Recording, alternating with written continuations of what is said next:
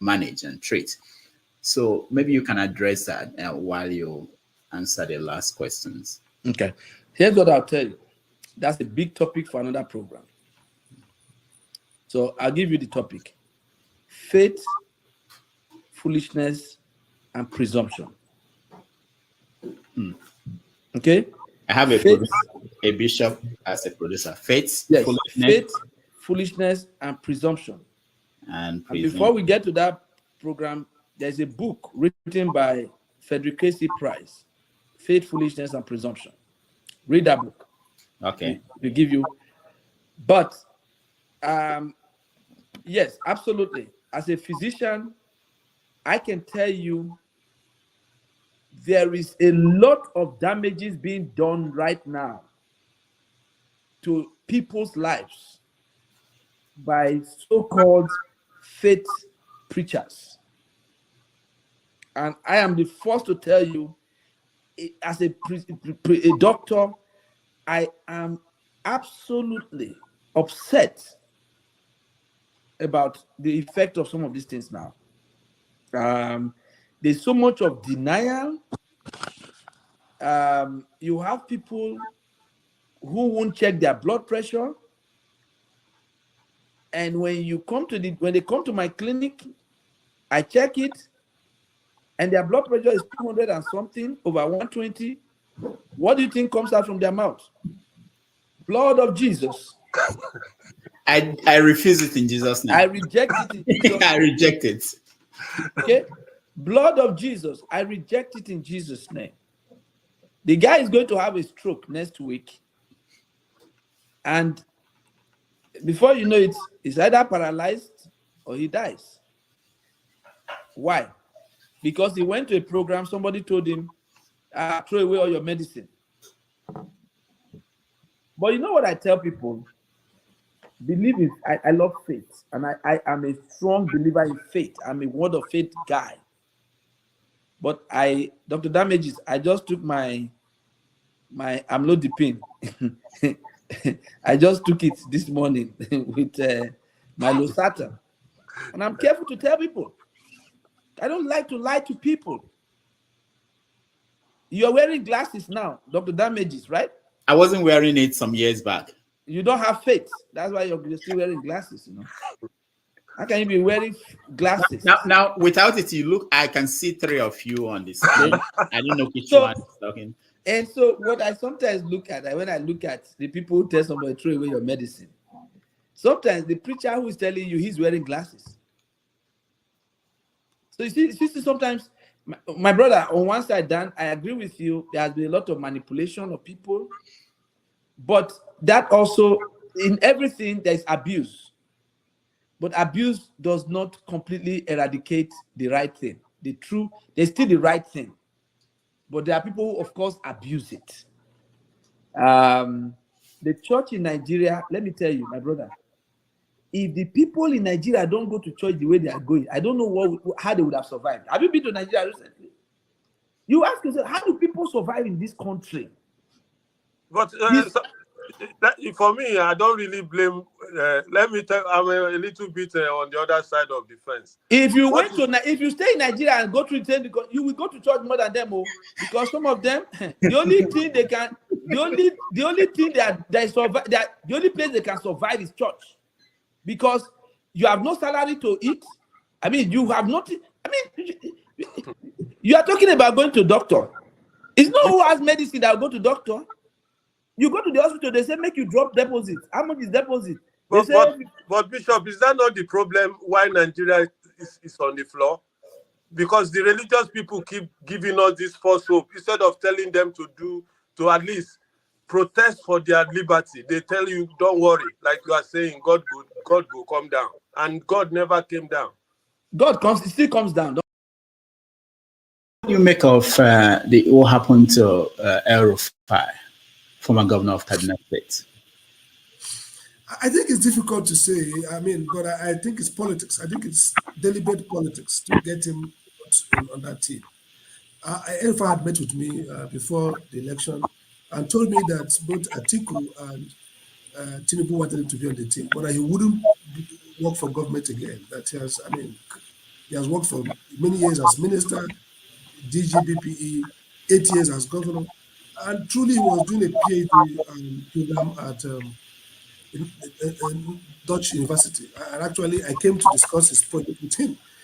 I believe that he would not take the office, but I was surprised that he was nominated. He was rumored for chief of staff to secretary of government, and he took this. So the first question is maybe Erufai shouldn't have accepted the office. Second point is maybe he should have been nominated. I mean, people in Nigeria mistake leadership. They look at technical competence. Okay, brilliant architect, good, strong policy issues, very strong profile as Minister of Interior in terms of dealing with difficult issues, but lacks the central political skill to build community. He's my friend. I worked with him before. If you look at the history of Kaduna, he made it worse clearly politically. That's not about that. I mean, he may have done some development projects, but essentially, if 8 years couldn't be put together, Nigeria is a is radical pluralism. It's a country that from 1960, even before 1960, have had very tough, great ethnic religious fault lines, have had moments of flare outs, even burnt out, if you like. So one critical skill to be a minister in Nigeria must be that capacity to not to make matter worse, to inclusive, to generate harmony instead of disharmony. So whether his style or his personality or his ideas, if as governor he has that level of greater level of division, those who believe in him radically and many who don't want him. And if you look at Kaduna, the bloodletting, if you look at some of the tweets around Boko Haram, or even the things he said about Jonathan government as a friend, as somebody I support, if I was going to be the president, I would nominate him. Because you see, I think he would come with Nigeria is at a point where security and national cohesion should be the central thing, because you have to have a country when you talk about whether it's going to be Ministry of Power or Ministry of Petroleum or Ministry of anything. So I think that it's surprising he took the job. It's also surprising that those who gave him the job blocked him, in my view, because the Senate doesn't have, it's a cop-out. The idea of security blocking is actually a cop-out. It's deliberately designed not to confirm him. And it shows to me that the parts of Tinubu's presidential politics could be very intriguing and could be bloody going forward. This is just a foretaste of the level of, level of conspiracy, level of maneuvering that we might see as we continue in this journey. Interesting, but avoidable, basically. That there is Biafran government in exile, and they opened an office in Maryland or Washington, D.C., somewhere around Maryland this week or last week. And so what do you make of that? They are who they are. I'm sure nobody recognizes them. But the landlord or landlady whom they are paying rent to will be happy to collect the rent. But look, my view is this. Self-determination is Article 1 of the International Covenant on Civil and Political Rights. It's Article 1 of the International Covenant on Economic, Social, and Cultural Rights.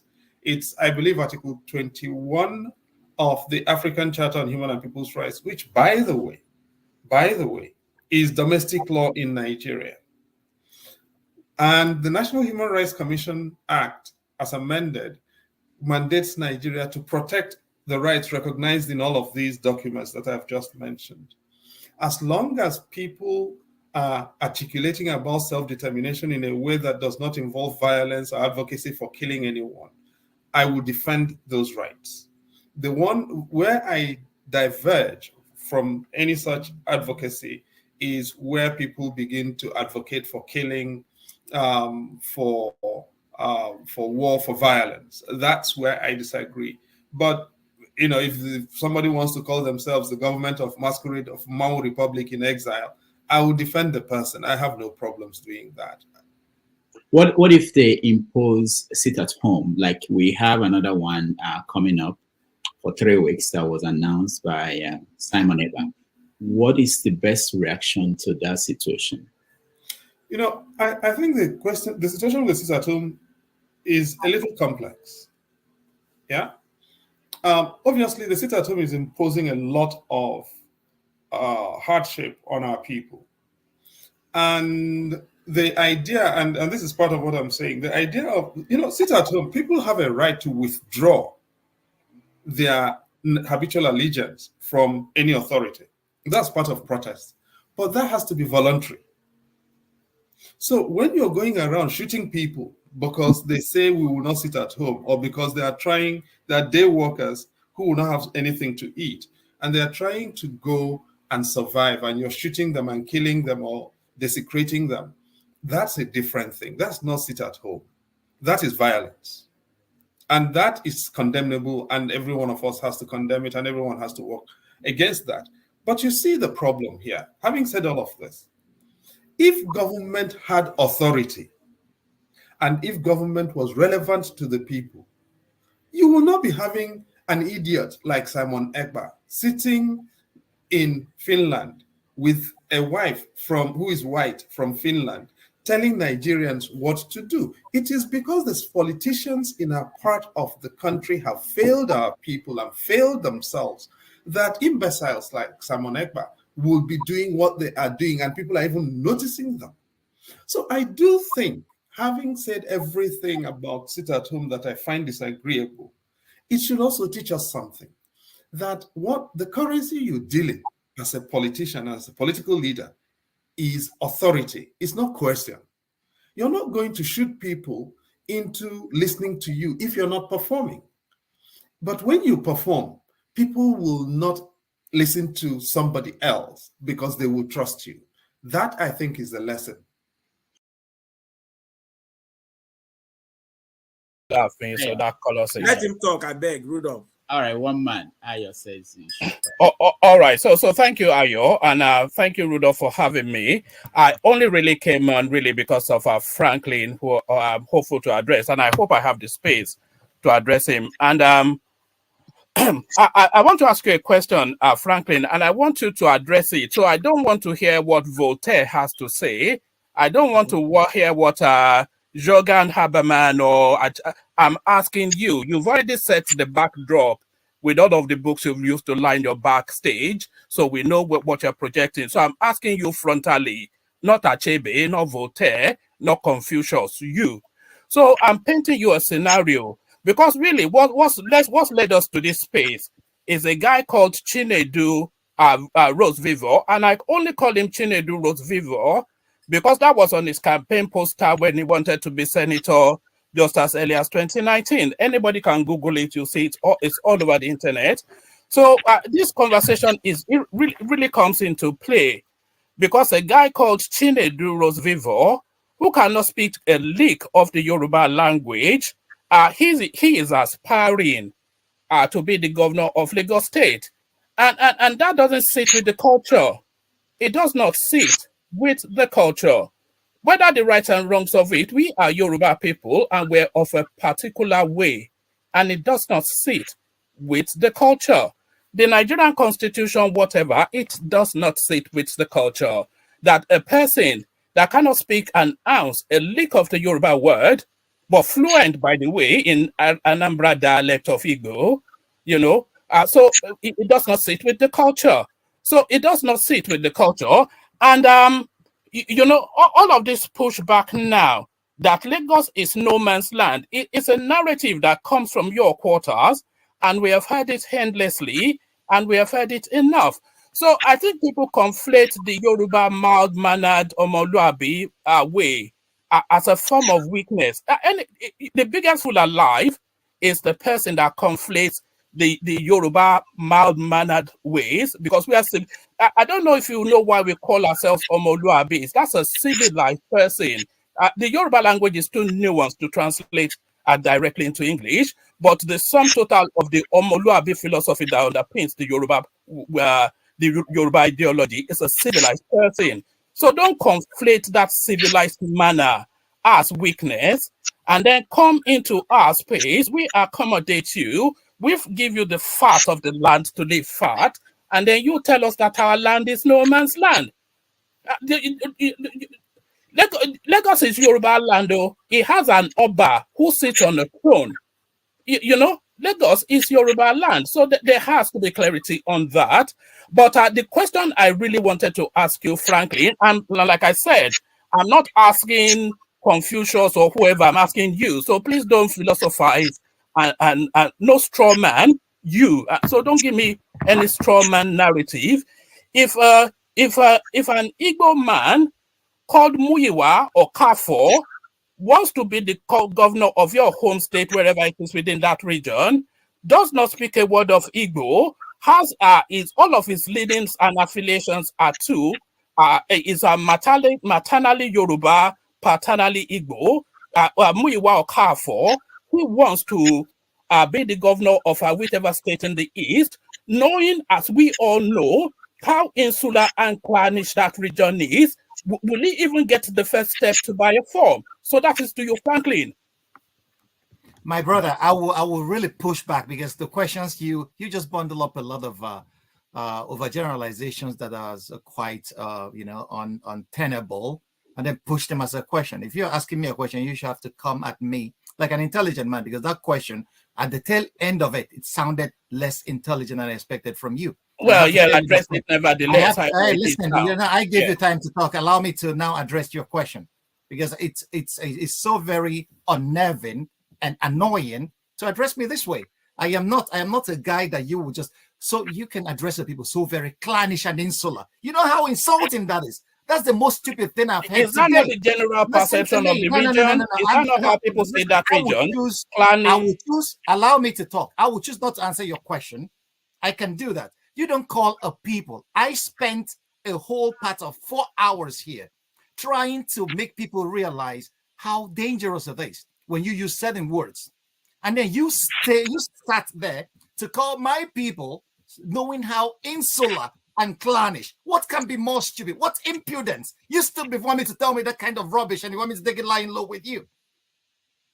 What kind of nonsense is that? Is it because that we sit down and talk like Nigerians? I've been an apostle of peace. And then you dare address me this way. You dare not do that with me. I am too intelligent for that. And then you are telling me to abjure myself, not to philosophize. Did you pay my school fees? You ask me a question, you tell me how to answer it. What impudence. Nigerians, you guys have a lot of effrontery on you. You don't do that kind of nonsense. At this age and level, before the whole world, you are addressing a man like me in such a manner. I have been respectful with everybody here today, but you dare not do that before me, or else I will wash you down, because I know I can do that. I'm capable of doing that.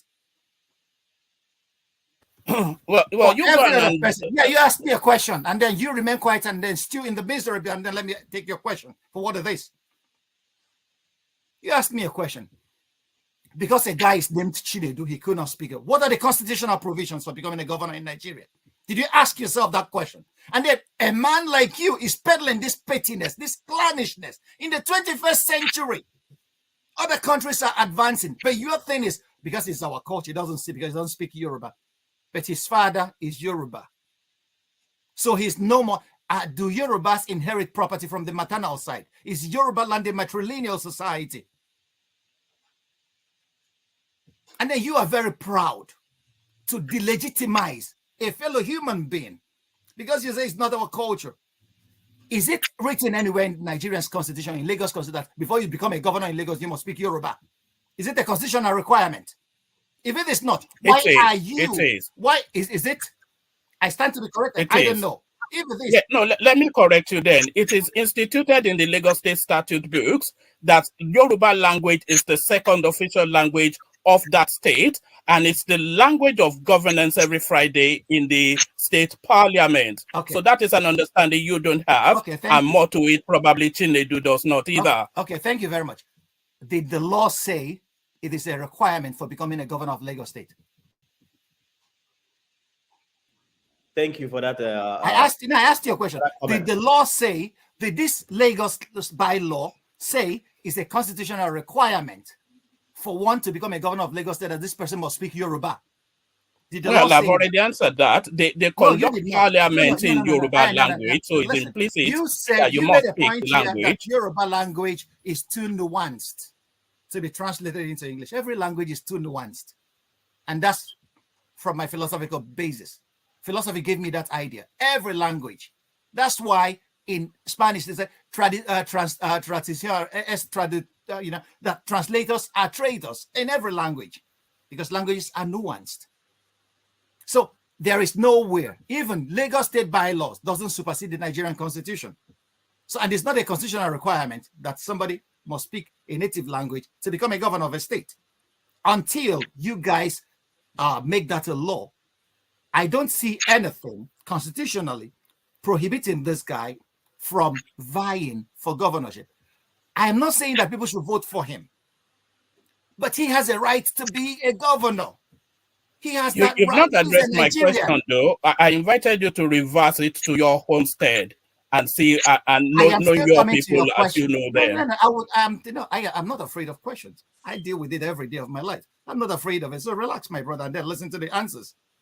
In my home state, if it happens, I don't care. What I care for is a man who is competent, who has the capacity to give good governance to my people, wherever they are. That's what matters to me.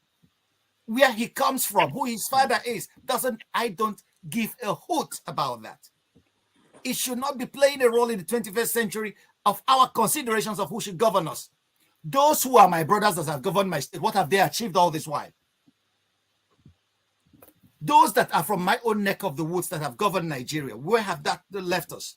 Are we a first world nation? No, we are not. But we are still clinging to the same atavistic tendencies that left us where we are. Well, and then we are then proud of that. And then you will be so very proud of that stupidity that you will sit down here and call the people clannish and insular. Well, no, that's the generally well-held perception. It's not news to you to hear them describe clannish. Am I saying something you've not heard before? You hold this Is it breaking news to you that people consider the Southeast clannish and insular? You know that as well as I do. That's the widely held belief. And you are living in England says a lot about your personality and character. More than anything else, that an educated man like you holds such a perception. I should go and return my school fees because it's useless. I am sorry to tell you that. Rudolph, I'm out of this discussion. All right. Thank you. Well, and then so the sit at home, we have one declared for tomorrow, not tomorrow, Monday and Tuesday by Simon. You know Simon? Yes. How do you know him? Oh, through Mazen Nandekano. Okay. Have you been in touch with him? Is he speaking on behalf of, no, not on behalf of you or anybody, but what is the position of the World Igbo Congress to the position that he's taken in the Igbo situation on the election, in this coming election in Nigeria? The position that who is taking, Simon? Yeah, which is that there shouldn't be election. Let me say upfront that World Igbo Congress does not support no election in Igbo land. But World Igbo Congress actively is even promoting election in Igbo land. Let me say that I have even had opportunity to communicate with Simon on certain issues, especially the impact of this sit at home in Igbo land. First of all, I even communicated with him a certain meticulous study. You know, I am an academician, and therefore we don't work with sentiments, we work with empirical data. We have a document, the Southeast economy, the cost of insecurity and sit-at-home protest on the business environment. We have a first copy, one of it already published, and developed and published by Dev East Foundation Limited. It's a nonprofit organization. They did empirical studies and they have data to show how the sit-at-home has been impacting Igbo land. There are so many things connected to that. It erodes confidence in the economy of the Southeast. It generates potential loss of the foreign direct investment, which also includes remittances coming into Igbo land. Very soon, the entire Igbo land, they owe about 412 billion naira. They are struggling to pay back, and they're not finding it funny at all. And the sit at home is helping to pull that back and make it impossible for these states to become viable enough to follow or carry out other programs that they've set up for themselves. And they also lead to sit-at-homes, lead to collapse of businesses in Igbo land. And that increases poverty. Increase in poverty, that is when transporters, farmers, traders, and so on can no longer make ends meet. These are all the impact. And therefore, I've communicated with him that saying the sit down at home is impacting us economically. And then if we say there's no election in Igbo land, that means that what befell us with the census is likely to befall us again. But Nigeria will move on. Whether or not we participate, they will still do what they want to do. So why not we be part of it, and be able to control or influence how our people vote, and therefore how Nigeria can turn out with Igbo land as the pivotal development. Is not what we voted for. There is an intrinsic lie in that statement. It is suggestive of a scenario where we actually voted for the career criminal that is currently ensconced in the presidential office. We didn't vote for him. Everything in the public domain makes it clear that this guy did not win the election. He's running an illegitimate government and has no business sat in that office. That is the reality. Anything beyond that is a lie. So when people now say that they're having buyer's remorse, they will say that because they voted for him. And that's fine. He has now revealed himself to them. They can have their buyer's remorse. But what about those of us who not only did not vote for him, we knew all along that this man was going to be evil and that he's bad for everybody. And we warned everyone. And people listened. They fought to make sure he did not emerge. And this man has proceeded to force himself into the office, and he is proceeding to corrupt every strata of that same society. So if some people are having buyer's remorse, they can discuss their buyer's remorse. I'm actually not too keen. So somebody said he was misled. They defrauded him into supporting APC. Look, for anyone to have supported Bola Ahmed Tinubu, or if I may correct myself, for anyone to have supported the man labeled as Bola Ahmed Tinubu, the person is prima facie either stupid or evil. They have to decide which one they are, because the man has sufficiently introduced himself. You do not know his parentage. You don't know his schooling. You know nothing about his past. You know the name he's claiming is not his name. So when you have that kind of person elevated to the highest office in the country, how can you talk about Ganduje? How? How? When you cook jollof rice, the best of the ingredient goes to the bottom of the pot. The bottom of the pot are the ones that are governing our country. Bottom pot. The bottom pot of Nigerian evil have risen to the top of Nigerian offices. The Senate president is a crook. The president is a crook. Who is it in that place that is governing Nigeria today that is not essentially a crook? Who? A state that kills and denies its complicity in his own murder, in the murder of those who should be citizens and protected by it, and uses state machinery to cover up the fact of his complicity in the murder of his own people. Is that a country? Is that a state? Is that the place where we begin to talk about some idiots who sold their consciences and they are now having buyer's remorse? Everybody are going to eat this breakfast. My hope is that the breakfast everybody is going to eat would unite us as a people so that we stop all this stupid quibbling about tribes, about ethnicity, about religion, about nonsense.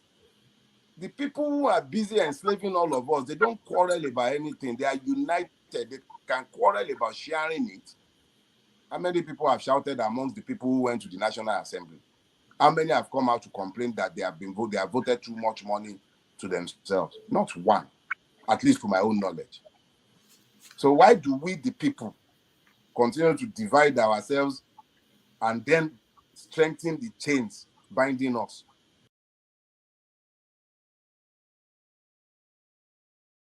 What they're looking for from all of us is to give up and surrender and start saying Nigeria will not work. It's the people that have been there that have stopped Nigeria from working. Change them to a new set of people that are like you and I, that believe Nigeria can work. Dirty believes Nigeria can work.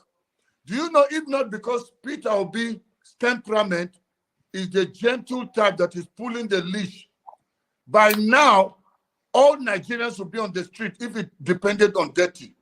He's a fighter. But he can't go against his principle, because that will look like insubordination, or it will look like disloyalty. So he's calming down. But anywhere he speaks, you will hear that thing coming out of Dirty.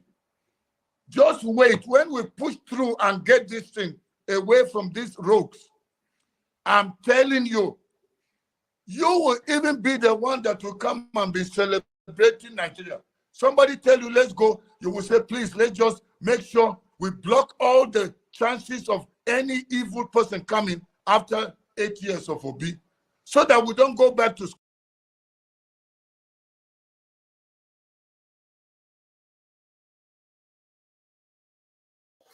I don't know.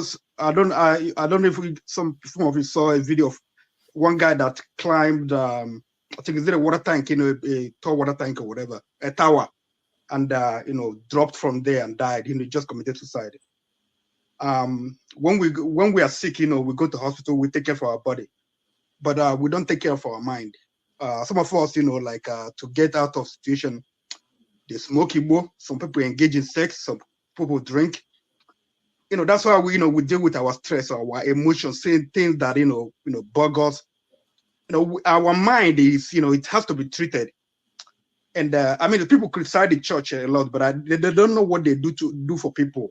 They take care of their, I don't know if you have seen any church people that commit suicide. They don't. You have your work. When you are stressed or whatever, when you want to get away, you go to your work and just do your work. You get away from it. But these people are suffering. They don't know where to go. They go to treat their emotion. They go to church and they give them hope. Just like people engage in dope, some people engage in hope. They are basically the same thing. We have people who say hope. So they give them, what they need on Sunday. They give them their medicine on Sunday. Some go on Wednesday and get the Wednesday one, the midweek one. But it carries them. It carries them along. They have hope. They keep living. They keep trying. So that's what the church does. What Christianity or whatever, or religion, what it does to for people. So if you don't understand it, you have problem. Because you yourself, you engage in so many other things to get your mind steady. Anyway, but some of these people, people that sell this hope. Some of them, they have the issues themselves. They have their own problems. Some people they live. They want people to worship them. They are lacking in so many things. They live on that. Sometimes they make money off of it. Just like somebody like he's somebody who's lacking in something. Something is wrong. He's so happy. If you go to him right now, he's so happy that someone that people are listening to him. That people obeying him. Narcissists. That's the kind of people. Some people sadist. That's the kind of people they are. They're happy when other people are hurting. It makes them happy. People obey them. So that's we have those kind of people. That's what is happening in Igbo land right now. I've been saying this. Nnamdi Kanu, no matter people like him or people obey him, I'm not, because anybody who I believe that is not smart enough, you have an issue. You are in another land. You know about Africa. You know about Omar Diko. You are smart. You're telling people, that Buhari is Jubril. You don't have evidence. You keep perpetuating this lie. But Jubril, you reverse his picture. His ear, where he had problem in the left ear, it goes to the right ear. You tell people, yeah, see, I'm telling you, the other Buhari, it was in the left. You keep telling these people this. You are smart. You are leading people. How can you be this dumb and you are leading people? How can you be this dumb and leading people? And then you say he's Jubril. Eventually, he's not Jubril. These people, they don't know. They are not critical thinkers. They don't think. Right now, what we have is an administration that that they hate Igbos. They want the downfall of Igbos. That's the people you have right now. And also the world, has converged. Then we have Ukraine. We have economic meltdown. Nobody's listening to whatever it is happening to Africa. This is not the right time to engage in all this, killing, just killing your own people for the world to live. Then nobody's paying attention. You're gonna be killing your people. All of them will die. Nobody will come to your aid. So you are just wasting your time. You have to be to find out what is happening right now. What do we do right now? Is it good to for us to make some concession for this struggle? And then maybe later, now the can will not come out. Buhari will not release it. No matter what you do, these are Igbo haters. They will not release it now. They can. Why not wait for another 6 months or whatever? 3 or 4 months. Buhari will be out of power. We know that the next government that will come will release it now. They can. No matter what. No, even if Peter be Tinubu, what's his name? Atiku. Only person I know that will not release it now. They can probably if you want. But we know that if these people they will release it now, they can. So no, why not wait? Why do you keep inflicting pain on your people still? Even during the World War, if in America, if they're fighting during the Christmas, they had a Christmas truce so that people will celebrate Christmas. But during Christmas period, when you know that that's the height of celebration for your people, you lock them down. You lock them down. What kind of person are you? Are you strong better than you? Are you a devil's apprentice? These people that they see the hope, they see majority of Southeasterners, they've seen hope in Peter B. And you want to deny them this hope. Just because you want to, feel that people respect you, that people listen to you, because of what you are lacking in yourself. You are lacking. Psychologically, you are not all right. Something is wrong with you. You need to see a psychiatrist. You need to take your medication. Stop killing people in the Southeast. Many people have died. People don't go to hospital because you call people, baby, you send a message in the East. They have to plan so that you will not be on Monday. So that people are sick. They pray to God that they don't get sick on Monday. What are you inflicting to people? Go to other struggles. Colombia, the facts, they fought. They were killing their own people. They got tired. Nigeria, well, nobody is coming to your aid. Get that into your heart. Biafrans, people who are PIPOP members, nobody is coming to your aid. Nigeria will send bombs there. Nobody will intervene. The West will not say a thing. Because they've described you as a terrorist organization. And right now, the world has converged on some issues. Terrorism. If you are inflicting pain, if you are carrying arms, you're a terrorist. So I don't know what we have to do. Some people who are saying that Igbo leaders should do and talk to them. Mbazulika Mech, he died. He went to Buhari and they begged him. What's his name? Former governor of Anambra. All of them, they went to him and they begged him. And they Mbazulika Mech told him, give him, release him to me. And that's what you have to face off. Think, who are you fighting with? Find about their psychology, the way they reason, the way they think, so that you know how to deal with them. But you are not reasoning, you are not thinking. These are Igbo haters. They will not listen now. They can. Okay, the court gave the Supreme Court rule yesterday, the other day, that the Naira policy that they should continue using Naira. Malami said that they will obey the court order, but the court has said that they will should release Naira. They have not obey that. So don't you understand that something is going on? Read the psychology of people we are dealing with. You know how to deal with them. Don't be stuck in your own ideology, your own philosophy, your own way of doing it, so that sit at home. Come back and appraise your situation. What is happening? Are we realizing some results? If not, change your strategy. Don't be stuck on it. And they kill your own people. They are dying. There's no food.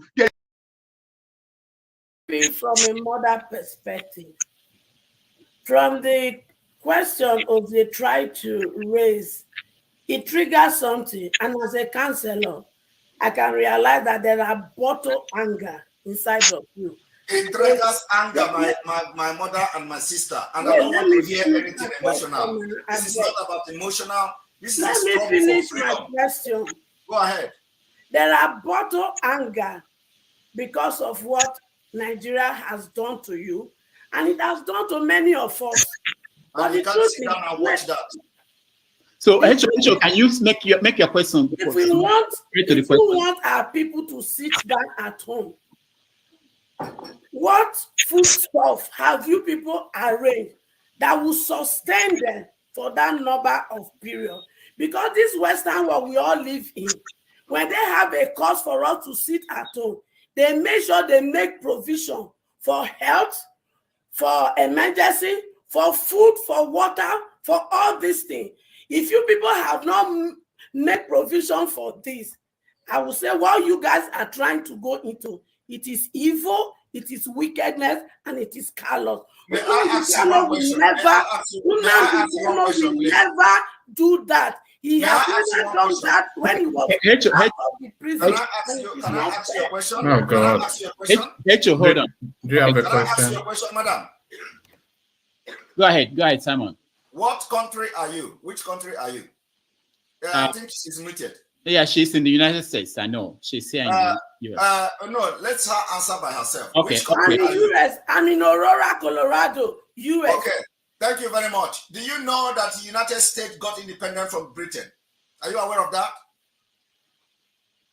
Can you unmute her, please? Can you unmute her? Very, very important. Okay, go ahead. Because she asked me a question and she made a comment, so I want to respond by asking a question. She has not answered me. Is she aware that the United States got independent from the United Kingdom? United States fought India to take over their land. That is the history of So am I wrong when I say that the United States got independent from the United Kingdom? Are you saying that I'm wrong? The question I'm asking you, I'm not saying don't. I know the question you ask. Can you answer me? What provision have you made to feed them for 5 years to stay at home? A lot of them feed from the asked your question. Can you answer me? They are not providing food, shelter, and emergency for them. What you are doing is evil and it is callous.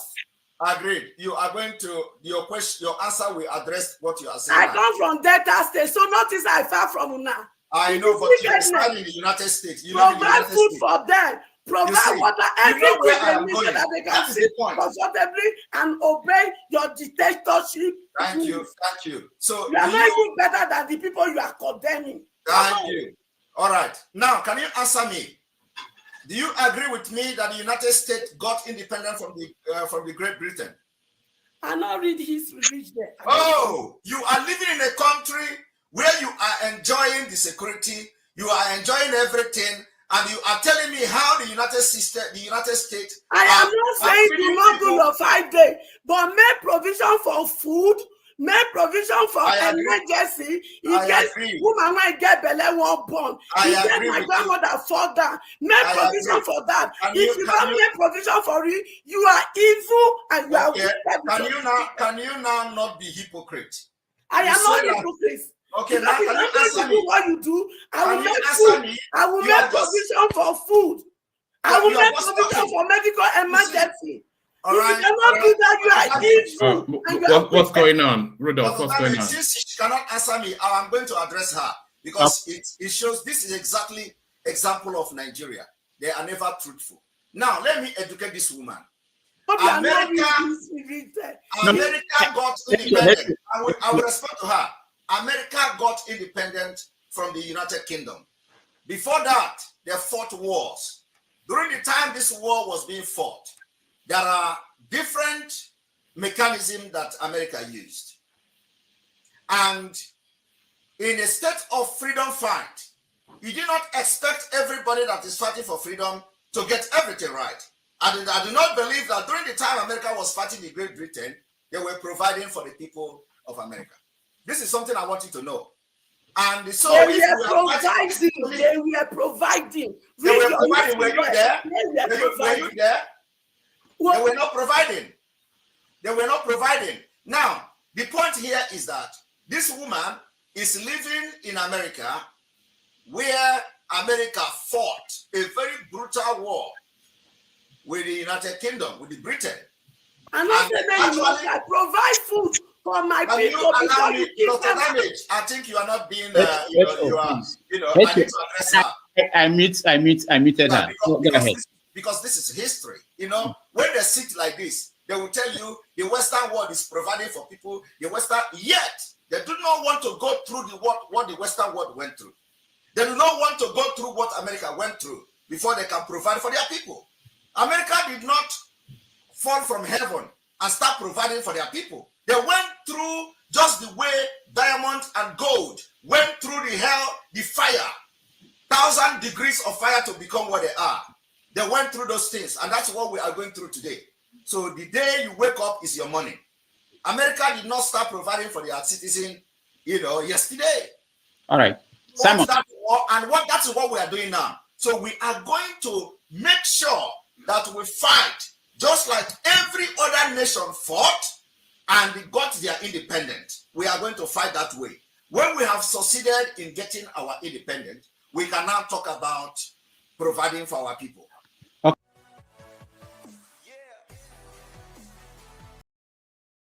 That this hasn't always been part of the Nigerian psyche. I think it's something that the military introduced into the Nigerian psyche after the Civil War.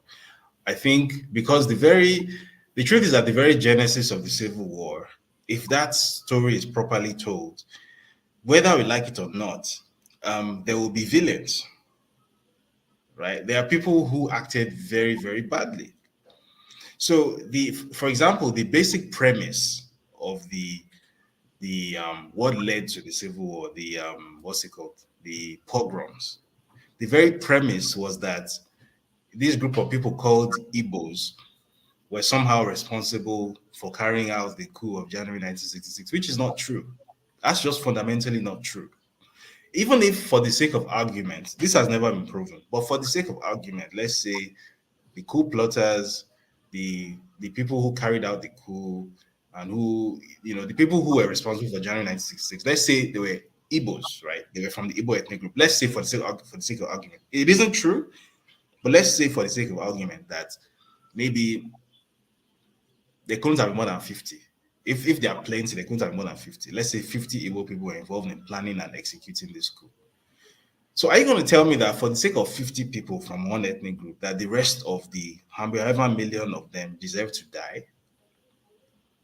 And yet, as a result of that coup, some people went on a pogrom. Some people went, if you recall that scene from Half of Yellow Sun, where the airport, I think in Kano, and there's a massacre in there of anyone who has Igbo.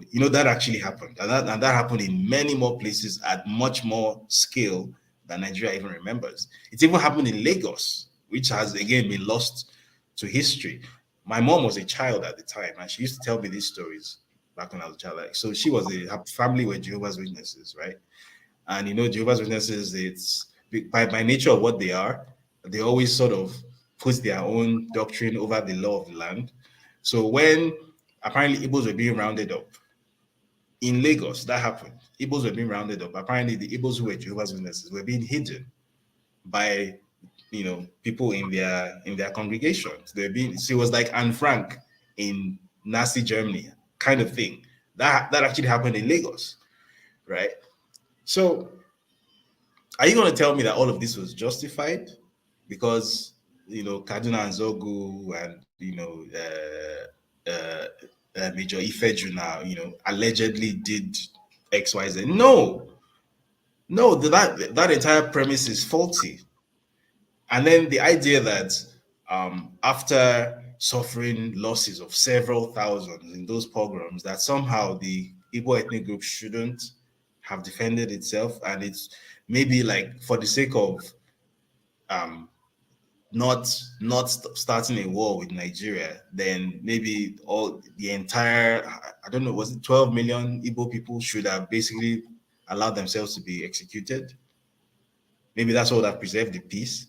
Is that what you're saying? Because another narrative that they tried to push was that, oh, it was Ojukwu who started the war. That's complete nonsense. That's not true. That's simply not true. Some people carried out a pogrom and started the war by default. What we know as the Biafran War was a defensive war. This is a historical fact. However, because I think to have this conversation is a very painful conversation. Like, some people will not come out looking good. Some people will not come out smelling of roses. So your Yakubu Gowons, people who are still alive, they are not going to come out of this. People who are, people whose names are on are on airports and on national currency. People like Murtala Mohammed. That's a war criminal. That's a genocidist. That's not a hero. But because we don't want to have these very painful, deep conversations with ourselves, interrogate our own history, the Nigerian military rather didn't want to have these conversations. And because those very people, those war criminals, were in charge at the time of the end of the war, obviously they are not going to want to implicate themselves or to write history in a way that will portray them badly. So they simply came up with this very fantastical notion called no victor, no vanquished. Right? And the entire point of no victor, no vanquished is move on and don't remember. Try and forget. And then, history, I think it's the most ridiculous thing you've ever seen. History, the subject history, was then made optional, or in some cases actually taken out of the syllabus altogether. And the actual reasoning behind this was that if Nigerian children learn actual history, then it will cause another war. So essentially what you're saying is that what actually happened is so terrible, and you are so determined to avoid coming to terms with your own history that you'd rather not teach history at all. And that just strikes me as a very interesting way of dealing with issues. So, for example, if, let's say, Germany decided to adopt the same approach after the Second World War, what would we think about that? Because we know that Germany is responsible for the murder of 6 million Jews, as well as gypsies and blacks and homosexuals and whatnot. We know that the total number of dead people in World War II, which was started by Germany, exceeded 80 million people. So altogether, Germany is responsible for close to 100 million dead people. So imagine if Germany then decided that their official position is to not acknowledge history, and then maybe put names like Adolf Hitler and what's his name now, Goebbels, on the German currency, or the airport in Berlin is named Rommel Airport. Imagine that.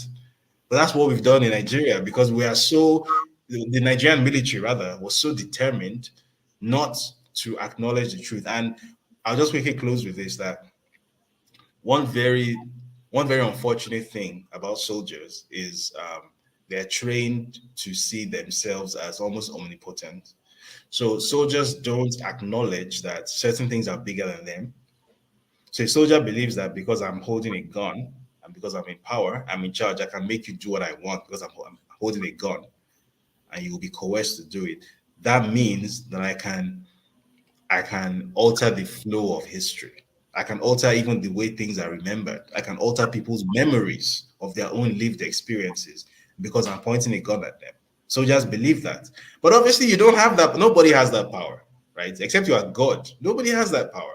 So obviously, all that has happened over the intervening, how many years? 60, thereabout, 50, 60 years, is that these things haven't been forgotten.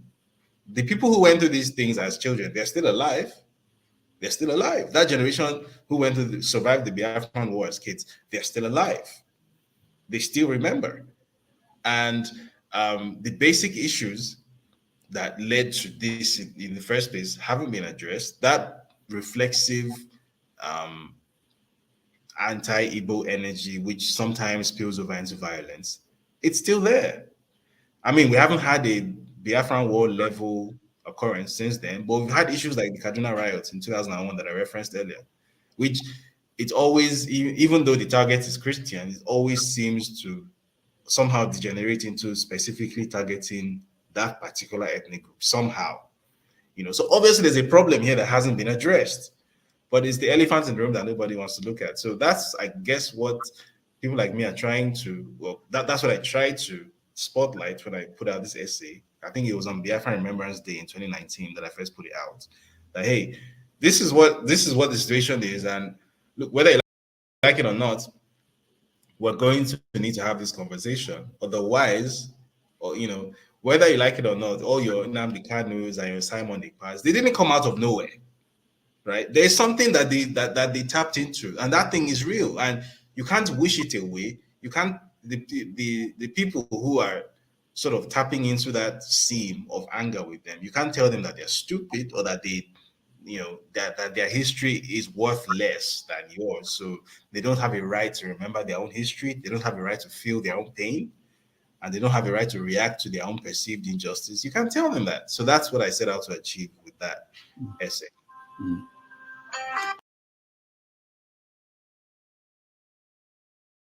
Phone call with David Oyedepo of Winners Chapel.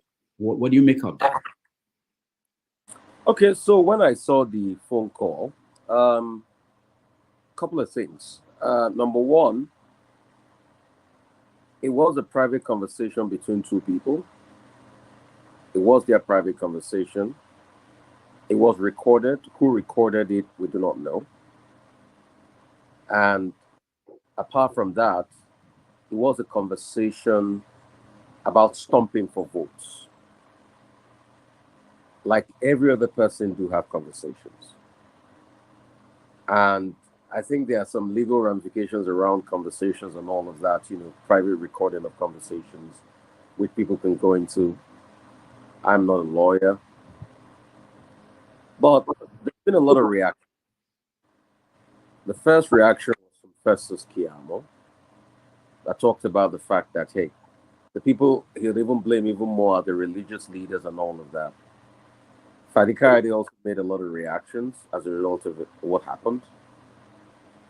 The Labour Party also had reactions, but two different reactions.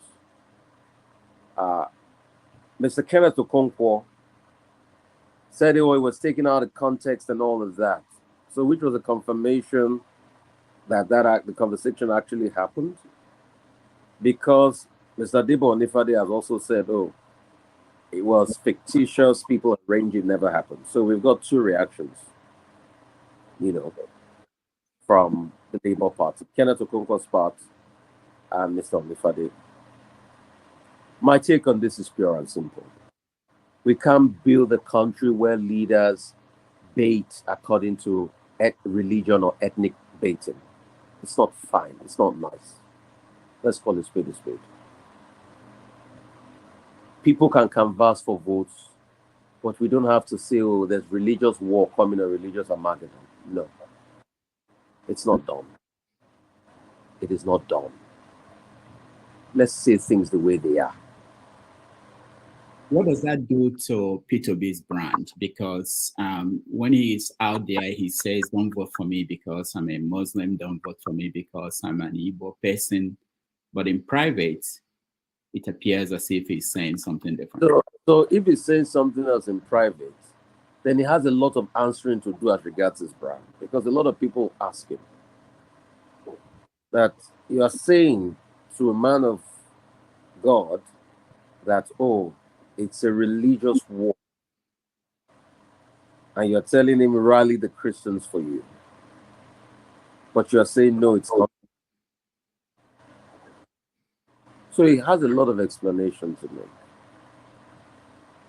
Well, what would he's dismissed the audio, but also, if they dismiss the audio, a lot of people too are also saying want to have forensic proof that it didn't happen before you can say it didn't happen.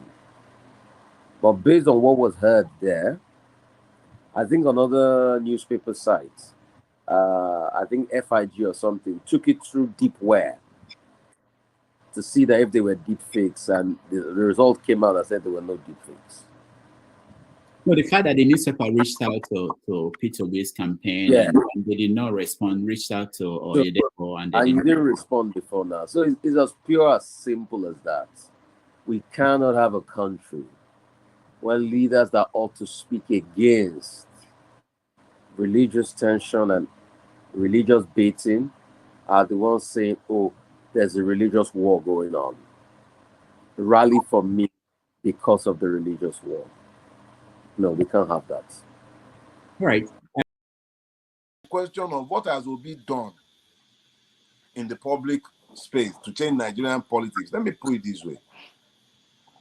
Obi is the first Nigerian politician to make it clear to the Nigerian people in the last 24 years that they are the most important piece in nation building.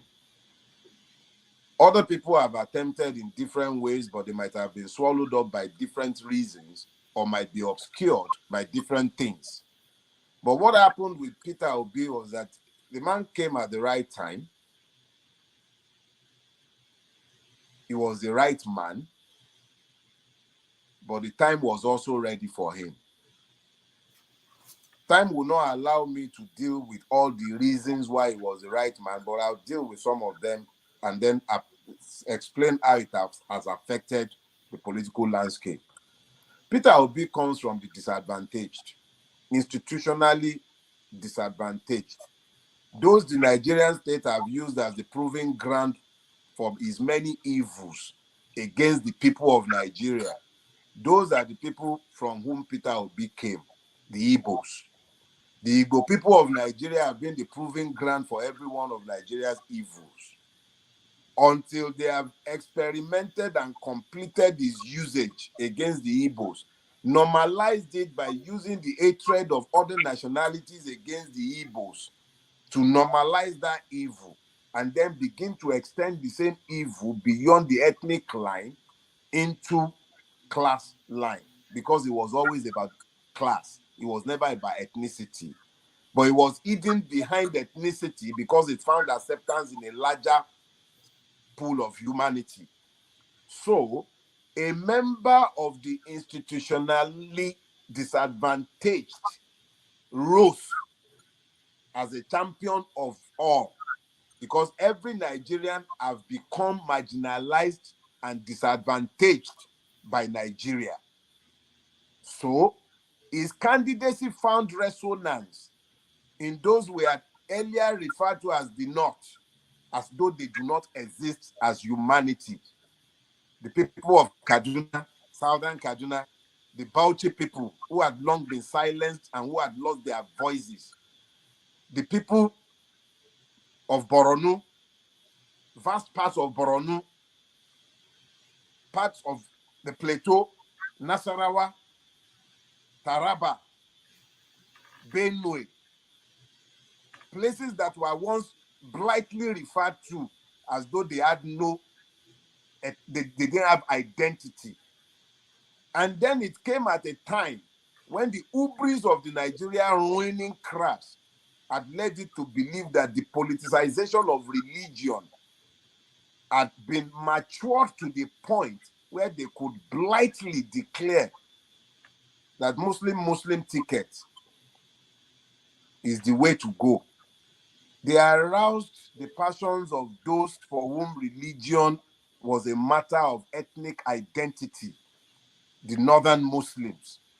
Religion is not just religion for the Northern Muslim because it is rooted in their history. Those who used to be the slave stock of the Fulani conquerors of Northern Nigeria, who were not governed but left alone so that they might not become impossible to enslave, because in Islamic jurisprudence, if you conquer a people, you Islamize them. If you Islamize them, you cannot enslave them. The Fulanis ignored to conquer, built garrisons around vast part of what you call Middle Belt today, and used those garrisons as raiding points for slaves, which fed the empire that arose after the jihad. And that also fed the Kanem Borno Empire itself, even though it predated the jihad. Slave trading went to a new level and it became systemized. Up till today, the records for slave trading in the Kano Emirate. Sanusi himself said so. Records dating back like 200. So let's be clear about something. What Peter Obi did was that he came at the right time. He came at a moment in time when the hubris of the Islamists had exposed them and made it possible for those who had lost their voices to find their voice. So Peter Obi, by divine orchestration, became the champion of the victimized Nigerians, those whose voices had hitherto been lost. So a coalition of Nigerians disadvantaged, Nigerians oppressed, the hopeless, a motley crew of those Nigeria had forgotten, came together and rallied around this candidacy. And to make matters even more interesting, the man is himself an uncommon politician, because how many Nigerian politicians can come out into the open and say that, probe me, you find one thing.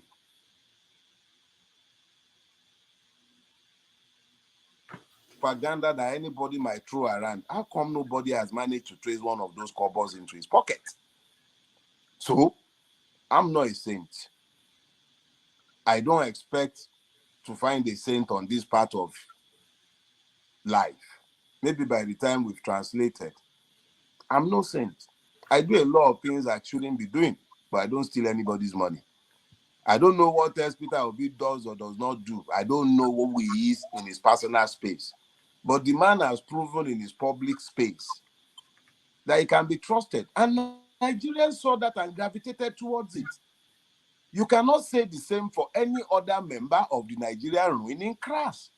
His enemies succeeded him in office as governor. His enemies. He even enthroned one himself with his own hand. Willie the drunk. What has happened? How many of them have brought out anything to stick on him, like stealing? How many? Let me tell you why Lagos became as desperate as it became on March 18th.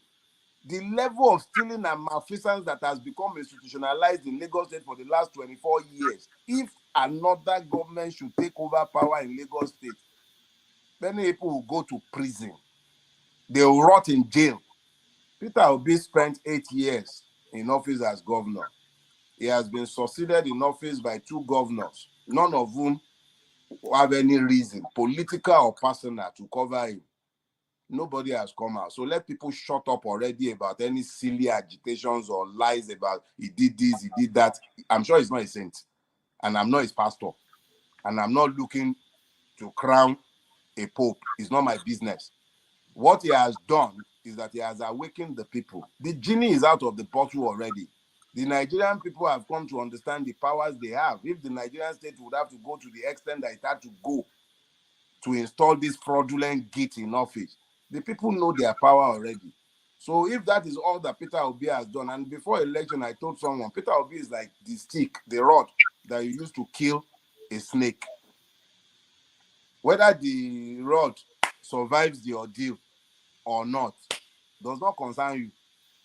The purpose of the rod is the destruction and death of the snake. Peter Obi has surpassed and exceeded his purpose already. He has awakened the people. I now know the power that they have. What we do with where we are going forward is on us. There are no Voltrons anywhere. He has served his purpose and he's still serving his purpose by remaining steadfast in the cause of this pursuit of justice. I'm sure they would have offered him 1,001 incentives to abandon this, and I'm aware they did. And the man has stood steadfast. Let me quote him in one of his retorts to one of the bunches of miscreants who have been seeking to press him into stopping. Over my dead body.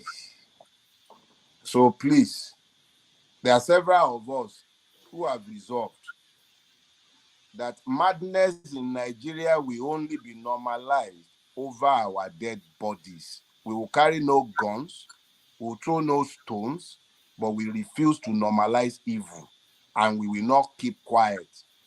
We died before we were battered. If we didn't die in the womb, we will never be battered. A day will come when we have to be battered to the next stage. That's what you call death. If it comes, let it come when it comes. But let it be said that we died for truth. That is where that man is standing today, and that's where a lot of us are standing. So those who are in doubt of where they are standing and who think that they can buy their way into the books of history, let them have a rethink.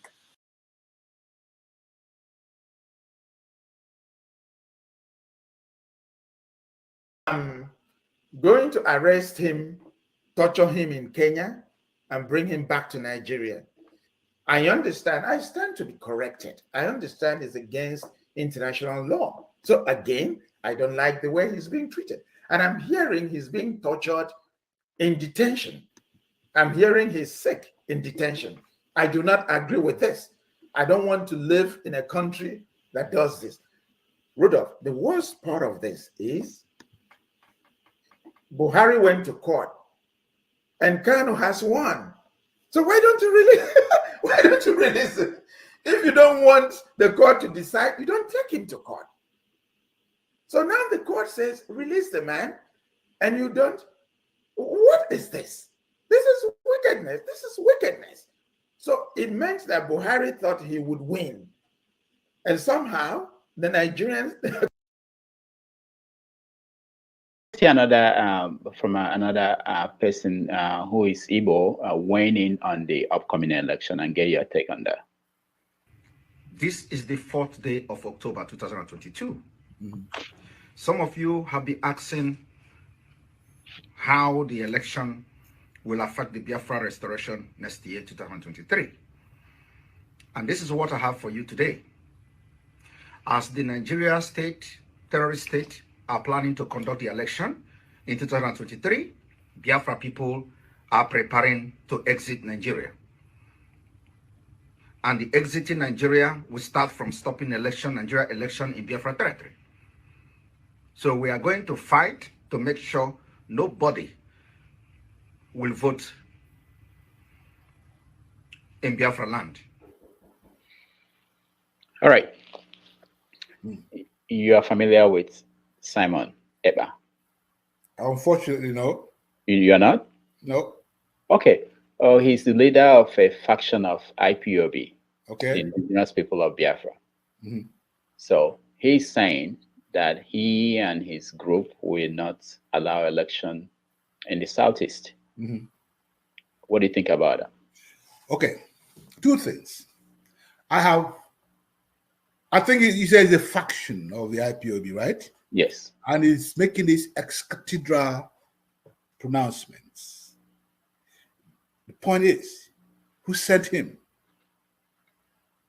The Igbo have not decided as a group that they will not have elections in Igbo land. You understand what I'm saying? One of the things that I like always to put at the fore of every agitation is the will of the people. I am, as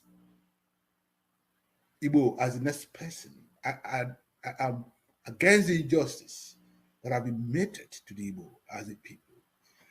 But I have not been summoned to a meeting. And I am Diopala. Yeah?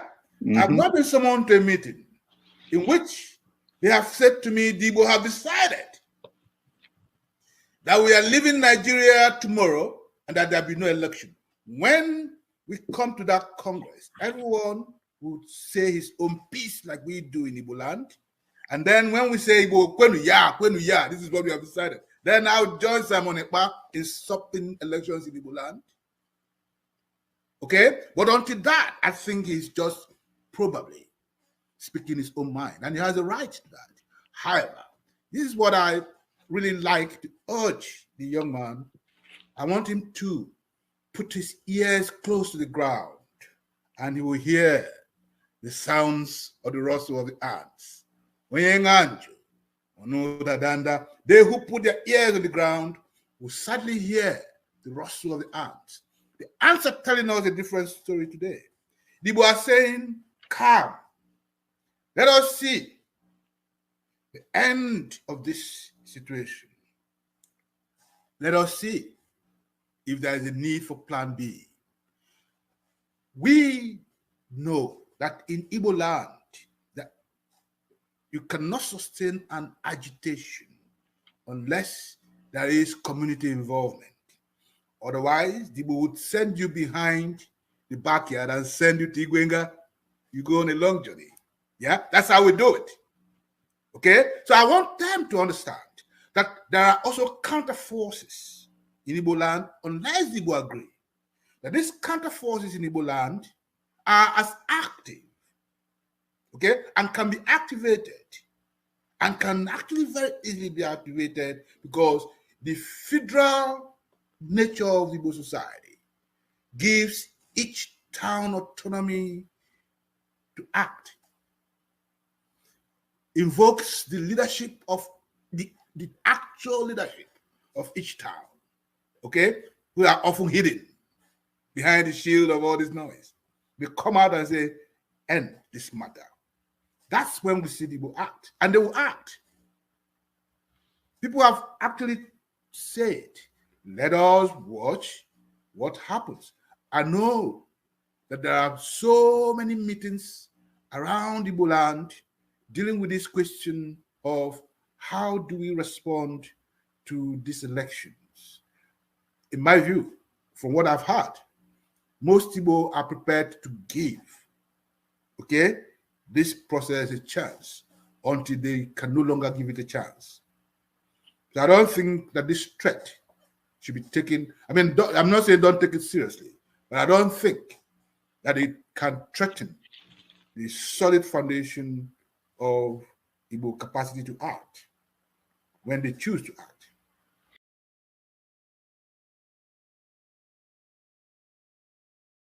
And one thing I understand about Igbo people, that is, they are a community that love a visitor that have something to offer, have something to contribute. So they love people who come into their communities and support their livelihood, more especially when you are a professional. They take you with higher esteem, they give you all the respect, they give you all the support you require to achieve your objective.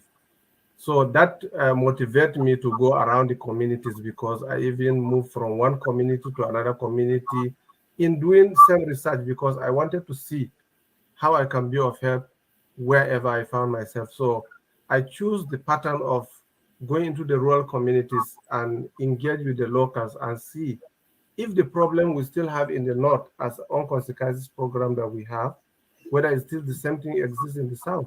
And I even visit the Ministry of Health to get the data of locations where I'm supposed to be.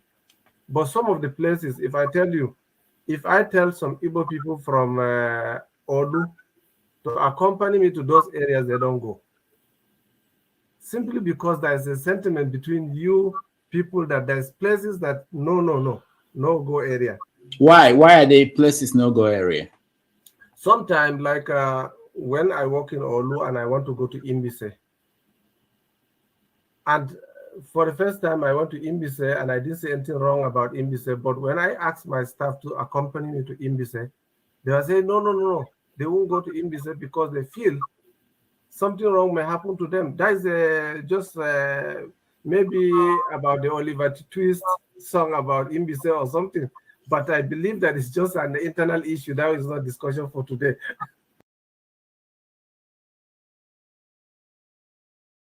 Is contemporary society. Thanks. Thank you very much, and thank you for being there at Brown in 2016, 2017. It was my pleasure. Yeah. So the second question, why Things Fall Apart did really well. I think that Things Fall Apart, to me, when I read Things Fall Apart as a kid, and I remember being really moved by it, because for the first time, the colonial project was presented as a disorientating project, right? Because everything we learned in social studies class, in the history of Nigeria really started from 1914 with the amalgamation, right? And then And so it gave us the impression that colonization was a unifying positive project, but Things Fall Apart shattered that myth. And Thank I you. think that because Things Fall Apart did that, it was very revolutionary, right? And that is part of its enduring power, right? And I've forgotten the first question, I'm sorry. About political correctness Oh, yeah. affecting your So, writing. yeah, and so political correctness does not affect my writing because I think that once you begin to think about political correctness, you begin to censor yourself. And a lot of writing is about truth telling, it's about emotions. And you cannot tell the truth about, you cannot tell the truth if you already start censoring yourself. It is also something that I tell my students, that if you're writing, if you were to imagine an audience, that you don't have to explain or excuse anything to, because that is the only way that you can write truthfully. That's the only way you can write a work with heart. You can't begin to think about whether or not you're offending somebody, whether or not you are writing the right things. Then it becomes propaganda, right? A lot of writing, I've said this before, a lot of writing comes from the heart because it's your passion that rules the writing. And if you start censoring yourself, you already start putting barriers. Thank you for joining us in 2023 on 90 Minutes Africa and Have Your Say 247. We thank all our guests, panelists, financial supporters, and viewers throughout the year. There were so many of you who shared their thoughts with us. Over 2 million hours of views, no be small thing. We appreciate you all. I've learned a lot from all of you. As we enter 2024, I welcome you with these two messages from Chinua Achebe. The first one goes into the heart of what is wrong with how we see others, and that is about stereotyping. On that, Chinua Achebe writes, stereotypes are not necessarily malicious. They may be well-meaning and even friendly, but in every case, they show a carelessness or laziness or indifference of attitude that implies that the object of your characterization is not worth the trouble of individual assessment. In his essay, Africa's Tarnished Name, Chinua Achebe writes, our humanity is contingent on the humanity of our fellows. No person or group can be human alone. We rise above the animal together or not at all. If we learn that lesson even this late in the day, we will have taken a truly millennial step forward. Thank you for being part of what we have been able to build together here. The great East African Ubuntu philosophy says it all. I am because you are. And it follows that you are because I am. That is all there is to know when all is said and done. Or as my good friend Moyene will say, everything else is embellishment. Happy New Year.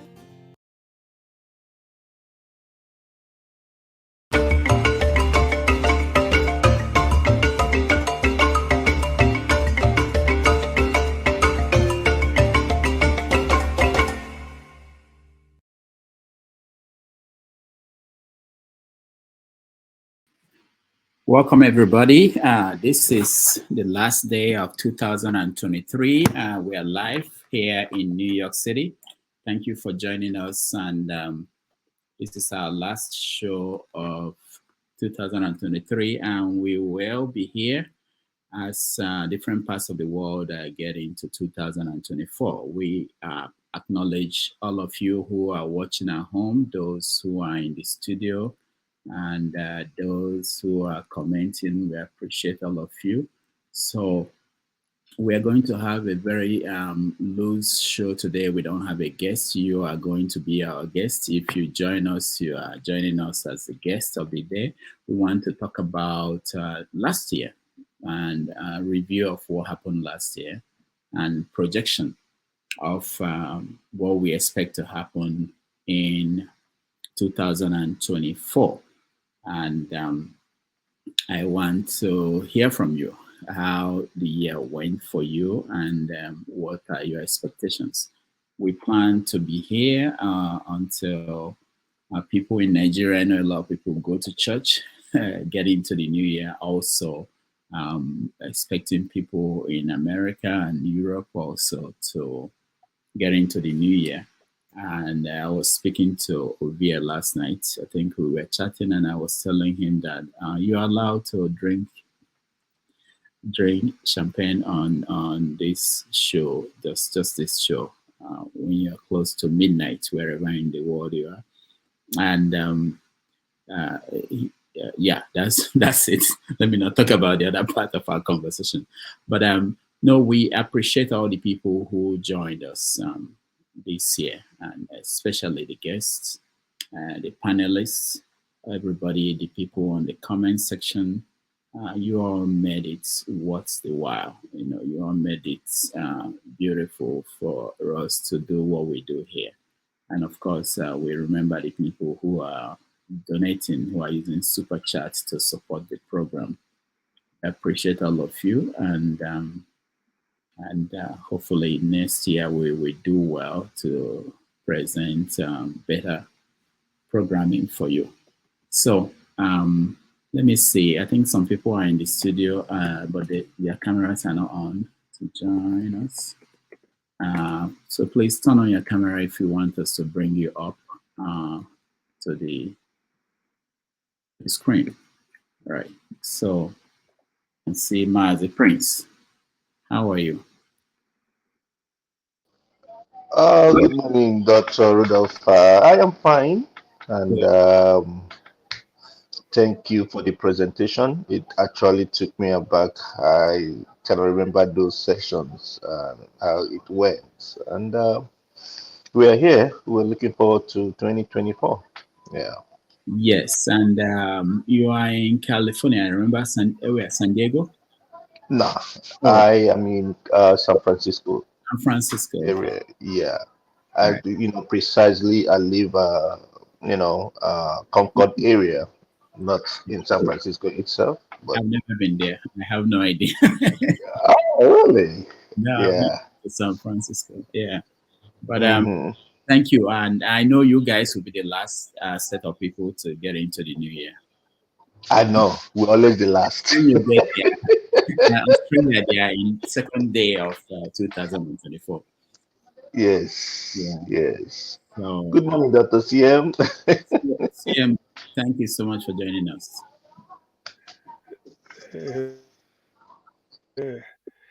Rudolph. Yeah. Thank How you, are you? the Prince of California. Well, to be honest with you, I've never been this happy. Today is the last day. Maybe this is what will await me next year. Happiness. Today, I'm just so happy. Why? Despite all the, I don't. To be honest with you, in fact, I don't know. That's why I'm straight.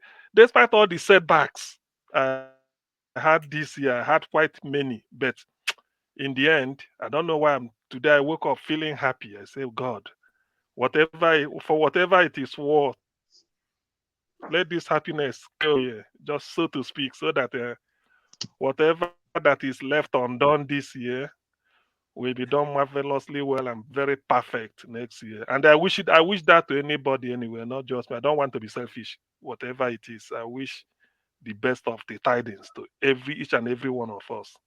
So all right. Thank you. Dr.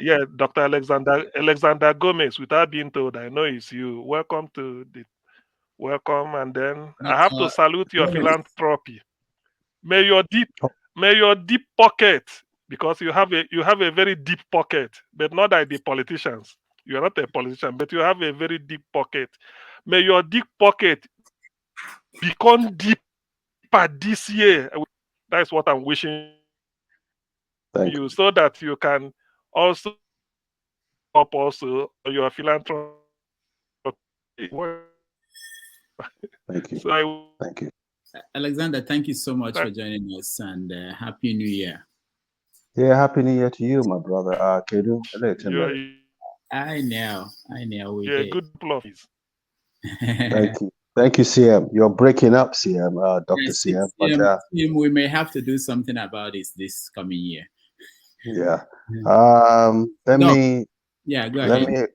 me acknowledge your good work, Rudolph. Let me acknowledge your your personality, your demeanor. I wish I had at your age your character traits. I think I would have achieved much more than I did achieve. But we need more people like you. We need more people, more understanding people, people who are willing to accept people for who they are and correct them when they go wrong. I salute this platform. I think Chim said something yesterday. He said my big brother went to Our Lady of Apostle private school. That was my baby brother actually, and he passed away 3 years ago. He went to sleep and he never woke up, and it was one of the saddest days of my life. But that aside, your podcast has been intriguing to me. I'm in consultation, taking care of people who can easily attack and upset my person, and I still stay hooked and watch it while I am busy working. 9 times out of 10, I'm busy working and watching at the same time. So thank you, and I thank everybody. And Tone, believe it or not, if my understanding is right, I think his house is about a minute away from where I lived as a teenager in Lagos before I graduated high school in 76 and I left Nigeria 76. I think the house that he says he owns might be a house or two away from the house Tunde Fashola grew up in. And my aunt, who's my mother's junior sister, still resides over there. And Indeed, sir. Chim, yeah, and Tone, if you know the school, before you were born, I'm sorry to say, but before you were born, we were playing soccer there. Me, Tunde Fashola, Saraki, and so about the high-rise building, the share club building, right? Okay, Yeah. around there, you know the court, right? You know where the court Yes, is? yes. Okay. Where that court is, Super Eagles, Green Eagles used to practice back in the day there. So we used to play soccer with them where in the Actually, early doctor, 70s. can I let you into a secret before even because apart from football is one of my passion. Even if in fact I even got invited for trials. So all those, all that Henry Mosu and all that, they were like bones and all that. I know all of them. So you're correct. Just to reinforce what you're saying. Go on, sir. Yeah. So I feel your presence when you're talking because I lived in that neighborhood you have a house in, and I remember my formative years playing soccer, football on the streets of Bode Thomas and Akishemon. You know Akishemon Street? Mm-hmm. Okay, we were playing soccer back in the early 70s. Tunde Fashola was a very good soccer player, but he's younger than I am. So when we beat him, he starts crying. But he became one of the greatest administrators Nigeria ever had. I'm very proud of the young man. Very, very proud of him. And lastly, let's remember when it's all said and done that Nigeria is still our country. We're still one country. We haven't split up yet. And we should pray for our country to get better. We should pray for the citizens of the country because they're going through a hard time. And God bless you, everybody, and Happy New Year. Alexander, before you go, Doc, can you tell us, we are reviewing the year that passed and predicting for 2024. What major incident do you think, what happened last year that was significant in terms of defining the year? And what are you thinking about next year that could happen? I think I can't help but keep on saying that Godwin Emefiele's decision to swap or to introduce the new naira into the economy would be the worst thing that happened to Nigeria in the last 10 years. A lot of people died in the process. People were buying naira at a commission. That's never happened anywhere in the world. That that this is someone I know very well, and I've said it so many times I'm beginning to sound like a broken record. When you're very intelligent like Godwin Emefiele, the man is a supremely intelligent man. When you're very intelligent like that, your brain can go two ways. You can go positive or it can go negative, depending on the circumstance you find yourself in.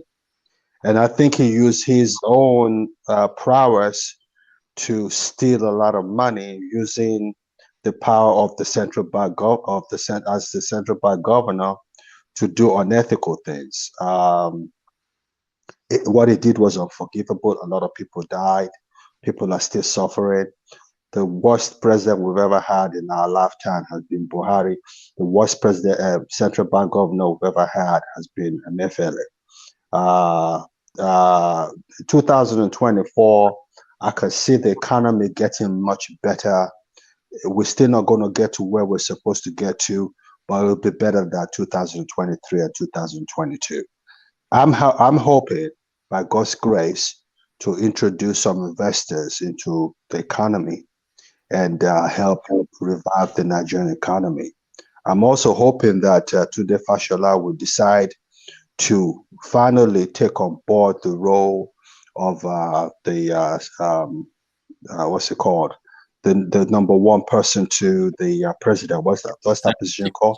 Chief of Staff. Because my baby brother Gbajabiamila Amila is just too much of a boy person, and you need someone who what's his name? Tinubu has a very intimidating personality.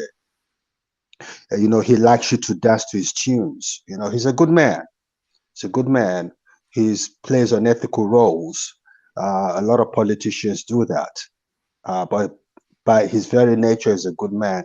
But he likes you to dance to his tune.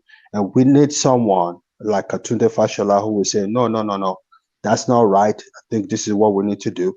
But Jabir Miller is not that kind of person. He's a yes man. Whatever you say, Egbo is day in Igbo, in Yoruba. Whatever you say, we will do. We don't need that kind of chief of staff. We need a person who would sit down with the president and say, this policy will not help the country. This is what we need to do. I think Tunde Fashola is the only one that can do that. And I'm praying that in the next 2 years, he would have rested enough to go back into government and take his rightful position. Because whether you like it or not, whether you're a fan of his or not, in the last 10 years, he's been, in my opinion, the best administrator we've had in Nigeria. So let's hope that happens. Bajabi Amila is not cutting it for me, and he will never cut it for me because he just doesn't have the capacity to hold that position as chief of staff. That's a very, very powerful position. And I know personally, because I know that space very well, that Tunde Fashola and Remi Tinubu don't see eye to eye. So I know that one. But I hope they be able to put their differences aside and let us have the interest of the greatest black country in the world at heart. You know, I knew Nigeria. I say this with a lot of pride. I knew Nigeria in London, Rudolph, your own London, where we go to Sesuji in the 70s. We were treated like Arabs. And you meet a white girl in a nightclub and she just wants to talk to you because you're a Nigerian. What happened to that? I mean, I want that back.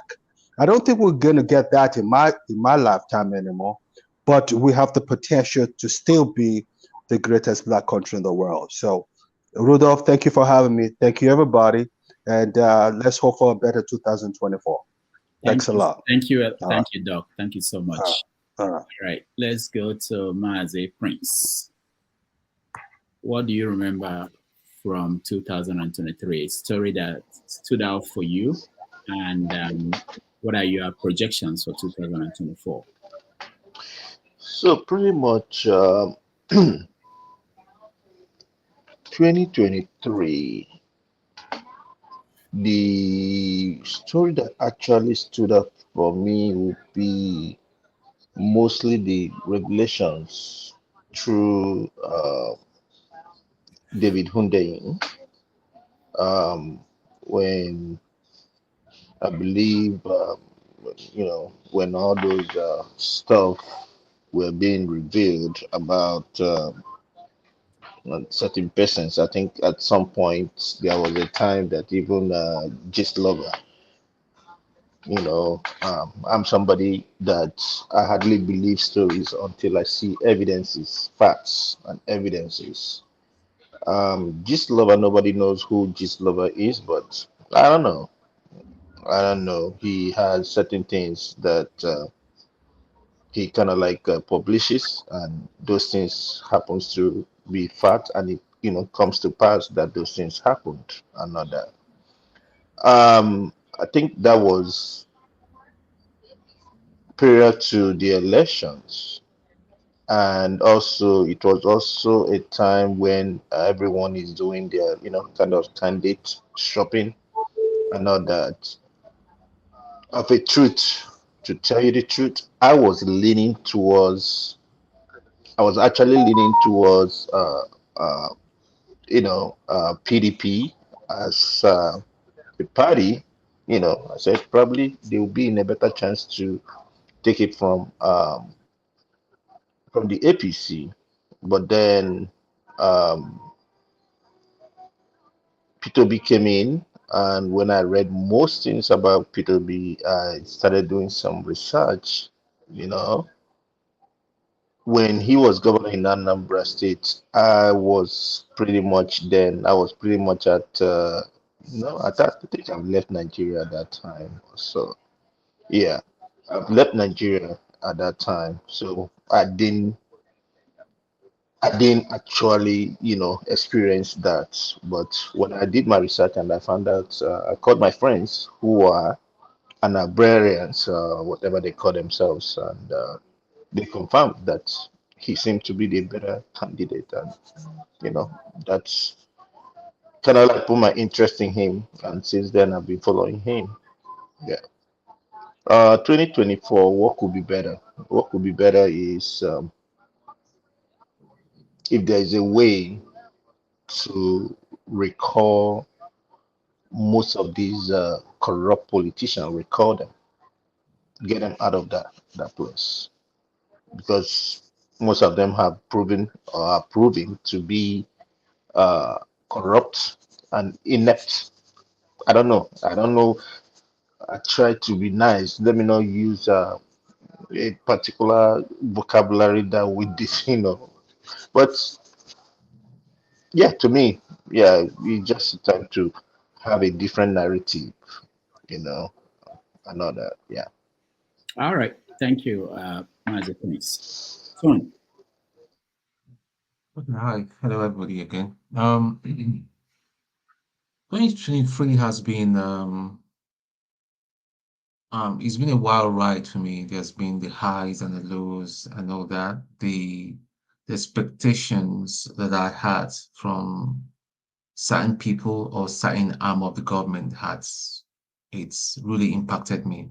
And when I say expectation, I would mention specifically as to the judiciary. I thought the judiciary were going to be a stand-up um, um, agency of the government that would speak the truth, at least, that would lean towards the truth. And they turned out to be the worst. They were the worst disappointment that we even experienced, worse than even the politicians.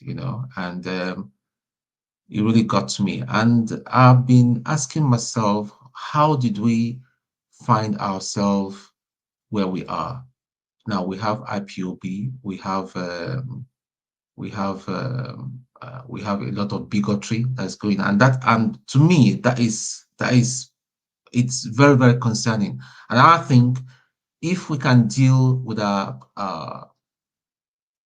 ethnic differences, and we will begin to make progress. Never have, since my adult life, never have I known it to be as bad as this, where um, certain tribe is called out, everything, it's all spun to be Igbo and all that. You talk about fake products, people will say, yeah, it's Igbo people, it's about products, it's this, it's that. Come on. you know. So my thing is, if we seriously want to move forward, if we don't deal with those things, it's not going to work. I mean, we've seen what's happened in Plato. It's hard surrendering, and it's not the first time, because everybody is just crying right now. The latest one that happened in Plato, but how about the ones that happened about a year ago, 2 years ago? These people are being slaughtered. Why? They've got a governor. Why? We've got a president at those times. Everybody seems to be keeping quiet. The latest one that happened, Tinubu was quite happy to have his family around him, his grandchildren. If it was his son or his grandchildren were slaughtered like that, will he be happy? He never made any no reference. Even the governor or the said states and all that even traveled to go and pay some kind of fake um, um, whatever you call it, I don't know what word I would call it, and all that to Tinubu. So that is just the problem. And we'll be saying love, that we should love ourselves. Without, if you do not see the other person as as a human being first, and all that, there's nothing we can do. Bigotry now has become the concerns. People like one man would come and lie, and his platform is a tissue of lies. That is why that man, I do not respect him, and I will never ever respect him until he changes. He will spin things. He will is you see these are people do not just sit down and say, okay, what I'm doing right now, in 10 years time, 20 years time, the upcoming uh, generation are going to watch it. What are they going to say? Because we are creating history for the coming generation. I mean, Dr. Rudolph, what you're doing right now is amazing. This channel is amazing. And why it's amazing is that you're creating history. You're telling the truth. You're allowing people to speak their truth. While some people are speaking their truth, some people are speaking their lies and calling them the truth. Right now, the coming generation are going to be taught that this election was not rigged. There was some certain people from one part of the country are graduate. Simon Epa is sitting in Finland telling people to go and die. You're calling out Peter Obi that he oversaw when he was a governor, that he oversaw the killings and the dumping of bodies in the river. What kind of thing, what kind of country have we become? Akeredolu is dead. People are rejoicing and trying to call out the wife that that she's Igbo. And yet they were married for over 40 years. Happily, the man has never come to tell us that they have problems. Even though they have problems, it's none of our own business. Like Chim rightly said yesterday, it wasn't the wife that was elected by the Odo people. It was him that was elected. So I don't know where we've gone. I don't know where we've gone wrong. We should think about tomorrow. We're not going to be here forever. And I believe there is a maker that all of us, you can call it different names and all that. One day we're going to stand in front of our maker and give an account. Or what will we be remembered of? Are we going to be remembered that we are championing oppression, bigotry, and all that? Let's just stop this. Nigeria can be a great nation. I hope, I just do hope. I don't hate Tinubu, like I've said here many times. I've known him even before he became a governor, when he had nothing. He used to come to my uncle's house. If my uncle was probably alive, maybe he will be part of his team right now. I don't have any issue with him, and the only issue I have with him is are sticking issues about not being truthful. There was nothing wrong in telling us that I didn't finish my university. That would have been dealt with. People would have gone. There's nothing wrong in telling us, yes, there was a time that I got involved in blah blah blah blah blah blah, but this is me now. Judge me for who I am now. There's no problem. But here we are. I know that we are on each other's neck. Igbos are against Igbos. Yorubas are against some Yorubas. You calling somebody Omoale. This was, it's not, we're not going to move forward. So 2024, let's come together as a family. let's just please come together as a family and start loving each other and profile how we can move our country ahead. That's all I've got to say now. Thank you. Thank you so much, Ton. Let's go to Mazi TA. Welcome and Happy New Year. Yeah, Happy New Year to you all. It's been a while. I've been away on business, so right now I'm back. It's good to see you guys again. What I want to say basically is that, look, year 2023, it's been a roller coaster. The one thing for me is that in 2023 is that the country never, went into anarchy, people killing each other and stuff like that, which happened, if you look at what happened in Sudan, now, till date, they're still feeling the pain. Look at what happened in Syria. Till date, they're still feeling the pain. Look at what happened in Libya. Till date, they're still feeling the pain. So I'm grateful and I'm happy that I've got a home to go to. I've got a place to go to. Sometimes I was just thinking that, imagine we're all at the, in the Western world. Imagine that there's kind of conflict and they say, look, guys, all blacks, how? We want you out. What's going to happen? It has happened before in Germany,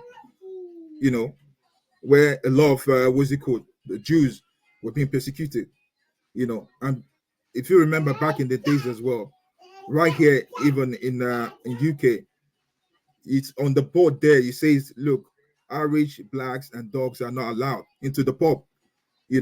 Those days are tough, but we thank God that now for the free movement. As a black man, I can move around, and that's why we need to be able to be appreciative of what we've got in Nigeria. A lot of people are suffering in Nigeria, no doubt. I respect that, but having a place that you call home, that you call place, we just have to do better. Try and look for a way to tweak it and get it better, And I mean, the reason why I just, come back to this show is just to say, look, Dr. Rudolph, you're doing a wonderful work. Well done. Kudos to you, for your unbiased, judgment and stuff like that. Because one thing you always try to do is try to be neutral. Is that you're for or you're against? You don't mind. So, but you're always in the middle. I respect that. Now, year 2024, my resolution. First of all, I've been praying, to be honest. I've been praying that, look, Kano should be released. That's number one. No matter what. See, if you look at what people are going through, and if you look at what people are saying, okay, being segregated one way or the other, I always believe in justice. If the court says, leave this guy, let him go, then let him go. If you've got something on him, then try him. If you're going to give him whatever years, but look, at this stage, I believe the guy should be, set free and let him be. Just been locked up for a few years now. I mean, it's really unfair. That's what I feel. Then I've been praying as well that, look, and I've always said on this show that, look, be either Igbo, Yoruba, Hausa, unity, goes a long way. Where we come together, you understand, as one, it goes a long way. We can build things together. We have bad elements of people in each region. So we should not be saying that, okay, XYZ region is this or that. We should move away from that now. Let us try and work together and move along. And if you have a separatist that wants to go, do it through the right channel. Let's start from the local government. Let's try and revive the local government. Let people start championing their cause through that. The local government, they've got a lot of powers, but a lot of people don't know. You could recall your senators, you could recall your House of Rep, So through that means, I believe it's give and take. And that's why you see someone like Tinubu looking at, okay, what's the best way to win this election. Let me team up with the people of the North. You know, so all these things in the House, if they go through, you know, a referendum and say, look, we want to break away, and they win that, then it goes. We've done it here in UK, you know, where Scotland was trying to break away, and they tried, and the vote was kind of against them. It was like 55-40, 45 something, or 60-40, either about, you know. So going forward, please, I always believe in love. Love one another. You know, if you're dying on the bed and you need a transplant, you're not going to say, I don't want, is that a Yoruba kidney, or is that Igbo kidney, or Hausa kidney? You understand? You're just going to say, get me the bloody kidney and let me live. You know, someone, Akere Dolu, that lost his life of recent, is a man I respected so much. My condolences go to his family. You know, it's a man that speaks the word and action it. These days, yeah, we've got a lot of people that they speak the word, but they can't action it. You see a lot of people, they say, look, look, with this is what's going to happen. But back it up. No, they can't back it up. But they know how to speak the words. They know how to rouse the people and say, look, you go forward. Die, you know, riot and go there. But I believe this time around, that love, I believed in that love. Jesus Christ died for us. I'm a Christian, and I will say that, look, Jesus Christ died for us because of the love he had for us, that he has for us. For God so, you know, so loved the world, he gave his only begotten son, that whosoever believeth in him will not perish but have everlasting life. And that's why I always be that advocacy of love. I'm not saying I'm perfect. Don't get me wrong. I've got my own doings as well. TA, my Yoruba brother, sorry, can you please speak to the current issues? What is happening in Plateau and Taraba? Please speak to that. I want to hear from you. See, Olumide, this is New Year. We're getting Don't into New Year. ignore that. You speak to the current issues. Olumide, let me look on your tone. You can do that. I'm never going to change, New Year or no New Year. Okay, I'll remain myself. Speak to the current issues. Olumide, I'm about to drop the mic now. So show love for the people of Plateau. For the people of people, show love. See, definitely. Look, my brother, the people of Plateau, yeah, I feel what they're going through. It's not fair that people just get killed. Apart from showing them love, how best can the government address what is happening to them now? Olumide, we're going to come there. I don't want to stay too long because you are a big man in APC. Tell it to them. Who? You.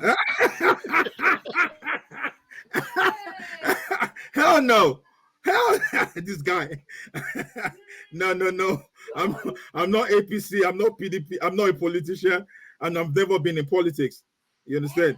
The only politics I did back then was when I was in higher institution, which I was the social director. You know, but apart from that, look, my life is get jiggy with it. You understand?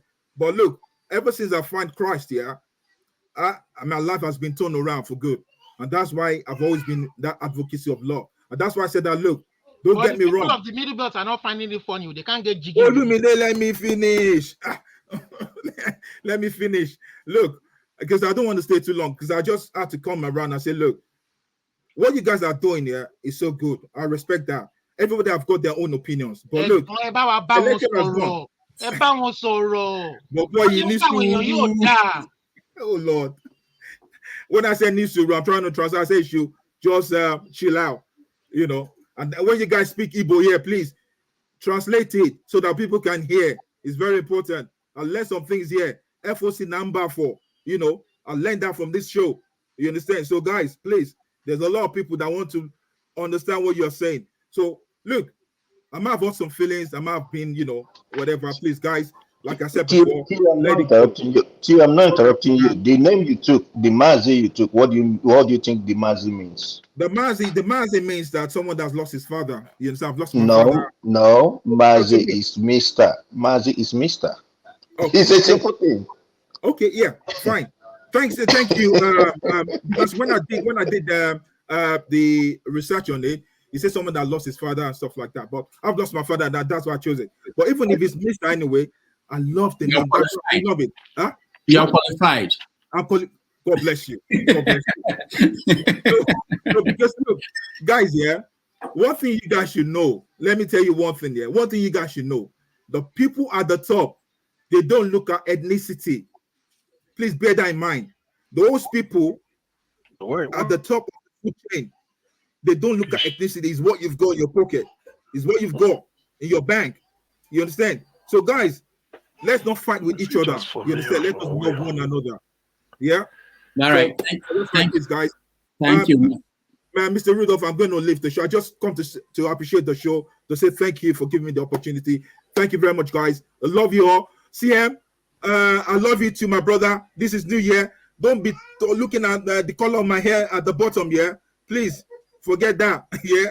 So, guys, love you. Ovie, love you as well. Peace out. Tony Ton, love you as well. Olumide, Electricity, I love you. And my very good friend, the one that anchors the show, what's his name again? Forefathers. Forefathers, yeah. Love you all, guys. Thank you. Thank you for giving me the opportunity. Peace out. Thank you. Thank you. Thank you so much. Ovie, Mazi Ovie, host of All Na Politics. Okay, I just want to make sure you didn't change your name again. I don't know, Rudolph. I'm nervous. I don't know why. Is it because I know how to talk for like a couple of weeks now. Where have you been, Ovie? Exactly. For a couple of weeks now, I've retrieved. I'm taking inventory. I'm just going through the books I read before, people that I've listened to. Just pretty much going back, just be on myself and drive around the country. I was in San Diego. I was in Vegas, Nevada. I was in New Mexico. I'm everywhere. I'm still on the road. So it's. So where are you now? I'm in the place called the Colony. Which is what state? The Colony, somewhere in Texas. Oh, okay. You are going back. I thought you ran away from Texas. Oh yeah, no. The life in California is not for street people. It's not for paycheck to paycheck people. It's not for poor people. Don't start. Don't start. Don't start. Leave it for us like that. We like it. We love it. Now only California, I know that they sell weather on Amber Beach, and they are selling it very expensive because that's the only thing they have. And that's well, not story for another day. So I've not really talked to do a lot of talking. So maybe this is why I'm nervous in a way. So it's a new year, maybe. It's a new year. Mm-hmm. Okay. You were so where are we? Where were we? Where we were? I want to know what your take on the last year, major stories you can remember or you think are important, and the projections for next year. Is it just restricted to Nigeria, or I'm a nomadic animal. I'm everywhere, so a lot happened. I think first of all, 2023, as far as Nigeria is concerned, man of the year for me is the president, Bola Ahmed Tinubu. I think history will remember him in a very unique way. I pride myself as somebody who studied power, for X amount of years now, dedicated my time to actually understand how power works. And I've never seen anywhere or anyone who pull it off like the way Tinubu did. In a democratically setting, somebody came out like, wow. It is my turn and it is my own, and he made it happen. That I have to recognize. Two, the entertainer of the year for me. I was listening yesterday talking about Portable. I think for me, it's Peter Obi is the entertainer of the year. In so many reasons. At the beginning, people who I talked to privately, I said, this man, they set him up on a mission to start selling books and start making speeches at the end of this whole exercise. And I think that's what I believe is gradually happening. Because I've said that because he is not like all of us. It's part and parcel of the power structure, power game. So deep down, yes, it's not going to pull him off. But if embark on that journey with a lot of carry a lot of people along, the Nigerian young people in Nigeria and all that. And you can see chaos everywhere. So to me, it's more entertaining for me than anything else in that regard. Biggest losers to me in 2023, I would say the IPOP movement and the elite of the Southeast, specifically including you, Rudolph and CM, who also occupied the intellectual echelon of the elites of the Southeast. I think you guys took eye off the ball. The ball for me is in Nnamdi Kanu. And I think if the eye stick on it to the end, today when I mean to the end of the electoral process, and just stick on that, two things would have happened. Either with the man would have gained freedom banana, or maybe the results would have been different of what we saw. So for me, taking eye off the ball, I fuck up for me in that regard. Um, Again, I overheard when you guys are playing around the presenter of the show of the year. To me, I think it's the women. We are in a society whereby the three cardinal pillars of any society is against the average Nigerian woman. I'm talking about religion, culture, and politics. Is 100% against the woman folks. So to have people like Isimiri, Bumi, Ifi, Mama Echo, mention but a few, come here to hold their own, it's something worth noticing and encouraging, in order to give other women people who want to but don't find the courage. I think for me, those are the presenters for the show. For me, I'm not going to forget our brothers in Niger. Kudos to him. They are the winners globally to me, for them to stand up and say, well, enough is enough. We are taking our destiny into our hand. However we say it, they come out and say, it's enough. We are not going to cut out to the French again.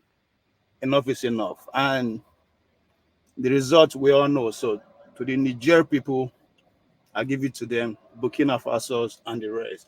Then to cut everything short, 2024 is the year of the Americans. All eyes on America. Is it that time again of the year? 2024, and the fire has started. For about 14 to 16 states are warming up to take Donald Trump off the ballot box. One has succeeded, which is Colorado. Maine is on his way. So the next 11 months, that is what the world is going to be talking about. It's not the first time. It's expected. It's all show. they say go for show, America for show. I'll give it to them, the ability for them to just get everybody. You must pay attention to it, regardless of who you are, what you, where you did. You must listen to us. That's to me, it's something. It's something. It should be a sign of wonder among the 9 or 10 wonders of the world now. So America, they know how to do it. So this 2024, it's not going to be any different. Suspense, tension, prediction of civil war, unrest. Donald Trump going to win? Is he going to the White House or the big house? Is Biden going to go? Is it Michelle Obama that we are going to see in place of? So a lot of fireworks and intrigues is expected.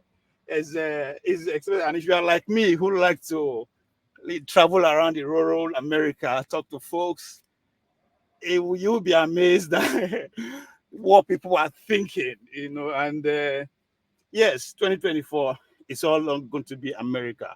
Are they going to get it right? Are they going to lose it? We don't know. So, yeah, I mean, so so many things on the show, about this show.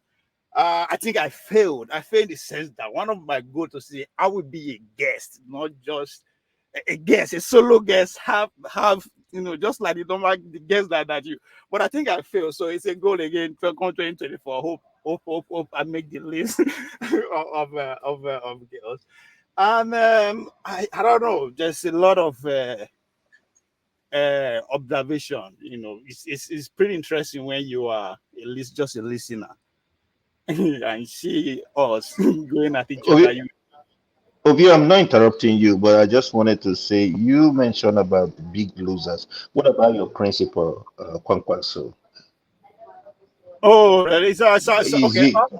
he? No, I think maybe now let me believe say go if you win. No. What I mean is politically he's losing because he's about to lose his No, states. That's exactly. I'm telling Kanu is you what I'm done. saying. That's what I'm saying. I think I said it before.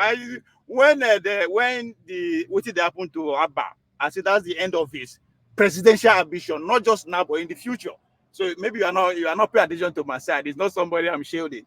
And in terms of policy wise, from their fixed policy by demolishing all those demolition, I said no. I mean I don't care how if you actually campaign with it and you do it, I give it to you, you say you are going to do it and you did it, but that doesn't seem make it right.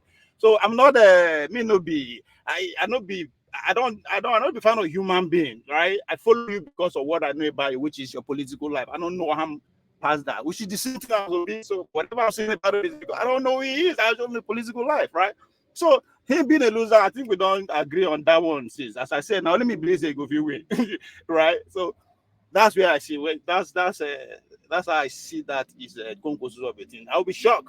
I don't see how he's going to gather that momentum that he gathered. I don't see how he wants it to happen. If they take Kano State from him, if they took it away from him, I think he's done. That's my as of today.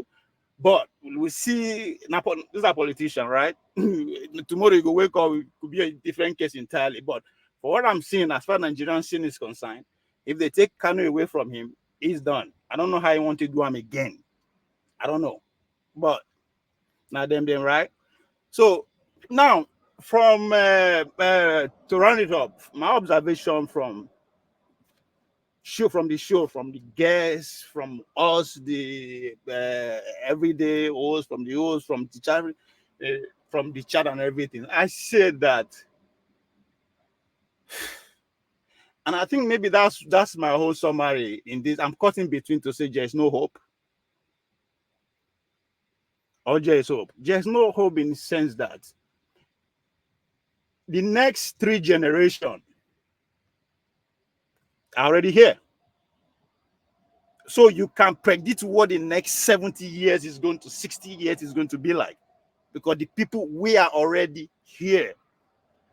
And the kind of conversation we are having, there's no hope. There's no hope. But again, I don't rule out another civil war.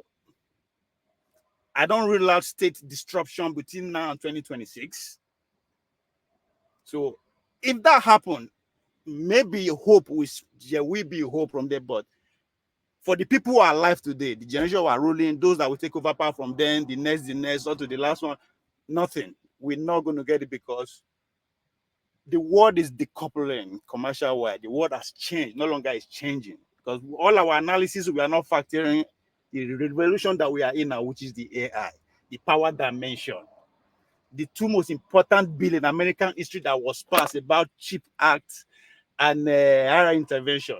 Just so much that has scaled the ship that we are not in the scheme of things as a nation. Our neighbors can do without us as it is now. So if I look from that, there's no hope. But again, as I said, I'm sitting young from Nigeria. I don't know what led to the civil war. So I don't know if the things that led to civil war, if the things that are happening now, okay, maybe if the civil war happening, I believe we need to go that far because our elites are some of the dumbest elites I have seen around the world. Because I don't think there's anywhere in the world where there's a group of elites who have so much money that they don't have a playground for themselves. Forget about married people now. Because that is my summary of driving from Vegas to California. That is just a playground for the rich. Because all the investment while they see there, those investments are not making profit. But they put them there for a reason. That's their playground. So I never see any elite in Nigeria that you cannot pump out a street, not a village, not a state, a street that everything is working as far to in 2024 standard. So just no hope if I see it from that angle. But again, if we decide to go the civil war route again, maybe something will come up. But as it is now, My annoyance with you is that you came to California. You didn't even give me feet to let me know. I would have brought you to San Francisco to see how we live. San Francisco, where Yes, I would have. half of the residents are homeless. in a place. No be only road, no be only, no be only, no be only, no be Ajegule only is better than homeless. San Francisco. Ajegule No, is no, no, cheaper no, than San Francisco. no. Ajegule. They cleared it up. They cleared it up even They clear it before for the. one day for Xi Jinping. No, One no, day no, no. for They Xi cleared it. Jinping. No, no, no. They cleared it up, and it's been up. It's just the reason why the most of them are homeless is because one, they have shelters for them, they have homes for them, but they don't want to go in there because they are kind of like opposed to being searched, for drugs. They feel that when they're on the streets, they get access to their drugs. They do what they do and all that stuff. That's one thing with Prince, that. Yeah. So that one, don't that, generalize it. Don't no, that one. generalize it that they are Okay, homeless. They are not homeless. Rudolph, give us 1 minute. Let's talk about this because it actually summarizes even what Mr. Alexander experience is too. I listen to that when they talk. Let's forget about the Mhm. homeless people. Let's talk about general things that we all can relate to the economy.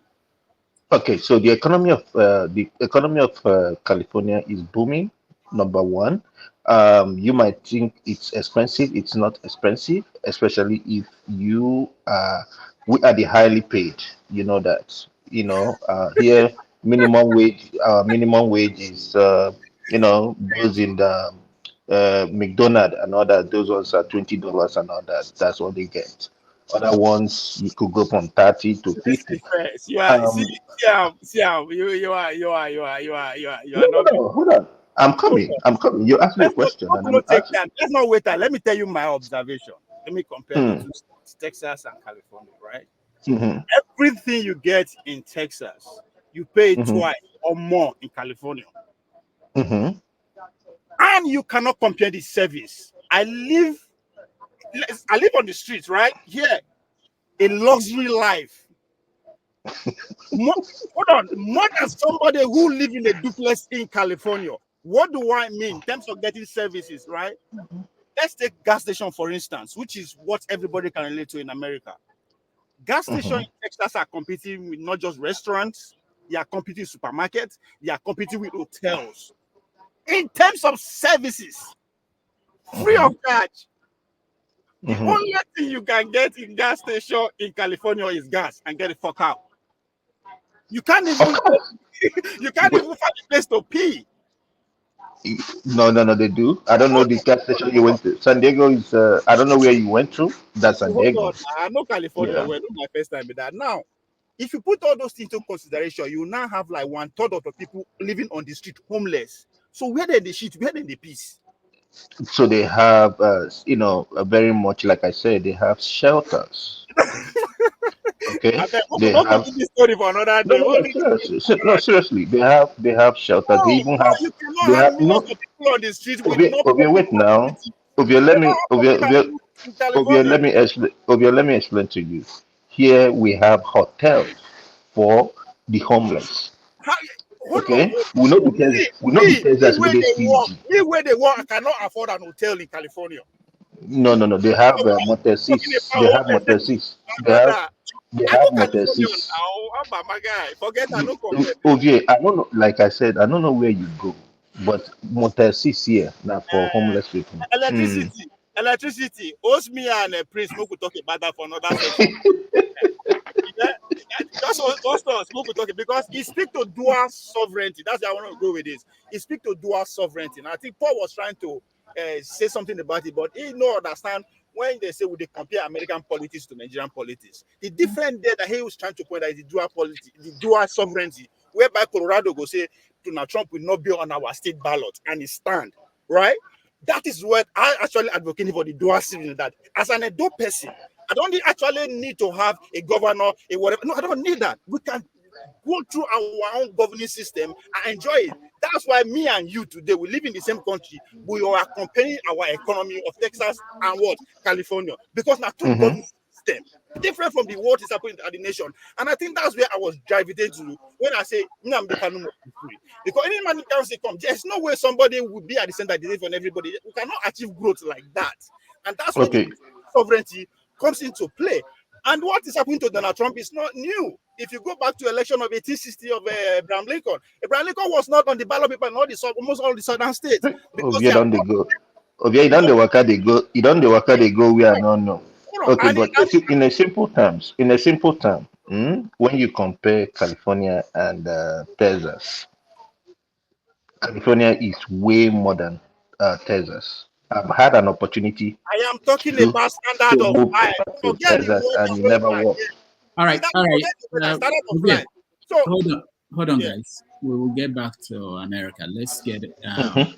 everybody to weigh in first on Nigeria. So let's go to electricity. Yeah, Rudolph, thank you. Good morning, afternoon, evening, depending on where you are based at the moment. So we're looking at 2023. Dr. Gomez have left. I really wanted to ask him. Actually, I was listening to him when I joined the broadcast. I thought I really need to ask him some certain things. He said, and I also recognize the places he mentioned in Lagos State, Akishimo in Body Thomas, because I went to Surulere Secondary School off Body Thomas there. I needed to ask him some certain people if he knows, and also some of his views or his belief when he made certain statements. Though one thing I agree with him is the Naira policy in 2023. As you know, I was there, so. And there's nothing anybody will say in respect to that Naira policy. Emefiele, if he was a good man, nobody will forgive him for that Naira policy. Either it was directly by him or it was influenced by Buhari or not. Nobody will ever forgive him in that regards because, like I said, I was close to changing my flight because I was looking for Naira to travel from Delta State to Lagos State, not to travel outside the country, within the country, because the flight was already booked. I was looking for Naira. I went from filling station. People were buying, using their own money to buy money. To me, it's worse than the 2023 election. I have to be honest with you. It is worse than the outcome, I beg your pardon, of the 2023 election. No bank was dispensing money. Wherever they were giving it to, what are these people? The POS people, the POS guys. The banks were giving the money to the POS. They were the one running the shop. And I want to collect 70,000 naira. You will not charge me 20,000 naira. You will not give me 50,000 naira. Which work did you do for me? Which contract did we sign? That is, I hope in his quiet moments. But here is one of the things I start to reason. If the Naira policy was made to punish Tinubu by himself, if it was made to punish Tinubu or so that it doesn't get into power by himself and Buhari, how did he not get into power? So whatever game it is, I don't know. But a lot of people suffer. The common man is the one that suffered most. And that even his own people will not forgive him because the Igbo man, I think, suffered more than any other person. You know, their transactional business, it affected them a lot during that period because I know people who buy things from Onisha and all sort of a thing. So that was an highlight point for me in 2023. Going into 2024, we always keep hope. We must not dismiss hope. If you follow this morning broadcast that we did, the four lepers, their situation is hopeless, completely hopeless. They are reject of the society, but still they did not give up hope. It's very difficult to see hope in this present situation. But I believe we will do something. Rudolph, you'll be my first guest for next year. I'm extending the invitation to you. I said it that I'm going to put most people on the panelists that come to talk here. I have your views already, so I wrote most of the views. Most of you will come and defend your views as a guest, and people will ask you questions to see so that you know how easy it is. So Rudolph, you're my first guest for next year broadcast. I will give you the details. I will send you the invitation, and so you will be there. Because it's easier for me to be panelist. When we bring guests here, the way we bombard guests, I think we should also feel the same thing as well to know that. So it will be based on your opinions. It's not going to be based on anybody else. But I did that last year. This year, I mean, I had show interviewing me. No, this is me interviewing you. That is between you and Show. Whatever arrangement you and Show entered, that is between the both of you. So, but Ovie, don't let us give us hope. Don't let us give up hope. I beg your pardon. Yes, I know the situation in that country is very bleak. Honestly speaking, I'm telling you, I'm one person that I've always been very optimistic about that country, and I still hold hope to it, but it's very bleak, to be honest. If you watch the video this morning when people were telling Tinubu being power, these are Lagosians, Yorubas, possibly APC members, screaming, shouting, Ashiwaju being power, that means Tinubu we are hungry. And one of the person in the comment section, I like that TVC News showed a different side of the story.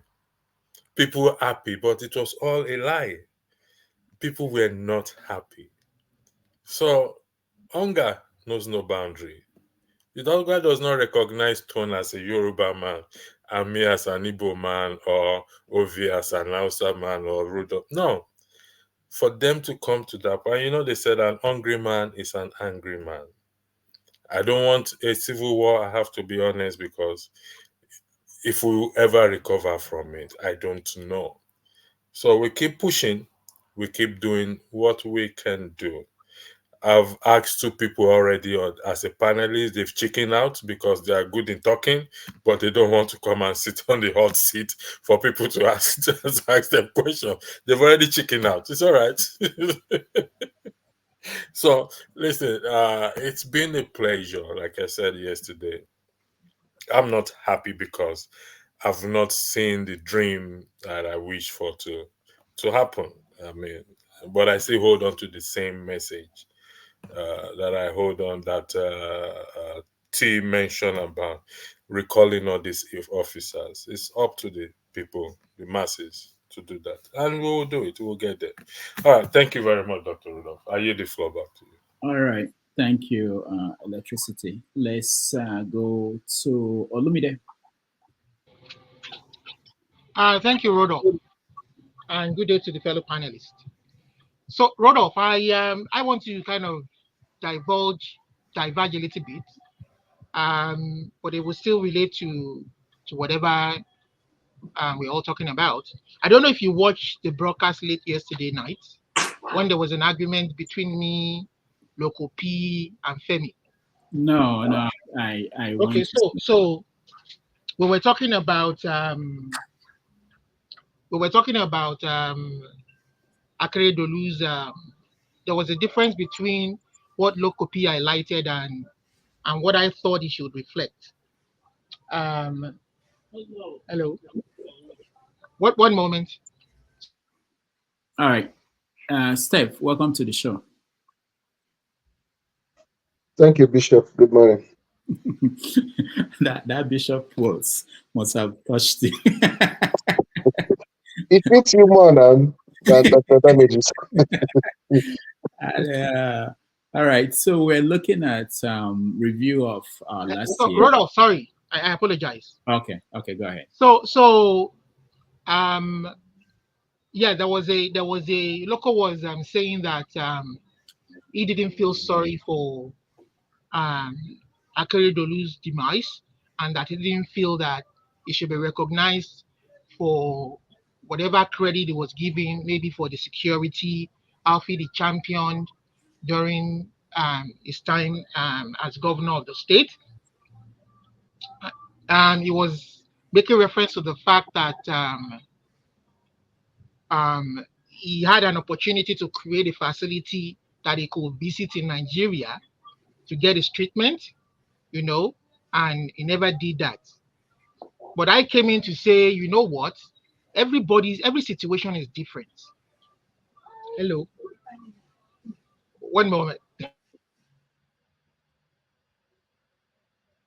All right. So, Olumide is, I mean, we have to let him make a living and still talk about Nigeria. What can you do?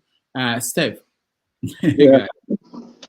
Is it my floor now? Am I holding place for Olumide? No, your turn. When he comes back, he will join the line. Okay. Go ahead. Back again, sorry. I apologize. One last time. If it happens again, I wouldn't disturb your flow. So I was like, oh, you know what? Every situation is different. Because from my training, my own professional training, every human being is different. What works for one person may not work for another. So you have to look at his own situation differently. He had cancer, and cancer requires a specialized treatment. And there was even 2 types of cancer that they mentioned, based on what we read in the papers, leukemia and prostate cancer. And the cost of cancer, especially with current treatment, is very expensive. It may not be available in Nigeria, you understand? And it has to go out.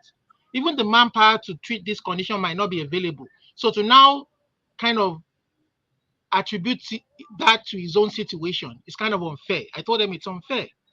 I mean, if you were this man, apart from the fact that he was governor, he's a son. He was a son before he died, and it was well established. He could have afforded this treatment himself. And this condition, he must have had it for a while now, a long time, And there was this argument. So it just brings me to the point that I don't know, Femi or Lokopi might want to come in and weigh on their own side of the issue. But what I'm trying to drive at is not even their differences. Everybody is entitled to their own opinion. Fine, he could have built an institution, he could have done that, he could have done this. But you have to look at this condition too. Even if he builds an hospital, is he the one to create the manpower? Is he the one to, bring the latest drug treatments? There are institutions responsible for different things. All of our institutions have collapsed. So we see, that's why look at what happened in Plateau now. It's an eye-opener. When we say people or a profession, somebody should be competent in what they do, you should be able to make a decision for yourself. You should be able to make a decision, without, you don't have to. For instance, there are situations where if you're well trained in your profession and you show leadership, you show competence, there are certain things that the president doesn't have to tell you to do before you carry it out. The president will rely on your expertise as a commanding officer of a heavy formation or the army to say, you know what should we be doing in this instance? Have you secured? How you secure, how you do it is left to that guy who is trained in that. The president of the country is not necessarily trained in that particular area. In the healthcare sector too now, I mean, it's true. When some people say, the people themselves are corrupt, you understand? I agree to it. I agree with them too on that part, in the sense that when monies are allocated to an institution, a hospital institution, and the medical director decides to pocket a large chunk of the money instead of buying fast equipment and medication that patients should have access to, it is not the president doing that. You understand? It is that sector of that institution being incompetent. Every sector, every institution. That's why I say our institutions have collapsed. They don't show competence. They don't show the ability to be able to work independently and do their job with confidence and say, you know what? For instance, as a pharmacist in my job, there are certain things that my superior, even though he may not necessarily be a pharmacist, my director can never tell me to do against the ethics of my profession, or against my competence, for profitability's sake or for anything's sake. That is the way the society is. When our society begins to think in that direction, you understand? But a lot of things have to be corrected. I agree, police are not well paid, military are not well paid, they won't want to put their life on the line. Maybe those factors should now be, we should start addressing those factors. So it's a multifactorial situation and a couple of factors affecting our country as a whole. Every institution in Nigeria has collapsed. The standards are falling. All right, Olumide, thank you so much. I appreciate this view. I'll go and watch that debate. Steph, let me just welcome the people that just came in. Mama Echo, welcome back. I almost stopped Olumide, but I know that if I stop him, I might be in trouble. So, please let everybody holla Mama Isho. Mama Echo. No, we have to holla the women. Oh, that's why I came on. I just saw two lovelies. Mama Isho is back from rehabilitation. When are they give them when are they give the women the presenter of when are they It give looks the like it looks like somebody informed Mama Hicho that she's the woman of the year. I was giving the women the presenter of missed the year. you. People they carry face. People they carry face when I was giving the how was women your rehabilitation of the mind process? I hope you are back now with a fresh air. Now only me give the women the presenter of the year. Keep quiet. Let's go to Steph. We want to hear from the women, but let's hear Steph first. Steph, go ahead. Okay, thank you. Happy New Year. Thank you all. It's been a wonderful year. Let me start by thanking Dr. Rudolph for providing the platform that gave us the opportunity to come and hear our views, and also to be part of this therapy that have helped some of us to cope with depression. Having said that, I think what Olumide just said now, I overheard that conversation yesterday. But what I want to add is that anybody that wants to defend any public office holder in Nigeria, the person will explain tire. You understand? You go explain tire. I think what that guy was trying to explain to you is not being personal with Akeredolu. It's not just him improving on the medical facility for his own treatment. He's just talking generally that they could have been doing better in our health facilities. And I don't think anybody can argue against that. So having said that, this year had been a very, very difficult year, especially this Christmas for some of us that have kept in touch with our loved ones in Nigeria. But the most important thing is that, as usual, we have survived it, and we are looking forward to 2024. And I'll plead with us not to lose hope with Nigeria. Even as illegitimate as this government is, let us not just be thinking of how about regime change in 2027 or whenever. We should also devise means of holding them accountable and helping them to do better. Because anything in any area they're able to improve the life of our people, even though I believe it's an illegitimate government, it's still for the benefit of our people. Let's not just keep watching and maybe hoping that they will continue to fail. No matter any good thing they will be able to pressure them to do by mistake, it's still going to help and make our people's life easier a little bit while we work towards the ultimate goal. So I want to commend every one of us for the love we have for our country. Let us not despair, and let nothing stop us from doing our very best to effect changes in our own little ways in the country. Thank you all. I look forward to working with everybody in 2024, even as we continue to plan and strategize. May God bless all of us. So Steph, I'm sorry, because you reacted to my statement. I want to also react back to say, just 1 second, 10 seconds. Yeah, I just want to say that is why I'm saying we have to look at issues. I'm not saying public officials should be held accountable. Look at this man, whether you like it or not. Some of us Yorubas felt it did well for us, but to now disregard it and say you don't care what he did. All I know is that it's all part of them. It's part of them. That is his Yeah, opinion. that's fine. That's why I We said cannot. That's I push one back good on thing that. about Rudolph show is I that people are acknowledge. entitled to their opinion. That's fine. But you It's push entirely back to on me. What everything. I'm pushing back to say You don't have to is push back that on he Olumide, did it's all everything. something right, for us. bro. He did God, something for us. it goes on too much, man. Olumide, It's hold on. That's why I just said. making noise. Hold on. Let's hear people who are here to speak. Mama Echo, go ahead. God, you're very disturbing, man. Mama Echo, welcome back. Where have you been? Were you talking to me or what? I was talking to you. You're extremely disturbing individual, bruv.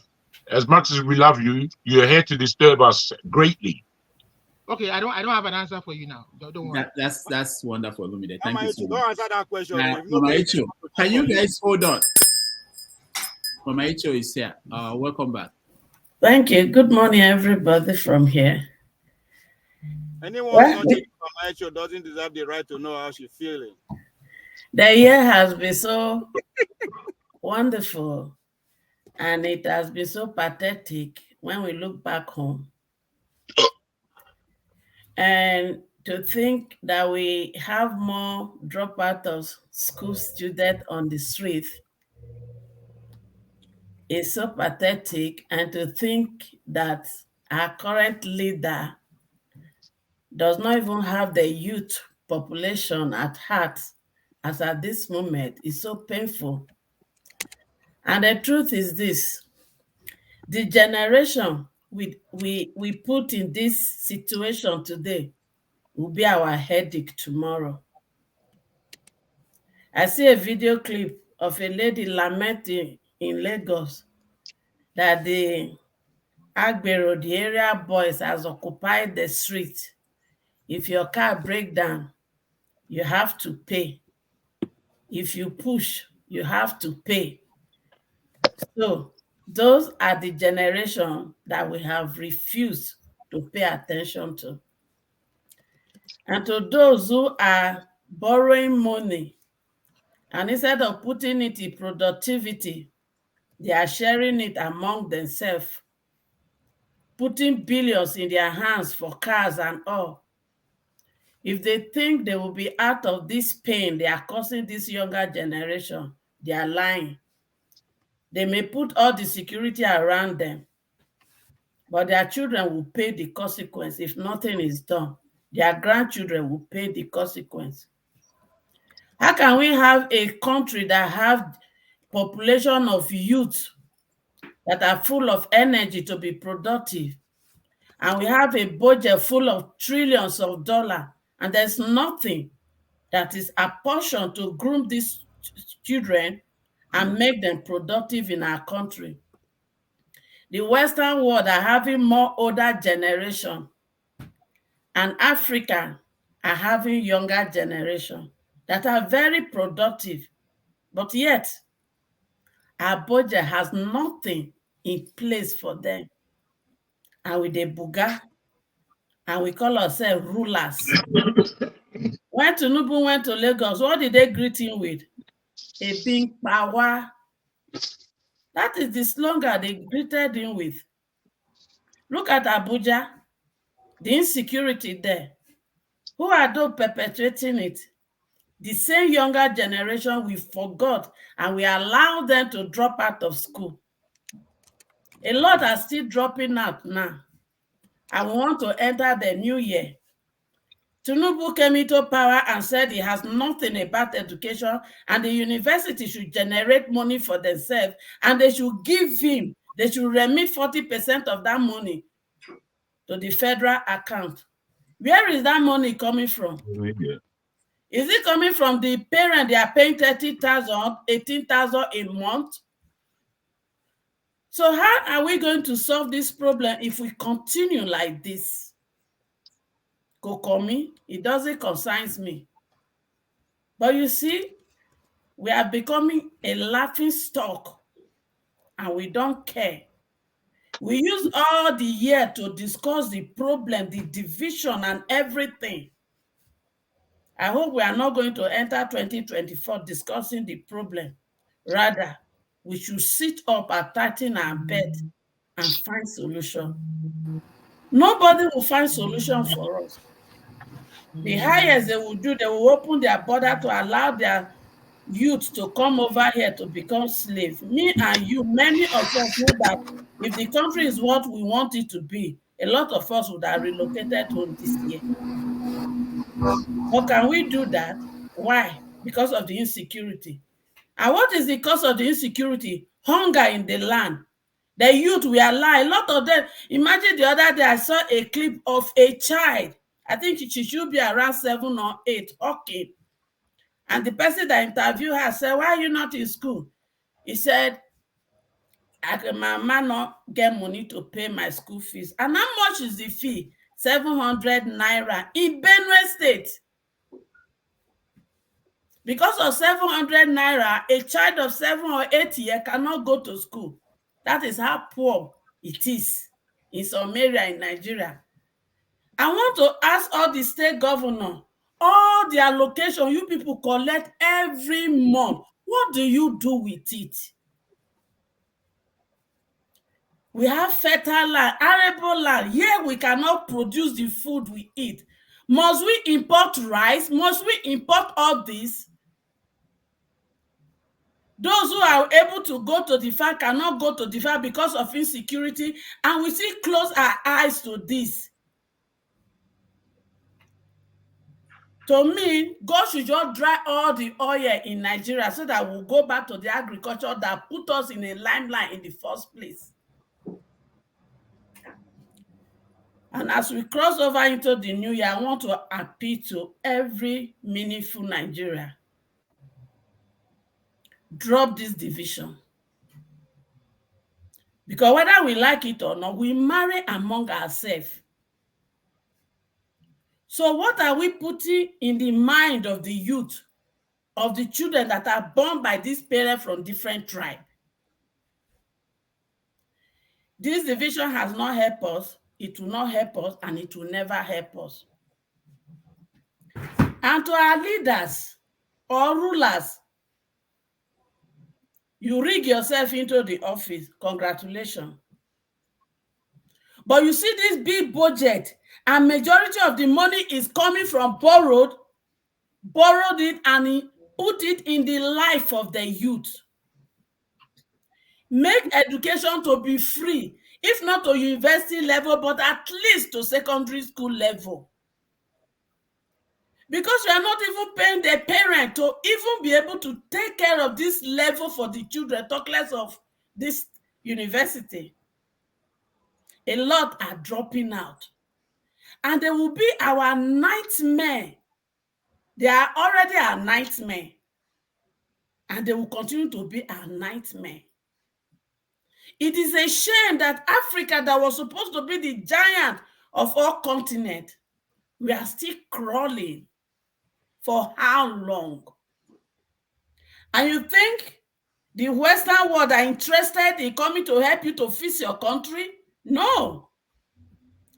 Until we become until Chinese enter the country and take dominion of everything, then we will not become slave in our own country.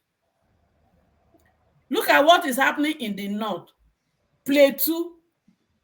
How can some group of people write a community that they are coming to kill them, and the authority is notified and they do nothing? The same authority, they will not throw whatever they throw and wipe a group of people and call it a mistake, and nothing is done to those who perpetuate that evil. It is only in my country, Nigeria, that cow has rights more than human being. America, once they hear one of their person is in trouble, they go after and rescue. But in Nigeria, we don't. And yet, when we want to discuss politics, we compare ourselves to America. Maybe I'm not sabi. How many of the American senators that they bought bulletproof car for when they enter office? I want to know. Because we compare ourselves. And how many of the America we compare ourselves to, that their children are dropped out of school just because their parents couldn't pay school fees? I need to know. So to our leaders or rulers that rig themselves into office, I beg, Nigeria is not Nigeria PLC. So stop using Nigeria as Nigeria PLC. Thank you. All right. Thank you, Mama Echo. Welcome back and Happy New Year to you. Ijoma. Hi. Welcome. How are you? I'm all right. Thank you. I don't have much to say. I think everyone has said it already. I purposely came in to say hello to everyone. I've been on the comment section for quite a while. And today I decided to come in to say Merry Christmas. It's already gone. And also to wish every one of you, a very beautiful, a very blessed 2024. And that was why I came in. And I will be back myself in the comment section as usual. And you guys have done quite tremendous. I usually see your comment, JDS. Nice seeing you today. Okay, Alumide. I know I've been sharing you also as well. Ovia, thank you so much. Electricity, I can see Steph. Madam H, welcome back. I mean, Jaguma no talk. Jaguma no talk. Missed. You're really missed. I get disruptive. Man no talk. Jagun. I need your number for my New Year gift. I'm wanting now. You go say man no talk. Why are you calling me? Okay. Olumide, what do you want from? What can I do? What you said? No, I was talking to Jagun. Small thing, I would say I shouldn't talk. I'm disruptive. You are disruptive, bro. But you continue. You continue in your vibe. Yes. Okay. Okay. Your number is what I wish for my New Year gift. I want. Okay. No problem. No problem. I will sort that one out. As I said, Madam H.O., you are welcome back. We missed you quite a lot. And you're one of the active person on this platform, and you felt. When I said we miss you, I miss you anyway. Jargon, I don't know much. I've seen you quite a lot. I'm saying greetings as well. You're I've wonderful listened to lady. you quite a lot, and every one of you contribute amazing on this platform. Femi saying hello as well, and nice to see you as well. And John Abba is the man of the year anyway. Very, very controversial. And I have to say this to everyone. And then Mr. Okonkwo, we chat quite from time to time. I want to say thank you. I've learned quite a lot about Nigerian politics on this platform, which I'm not used to it. I have to say I'm very grateful. Thank you. And for every one of you, Happy New Year. As I said, I go back to the comment section, and sometimes they bully me. I wish you would stay. I wish you would stay. Okay, so bye-bye, everyone. Take care. Thank you. Take care, darling. Bye-bye. That gonna try, but you don't fail. Okay. I don't fail. Bye-bye. Okay, go ahead. Thank you very much. What a wonderful word from the young lady. I thank her for her plaudits. I'm not quite sure what the subject is. I'm not quite sure how I should get involved. I came on the year in review. That's 2000. The year in review. Yeah. I must say I came on specifically for the young lady who just left. Okay. But it seems like my man Ovier don't pass me anyhow. Silly man. Anyway, the year in review. I think we've said quite a lot. For a reason. Ovier, bad boy. My review was as it was kind of yesterday, man. I feel that this year was a disappointment. As tough as it was, and as much as we were trying to furrow our own path in our own individual endeavors, and hopefully we did as well as possible. For me, I was expecting quite a lot from this year. My disappointment wasn't necessarily in myself, in my own endeavors, but it was as a collective. Again, I feel that we as Nigerians, unfortunately, I don't want to use the word failed, but we didn't live up to our expectations or intentions. And with the way that the elections, I wish Nigerians would tell themselves the truth. make her finish, and or stop CM. all this. CM Bros. I want to say that the elections was a massive disappointment. As much as the Nigerian populace behaved themselves, yet again, the politicians behaved disgracefully in our very front. I'm not quite sure how long we are going to accept this level. But if we continue to accept this level, I'm afraid not only do we not have a country, but I think what looms over us, given a global perspective, what looms over Nigeria and Africa is that we could be returning to another form of slavery. And our freedoms are already shorn by the politicians of Nigeria, to be further shorn by the one world government that is proceeding regardless. I don't think we're going to be able to handle that again. So in review, I don't want to speak about anything more particular than the elections themselves and the mire that it now brings us into, and the further mistakes that the present government is making. Ours really is to fight back, and I wonder if we are organized in order to make a fight back worthwhile. I'll leave it there. All right, thank you, Jagun.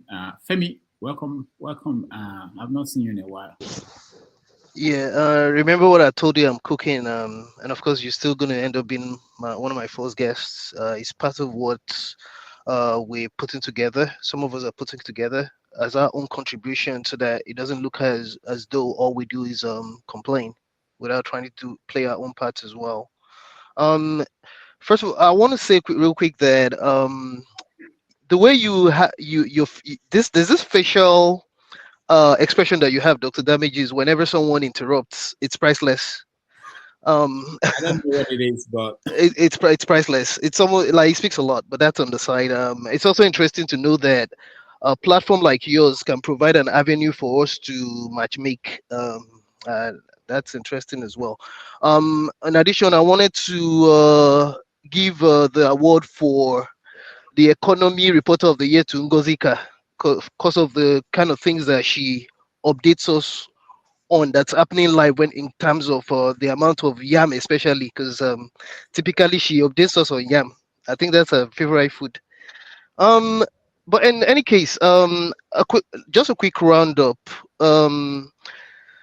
And it would start with the case of Akere Dolu, who's probably representative of a lot of what is wrong with the country as a whole. Because part of my grouse when it came to his death, yes, every death is meaningful. Even Abacha's death is still a death. I mean, irrespective of I'm not trying to make comparisons now. However, my greater concern, which again still speaks to people like Kurdilu, even in death, may still rest in peace, as a matter of fact, is that especially when I worked, I trained and worked as a virologist in my previous year, like I explained yesterday.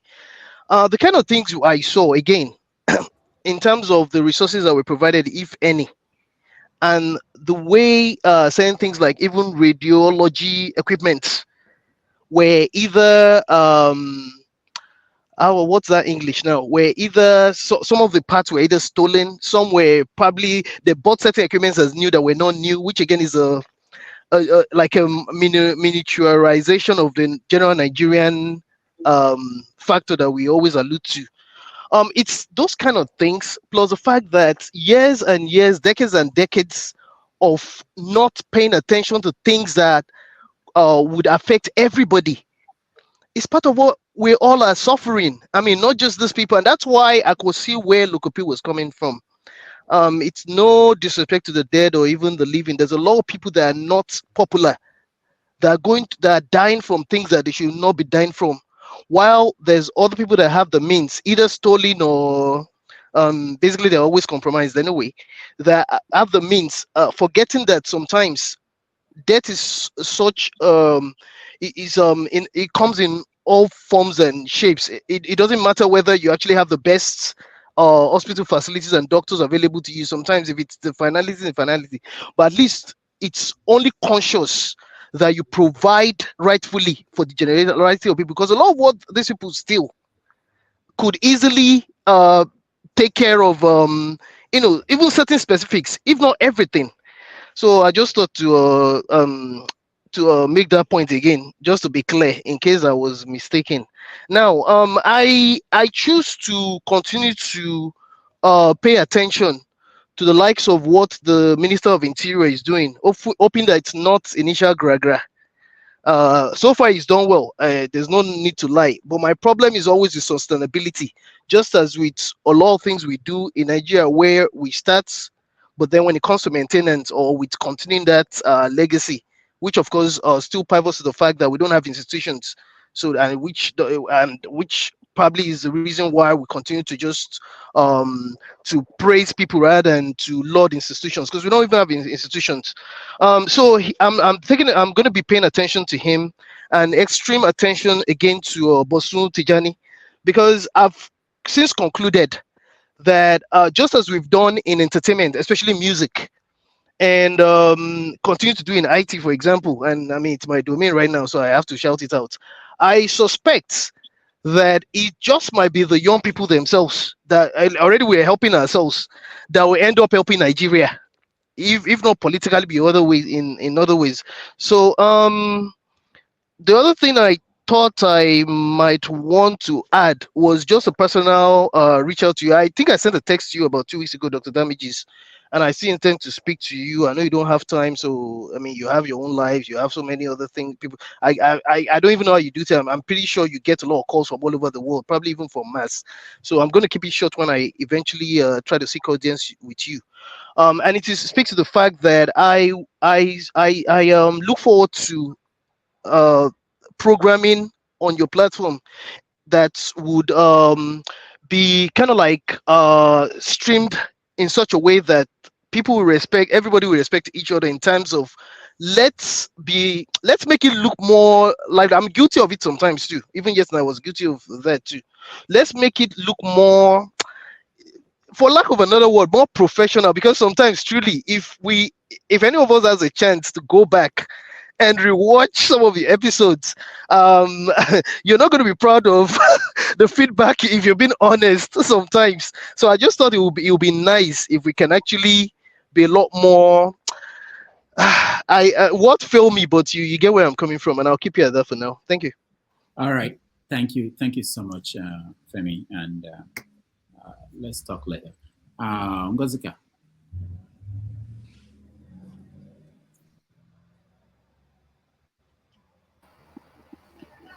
Good evening, Dr. Damages. Mama Hecho. Mama, Happy New Year. So nice to see you again. Good evening, everybody in the studio. Our Good evening. viewers, I greet you, gentlemen and lady, and to our viewers and those in the chat. Special greetings. Happy New Year from my village. So, the biggest news out of Nigeria for me this year was the 2023 election, for a lot of reasons. Some of them were personal, and I don't want to delve into it. But on a non-personal level, I think the election this year unraveled a lot. I choose to call this year the year of unraveling.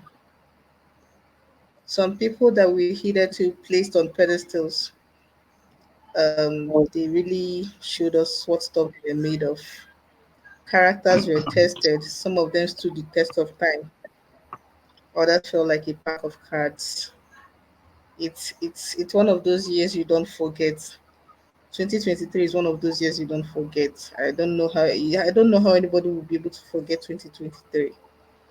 And economically, what it did for Nigeria, I think we became a lot more aware. Yes, a lot of Nigerians became more aware. I was so let me just deviate a bit, but I'll come back to this. This year was instructive, not just because of the election, but mostly because from issues that stemmed from the elections, the aftermath of the election, and every other thing. I was having a conversation with my uncle this evening. He came back and we were discussing. He lives in Lagos, by the way, and he said that our people were building. He was telling me some of our relatives that had built there, and I was like, people are still building in Lagos after what happened during the election. He said, no, these are the people that built before the election. Nobody's building anything this year again. No. Everybody's project is halted. Some people have even relocated their investments back to the east. And I remember saying on this show that when Nigerians are ready, when Indigo are ready, I will know. And I'm very happy going into the new year, knowing that finally I can feel it. They are ready. They are ready to stop sitting and watching. They are ready to stop the apathy and they are ready to get fully involved and take charge of their lives. I like it. As for the people that showed their characters, their true colors this year, I am happy. I am happy, especially on the political front. Anyway, belle-faced politicians, this year was their year. Not only did they solidify their positions at anywhere belle-faced, they gave us reasons to always remember them for it. And I just want to say one thing. Going into next year, I don't have expectations. I said this on this show when Tinubu was sworn in. Somebody told me I'm full of negativity. What do you expect? Like, really? What do you people expect? I said it here. I remember that comment. The person came at me and said, "Who? Which right thinking man will be with this lady? She's full of negativity." I remember the comment. I said it here. What do you expect? You plant oranges and you expect apples. How? It is not negativity. It is not rocket science. I am not expecting anything positive from the government next year, and next year is tomorrow. I am not. I know that my salvation will come from me and every other Nigerians, nothing from the government. I am not expecting anything from them. And for those that are expecting anything, you really need to get your head out of the clouds and then touch grass. Come outside and touch grass more. I'll leave it at that for now. All right. Thank you, Ngozika. And I think the next person is Jonava. Yeah, Jonava. You're next. It's always a second gauge when it comes to minority, but I will always keep my head up, square my shoulder, and look onto the author and the finisher of our faith. Uh, it's been a wonderful year. Many Nigerians are getting involved in politics and their awareness. Uh, and I also use this opportunity to thank Dr. Rudy and so many of the panelists and those on the chat and the viewer that the change start with all of us turning the mirror on ourselves. The better society you are looking for is not in any other person than you.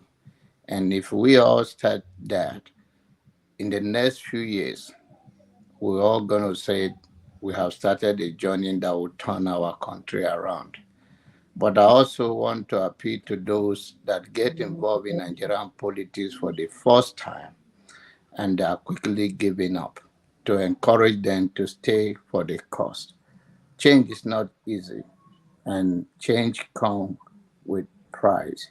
And I believe that as we all uh, view, express our view and our concern on Nigerian issue or other issue around the world, with understanding and the knowledge of what we share, we will have a better world. The world we created is the world we live in. Nobody, no government of any country do so much The government is to set a standard and create an enablement environment for the citizens to strive. And we look forward to see that. And if we don't, we continue to press on. Nigerians belong to all of us, and there's no way we're all going to run and let those that have oppressed us, stolen our future, or mortgaging it have their final say. But if we all slack and we think we don't have a country, then we will not have it. But if we think we have what it takes to press on and to fight for what we believe in, we eventually get there. I always say it's a long walk to freedom, but it's possible. I also want to use this opportunity to thank those that I disagree with and those that I agree with. That is what life is all about. We don't have to see it from the same perspective, but everybody's view are important to them, and so many that share their own view. But we will continue to be here. It's sometimes not convenient, but we think our voice matter and we stick out. Thank you, Ngazika, Mama Icho, welcome back. Thank you, everybody. All right. Thank you, Janaba. We appreciate you. Let's go to Sim. Oh, okay, Sim, hold on. Let me go to Chinayaram, who's in Nigeria. Chinayaram, welcome to the show. Yeah, thank you, Dr. Damages. Can you hear me? Yes. Good evening, panelists. Dr. Damages, same can continue. I'm no longer in Nigeria. I'm in the UK now. Wow. Who's that? You escaped. Yeah, I No, escaped. you escaped. I escaped. I'm in the UK now. So why did you raise your hand then? You should join the line like other people. I was raising my hand because I thought maybe it was random. I just came in. No, okay, no, not random. We're just okay. CM can continue, please. CM, go ahead. Before CM continues, Jagun, do you know the meaning of Amadioha? Amadioha. Which one? You said what? Do you know the meaning of Amadioha? Please allow me. Please let me. Just allow me say my turn, please. For whatever it is worth. Let me say what I want to say. With my cola, I'm going to pray for you with cola. All right. Before you say what you want, sorry. Okay. Chino, congratulations on your jackpot.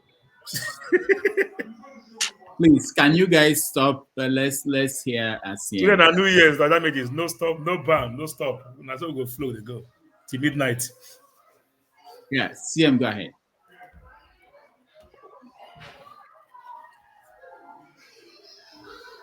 Okay. Thank you, everybody. First of all, yeah, Madam H, you're welcome. For some months now, we've not seen you, so we were wondering. Personally, I was quite a bit. I wondered what must have happened. But all the best. At least I'm seeing you for the last day of the year, and I'm wishing you well for the new year. So, what I need to say regarding Nigeria politically this year, there are wins and there are losses. It belongs to P2B, politically speaking, because of the phenomenal campaign he carried out. He inspired a lot of people. He inspired a generation. Please, somebody should mute, please. Please, somebody should mute. Let me see. I'll see who. Please, everybody mute, please, if you are not speaking. Yeah, I think it's. I'm not the moderator. So, like I'm saying, this year belongs to P2B, politically speaking. Not because he got the ultimate prize, but because of the phenomenal campaign he ran. He inspired a lot of people. He made a lot of people to believe. That's why so many people got their BVC. At the politically, negative side of it is INEC. A criminal called INEC must be dismantled going forward. That is for 2024. Now, this year, in trying to be brief, also witnessed the return of Fulani headsmen slaughtering people, which is presently what is going on now. And because of the activities of Fulani headsmen, I will also use it to pay tribute to the late barrister Oluwarotimi Oduayo Akeredolu, like I've done yesterday. Whatever anybody may say about the man,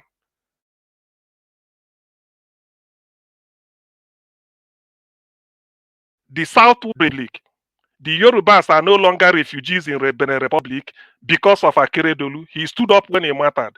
Yes, he may not balance the budget, he may not have provided jobs so much, and then going to his last days, all the controversy surrounding handover and no handover. Well, those ones are still negatives, but Thank nothing, you, Stian. nothing matters much than when your people needed you over life and death, and you stood up for them. The Agbekoyas came to him to tell him that they can't go to the farm to earn a living. He stood up. He stood up to the shenanigans of Malami, the Attorney General, and being and a practitioner of international repute. The Yorubas we do him when it mattered most. Before then, Fulani herdsmen were Fashoranti Afenifere leader. Akeredolu said over his dead body, he can never stand it. Igboho is another person I need to salute because sometimes we take care of this needs of the stomach better than that of our fellow human being. So to that, because of the return of Fulani headsmen, I doff my heart for Akeredolu. He's a fighter. If such person is the president, he can never withstand all this nonsense the Fulani headsmen are doing up and down the country. Akeredolu won't withstand it. He will face them squarely, and wherever he is, he's a hero to he is my hero. Now this year, let's also have a little God smiled on Nigeria. In the field of sports, Victor Osimhen became the African Footballer of the Year. Victor Osimhen Island won under 17 for Nigeria. I think so either 2013 or 2015. I can't remember. He's from Edo State. He's plays for Napoli Football Club of Italy. And for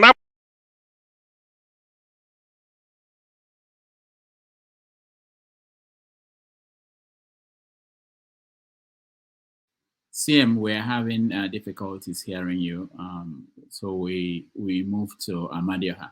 Maybe if you do well, Amadioha could help you solve your problem. Amadioha, go ahead. Okay. I'm here. Mazi Prince. If I know the meaning, I know the meaning. So there's a lot you do with me, and I don't like the name. I want to say hi to my HO. CM is still trying to speak, but yeah.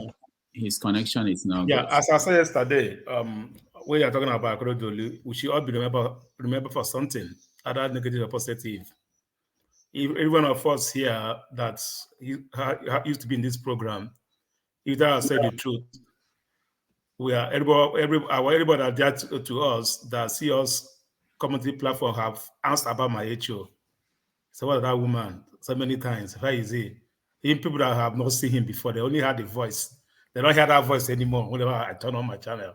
So they ask about her. All right. So that shows that whatever we do, we should be remembered for something, either good or bad. Let's all be remembered for good.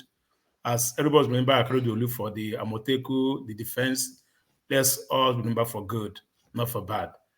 That on the side, as I yesterday, we have to give Dr. Damages the kudos. He has brought this everybody together, giving us voices. Most of us don't have that voice outside. They may answer big names here. They will go outside, we don't have that voices.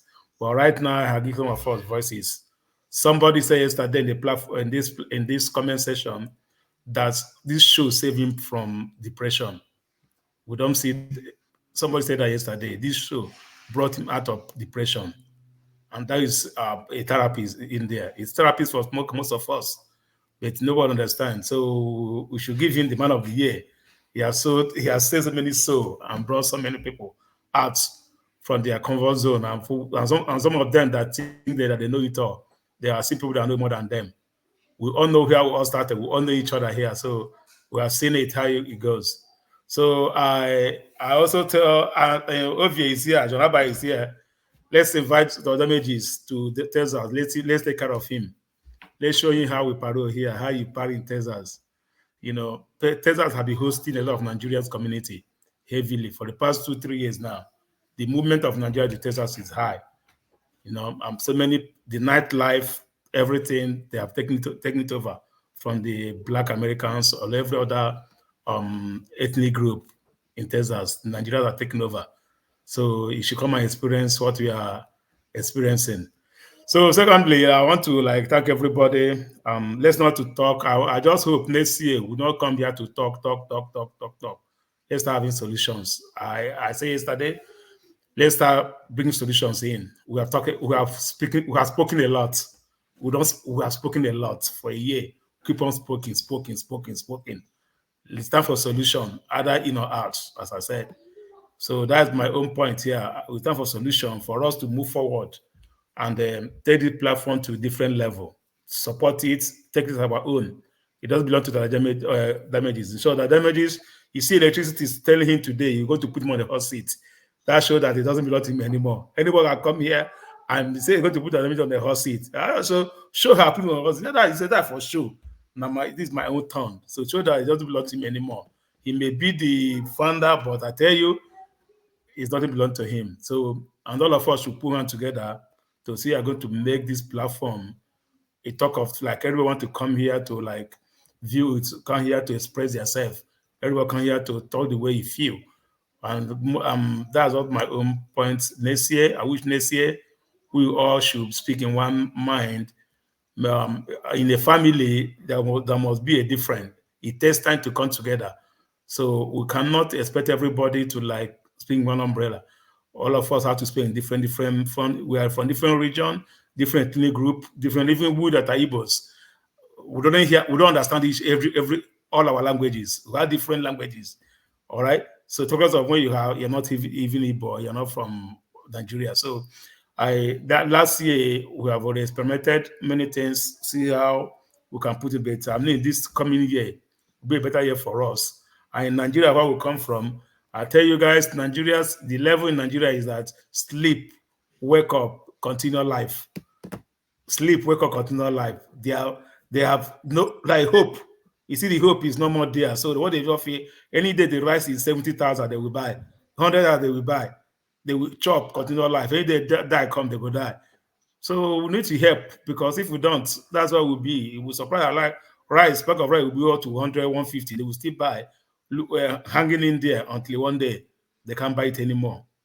So I just wish we can use this platform to reach every other person that want good thing to be in Nigeria, so we can go out from there. We can also help each other, whatever way we can do it. It doesn't matter. And they have a plan. Last year, we didn't do anything. This year, I think, end of this year, we should pass a message. We should pass a message, no matter however it is, to the government, to the political, we should pass something. There's a message that will come from us. Message should be passed. I don't know how we want to be. Message should be passed. People should be aware that some group of people that are Nigeria, that are doing something good. That's just my own contribution. I also tell John Abba, Sasha, he said in Gramana from Anambra State. So now we hold him. So make it no run.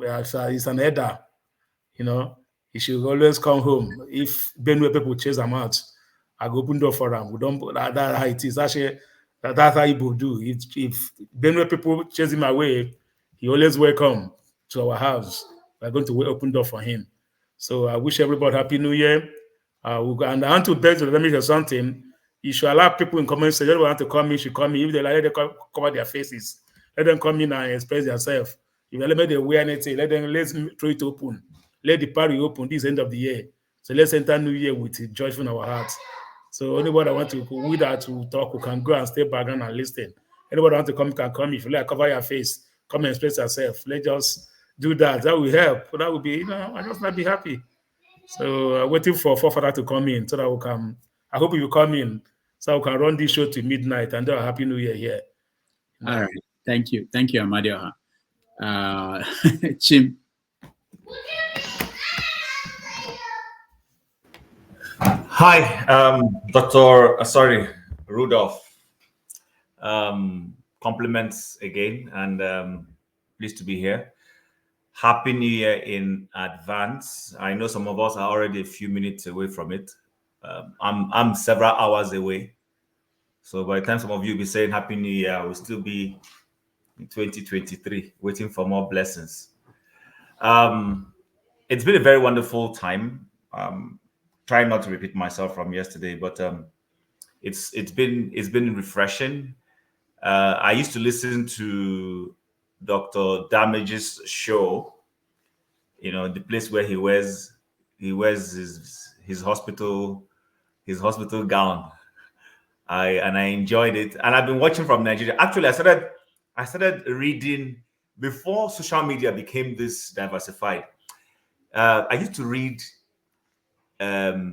commentaries from a certain Rudolph Okonkwo that my relatives in diaspora then before I joined them would share with me, and I will read, all those. I think it used to be from, I'm not sure which platform used to write on that time, but they will send it to me in my email. And sometimes some people will post it. Then when Facebook came, some people will post, your write-ups on Facebook, and then we started getting diversified, and then YouTube and everything started coming up and all that. So I used to watch you guys.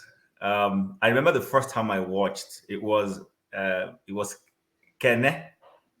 That was the main person. Mama Hecho was there. What's his name? Ovie was there. And it was just before the election. And it was very heated. I just sat down in my sitting room. I was watching. I said, okay. Then one day I said, okay, you know what? Let me go and air my views. Tell them, show them. And then I clicked and I got in, and I'm like, oh wow, if this is the way going to heaven will be. And then I came in and then I got hooked on. And like I rightly said yesterday, usually on Saturdays, because of time zone issues on Sundays, when it's 12 and all that in the UK, it's early morning here in Calgary, Canada, and we have to go to church and all that. So sometimes, which is why I usually join this program on Sundays late. But on Saturdays, for the last 1 year, I decided not to do anything crammed on Saturdays. So I didn't go for any weddings. I didn't go anywhere this whole year. Saturdays, I was always home, unless it was extremely necessary to go out. So I wake up, shower, and just come into my little office and join you guys. And it's been very interesting. Like I've argued, people have said we come here, we talk. I think it was KJ that said last week, this is a talk shop. And there's nothing wrong in talking. Talking is therapeutic. Like Amadia rightly said, there are people, even those who are listening and sometimes, giving us a hard time, calling us out, giving us, and all those things. If we're not here, there will be nobody for them on that comment section to pick on. So, I think there was a day I really got pissed off with comments, and I wanted to go in there and just go and punch people, and then something just said, hey, do you know that if you guys are not here, these guys won't have anything to talk about? Jim, to your point, if they're not happy with us talking, they can switch off now. They can go, switch off. No, they calm down. Don't worry, calm down. So the point I'm making is if we're not here, then they will have nobody to criticize. And if they are not there, we will have nobody to be talking to. We'll just be talking to ourselves. So I think, and the same thing with leadership. Although my philosophy has always been that leadership should be done in the right way. I long before I got to the level where I was, I had been a student of. In fact, if you come to my shelf, I have more leadership books than marketing, which I practice, or communication. I have more leadership books. I've read a lot of leadership books. And there's just something about leadership. Someone says everything rises and falls on leadership. And it's my prayer and my hope that the Nigerian leaders, some of the things we say here, that some of them will take it up and be sober. You know, we don't come, I don't take, in fact, if you know me, I'm one person who heavily Nigerian oriented. You know, I like to say, when I get to any place and I meet Nigerians, it doesn't matter whether they're my ethnic group or from any other group, automatically they become my brother. You know, so, and I think what we do here, we're not just talking, we're airing our views, so that we'll see how our country can get better. Incidentally, the election didn't go the way many people expected. But I will tell you guys one honest truth. I left a certain, I know many of them might be listening, one of my previous employers. So we form alumni when everybody leaves. And then that alumni, we have a WhatsApp alumni where we come and converse and discuss. And during that election, I told them that Tinubu was going to be Nigeria's president. And people were like, no, those who are against Tinubu said, God forbid that. And I said, you can't forbid it. They said, why? Why are you saying that? I said, listen, if this man has won his party's nomination and they didn't stop him, I said, nobody's going to stop him. I said, the only thing that will stop this man is God. If they did not stop him at his APC level, they saw a more erudite person and they went for this person. I said, this guy is going to be Nigeria's president. He said, well, I said, it's just typical of us, that the one people don't want is the one that's going to emerge. And it's actually because of our attitude and the way we go about things. So my hope is that this place is a mini Nigeria where people can come and speak the truth, where people can tell the truth honestly, devoid of whatever ethnic group they come from. The day we begin to, yes, accept our ethnic groups, but on a wider level as Nigerians, begin to pick the best for ourselves. I live in Canada. It's a lovely country. I know the things I've enjoyed since I came to Canada. I don't know any government office in this country. My relationship with the government is online. When I file my tax and my accountant sends it to CRA, as we call them, Canada Revenue Service, sends it to them. When they process my filing, they communicate with me and tell me if I'm owing them or they are owing me. If they are owing me, they will tell me when I'll get my money. And I just sit in my house and check my account and I see my money has dropped. If I'm owing them, nobody comes chasing me with stone and putting placards on the road to block me. They send me a slip. I walk into my bank. I tell my bank, this is CRA's money I want to pay. And I pay it and I move on with my life. Sometimes 7 months, 8 months down the line, they reassess me and they say, oh, we discovered that in 2018, you overpaid. Therefore, we owe you X amount. And then they refund me that money. This is almost like 3, 4, 5 years after they've assessed that one. They do a reassessment. They want to check. And they discover that, oh, that they took more money from me than they did, I testify. You know, so what am I saying? I saw all of this and I said, Nigeria can be. The day I came into Canada, I told someone, I said, this place is not better than Nigeria. The person told me, I said, these people are not better than us. The human beings, they are human beings. I've met people who beat traffic lights. I've met people who, if you allow them, they will scam you. But what's the difference? The difference is that there is a rule of law. The rule of law.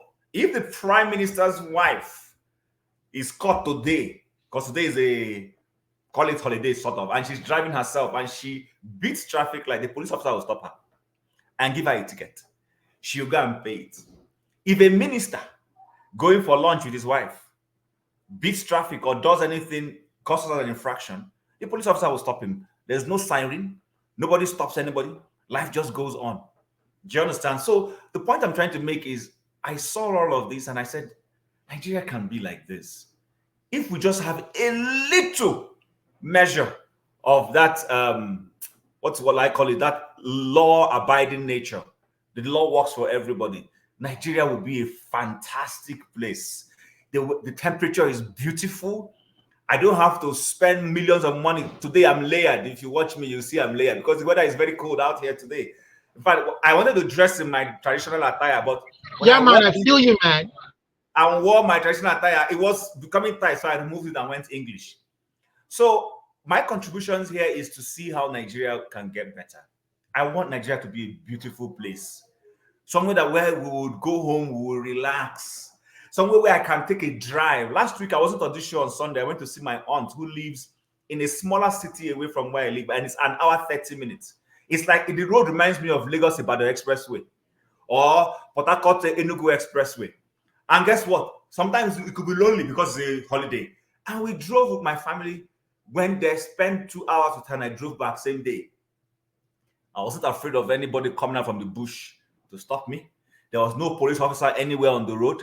In fact, when I entered the highway, the police officer drove by me. Their work is to parade the road, but they don't stop you. People drive freely. Life just moves on.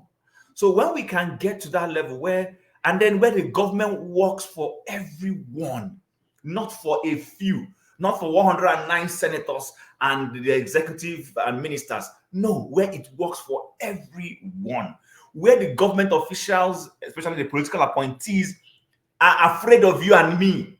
Because our politicians here, look, if you see the amount of mails, Christmas mails I got from my members of parliament this Christmas, wishing me well, soliciting my support. They're literally, I'm their beautiful bride. Elections are coming. So everybody is trying to be nice to me.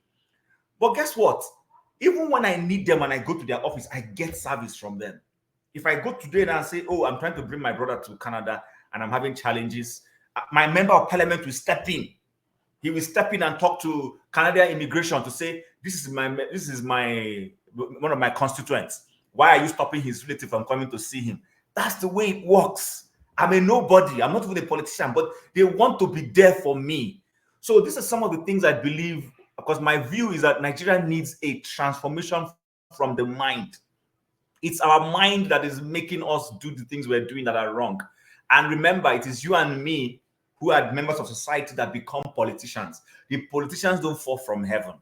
So if my mindset is warped at my lower level, I will carry that warped mindset into office. I'll carry it to the presidency. I'll carry it to Aso Rock. I'll carry it to a state government house. And I believe that what we owe our fellow Nigerians back home on this platform is to begin to talk to them about some of these things that will begin to see they can start changing the way they reason. Because the day Nigerians change the way they reason, Nigeria has changed.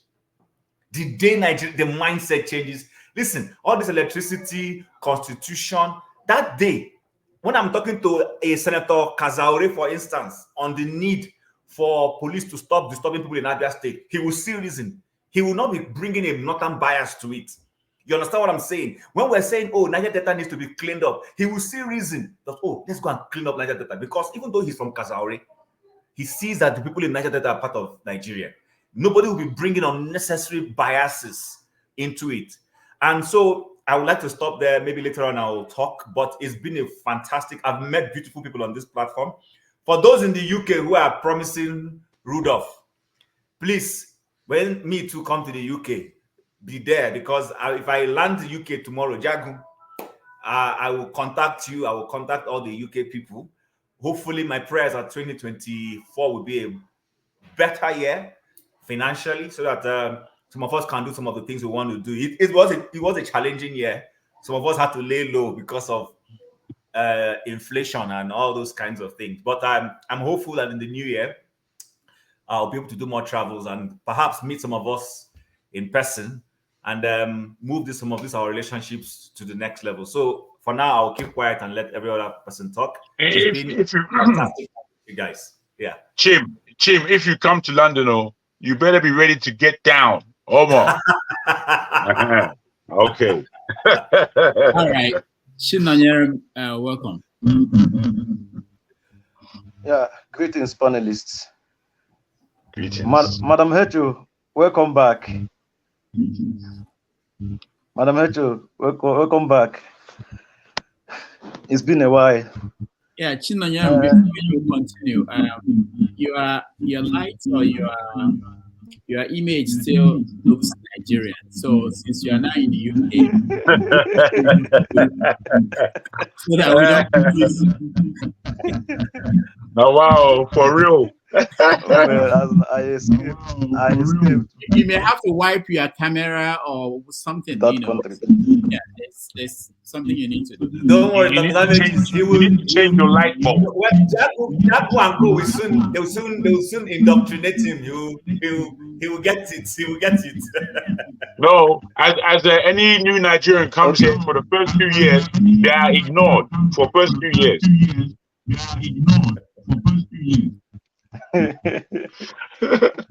Okay. First of all, I think it's worthy to note that I started joining this the panel because of Ngozika. Ngozika really motivated me because I was like, I watched Dr. Damages for more than 4 years, but I never joined the panel because I thought my network was too bad. But I started seeing Ngozika join frequently. I was like, if Ngozika is in Nigeria and can join, why can't I? That was what motivated me. That was what enforced my will to start joining the panel. So I thank Ngozika for that.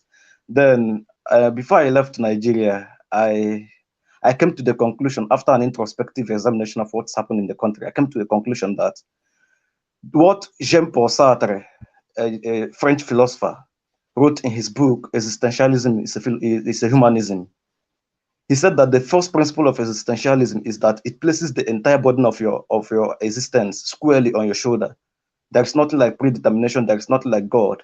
That is the kind of mentality any person that wants to survive Nigeria should have. You should know that there is not like government. You have to protect yourself. You have to provide everything for yourself. If not, you can't succeed. You can never succeed in that country. That place is just what it's nothing to write home about. You must face your responsibility as whatever burden that life places on you. Just hold this squarely on your shoulder. Don't think that the government will do this or that for you. Whatever you want, just try your best to get it your way. It shouldn't be that way, but that's the situation we found ourselves. It's too bad. You have to provide every single thing for yourself. And you pay task after providing every single thing for yourself. And the task will be embezzled. That's what Nigeria is. So that's what I just want to say. Anybody in Nigeria should just face whatever you think you want to do it on your own. Don't ever depend on that government. Nigeria will never work. I've said this before. I've come to the conclusion that Nigeria can never work under this present dispensation. It can never work. Chinonyan, let's just ask you a few questions. You just left.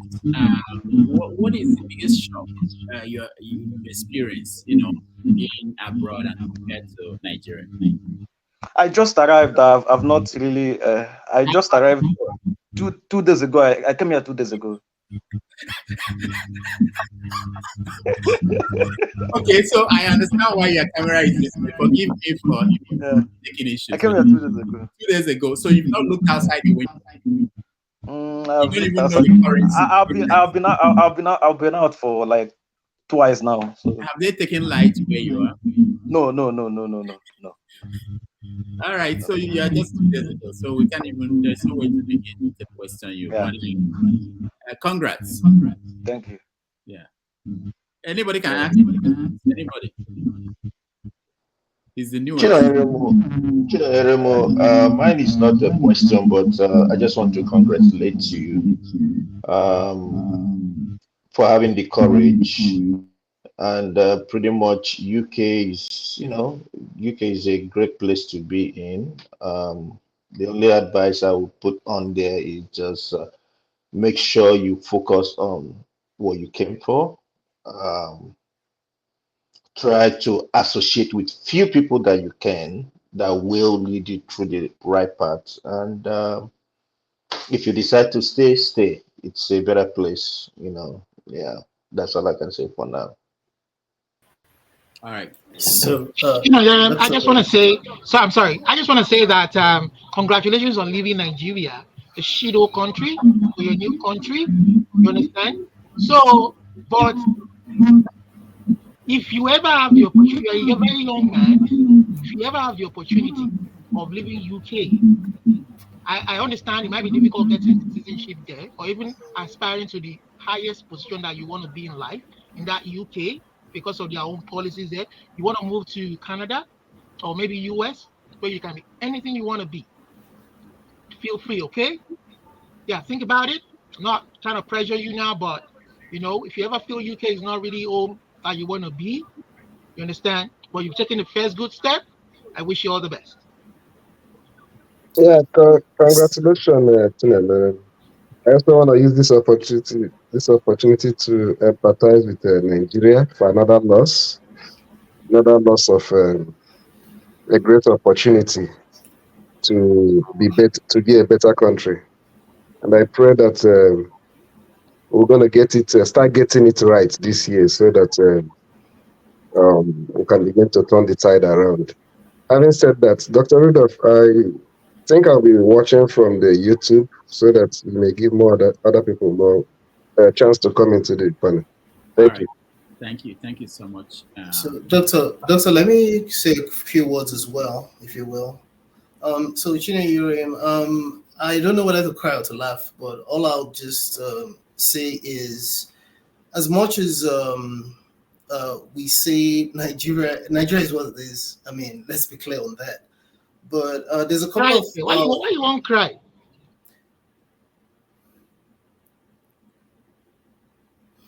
There's a couple of okay. There's a couple of now you and me, but yeah.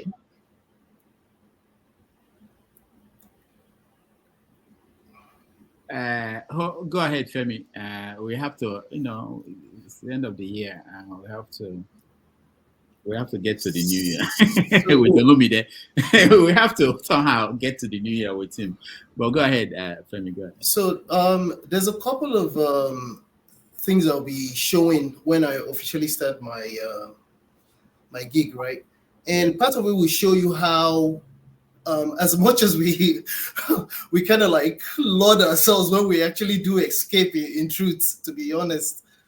You see a lot of those Nigerians that spent time abroad that are actually doing amazingly well in Nigeria now. They're going to tell you the opposite. So it's going to be interesting. I mean, the kind of guys I'll be bringing up, especially again with respect to the fact that it's going to be domiciled in the IT space. But just a couple of words to Yem.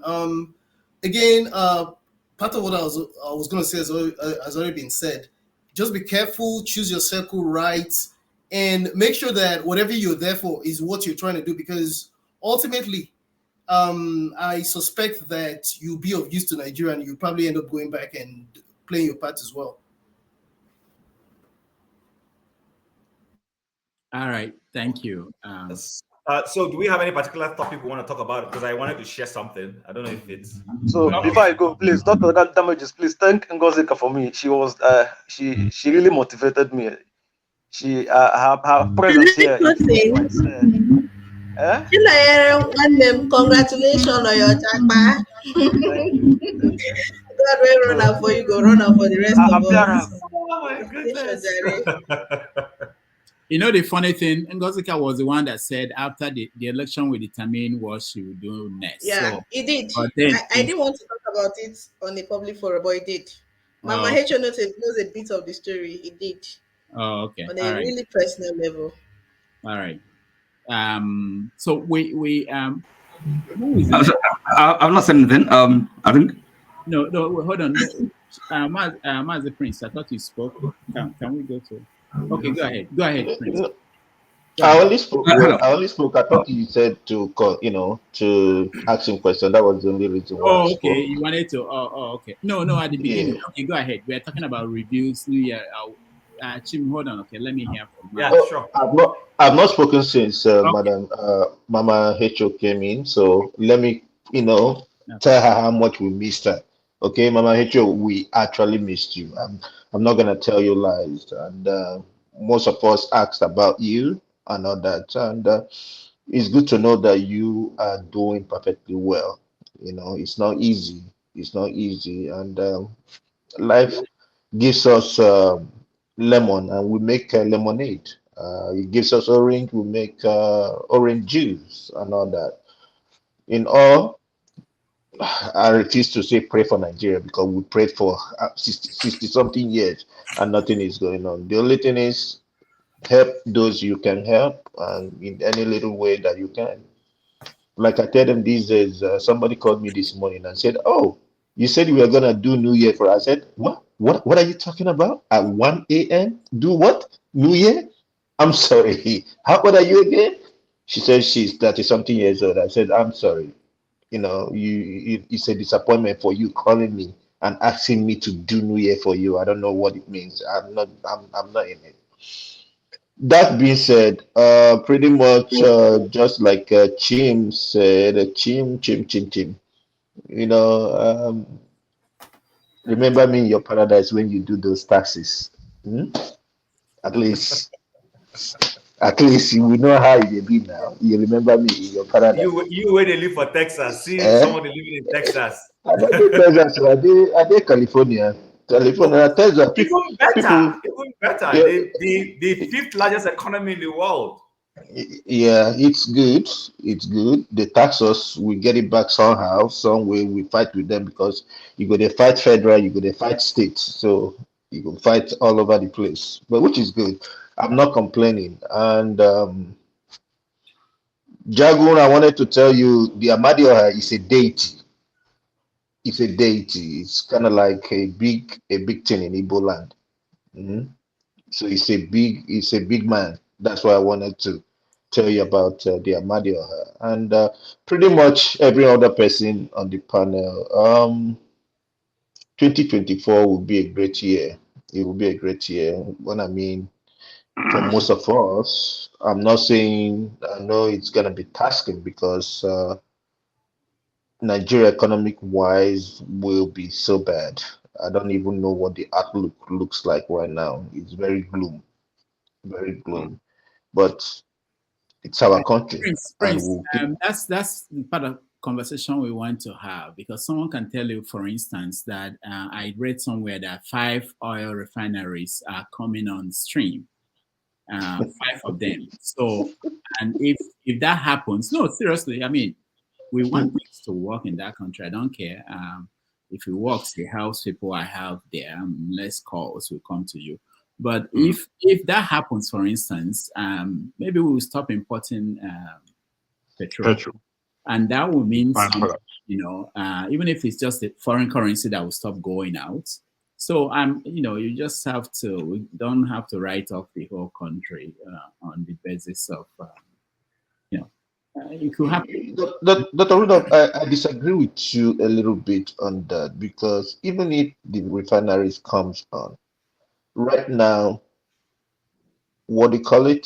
The subsidy is gone, and whatever they're gonna refine, they will also refine it based on international price. Yeah, I know the whole story about it. I used to follow energy, but the point is if you want to actually argue it, there's cost in importing and exporting, so that cost will not be part of it. So somehow it's going to be better for you to refine in your country than to import. But anyway, let's leave that. It will be better, and also remember that most of the crude oil that we are gonna be producing is on debt.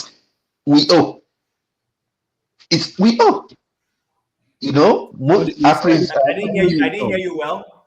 Oh, okay. So most of the production of crude that we'll be doing 2024 will be used to pay debts that we've already collected. Yeah, but the point is that if we don't do this, we will still pay that. So in any case, it's a positive thing. Anyway, hold on.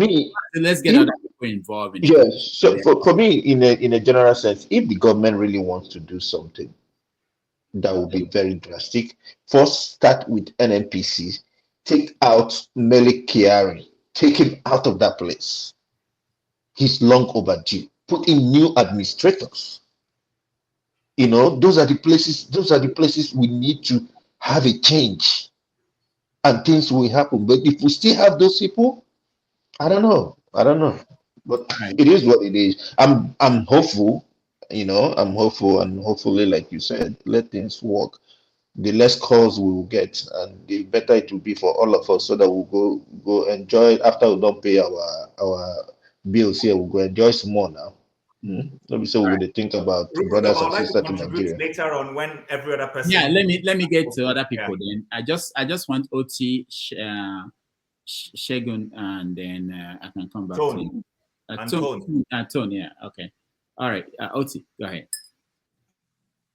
Hello, yeah, good evening, everyone. Yes, Madam Hecho, it's good to see you.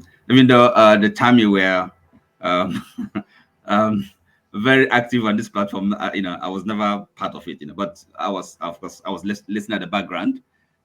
Welcome back. I don't. I liked what Ngozika said. I just have to kind of recall. She made a quite useful observation in her charismatic basic common sense. So yes, I mean the election in Nigeria, for me, that's of course is the most remarkable thing that happened this year, for good or ill. Some people have said that Nigeria, it's been a good year. Some people say, okay, maybe in perhaps in their personal lives. But if we're talking about our country, I don't see anything good about it. I would say it's been awful. Again, it's just the election, really. The what happened in the political scene. I think it's Martin Luther King who said that the arc of the universe bends towards justice. So in the same way, the arc of the political universe bends towards justice. Why I say this is because something that's important to me. Because I always tell my children, everything has a consequence. I think, I don't know if we as a people, are alive to this notion. I think it's quite a basic fact, really. Things have consequences. And I want us to kind of imbibe this. And going forward, even if there's one thing we can contribute, if it's one thing we can contribute to, Nigeria, our country, can we somehow let our people, especially the politicians, those in leadership, know that things have consequences? And I mean, really, for them, not because consequences in the sense that, look, we all know that crime, there's no statute of limitation. So when you do a crime, there's going to be, rule of law. Jim mentioned it, due process, and punishment if one is found guilty. So because people are committing crime in Nigeria in the name of whatever, those in high offices. So what happens? I mean, what happens tomorrow? So I think we really should come alive to this possibility, and maybe I don't know how to make it widely, generally known that there will be a reckoning. People will have to pay a price if those that are in power now, because this thing power is so transient. Things can change suddenly. And after all, Emefiele that is now being prosecuted, he was once a very powerful man in Nigeria. Who said that can happen to even the guy now, the president, tomorrow or next, or to anybody for that matter? Look, so if you do a crime, any kind of crime, it doesn't matter who you are. So I think it's if we somehow as a people understand this and kind of live with that, things may change. Things will definitely change, because all this we're hoping, of saying that people, the Nigerians are going to change their attitude, and therefore things will change that way. The only thing that, look, if people get away with things, they do wrong thing and get away with it, no consequences, nothing will ever change. And that's where the rule of law comes in. Jim talks about it. What's the rule of law? I mean, again, things having consequences. When you do something, you really have to kind of accept, pay a price when you're called upon to do so. So that's to me is both our current situation and going forward. This sense of accountability. That's we have to be responsible, be held to account for whatever we do, both in our private and public lives. That's to me should be a very important lesson to draw and to live by. So that's all I have to say at this moment. Thank you so much. Let's go to Femi. Can I skip you? Do you have something to add? Yeah. Okay. Shegun, welcome to the show. Good evening, everyone. I hope you can hear me clearly. Yeah, we can hear you. It's been nice, to be on this platform again. Greetings, Doctor. It's been a while. I just wanted to be part of the last show of the year. Thank you so much. We miss you, especially at the election. You were very key in helping us. The blood was very hot that time, and the hopes were very high. Unfortunately, it was dashed, but we're still here, been listening at the background. So, first thing first is greetings to everyone. Mama Echo, greetings to you and everyone. Thank you, Doctor, for creating this platform to enable communications, at least. Even though we've not met ourselves here, somehow it feels like a family, so which is a good thing. So I'll just pick on various points. I wanted to join yesterday, but somehow I didn't have the chance. So first, just to talk a bit about Man of the Year, I just pick on that. For me, I think the Man of the Year is Peter Obi. And for the simple reason is, if you look at previous elections, there's always been clamor for a third force. No matter how strong the clamor is, by the time the election result comes out, you see that the third force did not even get up to 200,000. But Peter Obi got close to it. Even though at first when he started, I was just thinking, well, if he gets 4 million votes, that's an encouragement. But it was almost there before we were cheated out, in my own opinion. But so for being a very strong contender, and he has given hope. Things don't change like that. They take gradual step to stage. So maybe next time, if we try, we may be able to get what we want as a people. So I'll give that to him. And that also leads me to say that the highlight for the year is actually the election, because people had hopes. People, in my own opinion, participated. And we hope that something good will come in, but never came back in. INEC was the low point of last year, just for the simple reason of just tweaking something in the system and allowing somebody else to take advantage of the procedure. I think that will just be what I would say. Looking forward into 2024, personally for Nigeria, I don't see sign of something encouraging. So, I mean, if you Yorubas will say the sign of a good Sunday is probably your Friday before or Saturday before. Really, I'm not seeing anything encouraging from this government to say that we're really looking forward to a hopeful one. But we must all live on hope. So one thing I hope, which you have said, is that I hope refineries start producing in Nigeria. I only hope. And why I keep stressing on hope is because we've had Dangote commissioned very early in the year, and this is the last day of the year, and one drop of product hasn't come out from that place. We've had Port Harcourt refinery mechanically completed.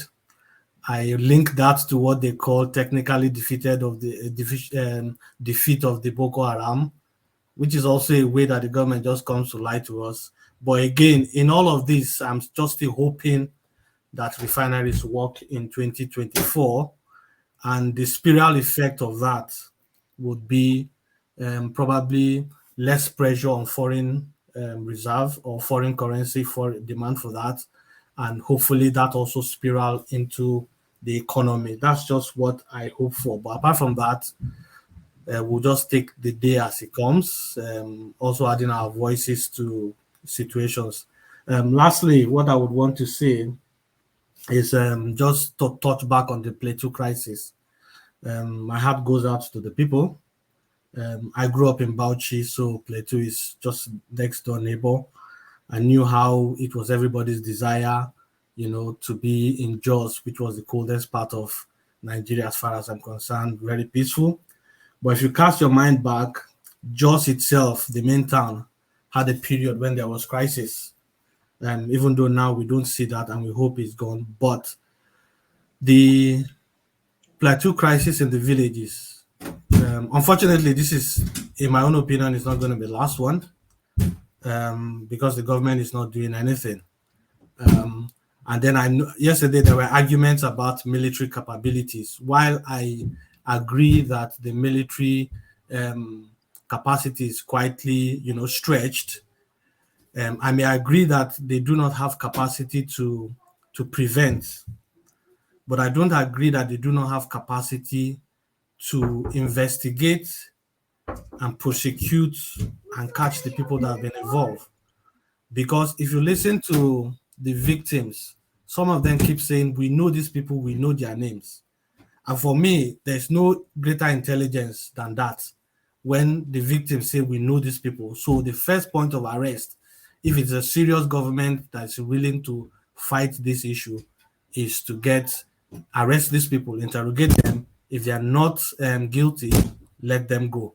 But we've not seen that, which points to the fact that there is no political will to really stop that fight there. So in my own opinion, what they need to do is the people need to arm themselves and protect themselves.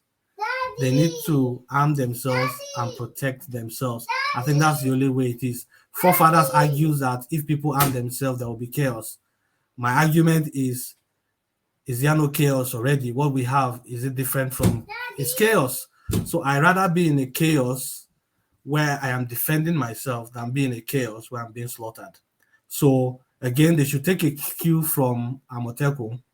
They should assemble themselves wherever they need to do and defend themselves, and maybe the government will take them more serious and do what they need to do. But apart from that, we commensurate with them. We know it's a difficult position to be in, but that's Nigeria. It goes back to my opinion that the way Nigeria is currently constituted, it's going to be difficult for it to work. So that's just my one kobo. I said I should chime in so that I can tick the register that I was part of the last episode. And then I wish everybody a prosperous 2024, and hopefully things get better as we all keep discussing and doing things in our own way. So thank you for the opportunity, Dr. Damages. Thank you, Shagun. Before you go, can you go into this controversy? Who is our best panelist?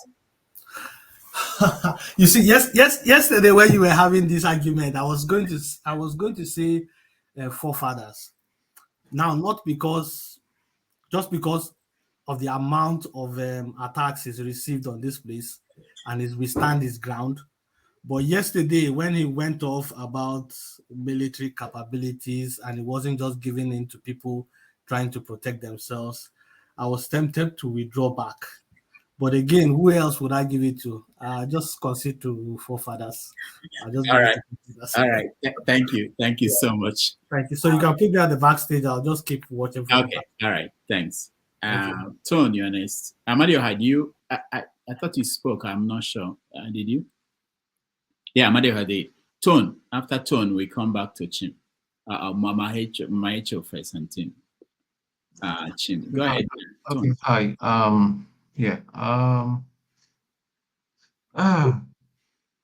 We keep talking about refinery. I would like to view it from the global scene. As you and I may be aware, you live outside Africa. Europe and America, if Canada as well, I don't know much about Canada, are talking about electric cars and even hydrogen cars. And we're still talking about oil. Dubai that has so much oil and all that are reinvesting. What have we done with the money? It's the same money we made. We made as much money, if not more than Dubai. And look at what Dubai has done with it.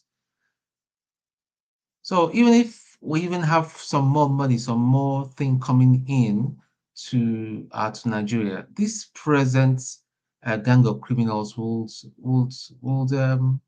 squander it. Tinubu is a career criminal. He's a good person. When you meet him, he's a lovely person, very, very robust character, like Dr. Gomez rightly said earlier. I know that. But the man is an evil genius. So I don't expect anything. I don't expect anything to be better. Nigerians are not going to be better off. It's going to go. The money is going to go within his criminal organization and gang. Nothing is going to happen. Nothing. It's not going to change anything. And furthermore, what was I just trying to gather my thoughts? The refinery we're talking about, it's all news. Everything this government has told us when we put it under the lights to fact check it, it turns out to be lies. So why will I believe something about refinery and all this? All lies, lies, lies, lies. If you ask me, where we should be putting our money into, its cottage industry, getting small businesses up and running, because that's what drives the economy. Paying the soldiers very well, providing better training for soldiers, retiring useless commanders that in the army, the air force, and the navy, are just there pot belly and all that, carrying swagger stick and all that. They don't have no idea. And that's how we can start moving forward. It's not like forefathers would say, it's not about recruiting millions and millions. When you recruit, and then who are they going to recruit? They're going to recruit more terrorists, and all they will be concerned is how to go and suppress people in the east or anywhere that anybody that opposes them. So the thing is, APC is the worst thing that's ever happened to Nigeria, unfortunately.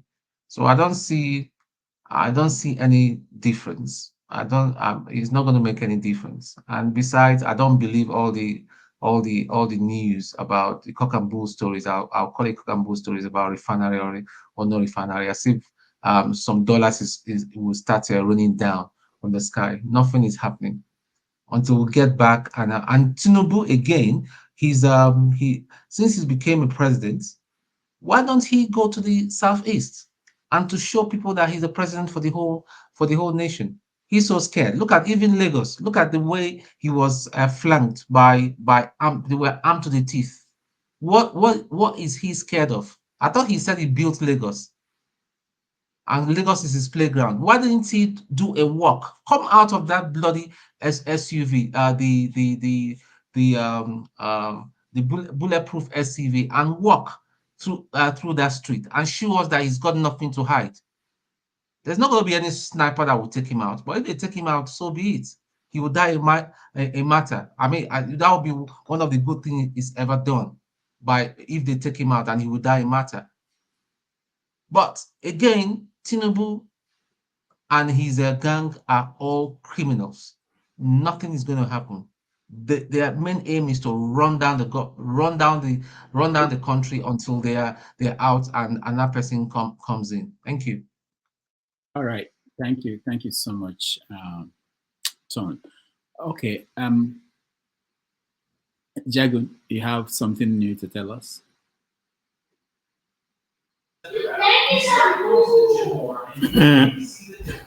Amadioha, Yeah. you just spoke. No, I've not spoken, so I came back. My second missionary journey, I have not spoken.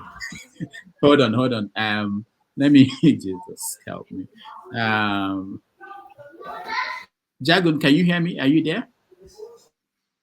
There are people I'm afraid of. Someone like Jagun, I'm afraid. I can hear you very well, sir. I have to make sure. I didn't want much to say. I'm just happy listening to people's glad wishes. I think this is the first episode where there has been no arguments, so I'm not going to start. All right, thank you. Amadioha, because I know that a fowl is enough for you to be calm, I'm not worried about you. I'm not afraid of you. So I know the fowl again. What do you eat now? Are you vegetarian? Fly away, get one ice. All right, go ahead. What do you want to say? As I said, John Abba, grandmother from our place. So if Fulani people run you over for Benue, I'll get one hunt where my grandma live. I will give you a house there.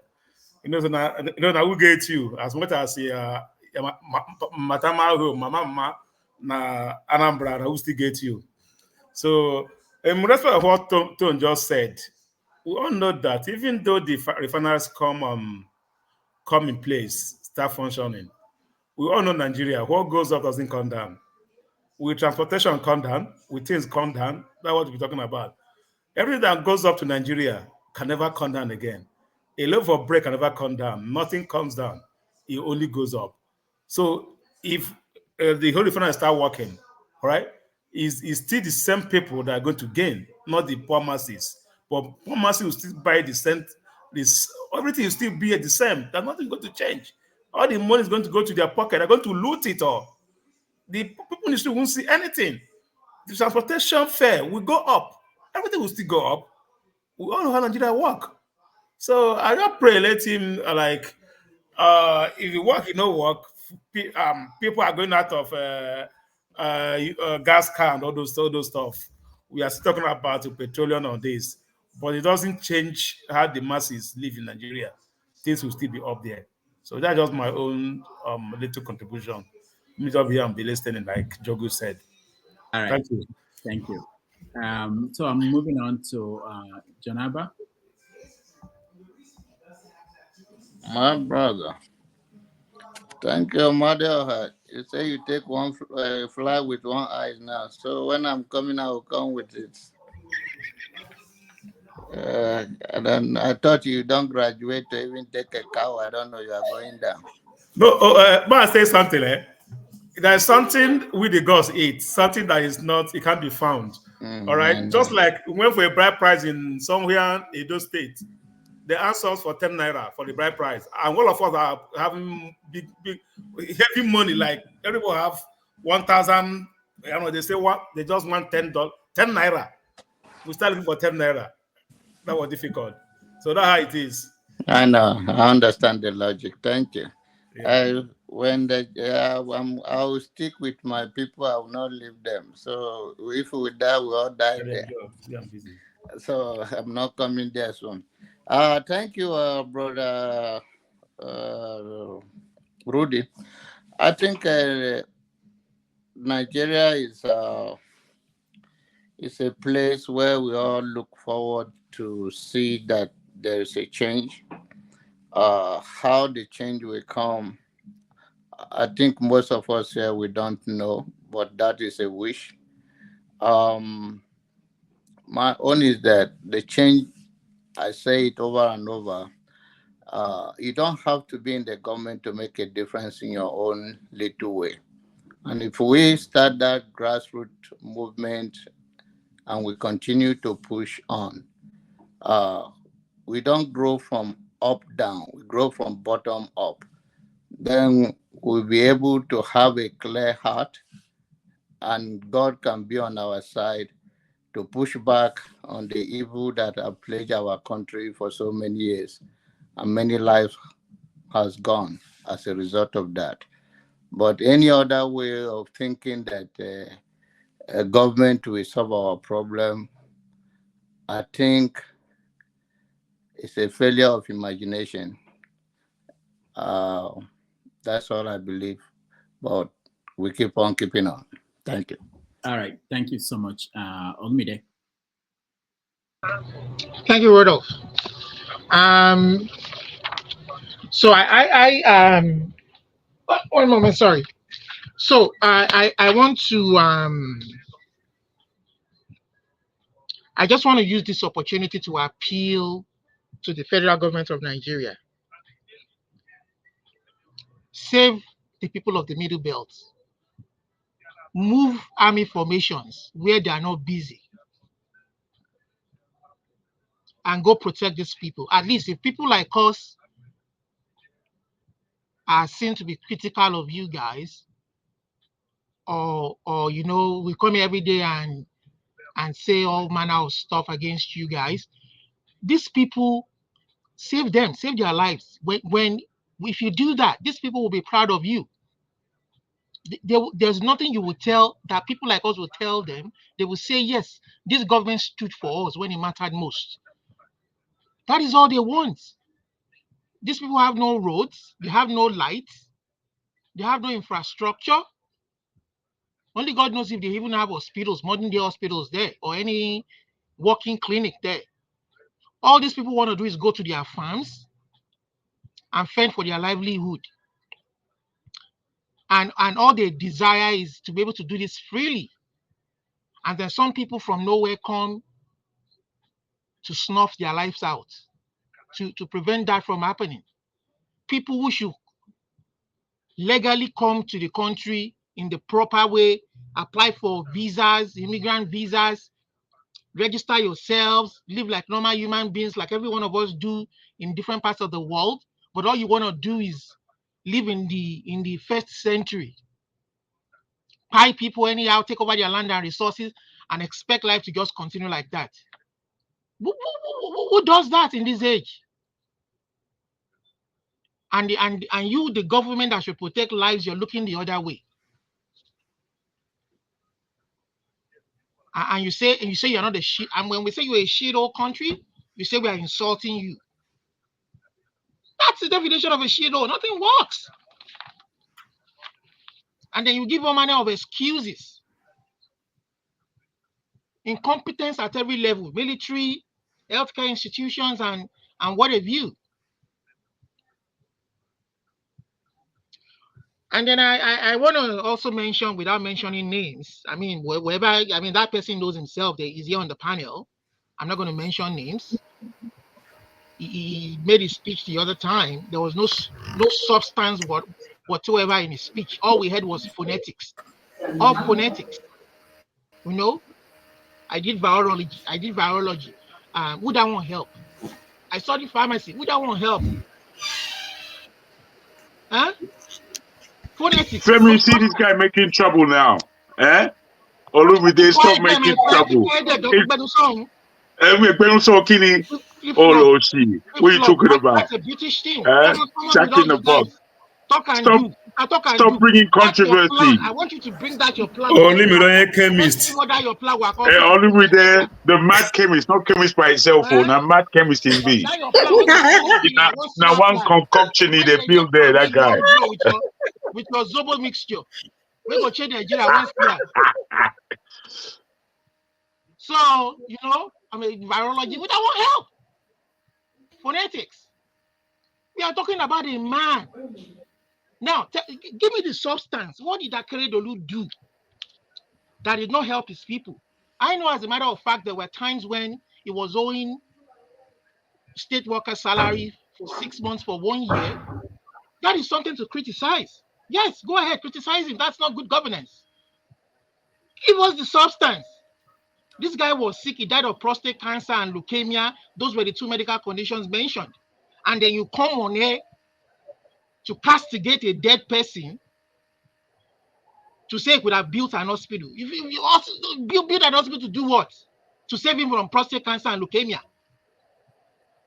Is that where you should direct your thoughts or your criticism to? And then you say you did virology. We all know our institutions are down. They're dead. They're not working. I can give you an example. I have my 2 children. They were born here in Canada.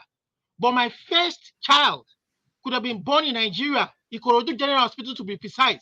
I lost that child to incompetence. My wife, it should have been a CS, but they tried to pull the child out. The consultant was called. He wasn't at the hospital at the time of delivery. The man said he was busy, he couldn't make it. He was a resident, a student, an intern under his study that was trying to deliver the child. And this child of mine was mangled. And they had to call me from my workplace to take my child to the nearest emergency, Osut. Imagine driving from Osut, from Ikorodu General Hospital down to Osut. Is that not a failure of the institution? And we're telling you to direct criticism where you should direct it.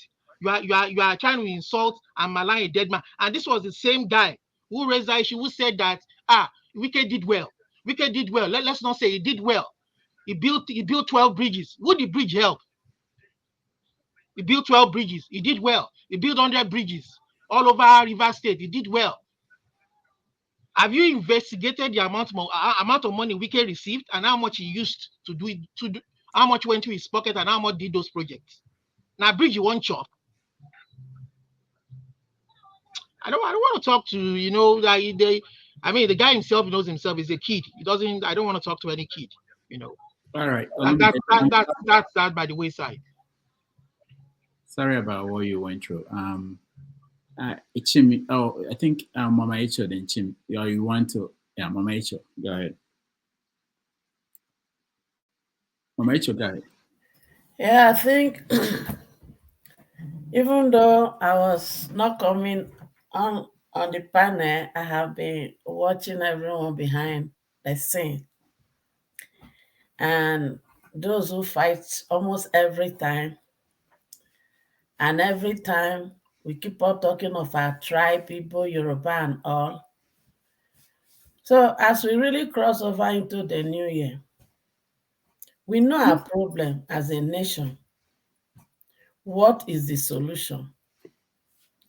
Or are we still going to enter 2024? We are going to be coming here to continue to describe the problem and not find solution. Because the solution lies on everybody's hands. Like I said earlier, the generation we are neglecting now that are dropping out of primary school, dropping out of secondary school, dropping out of university because of the increase in school fees, and those who finish school without work. It will haunt everyone. Those of us who said it is only in, I don't know of other countries, but it is only in Nigeria that we, you know, growing up, I was told that there's what they call slave trade when we read it in history. They came and they took us. But now, they don't need to come. They only created an environment with the help of our leaders so that our own country will become more conducive for us to live and will run down here. We're only coming here to help them to maintain and rebuild, whereas our country is broken down. We know our problem. And we have to come to agreement to find solution. Nobody will help us. Like I always say, there are only two tribes in Nigeria, whether you like it or not. The tribe of the oppressed and the tribe of the oppressors. When it comes to the tribe of the oppressor, all this division doesn't hold water there. They don't discriminate against themselves through religion or tribe. They marry themselves. When they want to party and do all this, they go. We only hand back to their wife and to their children and police escort. Then when it comes to election, they still come with this division and we buy into it and we run with it and we kill ourselves. And now we are beginning to sow the seed of discord in the heart of the younger generation. We know our problem. So as we proceed into the new year, we must make up our mind to drop this argument of tribe and religion and face the reality and discuss and plan and execute solution to the problem that is destroying us as a nation. If not for any reason, do it because of this younger generation. If not for any reason, do it because of your children.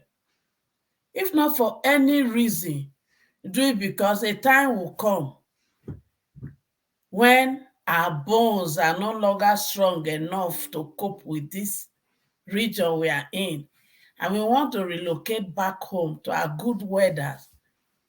But that will not happen if we don't fix the problem. Thank you. All right. Thank you so much, Mama Icho. Chim. Yeah, thank you, Rudolph. And Mama Hecho, nice to make your acquaintance. Incidentally, you were not here all the time when I joined. But I learned you are a very, very insightful contributor, and from your last, just immediate speech now, clearly shows it. A few things I want to contribute to. One, the major thing I want to talk about is in the course of the week, I had a conversation with OT and electricity. We were talking about our expectations on our the current opposition leader. So I'll dwell more on that. But before I go into that issue, first and foremost, Olumide, sorry to learn of your loss when it happened. I'm sure it was many years ago, but nonetheless, let me just commiserate with you. Now, to the issue of Akeredolu, like I rightly said yesterday, if we look at, the man was a man of many parts. So, like I usually tell people, when someone passes on, he's a total person with different stages of life. Some might not be very palatable. I remember when the Queen of England died and people were mourning, there were people rejoicing in some other parts of the world. And in the forum where I belonged to, people were like, why? I said, well, she was a mother to some people, but to some other people, she disrupted their civilization. So you can't choose and pick. When it comes to Akeredolu, like I rightly said yesterday, and my position hasn't changed, but what I want to mention is this. When people talk about our leaders and their failings, this is me speaking. Personally, Akeredolu cannot fix the entire problems of Ondo State, but he can begin to take steps to do things for which he will be remembered, and I'm sure he did a couple. Now, on the issue of healthcare, maybe it wasn't part of his core goals. But what people are saying is that our leaders need to start thinking beyond their time in government, and beyond the fact that when they're in government, perhaps because of the fact that they're in government, not that they are stealing now, let's forget about stealing, but let's say genuinely resources that go to him. Because he's in government, the state pays his bills. So if he has a headache and the state can afford to solve his headache in Germany, the state will pay because that is his benefit. But can he or can those leaders think beyond that to say to themselves, well, yes, they can pay my bills, but why don't I create an infrastructure where I can also go benefit, but also is there as a legacy that other members of society can also go and enjoy? So, for instance, I never see any sitting president of America, and they've had a couple of presidents that were millionaires, or leaders who had money. But when they're in office, it's an American policy that your children must go to public school. If you have children within school age, they have to go to public school. If they're in private school when you want presidency, you must pull them out. They must go to public school. It happened with Bush, who had twin daughters who were still within the age of going to school. So what Nigerians are saying is that a Buhari saw how a Yaradua was sick and had to go to Saudi Arabia and Germany. That should have been a lesson for a Jonathan to say, you know what, perhaps it's time to build good specialist hospitals in the 6 geopolitical zones of this country. Let's fund it so that our people can go there for treatment. And then we as VIPs, if we take ill, we go there.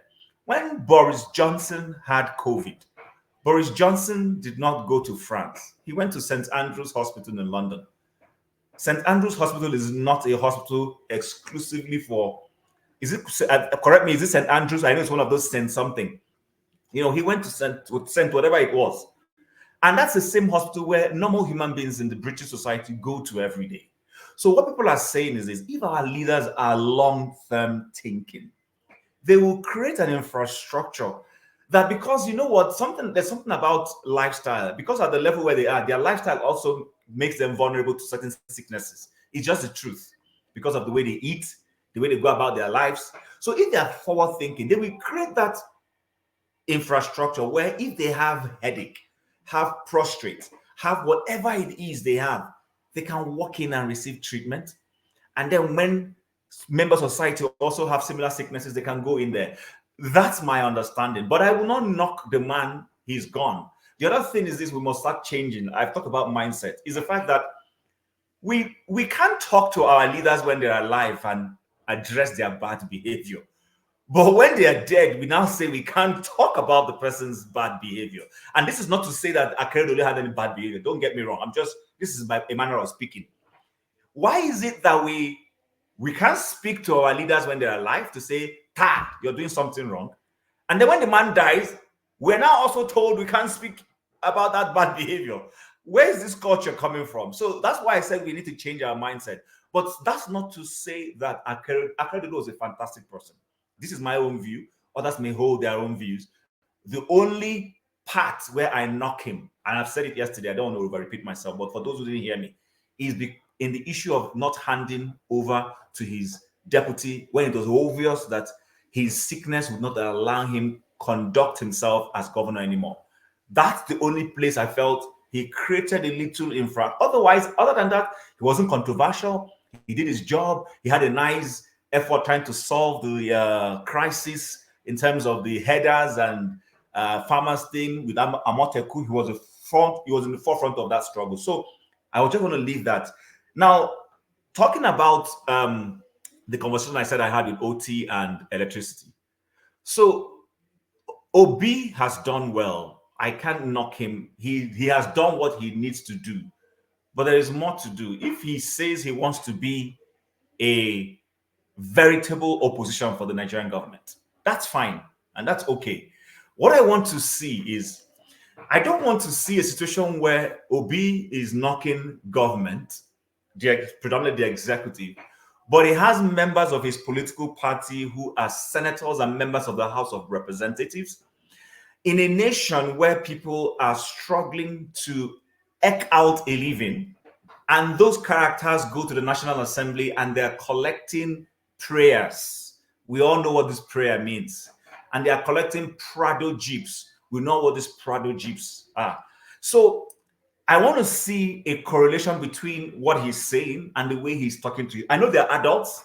Like I said, I know we're not running a parliamentary system of government where he is part of parliament and is able to rein a leash on his members. I understand that. But I also want to see a situation where the Labour Party organizes itself very well. Go in there, go in with a common front. When things are not going well in the House, not necessarily because if they oppose, it will make the majority of evil men there not do what they want to do. But let them begin to express and make Nigerians see that perhaps, because the thing about life is this: the person who wanted you to woo them and marry them is the one who will present a photo so that if you're not enjoying where you are, you say, if I had married this person, it would have been better. So the political parties are like suitors, or let's say, suitors. Let me use that expression. If they go there and they are behaving like APC, then there is nothing special about them that will make Nigerians say, okay, we should have had Labour. So if you're going there and you're collecting prayer, then how are you any better from the people who we have always known to be prayer takers from time immemorial? So right now, what I'm seeing is a bunch of people who rode on so-called obedient movement to get into Senate, to get into a Federal House of Representatives, and they're just replicating the same thing that Nigerians have been crying about. So, but I believe that in Obi, beyond criticizing the government and all that, he should start calling his own members to behave themselves. Somebody just mentioned EFF in South Africa. Thank you very much, Ugochukwu. I watched the South African Parliament. I see how Julius Malema manages his members there and everything, and they work in tandem. Sometimes he doesn't even speak. It is his members that are speaking. But remember, I acknowledge the fact that Obi is opposition from outside of government. We're not running a parliamentary system of government.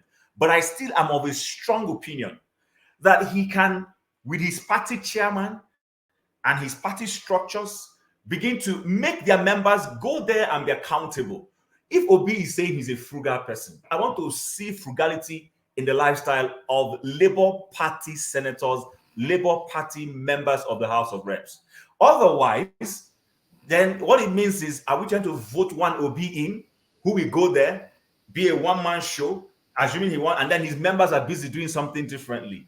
No. So I think that's what is that is the aspect I'm concerned about, that this opposition has to be played in unity. His members need to, in fact, if it means him calling a town hall within his members and the obedience, so that people, they can listen to those people who support their principle and understand where those people are coming from. So when they go to the house, they will be doing the thorough bidding of Nigerians. And I am not oblivious of the fact that they are few in number, that they may go there and their voices will be drowned out. That's fine. But let Nigerians see that there is a group of people who are standing out.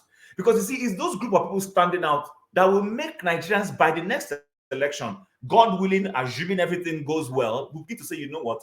We have really tried these other people. Let's try this Obi and his men. But right now, it's looking to me that it was just an Obi.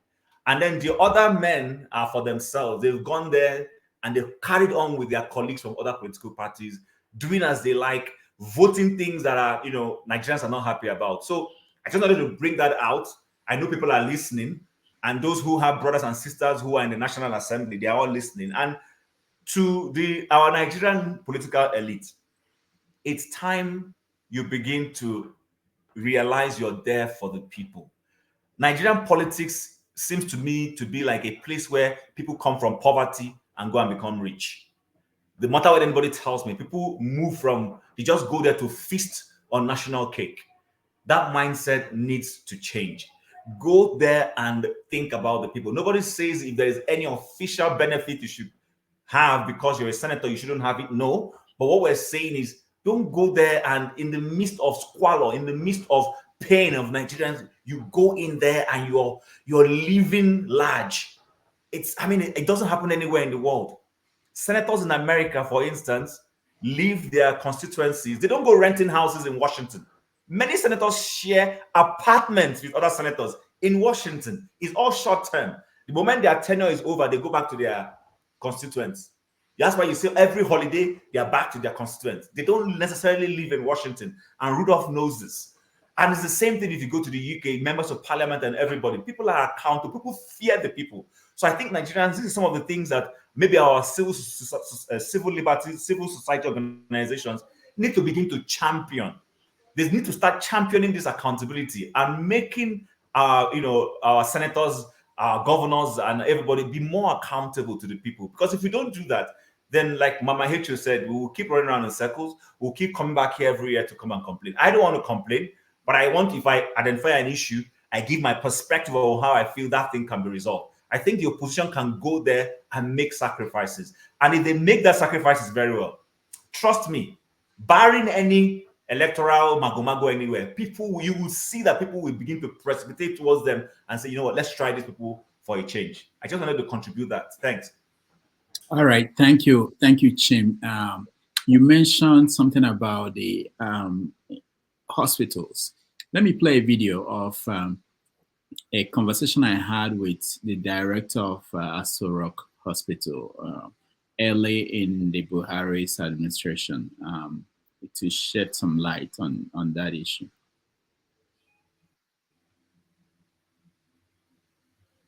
Yes, Joseph, about the other ear. We caught up with the surgeon in charge of Aso Rock Clinic when the president was here at the United Nations. We asked him the same question. We said, why is the president, why is he going abroad for ordinary ear treatment? Here is his answer. The head of surgery department, Dr. Danjuma Kauba. So Nigerians are wondering, why is it that a president of a country like Nigeria cannot cure ear infection in Nigeria? It's something that is simple, clear to Nigerians. They don't understand this. You are running the surgery department. Can you help Nigerians understand why? Well, on this, I don't have the capacity to comment. I'm not his chief personal physician. So you can't comment on that. But can the clinic handle something like, if I come to the clinic now and I'm sick, I have ear infection, can you treat me? Of course, when you come, you'll be assessed. Once the diagnosis is established and it can be handled, why not? So do you know anything about the budget of that clinic? How much is it? We see a lot of figures in the media. We get confused. Some billions and billions. What is the budget of that clinic? I might not quote it precisely, but I think, yeah, about 2.something billion was budgeted for the hospital. And do you think it's enough to take care of the needs of the presidency? You see, there is a lot thing people don't understand. Recently, in the media, the hospital was carried as, we ran out of drugs, we can't offer services, despite the fact that about 2.something billion was budgeted for the hospital. As I speak with you right now, not a dime has been released to the hospital. It may interest you that even the recurrent for the hospital has been, by mistake or by whatever, has been matched to the capital budget. So State House Medical Center don't even have recurrent budget to run the day-to-day affair of the hospital. Is there another hospital for the president? Even any other hospital other than this one that has no money released? No. So if the wife of the president or anybody in the presidency is sick now, you may not have the required medical tools to treat the No, of course, measures have been taken to ameliorate the situation. Yes. But as I speak with you, the impression people have, so amount of money was released, State House Medical Center, people expect things to go, you understand, the way the money is. But that is not the case. All right. So that was the former medical chief surgeon, I think, at the clinic that was talking. And in private, he also mentioned two issues that is most people may not know why our elected officials don't go abroad. The first one is they're afraid that all of you will bribe the nurses and and the nurses will get rid of them. That's one. I don't know how you can solve that one. They are afraid that all of you get to know what they are suffering from. They're afraid of Ferreira. Yeah. So they are afraid of that. And then those are the big. It's not that there are no hospitals in Nigeria that can take care of these people. It's just this fear that some of these people who might be brought in to treat them will leak the information about what they are suffering from or their medical record, and also that somebody might pay somebody to. So Rudolph, it boils down to the fact that they are guilty of something. Oh, I mean, when you're afraid of somebody, it means there's something you have done to that person that you are afraid of the person. It's simple logic. Yeah. Because if I have no fear of Mama Hecho, I will walk into her service provision, whatever it is, and receive my service and walk in. But if I feel I've offended her, and of course, we come from a society that is largely suspicious. With this suspicion we face exactly. So that is where but it stems from the fact that you believe you've done something wrong. If I don't know, if I believe I haven't done anything wrong to you, I'll come in and receive service from you. So they need to go and correct, guilty conscience. No, Chim. Oh, let's take this in this way. Mentality of Nigerians in terms of health issues is different from here. A Nigerian will be suffering for a disease, and so a Nigerian will be so ashamed for people to know that I'm suffering from such a disease. That's the job of Nigeria. They are too ashamed. From a headache, if somebody go to hospital, if somebody you start hiding. You don't want them to know that he's going to hospital. That's Nigeria for you. They are so ashamed of whatever illness they are going through. So, an ear infection that the president have, all right, he will not even want his, like, people around you know that you even have an ear infection. That's the problem in Nigeria. I don't just know. That's what's killing many people. Many people are dying because of that, because they don't want to, somebody else to know that I'm sick. Somebody will go to hospital, appendix, anything, and comes back, he'll be hiding for it. He's hiding for people not to see that he went to hospital. It's not their money, it's not their sickness. So that is one thing I see about Nigeria. And I witnessed so many times. And sometimes people die from that. That's just how I say it. I didn't say that every Nigeria they do that a lot, even though they don't even have the money. No, but the thing is, before they came into the public office, were they patronizing this medical treatment abroad? The question is no.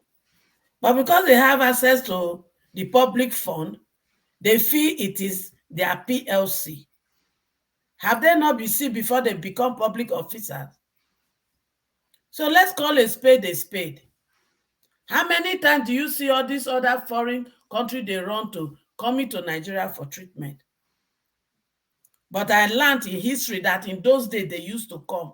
We should be ashamed of ourselves.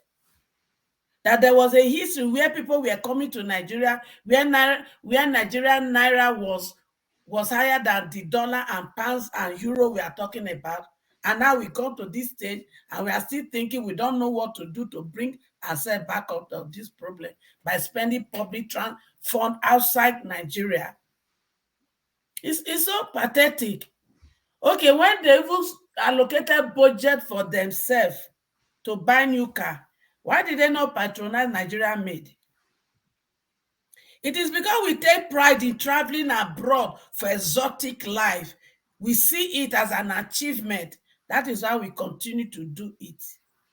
If not, since stealing is in their DNA, can they steal and invest it in all these things they run about traveling now to go and get? Are we not even ashamed? Most of us take pride in going to Dubai, to go for holiday, to go for wedding ceremony. What was Dubai before? When your grandchild begin to rule, that is who Dubai is to us. And yet, we want to continue this way. No problem. If we refuse to change, one thing is certain. This generation we are neglecting, they will be our torment tomorrow, whether we like it or not. Thank you. Thank you. Let's go to Alaba. Welcome to the show. Thank you. Greetings to everybody. Special greeting to Mama H.O. Finally, so proud and happy to be on the panel with you. I have always watched you way back in the background before I started joining the panel myself. Due respect, and you're always hitting the nail on the head. Thank you very much, Ma. We were a bit worried when we didn't hear from you for a while, but thank God you're back with us. I just got back from church, and that's another story. And I don't know the exact topic of the conversation, but a few things I met was that Kemi when Olumide was mad that they abused the dead body of that Ondo governor that died. Not abused, you know what I mean? They didn't respect him in dead. And then I heard Chim's submission, and I have a serious problem with Chim's submission. I'm totally with Mama H.O.'s submission. First of all, our politicians, whether dead or alive, deserve no one's respect. I don't care what our culture says about the dead, for what they have where they have put us or put the country. Anybody in their 60s. Ferrari, quick one before you, Ferrari, can you remind everybody what my submission was so that way I will get there. I probably must have. Yeah. I will get there to some of your submission. Yeah. So none of them, dead or alive, and vocabulary matter. We should even stop calling them leaders. We should call them what Dele Farotimi calls them: ruiners. Our ruiners. Our ruiners. That's who they are, dead or alive. From the fool that was jailed in England because he tries to get a kidney for his daughter, when he had money, never built an hospital, to the one that just died. They had money, they never did nothing in their homeland, always running abroad. None of them deserve courtesy, respect, or anything. They are a disgrace to the black race. Call it as it is. Stop sugarcoating rubbish. They are a disgrace, all of them. The 66 boys, Obasanjo, Babangida, Abacha, Abdulsalami, whatever. Tinubu, if they had done the right thing, Danju Mao, if they had done the right thing, a thief, a drug dealer would not have rose to the highest position in that country. It's because they failed. And fella been singing about their failure for years. Nobody was listening to that man. They were saying the man was smoking Igbo. This one, they smoke Igbo. But he was the smartest one among them of their generation. They say the man, they smoke Igbo. All from then kill my mama to suffer for what? Go listen to all his songs. To Mr. Follow, make you open high. If you follow book, now inside gutter you go quench. To the point that this so-called democracy we are learning from the white man, we are not doing it right. Fella, put it all there. And that we are not doing it right, and that is going to lead to our death. That's why I say, teacher, don't teach me nonsense. Person where you teach, yes, she be the person don't die. Person where you teach, yes, she be he don't die. You, me and you no day for, because he said if they really meant well for us, when they go to that United, they will tell them this democracy or this rubbish you're doing is not the way we do it, because they know the white man is very smart. They will destroy you without shooting one bullet. Once they put that, they let you do the wrong thing, they know you will self-destruct. We are in a self-destruct state. Take it or leave it. All this sugarcoating, calling them rulers, this. Now, back to Chin's submission about Obi or this, that. Let me tell you, it's a false assumption to think we have an opposition in that country. The state of our politics, if Obi did well, I'm not shooting Obi down on this one. Obi did well, he did his role. Don't get me wrong. It's a false assumption to think that we have a politics. What was it I wanted to say? It's a false assumption for us to be thinking that currently we have a political opposition. You see, first of all, we don't have, hold on. First of all, we don't have a political opposition because the way all our people are thinking, our politicians and everybody participating in politics, that the white man has killed an elephant and we all should just bring our knife to the table and share the national cake. That is not how you build a nation. That is not how you do democracy, and that is not how you do politics. That's a self-destruct tonic. Self-destruct tonic. And the people who are teaching us this thing, they don't tell us. And we continue to imbibe this thing and pass it from one generation to another. Oyibo no gree tell army, say army no fit take over. For England, though, army no fit take over. They don't tell us these things. Now we practicing politics of barbarism, barbaric politics, whereby we share money. The only logical reason for going to politics is to go become rich, to go behave the Omo Ojo Rolari, go there, make your money, and that's it. That's not the purpose. And we are set up structure for this purpose, to capture resources. Huge failure. So call it what it is. There's no opposition. Even the Labour Party is not an opposition party. It's structurally weak.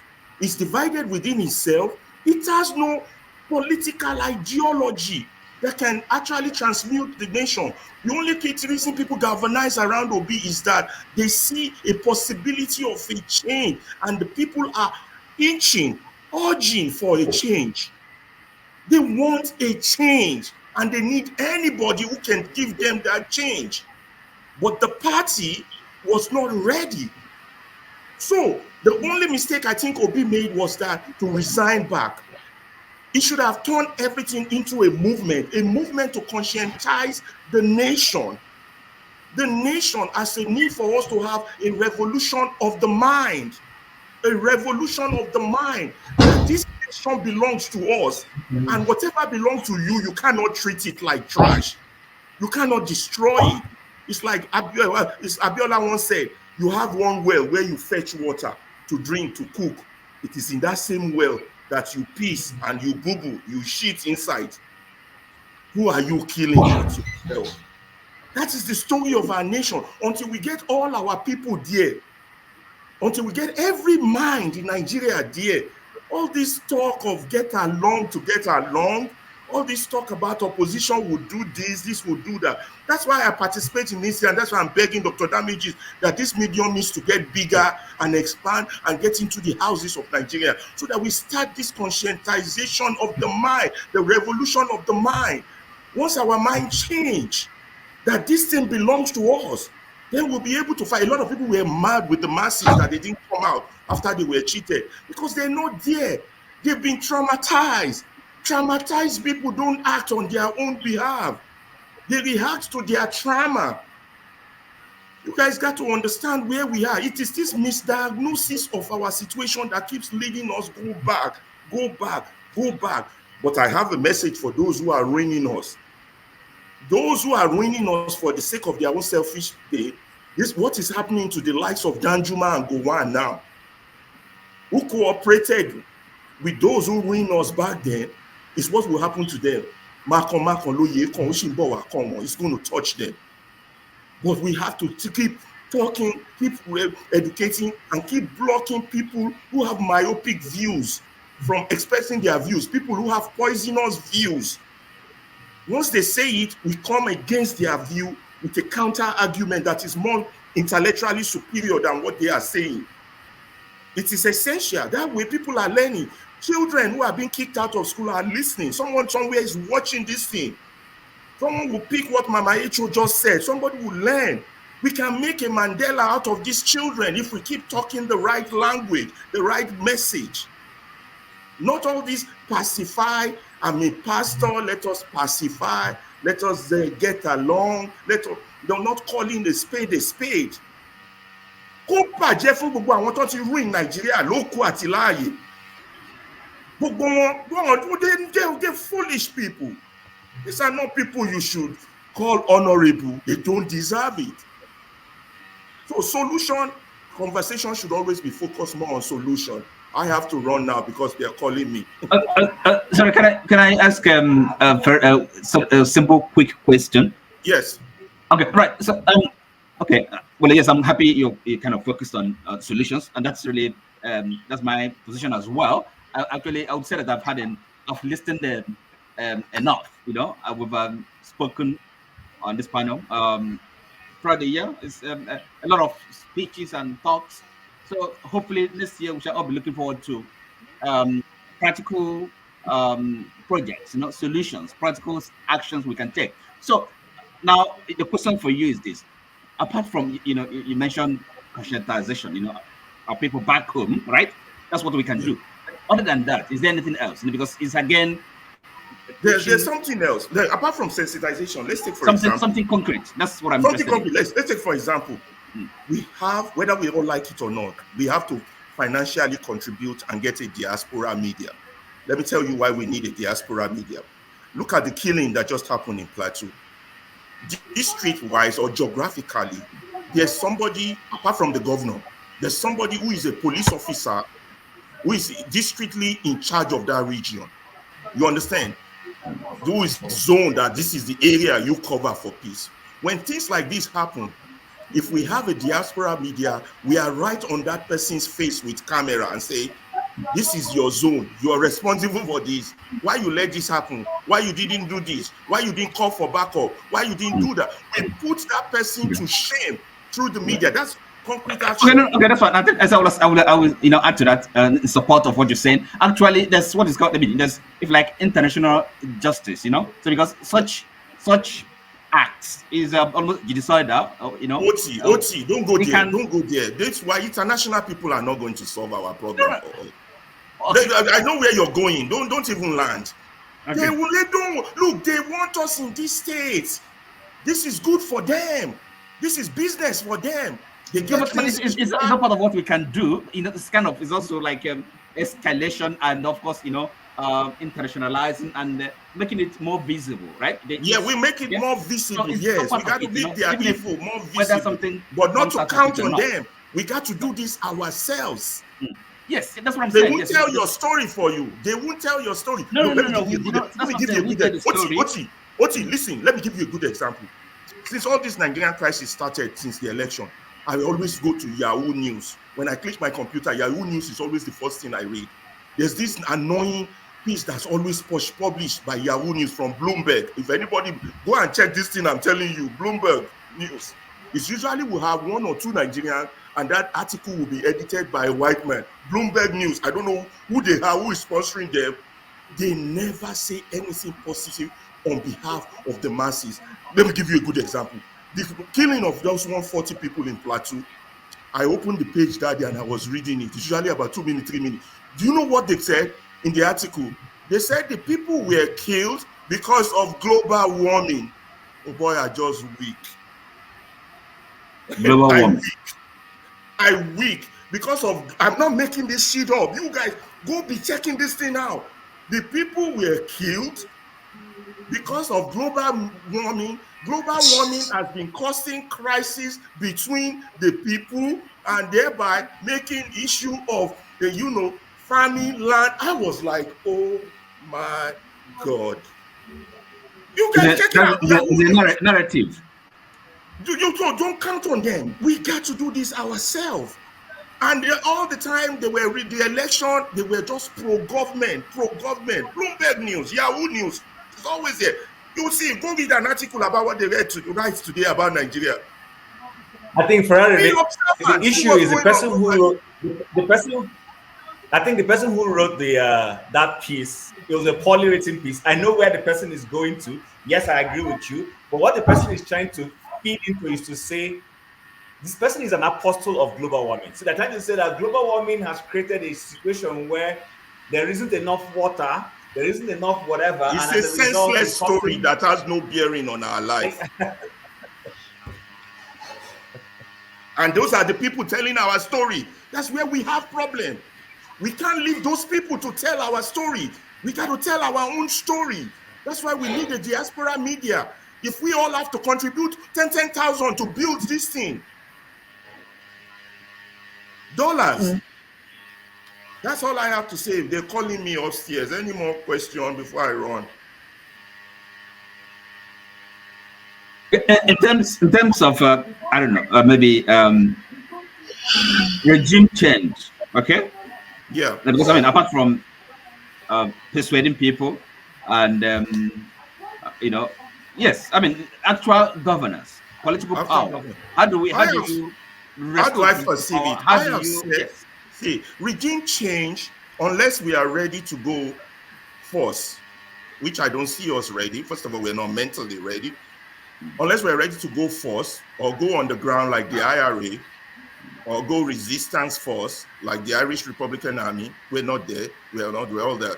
So for the next few years, we're still going to have these morons in charge, but we shouldn't make life easy for them.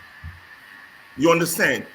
What I would have loved it if Obi had cooperated, joined with Atiku, all of them and all your parties to boycott. That will make the bad people will still be in charge, but it will make our movement and sensitization larger and bigger. But people are what do you say to because what do you say to the idea that I mean giving them the message that those of them whether in life or in death, those that have committed crimes against Nigerian people, they're going to be tried.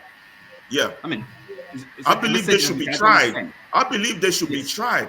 They should be publicly tried and dealt with and executed. It doesn't matter how long it takes. In future, but I don't know how it's going to happen until the change comes. They're not going to try themselves. That's yes, but of course, I mean, to give the message for them to understand what that they are doing. It's coming at some point. It doesn't matter how long it takes. Yeah, but hope is not a plan, my brother. Hope is not a plan. That's why we got to keep talking, making plan, and do the part. When I say using peaceful ways, when I say the media sensitization, I'm only advocating for the peaceful way. There's the other way too that can happen, but I don't see us readily there. Even if you come on this Alaba, hold on, please. Hold on. Doctor, if you look at the comment section, someone has just asked for a link. He does that to come and spy on what is happening in private chat and post lies. So just watch. So if someone is coming on, we should be bold enough to show his face. And I'm speaking about one Nigeria. That's what he does all the time. Just to let you know. Thank you. Go on, Alaba. Yeah. So now if we keep expecting government to solve our problem, John Abba said that it's not going to happen well because this government that never gave you roads, never gave you water, gave you electricity. Are they going to? They're not even giving you security. True, they're not going to solve your problem, but we need to make life difficult for them to telling them that you're not solving our problem. You shouldn't be in government. We would embarrass you to the highest level that we can. You shouldn't be in government.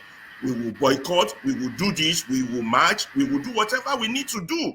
Those are the peaceful ways, but there's still the other way too. So does that include obstructing them? I mean, when they arrive in, Yeah, everything, obstructing them, embarrassing them, yeah. throwing shit on them when they walk on the street. So these are the things these are kind of practical. Those are peaceful ways. Embarrass them. Disgrace them. Okay, so Alaba, I'm listening. So Alaba, I think context is necessary. Context, yeah. Like you, when I started my comment, I said Peter Obi has tried. He has done well. But I'm not the person who came out to say. I'm not the one who came out to say I want to play the role of an opposition. He said so. So what I'm saying is, I said, I got you. He said so, and I told him when he said, remember one day when I came on, I said the issue is not what Obis will say. The issue is about you, what you would do to save your country. Atiku has already told us he's going to Dubai. Obi too will come out and tell us what he will do. He's a politician. He too has not had that moment. Maybe he too, despite all he knows, has not had that moment of clarity on how bad the problem is. You got to get to that level. Okay, but so here's the point. He has been talking. He goes to X. He has a lot of obedience, have town halls on X, and he speaks from time to time on that X. I haven't been opportune to go in because of work and all that, because I wanted to go and hear and see what he's saying. Now, but the point I am making is this: whether we like it or not, this fight or this nationhood building will come from diverse fronts. Our own also is to also suggest things that can work. In his trying to play that opposition, I'm saying he can help holding his party members accountable. I don't know why people are struggling to accept that. Chin, before I go, that's a fallacy. It's not his party. It's not when I say his party, I saw a comment, somebody saying he doesn't own a party. Nobody owns a party. It's his party in the sense that he's a member of that party. That's the point. He has no control. Look at what Arab B and Wapampa showed. They gave him. Why are you bothering to answer that? Why are you bothering to answer such things? It's not his party. The guy doesn't understand. How can one man own one party? It's not his party. They gave him a medium. Now, what he now should have done is use his followership to leave that. I would have left that party. I would have left that party with my people. That would be wrong. That would be wrong. Yeah, I would leave. If I were Obi, I'm not Obi, but if I would be, and I have that level of followership and dedication of followership, I would leave the Labour Party, start a total new movement or a total new party. Just leave them. You got to look at the historical perspective. The Nigerian historical perspective is that everybody comes to the table with a knife to cut a cake. We have not transcended the level of where Obi is, where nation building. How many politicians do we have that did not steal? Very few. And you are expecting Obi to perform magic. Well, the man has tried. So maybe we can have a conversation another day. My perception is this. The only way, and that's what is lacking in our Nigerian system, is that sometimes we create mini gods. If I was in Nigeria, I would vote to be full disclosure. But the point I'm trying to make is this: you can't help a man get better in political discussion without some once in a while either criticizing or making suggestions. We can't just keep dwelling in this realm of he has done. He's a Nigerian. If they want to keep helping, they need to create a media that will push their messages into people's home. Because the other party, people you are fighting, their messages has already been passed on to child that has not been born 10 years from now. They have already recruited that child.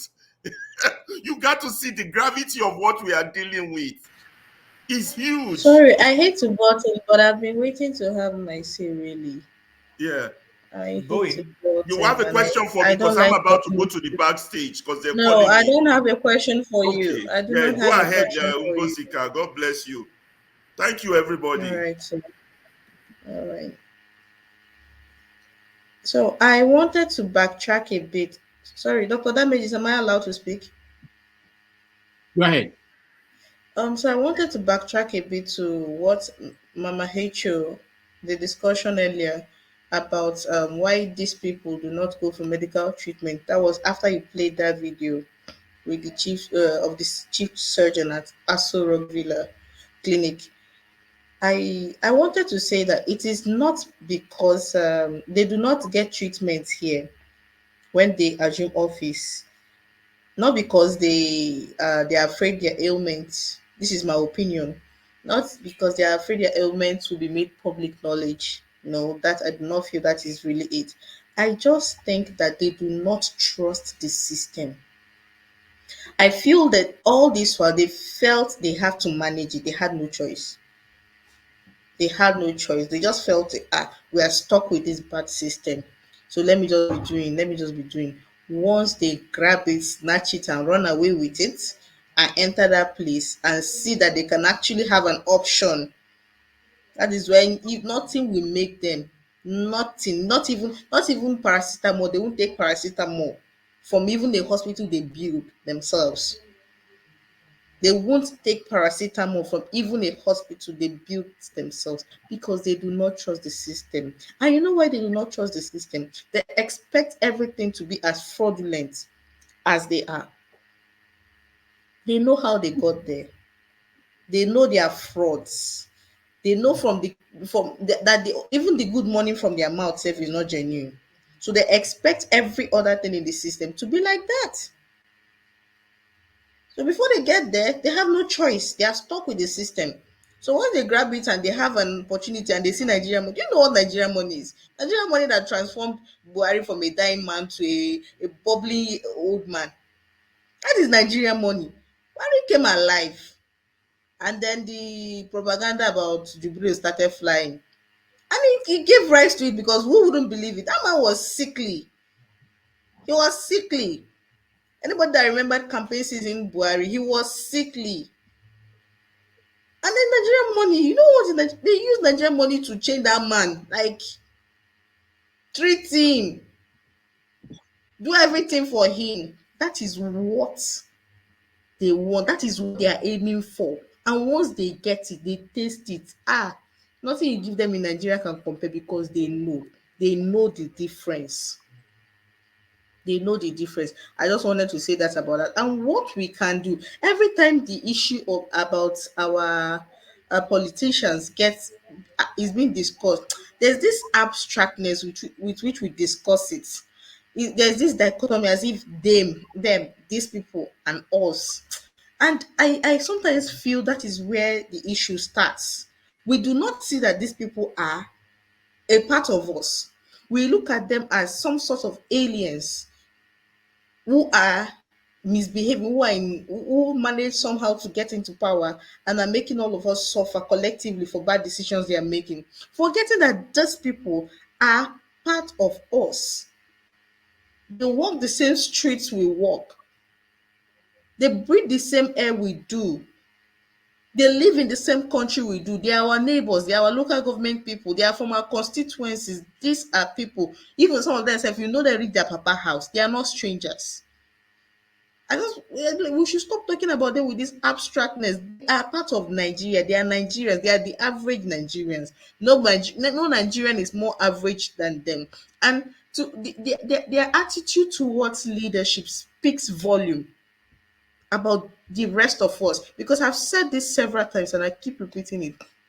Most Nigerians who criticize bad governance do not do it from a place of concern. It's all fox piety. I'll keep saying it. Most of them, what they are waiting for is to get in there so that they can steal their own. That is what they're waiting for. That is why I cannot stand bench sitters. I cannot stand neutral people when it comes to politics. I cannot. I respect people who take a stand. No matter how bad the stand is, take it. You have my respect for this. You see, neutral people, I do not trust them. I do not like them because it only means one thing. You cannot criticize the person because you're waiting to get in there so that when you start doing your own, the same measure of criticism you used on the person will not be used on you. And that is why sometimes when that is why this whole abstractness about talking about them rubs me off the wrong way. I want to say this next year. I have a very funny feeling about how things are going to pan out. It's no more news that there's hunger in the land. And I hate it, but I like it.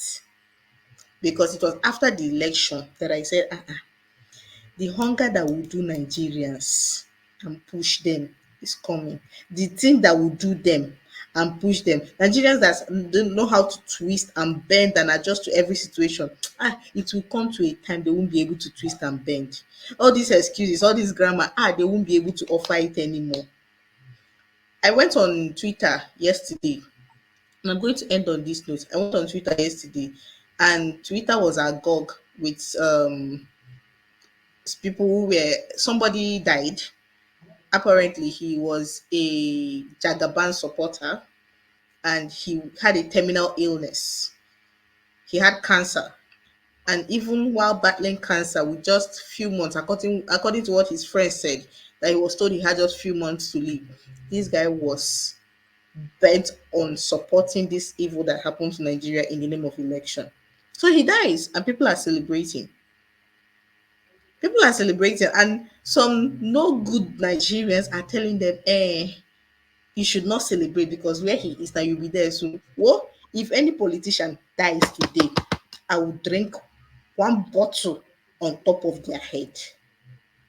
I'm going to die you. When I die, do the same. No, when I Gozika, what do you normally drink? What kind of? I am a wine person. Okay. But you say one bottle. I was thinking. One bottle. I will drink one bottle of wine, one bottle of water. I'm a wine person. I don't do beer. If I must do beer, it's on rare occasions. And I have just one brand. But I'm usually a wine person. So I'll drink one bottle on top of the person. And if it's the person's grave, I'm going to jump on it and I'm going to dance. I don't care. We are going to you know that you're telling me, we are celebrating that somebody has died. You know you're going to will you stay in this world till the end of time? Won't you also die? No, this whitewashing and abstractness and neutrality, it is not helping. It is why it seems we keep talking eternally and nothing is happening. Because at the end of the day, you will not see. Ngozika, hold on. I think I read that story. I don't think it's quite right. Check it again. I think it's PDP. It was a PDP supporter, the guy that died. No, I did not say he's Yeah. an APC member. I said he was a Jagaban supporter. No. I did not say he was APC. Yeah, I know he's no. PDP. I think it's with a PDP actually. Check again anyway. Okay. You are not hearing me. I did not say he is APC. I said he Okay. was a Tinubu supporter.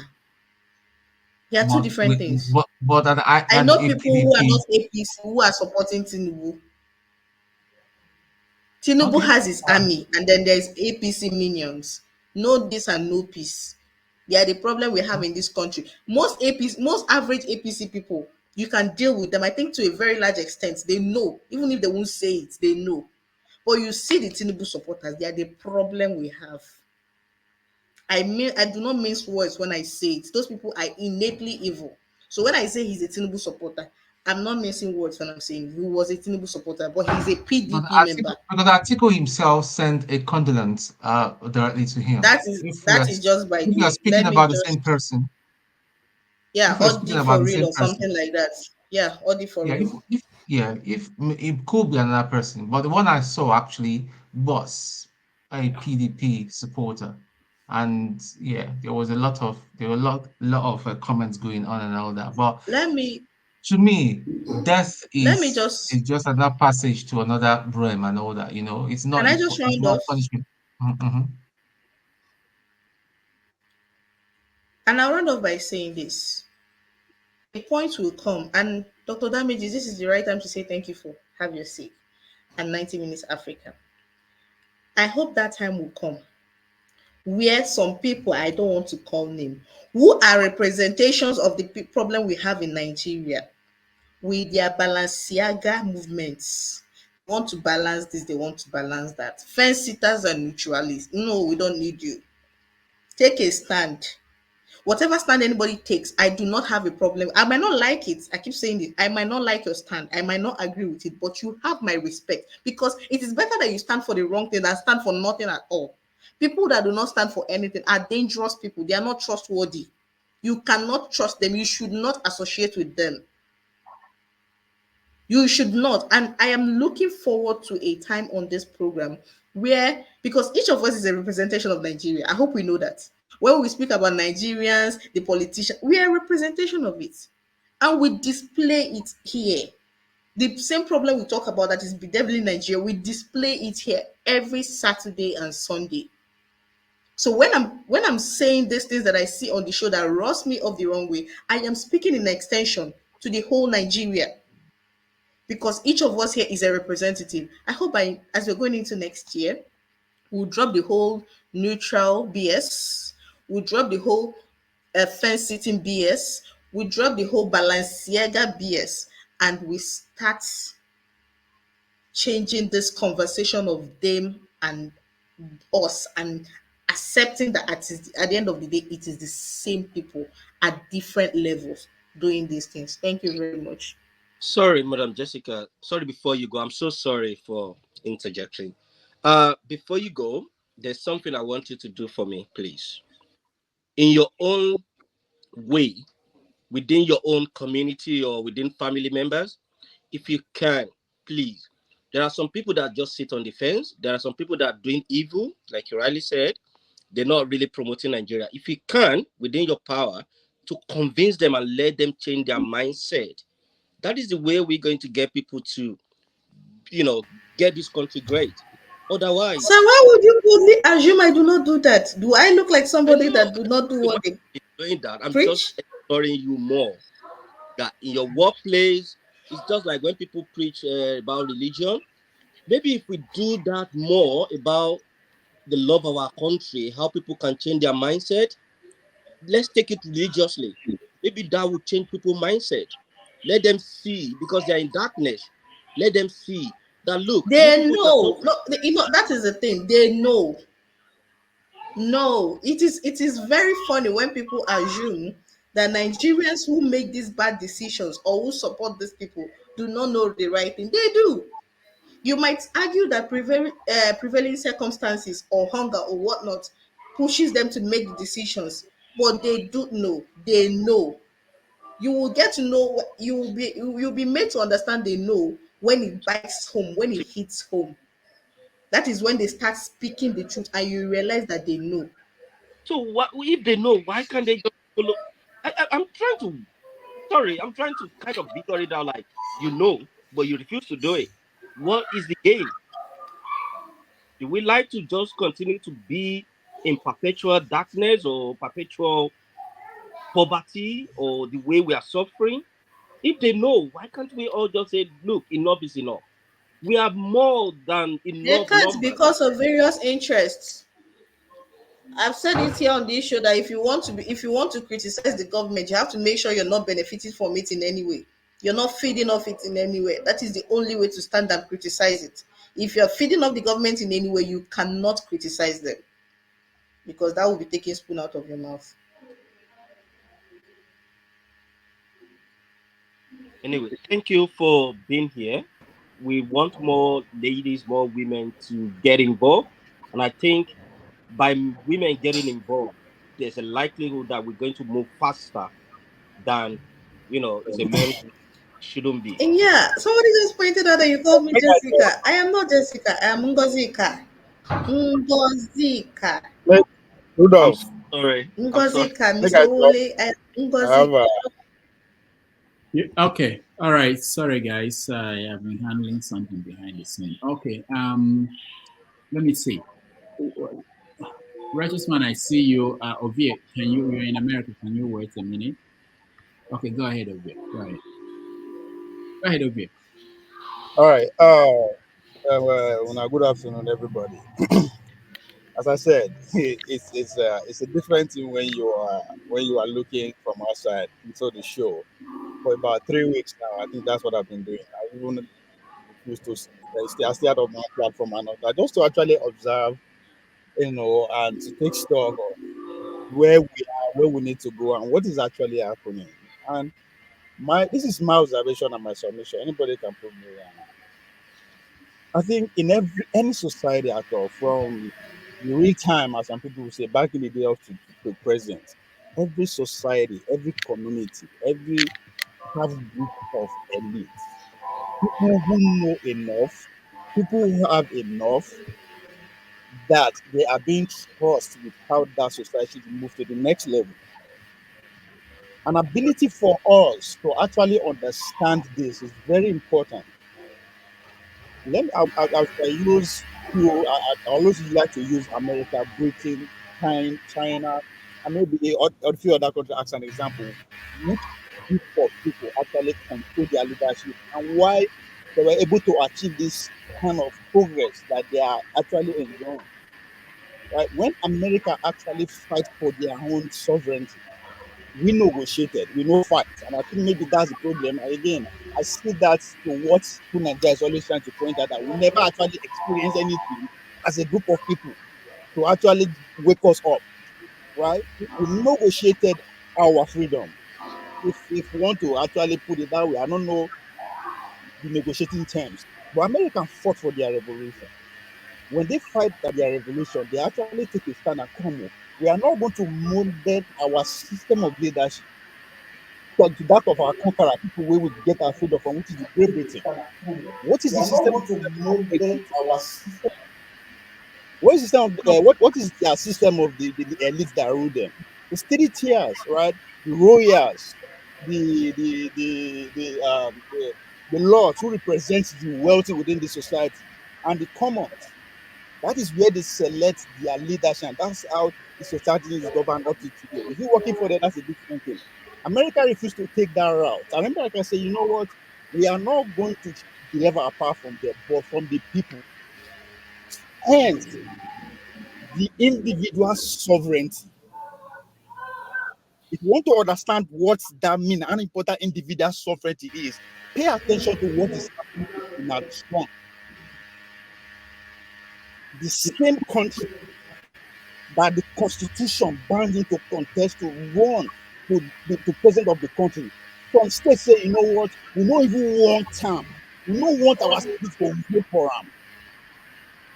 That's very important. That's the power of dual sovereignty. It doesn't have to be in all developed, but you can see we become president.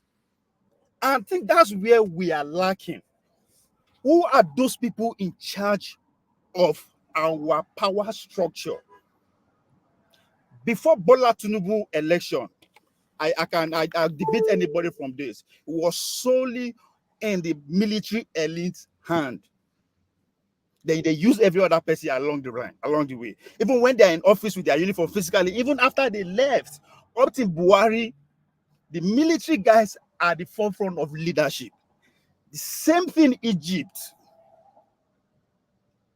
Because when the Egyptian revolution started, the success of that is to break that rank. Because even up to today, a military style of leadership, they recruit their personnel from local to federal level from the military. The coming of Tinubu changed that game. And I want us to pay attention to that. As we speak, Bola Tinubu not just represent the politician, he represents the credential elite. So it's the combination of the credential elite and the business elite that are in charge of things in Nigeria today. Because if you look, the military guy went after Obi and Atiku. Tinubu had to come to the business class who have been second tier of the leadership for the past 60 years. Elumelu, Okoya, Boa Cement. So if you pay attention, how Bola Tinubu, you go see For the first time, this group of people are happy because they have succeeded in taking that number one space where the military leadership they occupy. So the power is between the business elite, the typical political guys, and the credential elites. That's where you see the Harvard guys. You look at all our ministers and all that, those are the credential guys. They have nothing. So we should pay attention to this group of people. I promise Nigerian today, if we boycott Boa Cement, Dangote, and all these guys, I swear to God, something will happen for Nigeria. Is either they come after us or they'll begin fight between themselves. And what we should be aiming at, how do we call fight between themselves? Because if they begin fight between themselves, one group go need us to gain power because they need us to legitimize that power, which is the election. So we should know who to hit, where to fight. Dual sovereignty is very important. Again, I keep using my state as an Edo. My daily life should not depend on who occupies Abuja.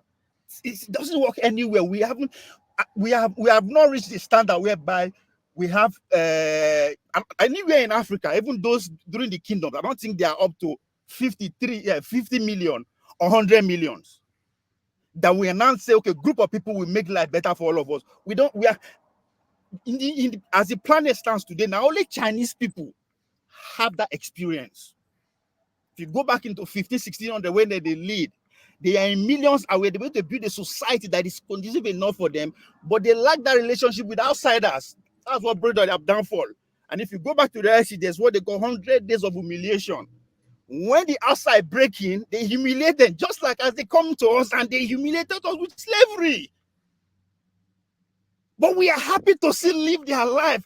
Passat was here going on and on about Sunni. Yes, we don't want their lifestyle.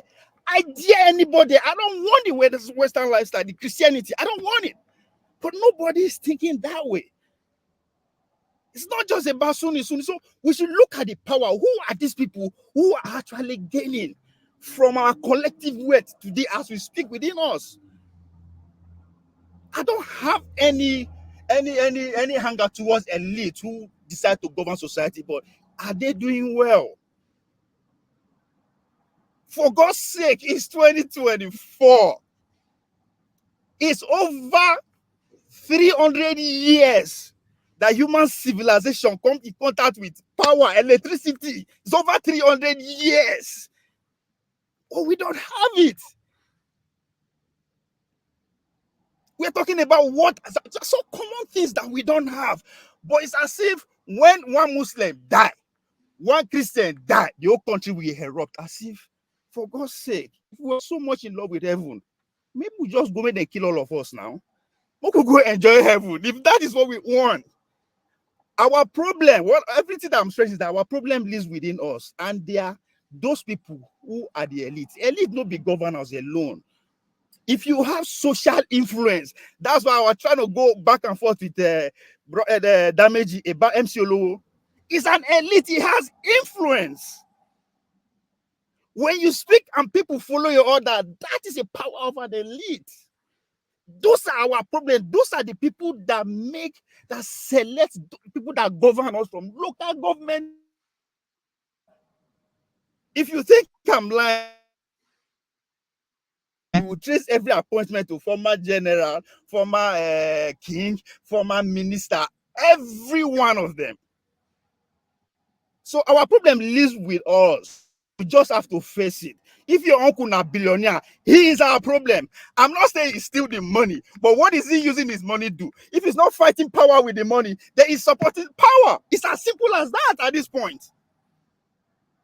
If you have influence, it's either you are using the influence to make power or to fight power. Since things are not going on well, you don't have to fight power if things are going well. Things are not going on well. So what are you using the money for? You are a suspect. I'm not saying you stole that money, but what is your money for? If you cannot use it to support the ordinary man where they cry for help to get a good governance, because to have a good governance, it costs money.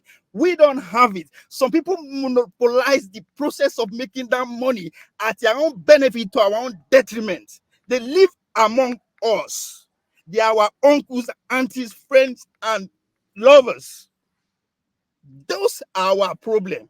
At the core, I always use Rudolph as part of the elite. He has influence. It belongs to the credential elite. Forget the fact that he can also claim, he can also fit into the journalist hierarchy. He is part of our problem because we are still in darkness until we get things right. These are our problem. People who are well informed. What are you doing with the information you have? It is not about what you know, but what you can do with what you know. So are you using to keep supporting the power structure? Or you are ready to come on the field with the likes of Nnamdi Kanu, the Showore's, and go at it? Because again, I'm still waiting for anybody to come and prove me wrong. For the past 30 years, I have not seen anybody that conscientized Nigeria like Nnamdi Kanu. That guy has sowed a seed in generation that will be here for the next 40 years. Earlier, I was telling to Dr. Dameji that the next 60 years is gloomy. Nothing is going to change. Why? Because everybody that will be alive in the next 60 years, they're already here. We don't dare here. So show me the signs. Show me the sign. From our conversation to our fight, we fight ourselves. That's another bizarrety that I noticed from 2023. Me and you, they fight ourselves. As if you beat me, Nigeria will change. If I beat you, Nigeria will change. So what's the point?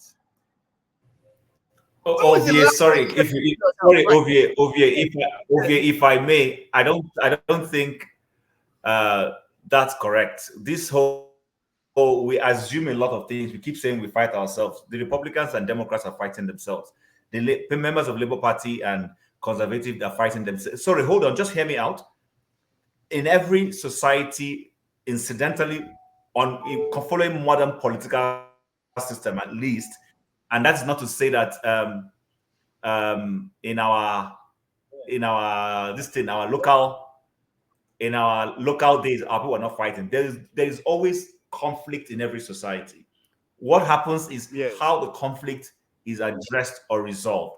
So I refuse to accept that thing that they have narrowed us down, that we're so tribalistic. No, in every society there's always a tribe. The Republican Party is a tribe. The Democratic Party is a tribe.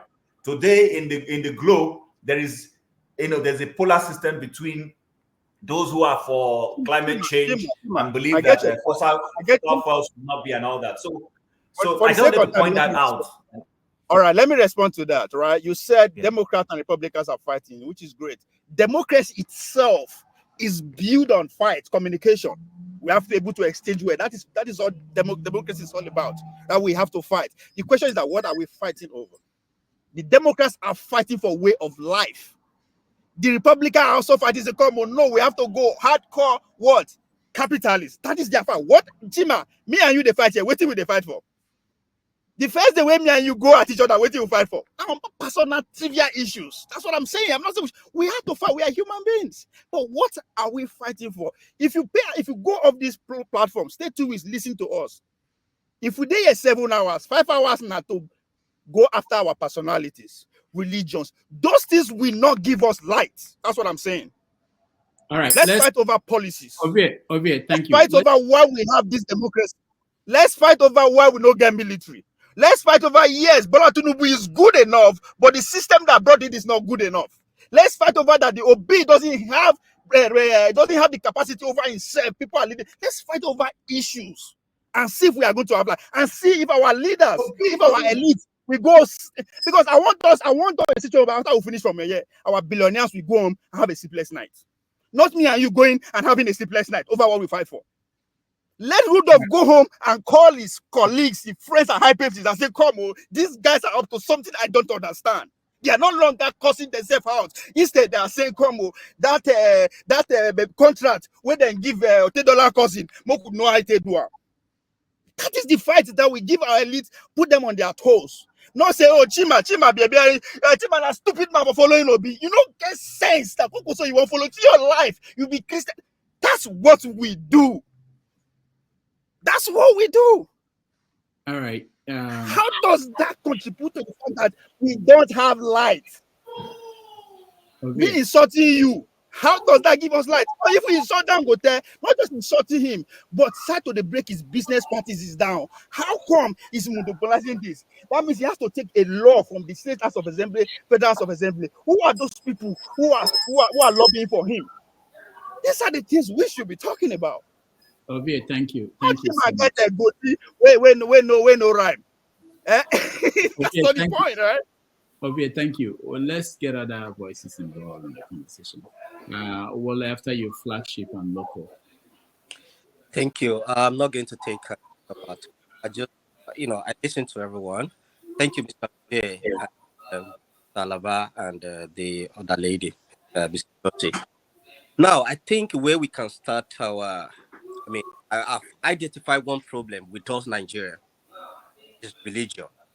If we can take these into our different religion and let people see why the country need to be great, where it needs to work for everyone in terms of the infrastructure, in terms of, not everybody going to be rich, but even in the country where we are, the diaspora, you can tell that an average person will be able to at least feed himself. You have a roof over your head, one way or the other. It might not be as big as Mr. Roof Dove house, but at least with your means, you'll be able to survive. But in Nigerian situation, you'll see someone who build a mansion. Did he say my house? What, I wasn't paying attention. Did he say what? You never know if you have a spine on your house. Mansion. Did he say my house? What, I Yeah, wasn't paying attention. Did he say yeah, what? that is a very big one. Well, why not? If you work for it and you have the money, why not? But what I'm trying to say is, when you look at Nigeria, somebody will build a gigantic mansion, but the road that lead to that mansion, nothing to write home about. Whereas in this country, you have your tap, the water, electricity is there. Basic amenities of life is there. You go to the supermarket, you wouldn't know either someone is a consultant or is a cleaner. You buy bread, the same price. You buy milk. You feel yourself. You want to go and eat in a five-star restaurant. It's your own choice. So now, back to what I'm saying. I think the number one problem we have is our religiousness. We are not godly. When you look at our place of worship, millions of people will be there. And then you ask yourself, where does this crime come from? It makes me think that is something wrong with my brain, or am I the one not seeing properly? Because you ask yourself, what are the pastors or the imams or the people at these religious centers? What are they preaching? Have they forgotten that the Jesus we all followed had only, well, I've never heard that Jesus had donkeys. I've never had many houses. Could have, but he chose not to. He humbled himself to the point that the Pharisees or those who captured him, they don't even know who he was. They have to go through Judas to give him a kick before they can. Now, why? I don't know. Maybe if we can reorientate or change our mindset about which God are we actually serving, maybe that will make us to be like, okay, I have to be accountable. I have to be transparent with my dealings. Like Ovie said, if my uncle is a billionaire, but he's ripping people off as a result of the money he's getting to become a billionaire, but he's using the money to kind of send me to school and abroad, it's not working right. We all have to kind of pull the plug in our eye. By then, by then, we'll start to get it right. But if we continue to say we are religious, but we are not godly in our dealings, we'll continue to deceive ourselves to eternity. And that is why I keep saying, when people watch this Stamped from the Beginning, it's a documentary on Netflix. It kind of make me wondering, why is black people, are we cursed? Are we actually a beast that we cannot do anything right? Despite the fact that we have the hands of our slave masters in our problem, we still haven't let go. They haven't let go. And if you look at it, before they used to come to Africa, capture all the slaves. Sorry, just give me 1 minute. capture all the slaves. Now we go, they build the embassies. We pay to be enslaved. So at what point are we going to? And they use these, like someone sang the Fela song, that they use one of the mumu among us to become a leader in order to kind of have their hands in continue enslaving us. For how long are we going to? And I'm very, very sure, God forbid bad thing, if anything happen, either earthquake or catastrophe or war happens in all these diaspora country we all are, we will find our way to go back to Nigeria. I'm sure nobody would still want to remain in Afghanistan or Ukraine. If you cannot find your way to Canada, US, UK, or any other European country, at what point are we going to fix our own home where we are expecting people to fix our own home for us? It won't happen. They're not going to. We can wait to eternity. They will rather make us work to make the country great and leave our own country.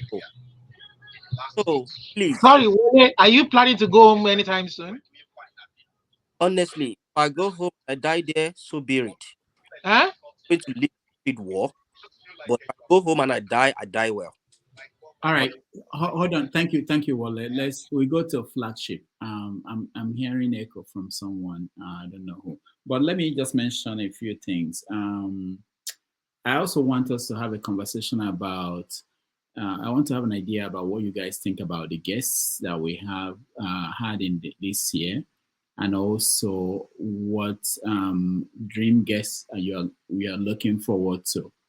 And maybe I'll talk about the process, because sometimes I'm the only one looking for guests. I need help. If you have contacts about people that you want us to, sometimes I will talk to somebody for 6 months before they agree to come here. I'm in touch with the senator Natasha, who was here, and she became a senator now. I've been trying to talk to her to see if I can book her. But it could come from you. The guests could come from you. It doesn't have to come from me all the time, because it's a challenge to get people every week. So if you have anybody that you think should be a good guest, and you have their contacts, yeah, you can. I've had people who actually reach out to me. I send them my template of email, the potential guest, and they did that. They reached out to the guest, and then we got the person. So I'm putting it out there that anybody can contribute to that, and that will be welcome. Yeah, flagship. There is noise around you. I think there's noise around you. Maybe if there are kids. And I understand. We can. Rudolph, can I say something? No, not yet. Not yet, Henry. Flagship, go ahead. Do you still hear the noise? No. Okay, my kids are kind of far from me. Okay. Well, thank you so much, Dr. Rudolph, and to all the panelists. Thank you. Great conversation today. Mama Hecho, it's good to see you again. My wife has been asking where you've been for so long, but she's watching, and it's good to see you. I'm not going to take too much time. I've always hinged my solution on education. There is no way forward until we educate the people on what they need to know, what their rights are, what belongs to them, and how the government should work to benefit them. At this point, they are just going by whatever they get from wherever they get it. And the education I'm talking about is not to the elite or the quote unquote those that have been educated through the Nigerian educational system. My focus this time is with those that are at the grassroots. We have to go there. That is, or those are the people that they get the power from to be able to do what they are doing now. Remember back in the day, I'm not sure how many of you noticed this, many years ago, there used to be the herdsmen, when they come around, our Megads, and those that do petty trades around us who are from the north. Did you notice that they always have this small transistor radio with them, and it's tuned to one station that speaks their language? And I started thinking and wondering a few years ago why it is so. The information they are gathering is about what is going on back home, what they should know where they are, and what they need to do in case. Look out for these signs. When you hear this, this is what we're talking about. The education to the grassroots people. That's why they know their left from their right. They are within our communities. They do the menial jobs. But these people are fed with necessary information that will help them, that will guide them and direct them. How many of us in our community do we have this kind of education passed out to our people? I bet you, if the people know and have the knowledge of what their rights are, the job is half done. I was able to, and this is my personal experience, I was able to trick my kids for 5 years. Well, I'll say my oldest for 5 years. And after 5 years, he gathered knowledge and started questioning some things we used to say. For example, if I would talked about this one recently, every Christmas, under the Christmas tree are boxes, toys. And by Christmas morning, when he comes down to open it up, he would always ask, where did this come from? And I'll say Santa came at night. So I think it was at 3 or 4, he started putting a cookie and a glass of milk by the fireplace. And I'll wake up at night and eat it and drink it. And by morning, he'll be like, oh, wow, Santa came. I said, yes.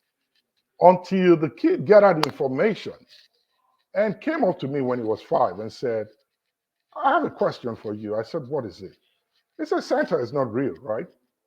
I said, who told you Santa is real? He said, no, it's not. You are the Santa. I tried to argue, but the boy had ample information to defeat my argument. And I gave in. It's like, oh, yeah, okay, Santa is not real.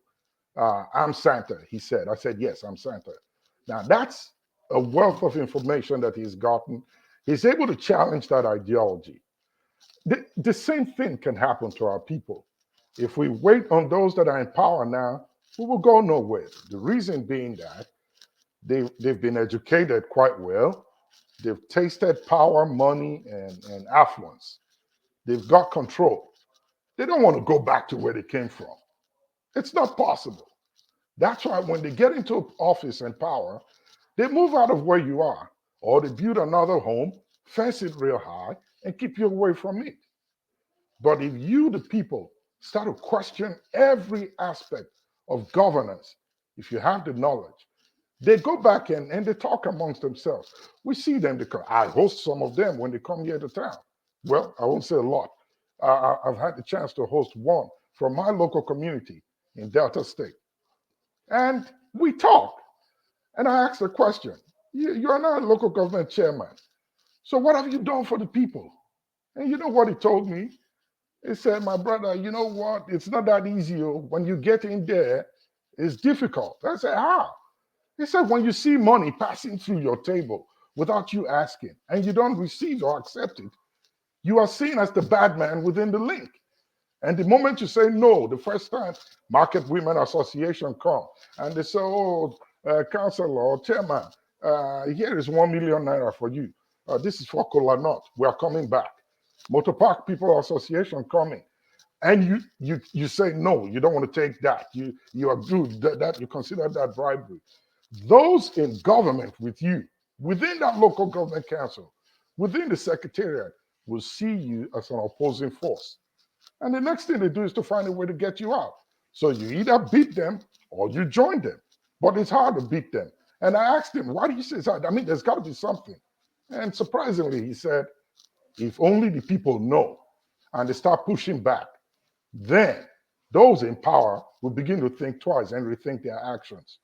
So this I think 2024, those of us here in the diaspora, all the ideas that all of us have given are great ones. They are workable ideas. We just have to be able to put them together and start to implement them. In addition to that is education. We have to get down to the grassroots. By the time Ovie was talking about challenging the authority, yes, it worked. One way to do that, we talked about it, was it Friday or Saturday, is to boycott the activities. They call for meetings and get together, you don't show up. And by the time those in control and power begin to see that they are losing the people, then they start to get afraid. But like Ovie said, then they begin to look for those who want to support them. And guess what? It always bounce back to the grassroots. They don't go to those who know what they know. So I really believe that 2024, every one of us here need to start figuring ways out to push and pass this information out.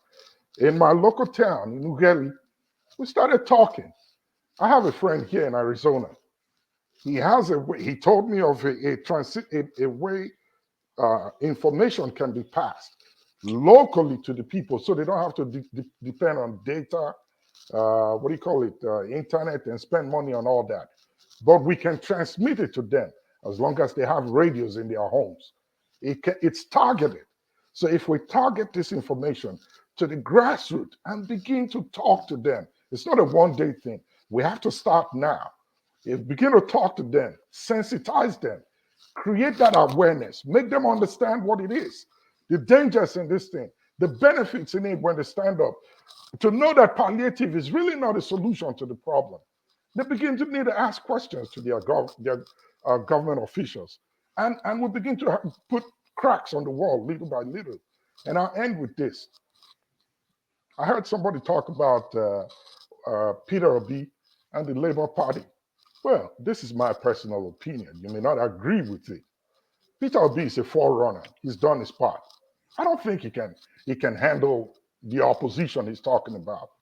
The only way he can do that is what Ferrari mentioned. He cannot use the Labour Party that he has now to effect the kind of change he's talking about. He needs to break out. He's gathered steam. He's gathered people. He's been able to energize the entire country, most of which are the young people. How about starting your own? If you do that, you stand a greater chance to be in a great opposition to these radicals that we have in government. If you want to go the way he's going, dining with them, partying with them, attending their events, they don't fear Obi. They fear the people. And you saw what happened when the judicial was going to announce the final result from the Supreme Court. Tinubu was out of town. A lot of the government officials were out of town. Do you know why? He didn't have nothing to do in India. They are just afraid to see how the people will react. In case they decide to push real hard, he doesn't want to be around when they do that. He can control things from outside. That's because they know the power that is in the hands of the people. But we lost it, unfortunately. We stayed calm. When they got the news that, oh, well, it has been announced, the country is calm, the people are relaxed. They came back and they're doing what they're doing to us now. We cannot blame them. If we think we want to wait till 2026 to start gathering steam, start educating the people, start taking actions on all these great ideas that we have, we will not be able to do anything come 2027. We need to start now. We need to educate. The people need to start getting awareness to know what their rights are. And maybe then we can crack the foundation and bring this whole building down and start all over again. Thank you. Wow. Thank you. Thank you so much. Everybody is going philosophical today, and I like that. We're thinking deep. I want to thank everybody who joined and people watching. We in Nigeria, they've gone into the new year. So happy new year to everybody watching us from Nigeria. And my plan was we'll be here when Australia, Nigeria, UK, America, we go into the new year.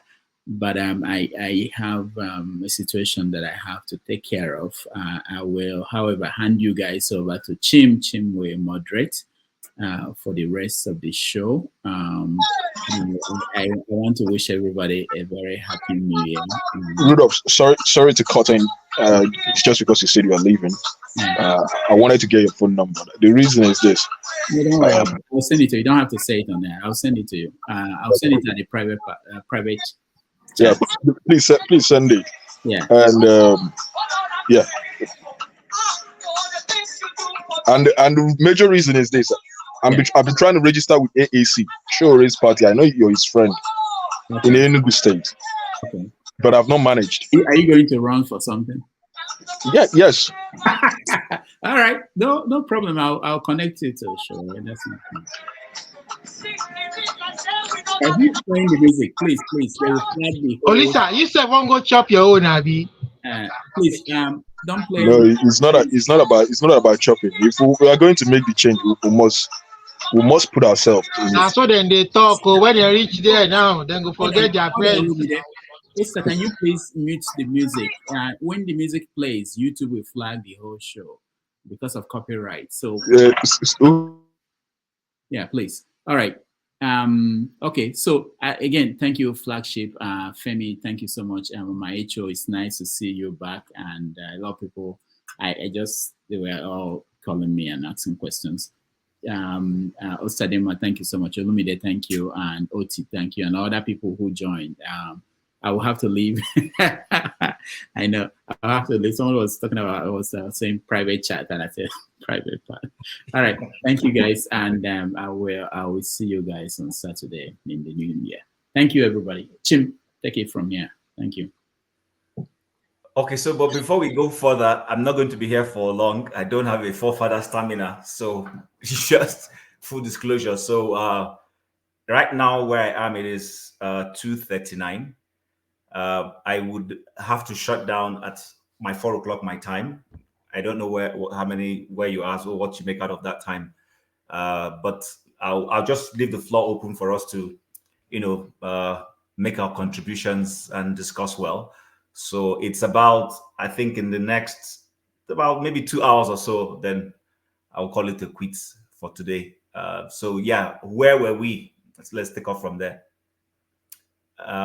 Flagship just finished making a comment. Who wants to go on? OT, do you have anything to say? Can I start? Okay, let him go on. I don't. I'm just listening, really. So. Okay, yeah, Osta, go ahead. Not a problem. Right. So I don't know. I think it was Wole. So someone who was talking about information center, and I really want to say that it's a very great idea. And for me, 2024, because it's about the topic, we're entering 2024. I think this should be a year where we take more action.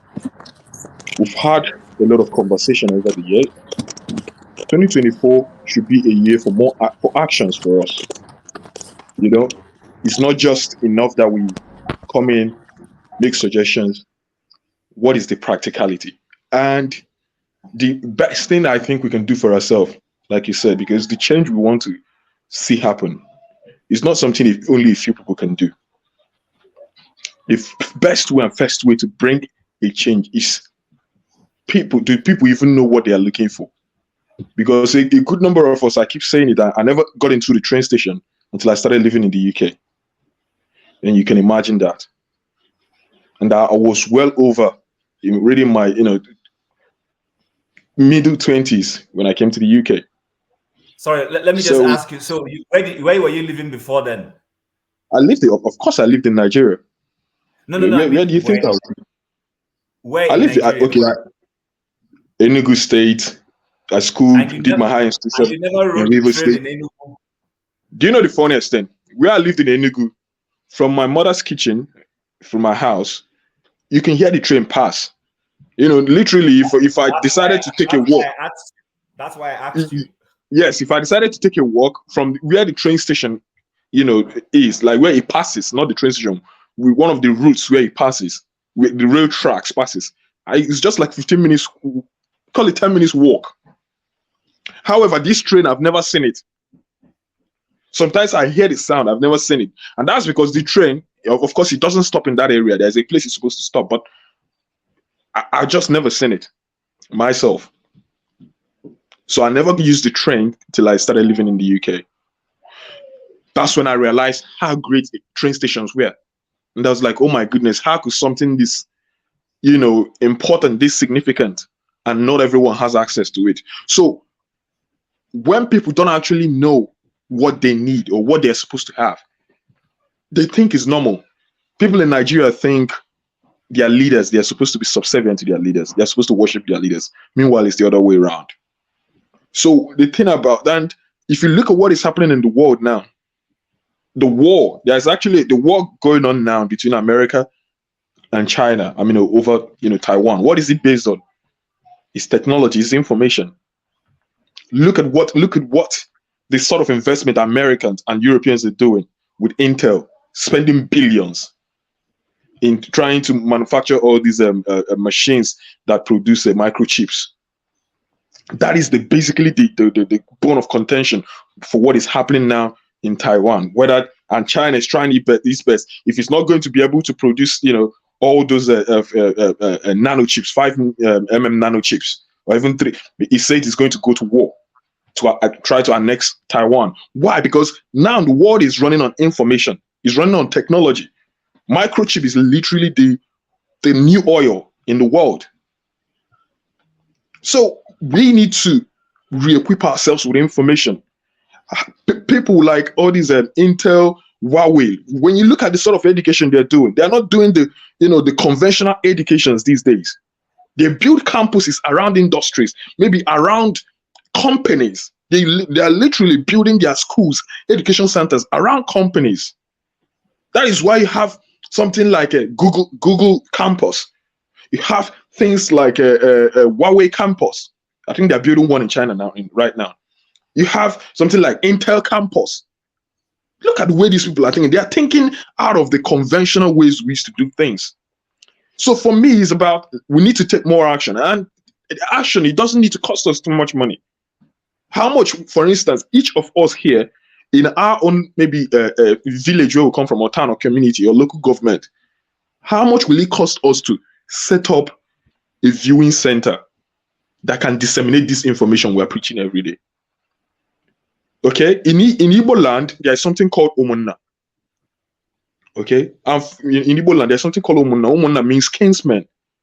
And Umunna is literally what do I call it? It should be like the cell of the whole community. Because in biology, they tell us the cell is the individual, simplest individual, makeup of an organism or thereabout. But it's the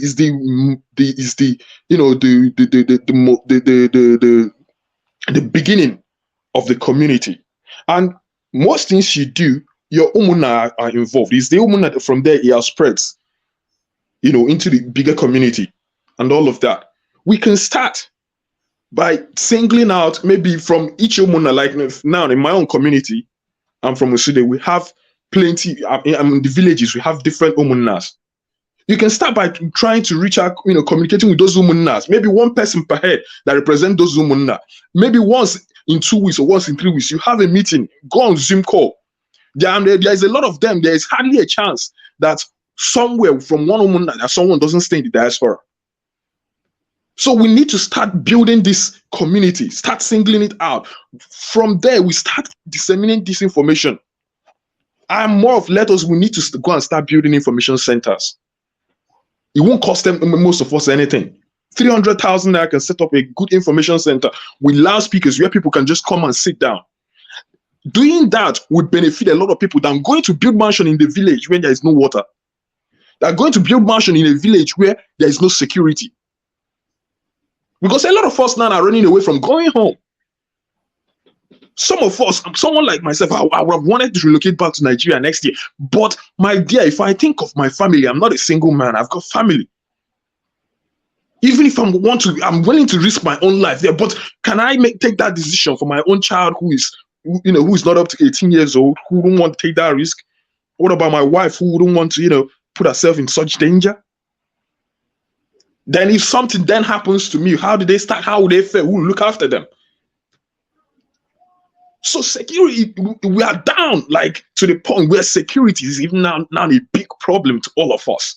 That because when you won't carry, Nigeria don't change you. Before, if you get confidence, carry that your car where you hustle money from overseas, go drive. Now, if you go try them, I'm talking about Southeast, they kidnap people for 2 million naira, 500,000 naira. Someone will kill you just for 500,000 naira. So you're no longer even safe. Yeah, let's allow some other people weigh in, and we'll bring you in later on. So, Righteous Man, can you hear me? Righteous Man, are you here with us? Okay, he can't hear me. So I'm not sure who wants to weigh in, but what I want to do is, I think maybe let's put ourselves in this New Year mode. And by the way, also just to highlight the point you made about train, I rode trains in Nigeria. You know, I rode the old locomotive trains. I've ridden it from Lucky Lagos you. to my village. Yeah, but when I came here in 2018, I went back to school. So I was living somewhere, and what I did that time was I moved my family from where I was living, got a new apartment very close to the closest train station. The school I went to has a train station that passed through it. So because I didn't want to be driving to that school, I didn't want to be paying for tickets. What I did was, as a student, I had a pass that allows me to ride the train for free for the period of time I went to school. So, but I had to live near a train station to be able to enjoy it. So I moved to the train station, closer to the train station. Very easy for me to enter one bus from my house to the train station and then ride into school. And it changed my perspective. You won't believe it. Today I live far away from the train station, but I always wish I could buy a house near the train station so that when I'm going into downtown, I don't have to drive my car in. You understand? So, and I see CEOs. See what I mean, CEOs. You'll be shocked the kind of CEOs I see on the train every day. Nobody is driving any car. Nobody is sitting with a police officer or security with them. They are reading a book within the period the train is going. They get to their stop bus, their train station. They come down. They walk down, and that's an entire downtown of Calgary. The train passes through it just to make it easy. So I appreciate where you're coming from, and it's something My brother, let me even just drop one thing. Just a second. Do you know the level of our stupidity and naivety has compounded it to a point where people think having securities attached to them is now a demonstration of their affluence? I'm saying it because I know somebody, I have people who do it, who want to prove to you that they've arrived, their arrival mentality. I know someone who used to who used to do like struggle a lot when he was living in Malaysia. Then all of a sudden he came back to Nigeria. The first year he came back, he was moving around with 2 mobile police. Now you can imagine that. We can go on and on and on. Let's let other people wait. So I'm not sure who wants to. It's a business strategy. Okay, It's a business strategy in Nigeria. Ovie, let Wale talk. I'll come to you. Go ahead, Wale. The floor is yours. Thank you. So I'm timing you for 3. I'll give you 3 minutes. So your time starts now. Okay. Oh God, where can I start? I think with information, let's start. Honestly, Chim, you can tell Mr. Rodolph that from 2024, well, from tomorrow, maybe every single one of us should start thinking of how we're going to have this information center built in our communities. However, we're going to support them, it's something we can, discuss. And again, I keep saying, when I look at the numbers of people in our religious centers, why can pastors or the evangelists or the imams or the stars or those there, why can't they, say all these things we are saying that information? Maybe if they have someone in the or in the mosque that have been, is that how they live? Let people come and talk. Let people open people's eyes to see. Look, train, like you rightly said, I enjoy riding it. My house is very close to train station. I park my car there and I just enjoy the ride. Listen to your music. It makes you, I don't know how to describe it. Why can't we have it? The timing. That is sometimes when I look at our billionaires, why can't they make investment on that? Put the barriers there. Put someone to, the chips and pin and to open the barriers. Pay online. Get the car. Put this in a technology. And it can be done. But,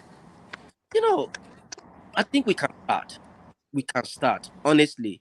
I'm part of that progressive Nigeria, because when Nigeria is great, that is where we can take our children there. That is where we can take our family there. We can go on holiday. If we try to stay in our block, fine. I want to go to my country without anybody restricting me from going. I don't want to go to my country. I won't be able to. And that is one thing I want us to propagate, if we can, in every Nigerian section we might find ourselves.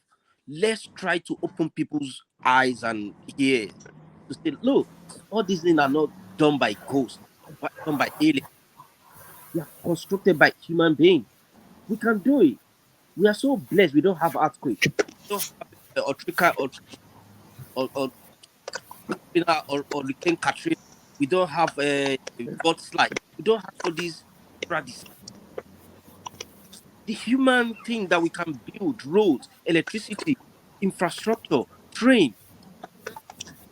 We can do it. We just have to have that mindset. But like we all know, there are so many people who are just waiting for their own turn. When they benefit from the corruption, they call it connect. But when it's not working, they call it corruption. So I ask myself, and I've said it to myself, I'm not going to be part of that corruption. I'm okay with the little I have. I'm okay with, once I have a good health, I can go to work and live within my means. And if I can do that, like that doctor that was asked about he's just not being honest, being economical with truth. But if he sees himself as someone who is ready to move Nigeria forward, he will stay. But we are all scared of dying, but we want to go to heaven. I don't know how that's going to be possible. I rest my case. Yeah. But Thank thank you, Wale.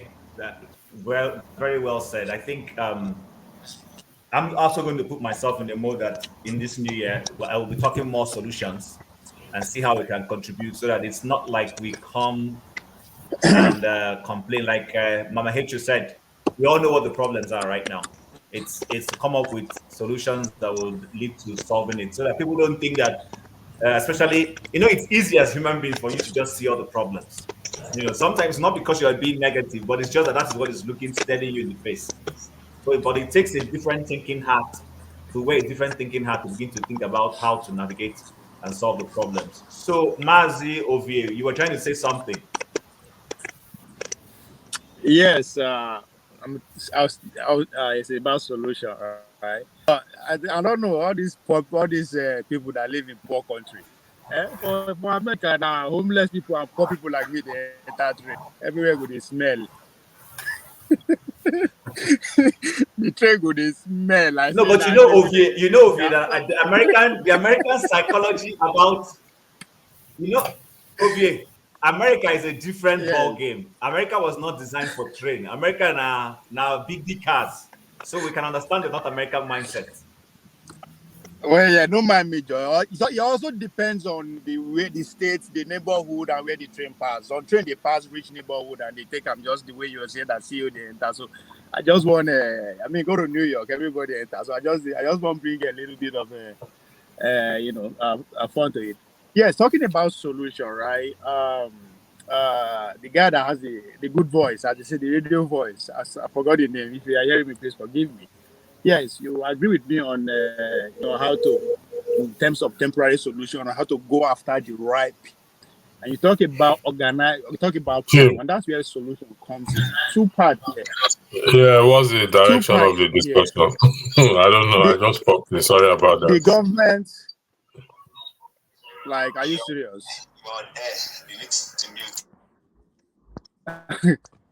Oh, wow. Anyway, the leaders don't just fear people; they fear organized people. If you are not organized, they are not scared of you because they can easily dismantle you now. If you are organized, they are scared. And the easiest way to actually educate people in mass if you organize them. How do we come into play? We that live in diaspora, right? It's hard time we put our money where our mouth is.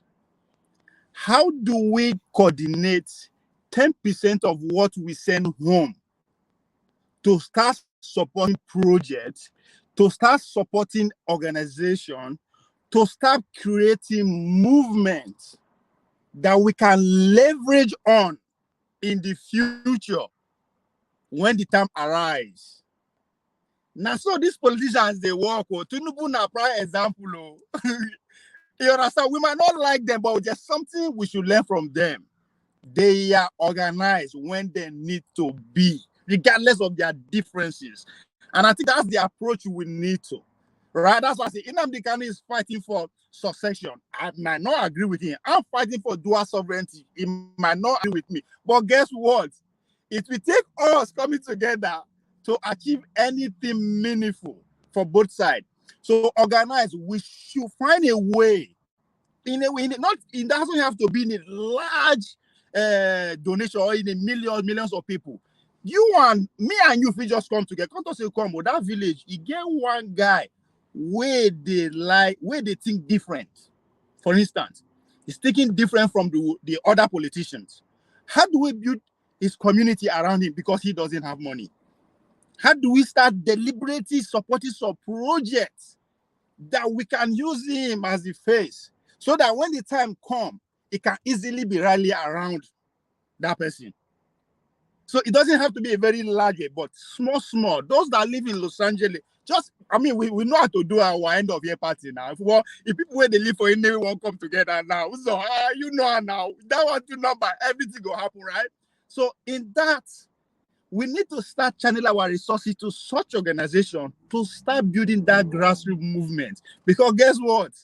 If Tinubu come out 2027, in go best of all send money go villages first. You understand?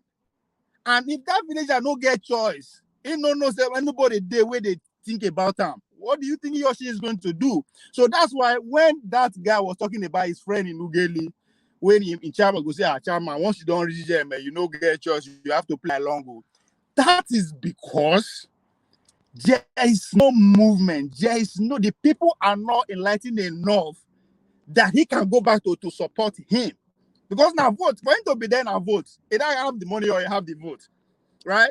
So if you don't want to play the game, that means you have a backup. What is your backup? If the people are not your backup, you don't have a backup. Back to those people who get money in our presence, right? If you don't use the money to support the current power structure and you refuse to support the people, they will come for you. What is happening in Lagos is just political wit on. There's nothing because they know. Why they know they develop small houses. They develop multi-million structure because what? Is that the owners of those structure, they are supporting their opponents or they refuse to support them when they needed their money. So tell your neighbor where get money. If you don't want to support the people's project, they will come for you. And if they come for you, we can't even help you, even if we want to. Just like what is happening in Lagos. We want to, but we can't because we are not organized.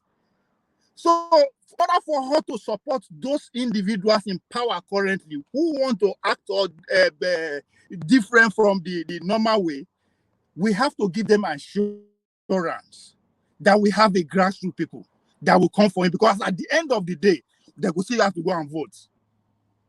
So, within diasporas, how we should find a way to come $1 every week is something to send to one community. Yes. Okay, so Ovie, I hear you. Quick question just for you so that before I move to the next person. So say, let me bring it down to Pigeon. As you bring Pigeon enter the conversation, no rap for Pigeon.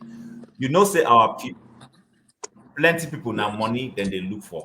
If I go Christmas now, if elder they greet me for village, it go first they look my hand. It go first they look waiting I bring come. How one change that mindset? Where we say you go change them so that those same people where you don't already identify, say them Tinubu, then the people then they go to, and those people know say then they bring something for them. I make then their loyalty they strong to those power structures. How you want to compete with them such that you go change that mindset? My obvious more. My jobs. My expecting here. Hold on. Come.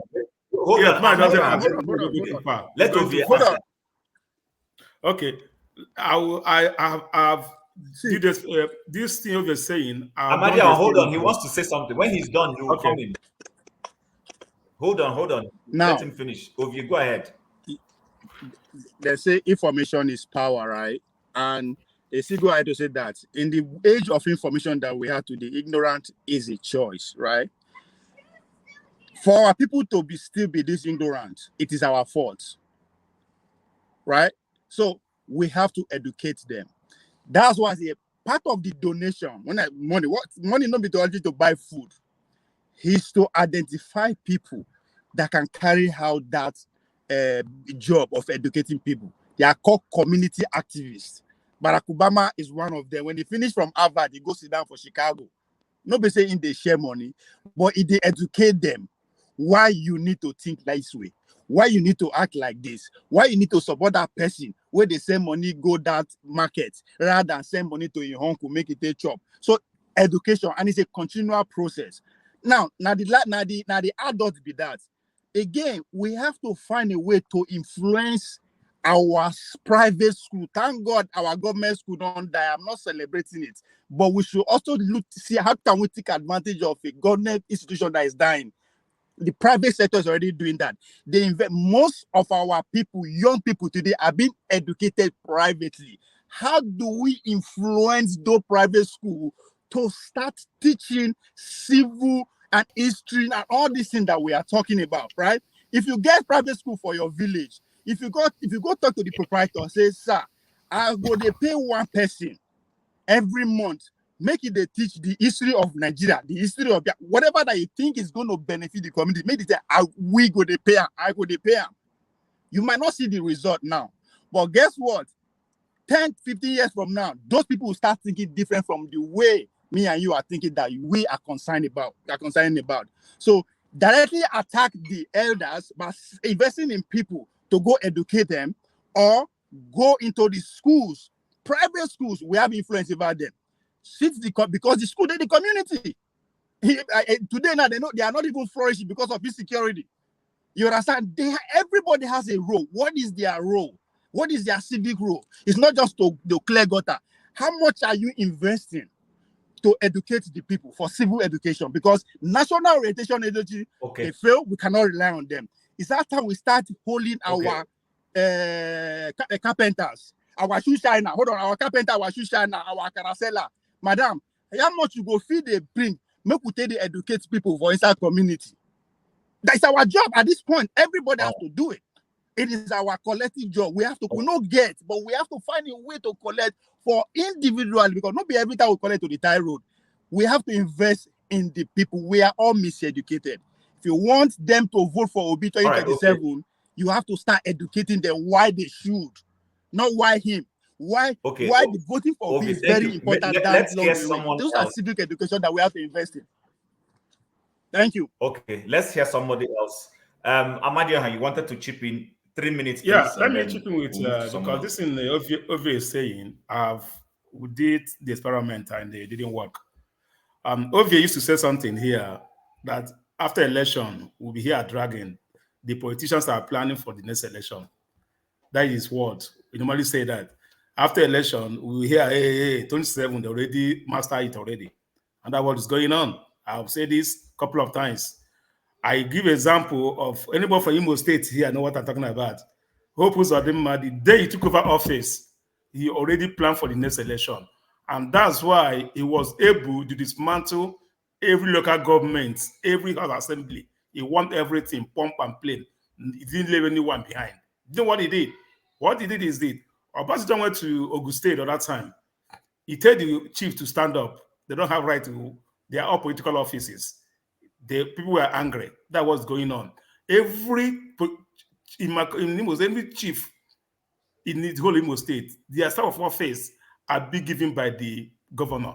Any day you said you are not loyal to the governor again, you take a staff office off. So all of them are loyal to the governor or to the village head, which is the president general of the whole village. They all belong to the same group. So in that, no matter the money we pump in, no matter the money we pump in, all those politicians will say, that minute, they will just call the whole chief in the whole of local government, put them in the party. That is it. They will cancel everything you have, the money you are pumping. They will cancel it in just in a minute. All those political calculators, they will cancel it in a minute. So my own idea is, I think you can do what they call evangelization, evangelize people to understand that it's not about money, because we can't match these guys. If you must, there is somebody from Dallas. He spent every money, B schools. He supply, he pay teachers. End of the day, do you know what they did to him? They kill somebody somewhere in about. They put his name there that the guy is a murderer. He started running. He ran away from the village. He did nothing. Everything he did, zero. Those guys, they are not they are not babies like us. They don't have hearts. So I don't know how we're going to manage Uzo, them. that's individual thinking. You are thinking individually. Of course, you know go work. We are talking about collective action. You understand? If only you carry money go, they go beat you to What do ram. we do?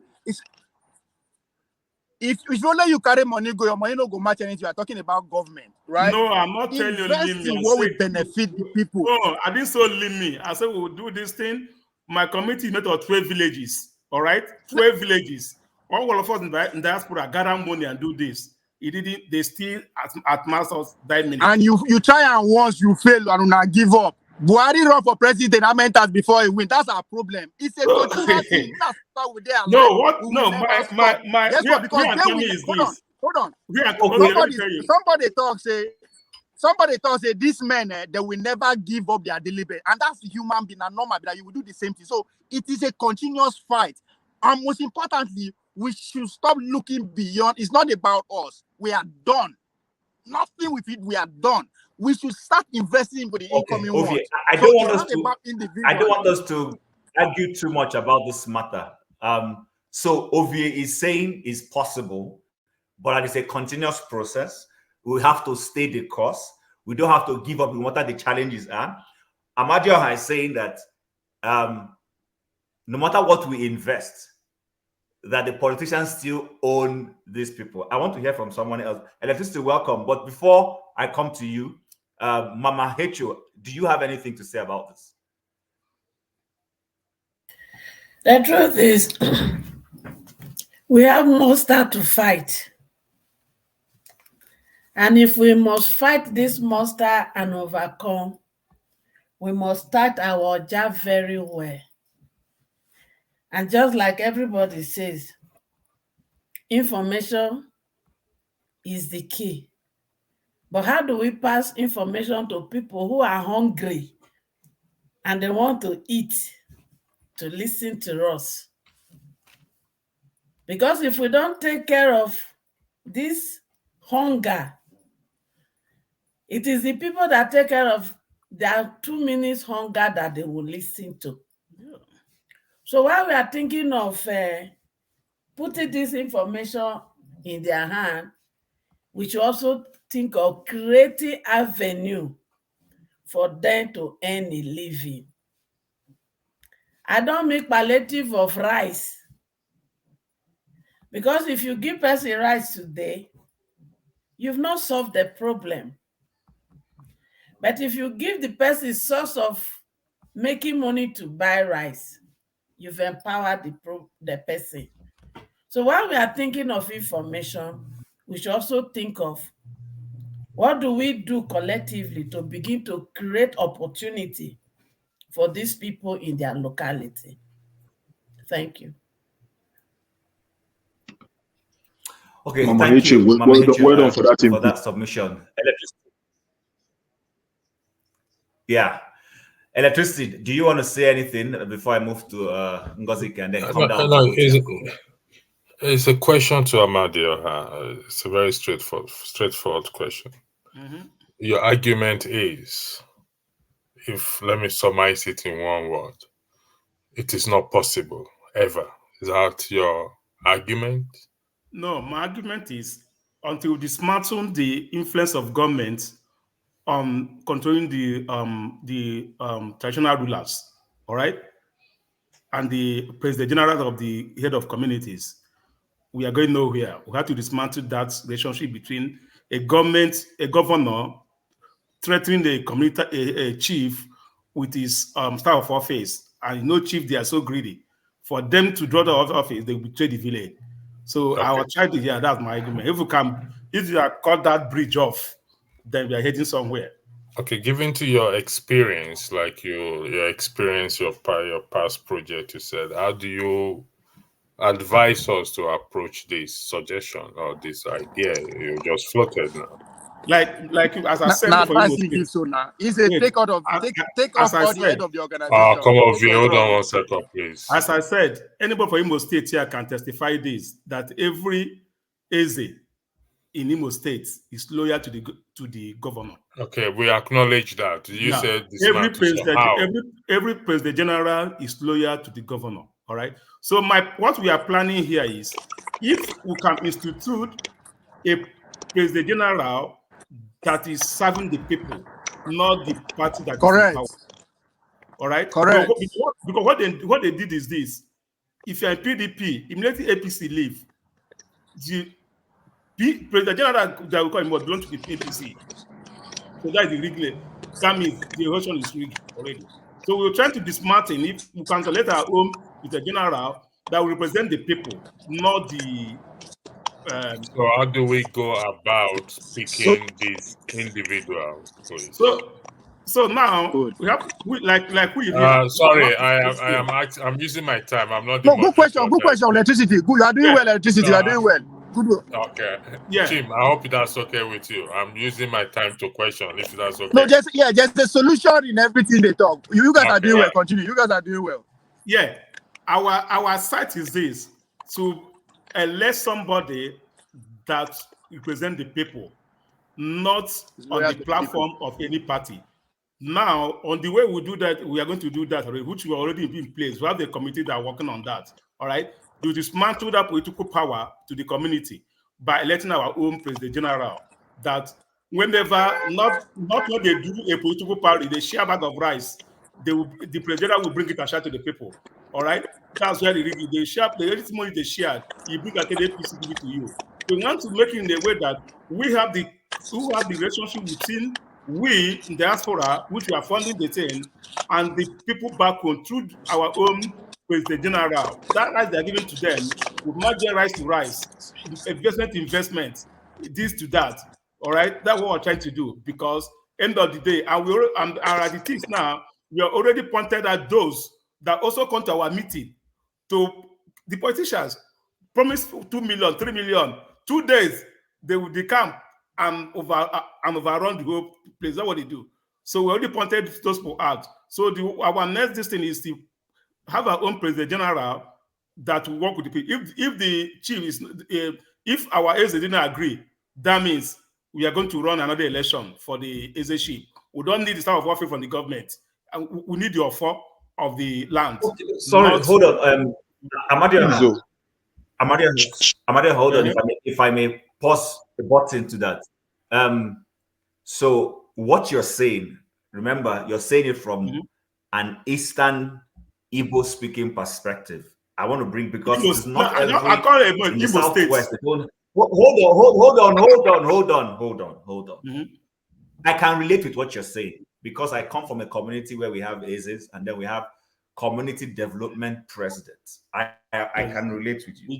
Yeah. In the Southwest, they don't have community development unions. At least the much I know, they don't have it. It is we, the Igbos, who when we're in Lagos every Sunday we go for meetings. Hold on, OVA. I'm going somewhere with that. Hold on. I'm going somewhere with it. I like what you're saying. Now, my problem with what you're saying is you're saying that in a community where they know where their Eze should go, the Eze ship goes there for a period, maybe till death do the person part before it moves to the next person. But the community development union president is maybe 3 years or 4 years, depending on what that community wants. It is not the government that elects that person. The community elects that person, and the community decides who their Eze is. But the government is the one who gives that person the community has nominated as their Eze, the chief of the staff of office. I agree. But the individuals choose to align with the government because of their selfish interests. So it doesn't matter if because we can't stay here in diaspora and elect an Eze. That's not possible. We can't say, people of in diaspora are going to elect their own Eze. That's not possible. So what I want to understand is, how do you, those people that people have elected, how do you make sure that they stay neutral and are not easily swayed by whoever is in office? Because government comes, government go, but the communities remain. That's what I want to hear. But what you're saying is almost like replicating the same thing we are against. Yeah, what I'm saying on my basis argument is this, all right? The way it works right now, because 2 years ago, we went over this like Okay, I'll 18 come to you months. quickly now. 18 months we are on this. They even went to court, the former PG and the current PG. The former PG was with the making her. Immediately making her left, the APC chasing my way. I'm bringing APC PG. So he said my time tenure have not completed. There will be a lot of argument of this. Now I begin to understand all this is the political tussle. They're already planning for rig of election. Now every election, those PG rigs the election for the governor or federals of rep. The people that do the dirty work are the PG and the executives member. We are 18 in numbers from every village. They do the whole thing by doing what? Palliative. So we find out that there is a problem we are having in the community. How do we break that boundary between the PG that it must belong to APC for it to be a PG? So it be getting palliative from the government. So we found out, okay, what we have to do that we are going to run the election again. Cancel this for the community, not in political. Any run the election. Anybody elected will be serving the community, paid and did it by the community.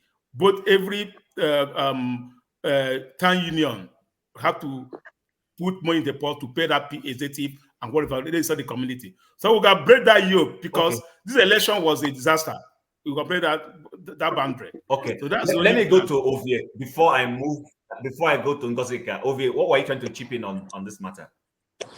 Yeah, thank you, Electricity, for going deeper with those questions. And now to support what Uzo is trying to say, now experiments. Look at it though. First of all, disagreement is say it no go work, right? He now break it down. Why he say it no go work? Because he study how the power structure they work for Imo states, for where he come from, right? You understand how powerful those local organizers, those local community power with them get, especially their leader. Now he's not suggesting that we should find a way to look for a loyalist to be head of those community leaders. Now Chim is saying that yes, that's a good way, but those people are easily compromised. You are right. That is why we have to start thinking like the CIA. How do we infiltrate APDP and APC at this point? We can do it, right? When we infiltrate them, we have them plan. If anybody pay attention to what happened January 6th in America, where they want to break into a White House, right? There's a group called, what do they call this Donald Trump, anarchist people again, where the CIA penetrate them. So the point that they were helping them, CIA, they helped them to plan to kidnap the governor of Michigan. You understand? So that's why I say it's a continuous process. How do we make sure the leader of our ANC is a loyalist to the people, right? You go say, okay, how did politicians they do them? Politicians, if they come meet you say head, you know if you compromise, what do? They blackmail you. They send you babe. They send against your family. What can we do it to get what we want? Right? Again, in a democracy like this, you go experiment small team for one small village.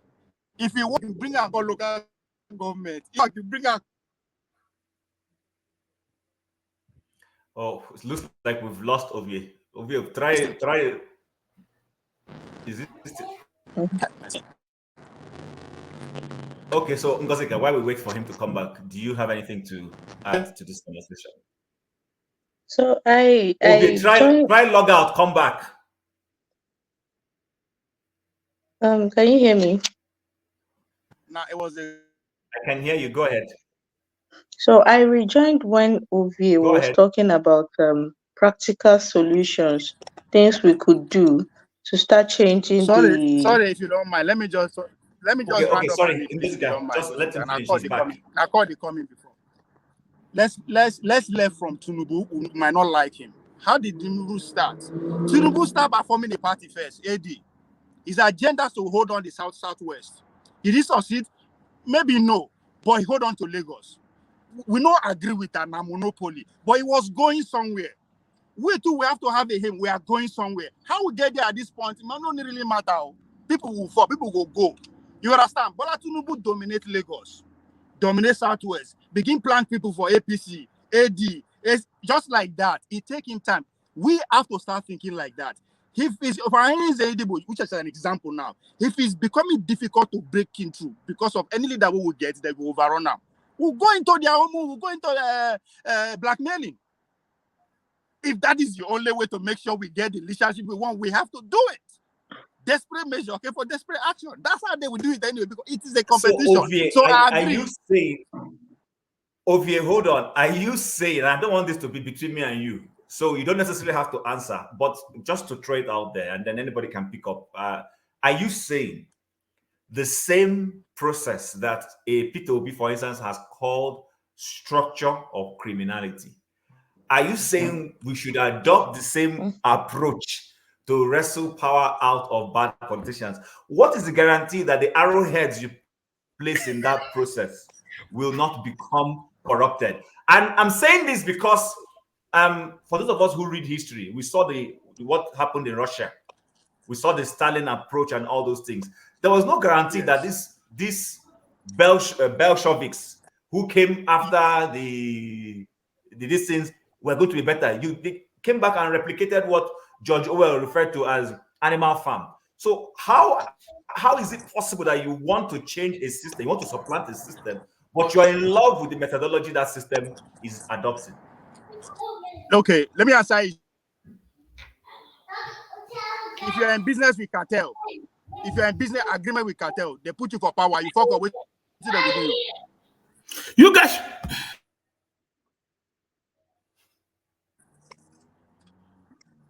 Cartel, and you fuck up, what will you do? Anybody when we give power a fuck up, we treat terms for an example for next time. We have to add, if you fuck up, we treat your fuck up, and then the consequences, wait for next time so that nobody else will try it. Everything is on all the right, table. no problem. Let's go to Ngosika. We'll come back to you so that we don't it's not only a few of us talking. Ngosika, what do you have to say? Hello, Ngosika, are you still there? Okay, I think her system has frozen. Yeah, can I go now?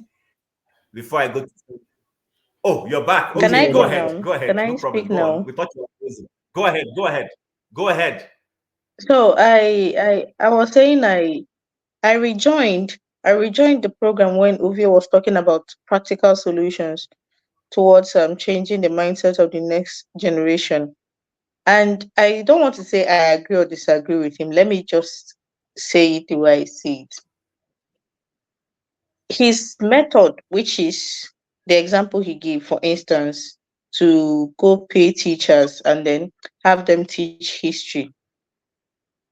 I saw the angle Amadioha was coming from, because somebody has recounted a personal experience to me at the archives, how they tried to change the pattern. He said he went to primary school in his village, and it was the foundation he had, and he believed it was a firm foundation, gotten him how far it got him in life.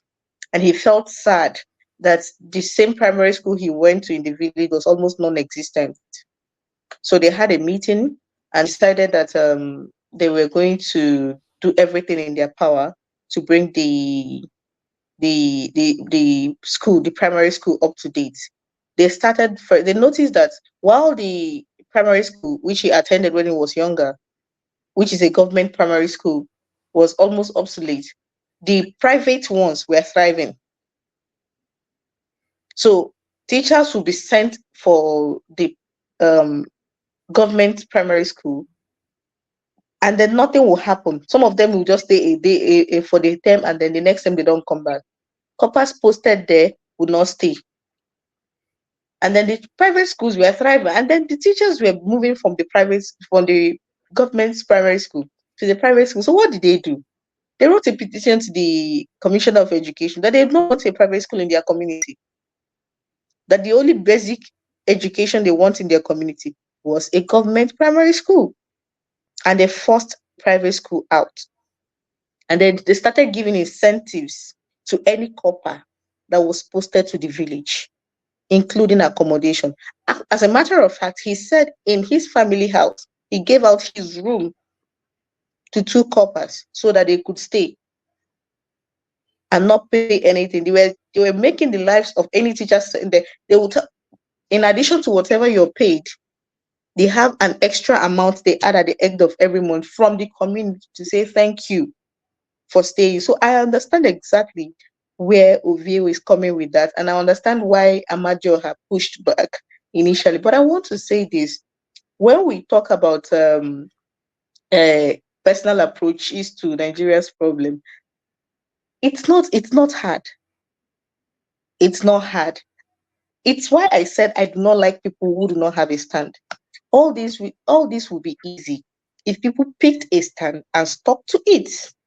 What you have are people with no scruples, no morals, no standing, anywhere below face. That is the problem we have. If you have people who believed in a cause and stayed the process, we would be here talking about all this, because they'll be, if you believed in something to that extent, you'll be ready to fight for it till the very end. But what we have going on with most Nigerians is that most of them just do what suits them at the moment, what benefits them. In Okay, so Ngozika, in the question for present, you. no, they don't even think about the next. Can you hear me, Ngozika? Quick question for you. So Yeah, I this can hear you. face belly, this easy change of course and taking the easy way out, how do we address it? How do we get, I'm not saying that we're going to solve it totally, but I'm saying how do we begin to make progress in making people to stand for something, have scruples, like you rightly said, without necessarily having to say, okay, I mean, my community elected our president general this on the 26th. I'm hoping he is not an APC or Labour Party, that he is there to work for the people. But if he can attract government of Labour Party to do things for my community, yes. Not that he will suddenly now become an advocate for that party, even though Labour Party is the government in my state. So my question is, how do you address that fundamental thing that makes people easily shift? Consequences in capital letters. And I hate this thing Nigerians do. When something happens, somebody makes a bad decision and the effects comes biting. You see people, and when they start suffering for the effect, you see people make excuses for and people like me, that I believe, I have said it on this program. So I believe in holding political grudges. I might not hold any other grudges, but you see, political grudges, I believe in holding political grudges. The reason people will make bad decisions and put our collective destinies into a pit is because we do not hold political grudges. People should start suffering the consequences of their decisions, political decisions at least. Why political decisions? Because it does not just affect them and their immediate families. By extension, it affects all of us. So if you're going to be making a stupid decision that is going to affect me for the rest of my life, I am going to hold you to account. I'm going to hold it against you. I do not care. I am going to hold it against you. And any consequences that come with it, I am not going to feel sorry for you. I'm not going to say sorry. I'm not going to do anything to make the consequences any easy for you.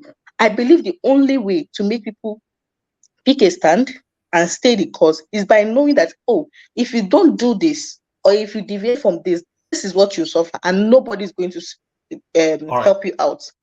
Okay. That is the only way for me. I don't know Thank you, about any Ngozika, other for that. person. All right, no problem. Thank you for that point. Before I come to Oti, quickly, electricity, you were raising your hand. What were you trying to chip in? Yes, in respect to Ngozika, I agree with you. I think what I Oti, I'm pick coming out to from you what after you him. Sorry, I pick out is I'm fine. I'm fine actually. After electricity, Bumi can go on. I'm fine. So, all right. Sorry, let me just. I think somebody is this actually talking. 2020 Oh yeah. this 2024. I hope that miracle But continues. All right, go ahead. Ngozika, I think she's I wanted to ask her a question before, so but it's okay. I will skip it until she says Yeah, she's something. listening. So, Go ahead. So Ngozika, yeah, I agree Okay, with all you. right. What I pick out is that we hardly have a consensus among ourselves, and we don't stay put. But this political Olumide, I'll grudge come to that you. I'm coming. this political grudge you reference to, how I mean, how do we achieve? How do we carry it out? This political grudge. She's not here. Let's go to the next person, please. Ngozika is Ngozika, not. are you able to? Ngozika, are you able Go to to the answer? next Okay, don't worry. person, She's When going to please. talk she's to able to somebody. answer, we'll She's going come to to talk to her. somebody. Just before you No move to problem. someone, can I So, just chip in one thing about this statement these guys made? I want to say something. Oscar, hold on, please. There are some people who haven't Okay. spoken that I just All wanted right. All to right. That's fine. weigh in. Then I'll Absolutely. come to you. Don't worry, Absolutely. I won't pass you. Okay. Bumi, welcome. We'll come to you. Femi, Sorry, I didn't do get you the want to question. say anything? Electricity was asking me a question. Okay. All right. So electricity says this political Okay, go ahead, Chief. grudge that you are trying to this political grudge you want to bear. How do we go about realizing it in practical terms? How do you bring it down to actionable consequences, not something up in the air? So I'll give you a very simple example, really simple example. What exactly is this political grudge? I think we need to define it because people are allowed to vote who they want to vote for. We must be careful about that. So go ahead. So political grudge to me, and whenever I say these things, I say to me. Me person no go use their definition, spoil my own. You are free to understand anything the way you want us to understand, and this is me. I am my own dictionary when I talk about these things. So we are clear on that.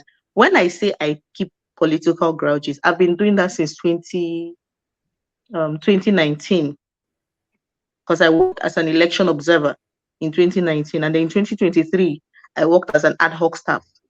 It was in 2019 that my eyes opened to Nigerian politics, and I started keeping grudges. And when I say I keep grudges, I judge you by the political decisions you make.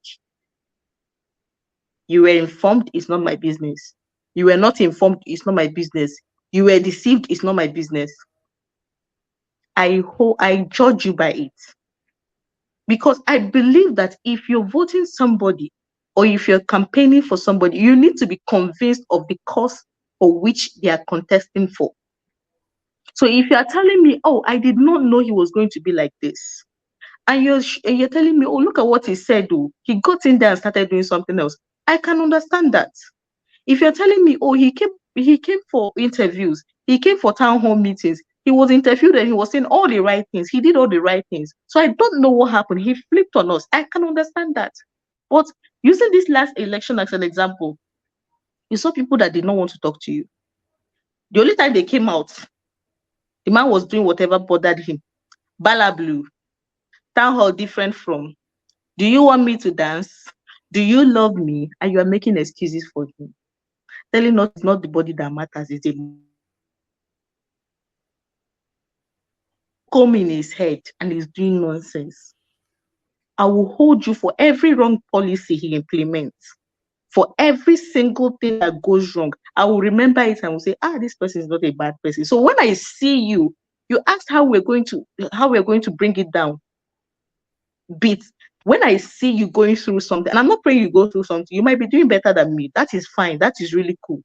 But if I see you going through something as a result of the bad leadership, hello, can anybody hear me? We can hear you. Oh, We I can think hear I'm you. Go ahead. disconnected or something. Can anybody hear me? Go ahead. We can hear you. So I'm saying that We can where hear you. I Go bring ahead. it down, I have You defined just the political grudge now. So I'm now talking about how we can apply it practically, as in real time. So let's say after the elections, you're going through something. It could be good, it could be bad. If it is good, hallelujah for you. But unfortunately, devil wants to punish you. You become a victim of the bad government you brought in. I am not going to offer my sympathies. I know somebody that used to do a lot of philanthropic work. Do you know how she's holding people accountable? Do you know how she's keeping her own political grudge? If you ask her for help now, the first thing she asks is, who did you support in the last election? Straight up. And before she But I asks you, can she lie has to you. checked your social media handles. I can lie to you. No, hold on, but No, because she I has can checked lie, your I social can lie media to you. handles. Wait, she has checked your social media handles. And if she does not see anything, she will tell you you're neutral. She will tell you a neutral, and she does not do neutrals. I don't either, because I've said it. Neutral people are dangerous people. They are worse than people that take the wrong stand. So if you make a bad political decision and it is affecting me and it comes to affect you too, God will punish you. Because even sorry, I won't tell you. I will even be piling prayer on your head that it multiply. Whatever is doing you will multiply. Because you can't put all our destinies on hold and playing 10-10 with our destinies, and something bad will happen to you, and somebody will come and start gaslighting me. And what would Jesus do? All right, This is very Christian like. You too, you will die. Me too, I will die, and so what? Do I look like I sleep? I'm afraid to die.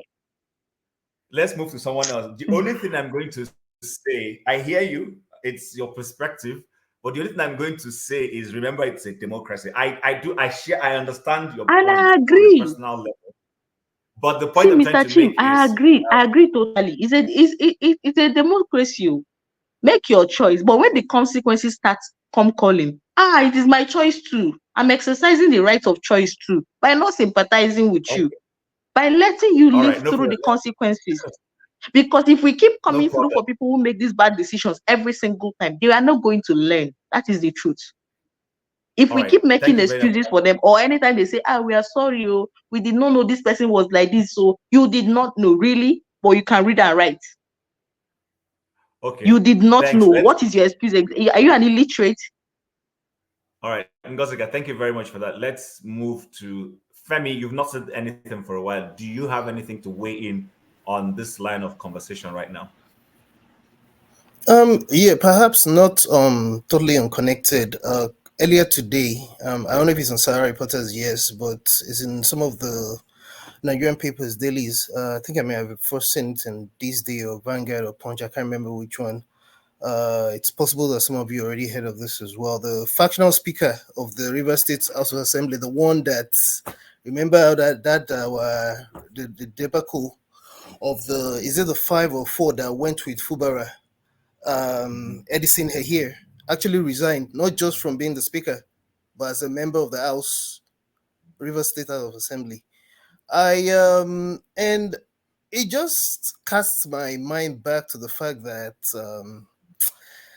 I don't know, we're starting the year the way we end. I mean, we're ending the year rather the way we started it, and of course it's become almost like the case of Obaba's chair.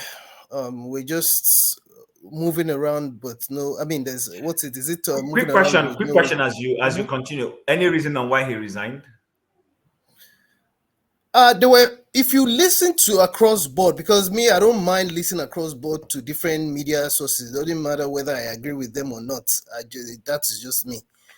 In the last couple of weeks, probably even in the last 2 months, even down to the 2 times that Tinubu intervened in courts, which again is an anomaly, because that shouldn't be the case. There's a judiciary, there's a process.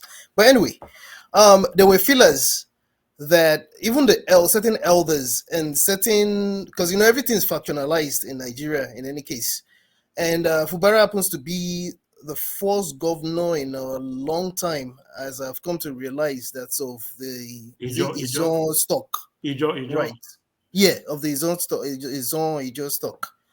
So apparently the elders and a lot of people that were backing him, and that, look, if all the unfolding politics that preceded him and those that were countering each other, a la Wike, what he did to who was the governor that made him a commissioner now, and the way reverse politics has been, just like a lot of Amechi and all that. I mean, it's also always been a case of whoever, once the Godfather puts the Godson in power, just like again like happens in other parts of Nigeria, then the godson now it becomes a problem, because the godson doesn't want to be controlled and all that. So the elders were actually angry. A lot of Ijaw elders were actually angry already, and apparently there were simmering disagreements amongst his own loyalists, people that stood by him, including this particular lawmaker, for example. So after we actually risked our lives to stay the course, that now because you're scared that something might happen, because of course he denied it. You're scared that something might happen if you don't kowtow to whatever you were made to sign, then I might as well give way. So those feelers were already in play. I mean, think there were already signs that there was already problems amongst people that were supporting him. So that's what seems to have happened. I'm not saying for certain that's what's happening, but there were feelers. So that's what I suspect may have caused that guy to resign.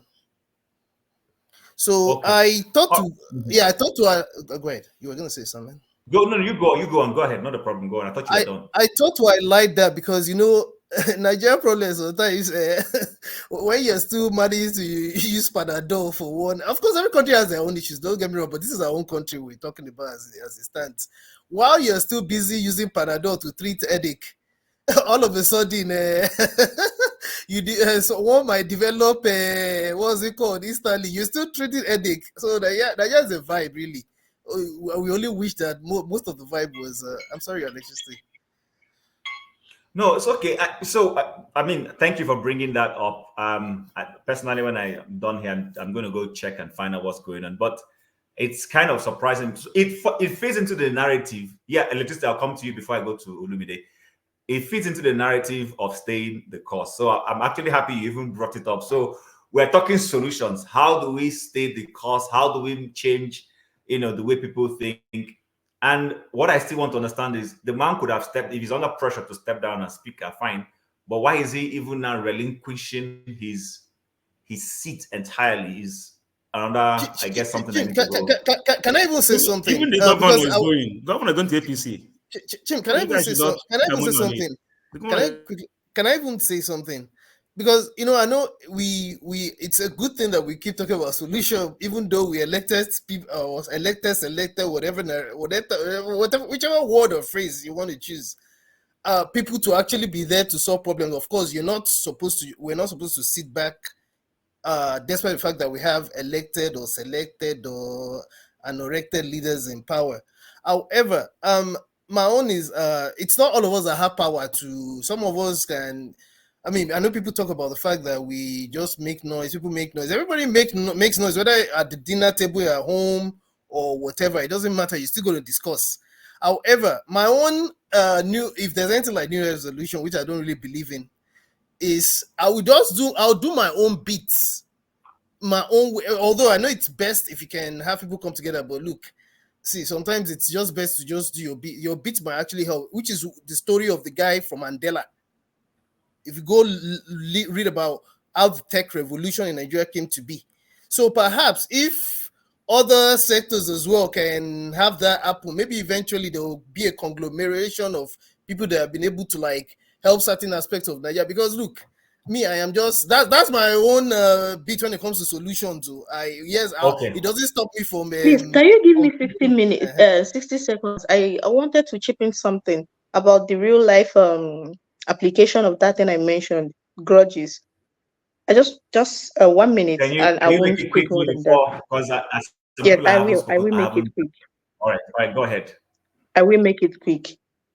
Just for context, so that you understand that sometimes, making people suffer consequences for their decisions, right? A couple of months ago, I was working as a research assistant for my friend at the archives, Enugu archives. There is this guy, an archivist, that has been on her case since 2018. He's bullied her. He's tried to extort her. And when she did not succumb, the guy made an enemy out of her. She came back for research in 2020 and he persisted. And she made a report to Abuja. Abuja took it up and gave him a query. Now, he was angry about the query. If he had any sense, he would have stayed away from her. This happened in 2020 when they gave him the query for his constant harassment of researchers. It was even worse if he discovered you were a foreign researcher, a foreign student, or if you came from outside the country to do research. It was worse. The guy will openly tell you that you don't know where you are. If you don't bring money, nothing for you. Oga produce materials for researchers. He'll be dragging his feet. He won't. He'll make sure the whole day is wasted. And when you try to say something, and he and his clique, they had this whole cartel. So my friend comes back in 2023 this year for her doctoral research. This guy, not knowing the kind of person that God be kind and faithful. We share same ideals when it comes to these kind of things. So she's avoiding the guy, knowing that they have history. She's reported him to Abuja, and Abuja had given him query. She's avoiding him, but for some funny reason, and this is how most people behave, because they know at the end of the day, there are people that will come and plead on their behalf when their bad decisions catches up with them. He keeps on, at every little turn, he's trying to drop comments, even banging the door on her, and then God finally catch him. Simple, excuse me, I want to pass. Simple. Inside the search room in the archive, my friend wanted to move from her reading table to the archivist table to ask about a document she was working on. This guy was standing in her way. She said, please, excuse me, twice. He stood there. The third time she called his name, please step out. Step out of the way. I want to pass. The guy fled up, called her all sorts of names, including prostitutes. Please step out of the way. I want to pass. I'm getting feedback. Called her all sorts of names, including prostitutes. I'm getting feedback.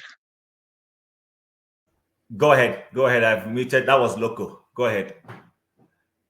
So while he was ranting and calling her names and telling her she can't do anything and he will beat her up, everybody in the search room were stunned. Researchers were in the search room. They were stunned. So long story short, she said she was going to take it up and she made a formal report. And unfortunately for him, the director of the archives, National Archives, was at Enugu research, was coming to the Enugu archives the following day. My friend will not be available. What did I do? I told her, send me a copy of the formal report. I went and printed it out, put it in a file, and gave it to the director. And gave a verbal narration of what happened. And told him, man, if you need any clarification, let me know. My friend is not around, but she'll be here tomorrow. We treated the guy's fuck up and he was removed. And people who saw what he was doing, who had been complaining and had been victims of his at one point or another, were making excuses for him. And that is the problem. But once they removed him, he was removed. He was removed and sent to another place where he will not be able to do that rubbish, because the place he was sent to now, he won't be able to extort and bully people. This is how you make people face consequences for bad decisions, because this was his working environment.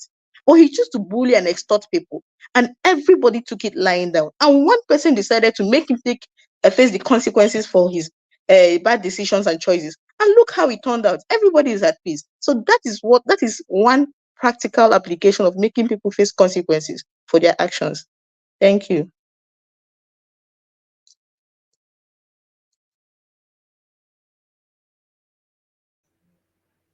Thank you, Ngosike, for that. Olumide, are you ready now? Sure. So I was going to ask. I was going to ask Ngozika. Similarly, I think Electricity has that question about to kind of specifically explain what she meant by political grudges.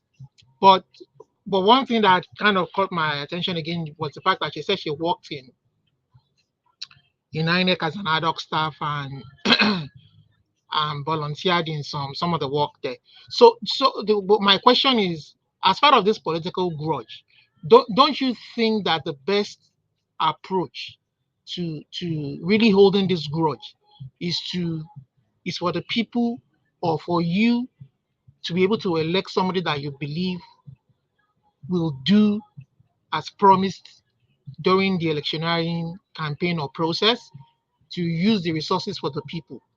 So how can the people, from your own experience, as somebody who has worked firsthand on ground, how can the people make their vote count? Because everybody else who spoke earlier, I do support the fact that suggested that, you know what, let's educate the people through the media, online, video, speakers, and all the rest of it. But at the end of the day, from what I've seen so far, it's all going to boil down to the fact that will the vote count at the end of the day, and how can the people make, whether it's beavers, whether it is option A4, whether it's this, how do you think this can be overcome? Because at the end of the day, I mean, it's all about making the vote count. Ngozi, I don't know Do I if this answer is that a, or? wait, let me say something. I don't know if this is a political grudges. Something happened in the last election, all right? Because we are also monitoring the Are you going election. to? Are you going to? Are you going to? Are you asking a question, Yeah, Amadia? answer Because the some people haven't question. spoken. Yeah, answer the question. Okay, If this is a quickly. political grudges, all right? On last election, we have 3 voting booths in my village square market, all right? We see the guys that burn out two voting booths. They burn it down, all right? They're on cameras. We got them here. So during December, all right, I don't know if it's a political this thing, no, December, when we are sharing palliative, those guys, we figure them out, they're not getting anything, even the single rights. They are calling me begging. Is that a political also grudges or not? Or is it a bad thing somebody did? Well, if you ask me, that is part of it. Because they were calling me that they should forgive them, but their face is That is already. the problem. That is the problem I have with Nigerians. When people are made to face the consequences for their actions, you always see people, and sometimes some of the people that they are begged for them, that ask you to forgive them, have been recipients of the effects of their bad decisions. So I do not understand, because when this guy was about to be transferred, some of his colleagues that had suffered almost same thing in his hand were begging. Why are you begging for somebody that has been a pain in the rear behind? Why? Why are you begging for somebody that's almost outed your future, that's almost destroyed your ability, your right to vote? Why? Why are you begging? Why are you begging for the person? And to answer Olumide's question, something that bothered me after the 2019 election, I'm speaking for the Southeast, was voter apathy. Young people were just not interested. They were not interested in 2019. When I wore my election observer apron and cap and came out on my street that day, they were laughing at me. The guys in my street were playing football. They were laughing at me. Look at this one, she's going to vote. In your mind now, your vote counts. They were making jest of me. This was 2019. Fast forward to 2023. Guy, I saw something. Nobody was playing football. People turned out. Did they turn out enough? I don't know. Because the polling units I worked at, I've said this here before, we were told that since they started conducting election in that polling unit, that was the biggest turnout they've ever had. And if I recall correctly, the figures we had was not even up to 50% turnout. But the people were telling us that since they started conducting elections in that polling unit, this was the biggest turnout. So imagine if 50% had come out. And now this is where you ask me, but even those that came out in mass, what later happened to their votes? And this is where I'll tell you, staying power. Staying power. Nigerians do not generally, and I'm a Nigerian. When I'm saying Nigerians, I'm also indicting myself. Nigerians do not have staying power. In the next minute, we are on to the next one. Oh, forget them. Oh, leave them. Only you won't change them. What you want to you now? One person, just fashion, you won't kill yourself. Nigeria will continue. Leave our bed, go hustle to go chop. And that one is gone. So if this answers your question, turn up, vote. And when you vote, stay the course. If it is standing to count your votes, stand and count. If it is following them to do a collation center, follow them. If it is reacting immediately or whatever you need to, but just stay the course. Don't leave the course till you get to the final destination. I hope that answers your question. No, well, yeah, Thanks. but what just one more to say but that happened the last time though. It didn't change anything. That is what I'm kind of referring to. That is anything going to change this time around? Did we stay the course though? We didn't. I mean, we didn't. Okay, if I may say, we didn't. Olumide, so I think I share her sentiments. I may not have been fully satisfied with the electoral consequence one. So, but I will not overdrag that for now. Maybe some other time I will have that conversation with her. But I agree with Ngozi that one of our problems as a people is we don't have a staying power. I've said it severally. As much as people might say the 2015 election also had its own issues, but to be fair, to an extent, yes, Buhari won that election. But the Nigerians continue with the staying power to say, okay, now that, and I know the response I'm going to get is that the election in 2019 was also rigged. But if you go and look at it, holistically, you discover that Nigerians don't seem to have this staying power. But I won't belabor that. Bumi hasn't said anything. Bumi, before you come in and go on, I'm going to hand over proceedings to electricity before I leave. He will take it off from there. Then, Bumi, floor is yours. What do you have to say? Where are you going to? I'm local. My wife says that I haven't watched a movie with her in a long time. And this is She New want Year. to go chop. You Want to chop want the me to soup. leave me? Where are you going to? I tell her say we are discussing issues. We go ahead. If you don't go ahead, this man will overshadow you. They will bring in a new nation. conversation. Go eat up the soup, Jare. Mind them. Okay, more of us run now. Good day, Hello, everyone. Bumi. Yeah, can you guys hear me? Yes, we can. Go ahead. Okay. I hope it's not loud because it's 1 minute till New Year's, so there are lots of fireworks, so I'm sorry if it's loud from my end. But yeah, good day, everyone. It's really nice to be here, and I want to wish you guys a happy New Year in like a couple of seconds. So that's I think it's already New Year's. Okay. So yeah, I just wanted to add to what Ingosika already said. Um, wait. Sorry that I'm being distracted. The noise No, is very just loud. continue. Yeah. Just continue. Just continue. Just try. Continue. No, continue. The noise is not that bad. We can No. sense For the it, but noise, it's not our as side, bad we are as you okay think. here. Is your voice? Your voice is louder than the noise. So continue. Okay, sorry. It's just very distracted.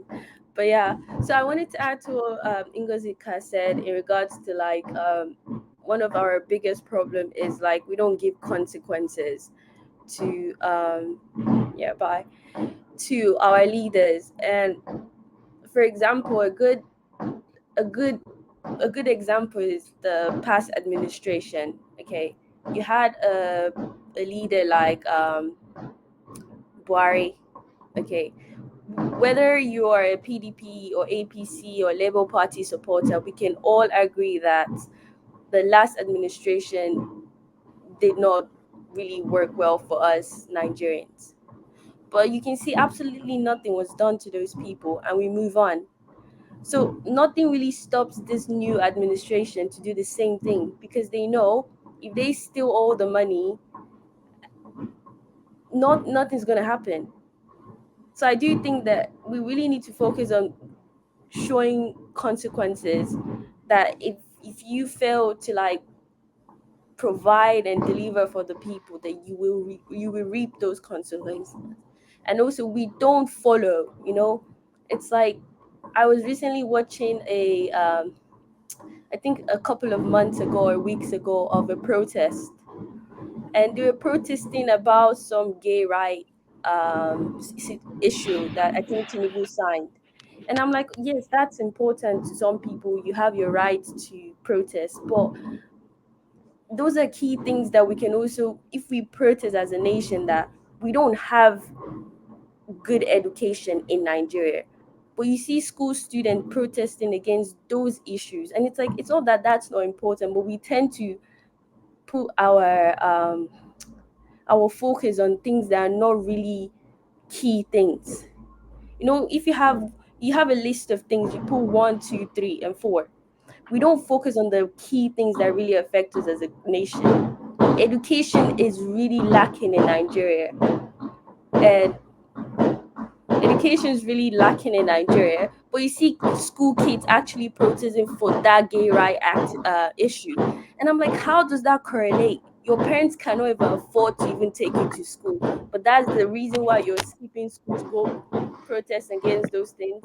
It's like they don't correlate. Can I give someone else to speak, because the noise is really distracting.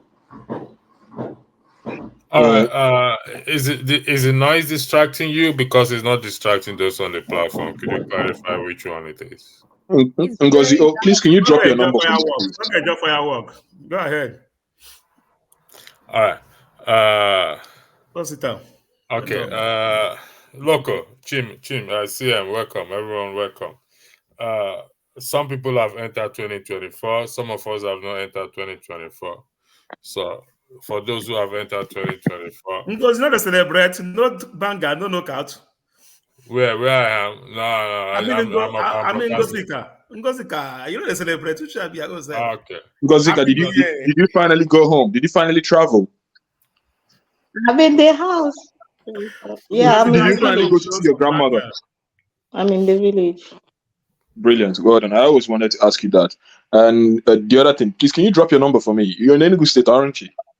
She already did. Yeah. Right. Yes, I am in Enugu State. Okay. I already did that. I already dropped it. I'm in the village, and the reason you can't hear any bangers is that I didn't go out to. If I had turned my mic on earlier, you would have heard this one is not banger. This one is Monana. It was when I kept doing like this. I was shocked. They are doing Monana as their own banger. The thing took me by surprise. I was really surprised when I heard the sound, because I only associate it with occasions, burials, and whatnot. But to hear Monana by this time of the day, Okay, quickly. I just electricity. If you allow me, I just want to respond to a few things. Just give me one second first. Let's. I want us to know what direction we're going to go for the next few hours, so that we can go around. Ngozika says something which resonates with me in terms of holding political grudges, which is to her it's her own dictionary or her own holding political grudges, and I think even though it's our own dictionary, I would say it's not a bad thing in the sense that it doesn't lead into harming somebody else, but rather in the future not to vote for the person, because if one person, if an individual put call it our destiny or whatever it is and destroy it for selfish sake, we need to at least not be kind to that person. So how we approach that is very important. We're coming to the new year now. I'm not gonna say much. I'll leave the floor, but we take turns as to what we intend individually to. I mean, collectively, we're powerful, but we start with individual visions and dreams for Nigeria, because like I said, none of us believe we were going to sit down here talking about Nigeria after leaving the country for so many years. That means it's still in us. We may deny it, we may think we've turned our back on it, but it's still in us. That's why we are here day in, day out.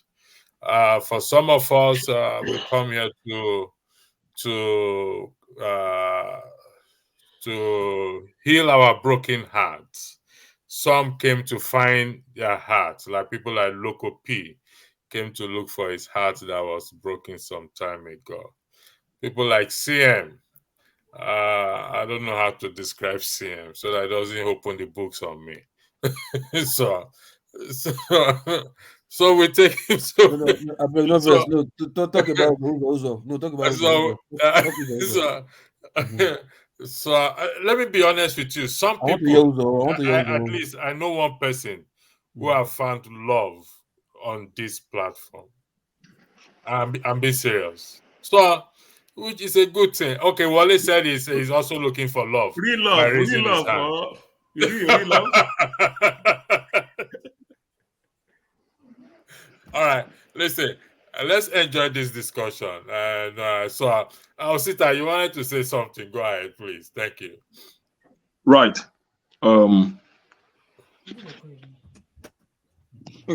Ngozi, what you said about consequences is very, very, I mean, it was a great submission. But that also took me back to what electricity has been preaching for almost 4 months ago. Because in as much as the consequence is the one, because you're just it's the one that is immediate. But for those consequences to be felt and to have a great impact,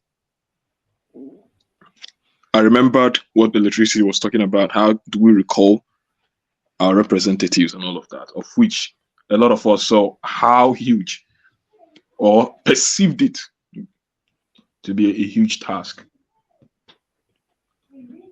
Now, unfortunately for all of us, democracy has not developed or evolved to a point where you're having independent candidacy. Because also one of the biggest bane of our democracy is the political party captures.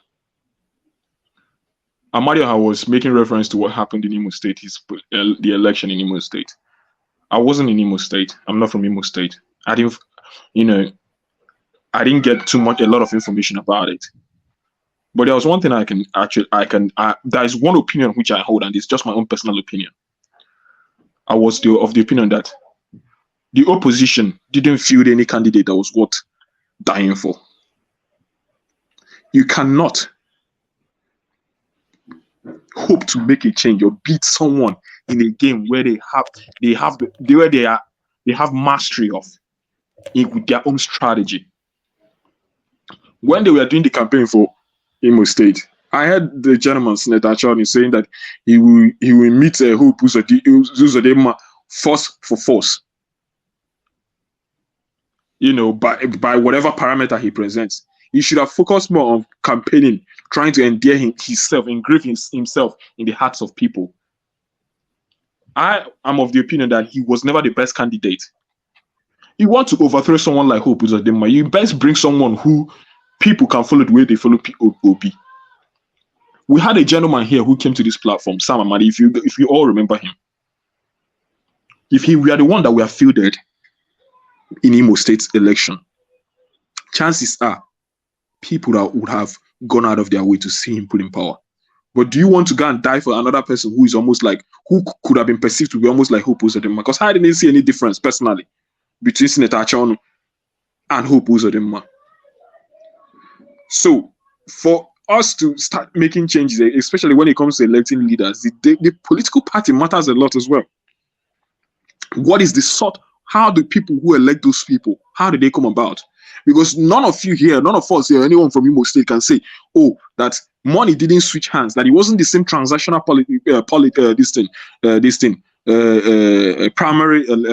primaries that happened even in Labour Party.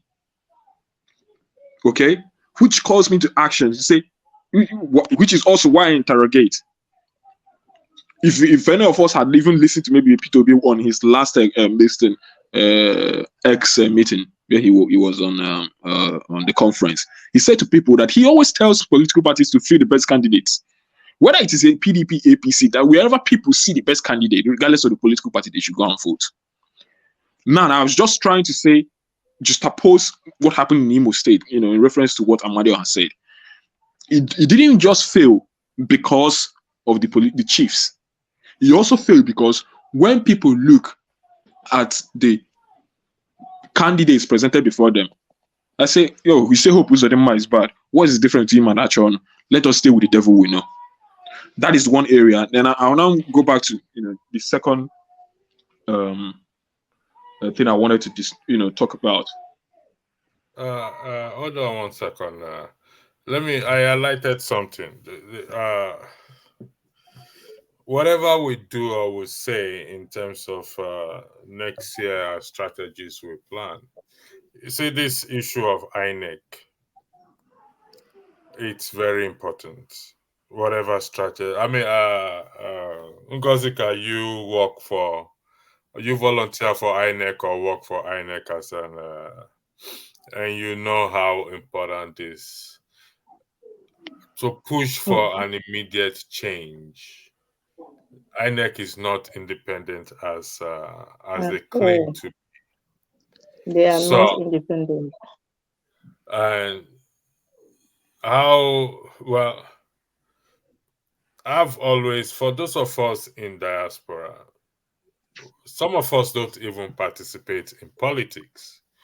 However, we do see how their politics. I've only voted once, and I consciously said I am going to vote. And the reason why I went to vote is when I participated in the what do you call this, census. I think that was 2 years. When CM, the last census, was it 2 years ago or 3 years ago? I think it was 2 years ago. I was a No, I census think it's not 2006. Yeah, I was a I think census it's far. officer. That was when I actually appreciate census, to be honest. And I understand what it actually stands for, despite the people's skepticism in terms of privacy and all those things, because it helps to know not just the population, it helps to know how they will put facilities in place. If they need to expand a place, if they need to depopulate the population or increase it, and putting amenities in place. So INEC is a key factor in this. So how do we let's discuss this INEC issue. Let's discuss this INEC issue right now, because coming next year we If I have may to. come in. Yeah, hold on, CM, you coming? If Okay, CM, let's go round to make it even. I know Sita was speaking before, but I want us to discuss this INEC issue. Okay, so Ngozika, we'll start from you, then we go to who is this? No. Let Rosita finish Adam. first. Let Rosita finish first. Let Let us everybody Okay. finish before you start, James. Okay, all right, Rosita, finish your submission, then before we go into this, please. Make it snappy, please. Well, I've not even had my say on that anyway. But continue, Sita. Okay, Loco, you wait. Okay. I banned you till we come to the next program. Right. You'll find out. Go ahead, Osita. Jazzman. You be the Jazzman. But unfortunately, it's just there were a lot of things I wanted to pick on what Amadio has said. To be honest, when he was talking, I was just waiting to come back to him. Now, I'm from Enugu State. Now, I don't know how this so-called president general of a community is selected, because I thought that in a community you have councillors that represent community in the local government level, isn't it? And let me push back. In Imo State, No, it's not that. The general PG in every community. Yeah. Yeah. So I think we also have the same thing here, but they call them chairman. Yeah, I got chairman. Chairman, community chairman. Community chairman, yeah. Okay, community chairman, yeah. Yes, all right. But this community chairman, this particular one you're talking about, is just within the community. It doesn't involve maybe even the local government, does it? Let me tell you, like they are not paid by local government. My local government make us about 30-something communities. All right, each community have their chairman. Guys, I'm so sorry. I'm going back to this because I'm trying to understand that structure. Because you know, some of us have been away from. Even when we are in Nigeria, we know they really go village like that. Okay, listen. Each community have one chairman, and each chairman will make up the council. All right. Now they make him a directory. For you to be the chairman, it must be the member of APC. Come back again. Now you're confusing me more, please. Now, guys. for example, Please forgive me for trying to understand this, please. We have about 38 communities, all right? So each that 38 communities have one chairman or PG, all right? So all those chairmen will make up the council. Now they make. See, Amada, slow down. Let me just get this. Let me just start from the local government, because after local government, communities make up a local government, isn't it? Towns, I mean, towns as communities. Okay. Yes. Isn't it? Yes. Is word that make up local government. Word that makes up local government. And communities guys, are under guys, ward. you are confusing So me. I'm really trying to understand this thing. Not joke. Let me tell you how it works. All right. In my place now, all right, my local government will have 38 communities. Each community has Good. about 13 villages that make up the community. Good. Yeah, exactly. Now, Community and villages. the 13 villages now make up the community, have one PG or charm, whatever I can call it, that represent the entire community. All right. So what happened is this. What happened is this. When Emeka Ihedioha was my governor, who had PDP, PG or chairman, immediately Emeka Ihedioha left, they told the chairman he must belong to APC or you step down. So the guy they have to overthrow him and put APC person that on all the executive. So what does us do is that the whole is a capture. It's already captured. Now, So what I want to understand is this: this chairman, he's different from being a councillor, because also by the normal structure of our democracy, of our governance, government, yeah, of our government, the councillor is the person who represents a community before the local government chairman, before the local government council. There's no council on the communities, other the general, PG. No, you're not, unless is Imo State different from Enugu State? I mean, you so you guys there, would you PG? So let me not know and say what I don't know. Sorry, I'm not from Asia. I think what Osita is trying to understand, right? The way Nigerian government structure is structured. Federal government, state government, local government. And yes. If you say in local government, we have councillors. Yes. Hold on. Who are like legislatures under a yes. local government chairman? You understand? So hold on now. So if you are bringing and inside those councillors, they represent the ward, each ward. That's say ward chairman. So when you say community, you understand? In Nigerian government parastatal, whatever democratic government structure, there's not like community. And when it comes to government, it's ward. You understand? Ward councillor or ward chairman. You understand? That makes up like it's not like a council. Local people, please. Are you meaning? Let me see, guys. I know. Please forgive me that I'm taking too long to understand you people. It's just that I want to understand, because this is something that is very, very basic. So if I don't even understand this, then maybe I should hide my face in public when I'm speaking. Can I just clear it for you? So please the ward is what makes up the local government councillor is the ward chairman. Exactly. Now for a ward, what makes up the ward are communities. Yeah, exactly. It is communities, a collection of communities, maybe 2 or 3, that makes up a ward. God bless you. Exactly. So what Uzo is saying is that in his place, I don't know the dynamics in his place. I can say my, but what I think Uzo is saying. What Uzo is saying is that each community, they have a president general, and each of these president general, they now have a council of all president generals. And these people, for you to be a president general in where he comes from, you have to be politically affiliated to the current government. I don't know how they get involved in politics. Please, can you pull up for us what makes up a ward in Nigeria? Because calm down. It's not normal. No, what I'm saying. Let me tell you. It's not normal. No. The reason why I'm saying this is because, can I just say this? In my own community, there's a councillor. The neighboring community, the next community, there's a councillor. The local government community. Yes. There is a, No. Uzo, no confuser. No, listen to me. Please, in my own community, we have a councillor. I can, two communities are, side by side. One community, they all have councillors. Listen, right? CM the encyclopedia is here. CM. No, hold on now. Can you go into your encyclopedia? Because I thought communities, the councillors, they go look like. Let me explain you. See. Okay. You see the way use Nigeria as example now. You see the way states have been divided, right? You see boundaries, states, right? So take what's it called, like Nigeria as a local government. You understand? So you see those states now are like the ward. You get my point? Those states now, you see the boundaries, they are there. They're like the ward. That's why you say maybe like let's say Central District, right? You have Northeast Central of Aniocha or whatever, or South Wanti of Andoni, just something like that.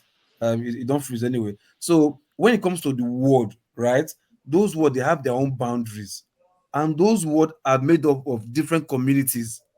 You understand? So you might say Yes. one word. One word doesn't mean it's a village, it's a community. A community, it depends on the way the government decide to group them together to become one word. Two communities, one community, three communities may make up one word. In the next word, it might they may be made up of two communities. In the other word, they might be made one word may be made up of four communities. So it doesn't mean because one word, no. Word are made up of different communities. Some Okay. words are bigger than some word.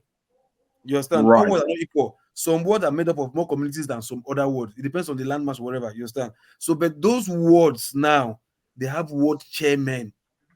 Those words, they have chairmen, regardless of the party they belong to. It's Wait. just because the government has influence That they on. have chairman or they Now have you council. Who is now the Hold on, councillor? hold on first. Where does Hold the on first. councillor now come from? Hold on, let me explain. See, let me explain. I'll go somewhere now. It now depends on the influence, right? Because of Nigeria now, when it comes to those local government and ward chairmen, they not get shishi for yash. So 1,000 pounds, 1,000 naira, fit change their mind. So government can buy them easily because of what it is. You understand? That's why a governor can control a local government chairman, which is very, very wrong because of the influencer, money influencer, whatever. But structurally, the way it's designed, right? Words are made up of community, two community, three community, four community. It That depends on make up a word. how big the word is, and those words, you understand, they are the ones who produce councillor to become like legislatures to the local government chairman of that local government. So local government are made up of different words. Words are made up of different communities. Okay, let me read. The Let way me read it's what I broken down, Google huh? up. So Let if me read. somebody is a ward chairman, Local, you sorry. understand, it Let me doesn't. read. Let me read out what I Google out. Okay, Nigerian has 774 local government areas, each administered by a local government council consisting of a chairman, who is the chief executive, and other elected members, who are referred to as councillors. Councillors. Each local government is further subdivided into a minimum of 10 and a Wards. maximum of 20 wards. Words. A ward is administered to by a councillor who reports directly to the local government chairman. The councillors falls under the legislative arm of the local government, Exactly. the third tier of government in Nigeria. So I hope that So explains. hold on. So breaking the councillor now into smaller entity, those councillors now become ward. We say ward 1, ward 2, Now, ward 3. I say where I come from. Imo State, I didn't say Nugu. In Imo State, anybody for Imo State, listen, anybody for Imo State, all right, the government, anybody, any community have president general. There's no local government chairman or council in Imo State. It's run by the governor. Wow. No, hold on now. Hold on. See. No, it's not about hold on. I'm not I'm telling talking you about listen. No. Uzo, No. you have to start You give breaking wrong. these boundaries. Uzo, hold on. You are giving wrong No, that's narration. my What I'm point. saying, the way it's supposed to be, leave the way the government is running it, because they are running it the way they like. The way the constitution is structured, you understand? There are some governments that do not have local government chairman. It's the government that is doing everything because they just put caretaker committee there to run as local government chairman. You understand? So that is, I'm talking about the normal, when everything's done the way it's supposed to be done, 100%. There's local government chairman who has councillors as his own legislatives. You understand? The councillor are like House of Rep members. You understand? To the local government chairman. You understand? Which is the local government. Electricity. Governments. Electricity. This explanation, this thing you read, is still it is still lacking in something. Because I'm sure you read from you, and it didn't give us exactly what explains what makes up the words. Hold on now. See, look, see, no. What is the smallest? See, listen. What is the smallest among all of them? What now makes up the words? Sorry. How are the words formed? This is what I want to know. Hold on. Community is the smallest amongst all of them. groups of communities makes up ward. Ward. Okay. Like my You get my point? Groups of communities make up ward. Then group of wards make up local governments. Exactly. Local And governments it's the make up state wards that are governments. administered by the councillor, isn't it? Sorry? The wards are administered by the councillor, isn't it? Councillor, yes. In my place, President PG, Yes. President General, I didn't say councillor. Hold on. If you say in your place now, I'm telling you. I said my place. I didn't say your place. I don't tell you the politics of supposed to be done in Nigeria. Sorry, gentlemen. CM, please, if you know this thing, please speak up. Electricity kind of hit the nail on the head. Electricity hit the nail on the head, my fellow brothers. Osita, for instance, listen to me. Osita is a young man who wants to go back home and contest to be a chairman of the local government of governor. Osita is a young man who wants to go back home and contest to be a chairman of the local government. I don't want to. Let's have a. This is a free flow. Listen, it's not rocket science. It's not rocket science. It's not rocket science. Why are they blame? I just read it out for you. It's something you can Google the yourself. Way it is done the way it is done now. That doesn't mean that's what they do during 1999 when it started. No, they did it now in the name you are calling President General. It's not in the Nigerian Constitution now. Exactly, this is what I want to say. This President General something. Hope Uzodinma, my governor. One try to make a confusion right now. He can run the government, any governor, because of the power, can run the way you want to run it. But I'm telling you, I said the way it is done normally, 100% by constitution, the way it's designed.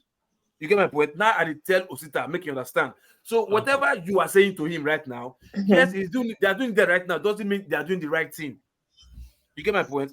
So the way it is done, now so read it for you just now. Yeah, so there is no general something. Amadioha, where you are, that general this thing. Who know is local government chairman among all of you here now? Who know is local government chairman? Sorry, please, I know my own local government chairman. I know my own. I will give you head now. The floor is for God now. I've put on my. Sorry, Uzo, please. I don't mean to add or subtract. I just wanted to tell Uzo something. Uzo, I understand the President General you're talking about. I've lived in Anambra, and each community has a President General, but each local government still has a local government chairman, and they still have ward councillors. And each community, I live in Nnewi. Can you hold on 1 second, please? I want this thing to be a free flow something without me intervening much. So, but there seems to be chaos. Because the floor is yours, please. Now, I'm just trying to tell Uzo that yes, he's right about each community having a President General. He's right about that. But I'm trying to tell him that it is like what Mr. Lokopi has been telling you. There are things like that in Imo State. Does not mean it is how it is. It's just the way the people there choose to run their own. That is not how it is. How it is run is how electricity read it out. President General have no political power. They are not. They do not constitute any power in the local government structure. I made some local government chairman, but right now, Hope Uzodinma, all right, have no local government chairman. He split direct to the PG, which he is planted. You know what I mean? That's wrong. We are trying to break that bridge. River State. We try to break the bridge. That's my point. Right? We try to break that bridge. It happened in River State where they were having critical committee. Yeah, that's what they are doing. So some governors can be so stupid and want to do their macho man power. So is this local? Is this person correct? Osita is asking a question, so you should tell him. Correct. The highlighted comment is correct. I've understood it from the word level. What I now want someone to answer me is electricity. Please, just one more question. Osita, wait 1 second. We need to move on from this argument now. To be honest, because it's something you can Google where you are, which I did Google. I don't know it. I Googled it and I read it out for you. No, electricity. Listen, please hold on. This thing is very, very important. We are talking about change because we are talking about how we are going to go and implement the change, It's very and important about the election. it will work. If we don't even understand the structure of the change, how the change, where it starts from, then we have not started. Hold on, Now, I just told you the way it is now. I just told you how it okay, is. Poco, who now represents those communities in the world? Like, for instance, now my community is like in Sude, in the local government. Yes. The person, if it is not the king, okay, who is the traditional administrator ruler, who now represents the community Okay. before the Now, ward? Because you told me that different communities make up a ward, and the ward is administered by a councillor. Do you now understand where my own question is coming from? Yes, I knew. Let me answer you now. See, now by the way Nigerian constitution is structured, right? You see, the king or the head, right? They're not supposed to play anything like electoral role when it comes to government, democratic, but they are playing right now. right? So politically, each community you're talking about, they have community chairmen. You understand? Because they are chairmen does not mean because like it's also a local government chairman. No. Community chairman is there. There's ward chairman or chairman. Then there's local government chairman.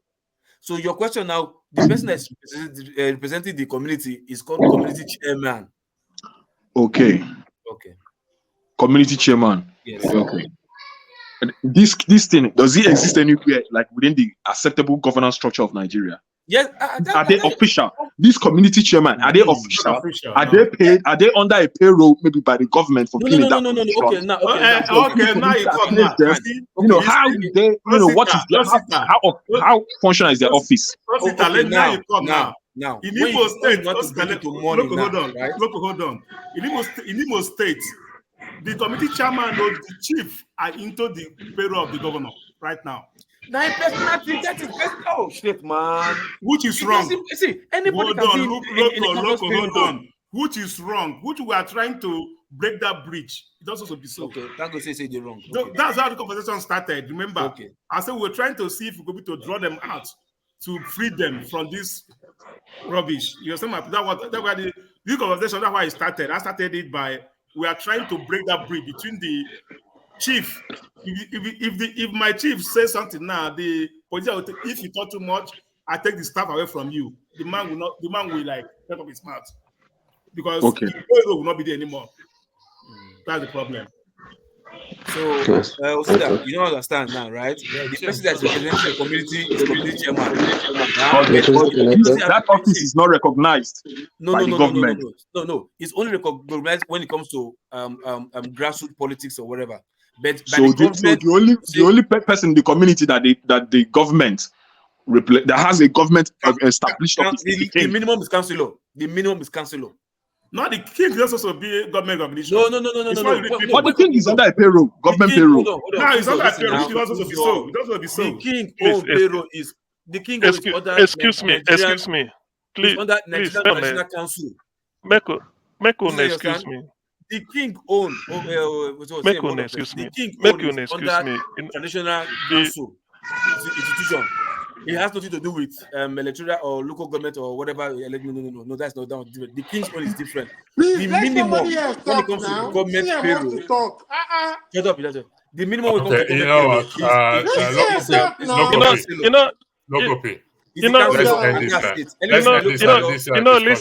listen.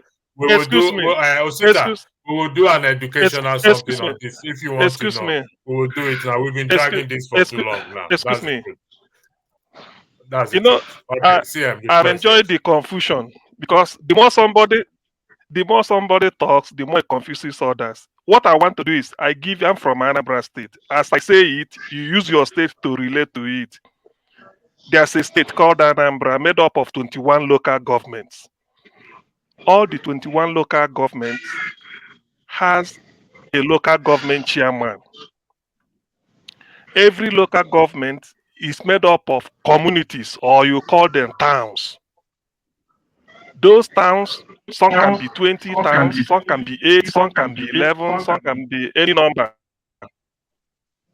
Somebody should mute now. So when you move from local government, you now come to the towns. you come to a particular local government, if they have 10 towns or 20 towns, each town or community, they are interchangeable, they are the same thing. Each town or community, we have a traditional ruler recognized by the state government. That apart, each town or community, we have a president general elected by the town who doubles as this administrative head of the town that relates to the governor. They have meeting with the governor, maybe monthly or bi-monthly, every time in Anambra State. That is as per the structure. Then when you talk of ward, is for electoral purposes. That electoral purposes is according to party. APC, if you say ward chairman, they will ask you which party. Is it APC or PDP or any party can have their own? Now, when you come to ward, a town, depending on the population, a town may be divided into 2 or 3 wards. For instance, Nnewi as a town in Anambra State has got about 4 wards, which means 4 ward chairman for PDP, 4 ward chairman for APC, 4 ward chairman for whatever party, number of parties they have. In my own town, we only have 2. They're divided into 2. Some smaller towns that made up the local government, some are having one ward.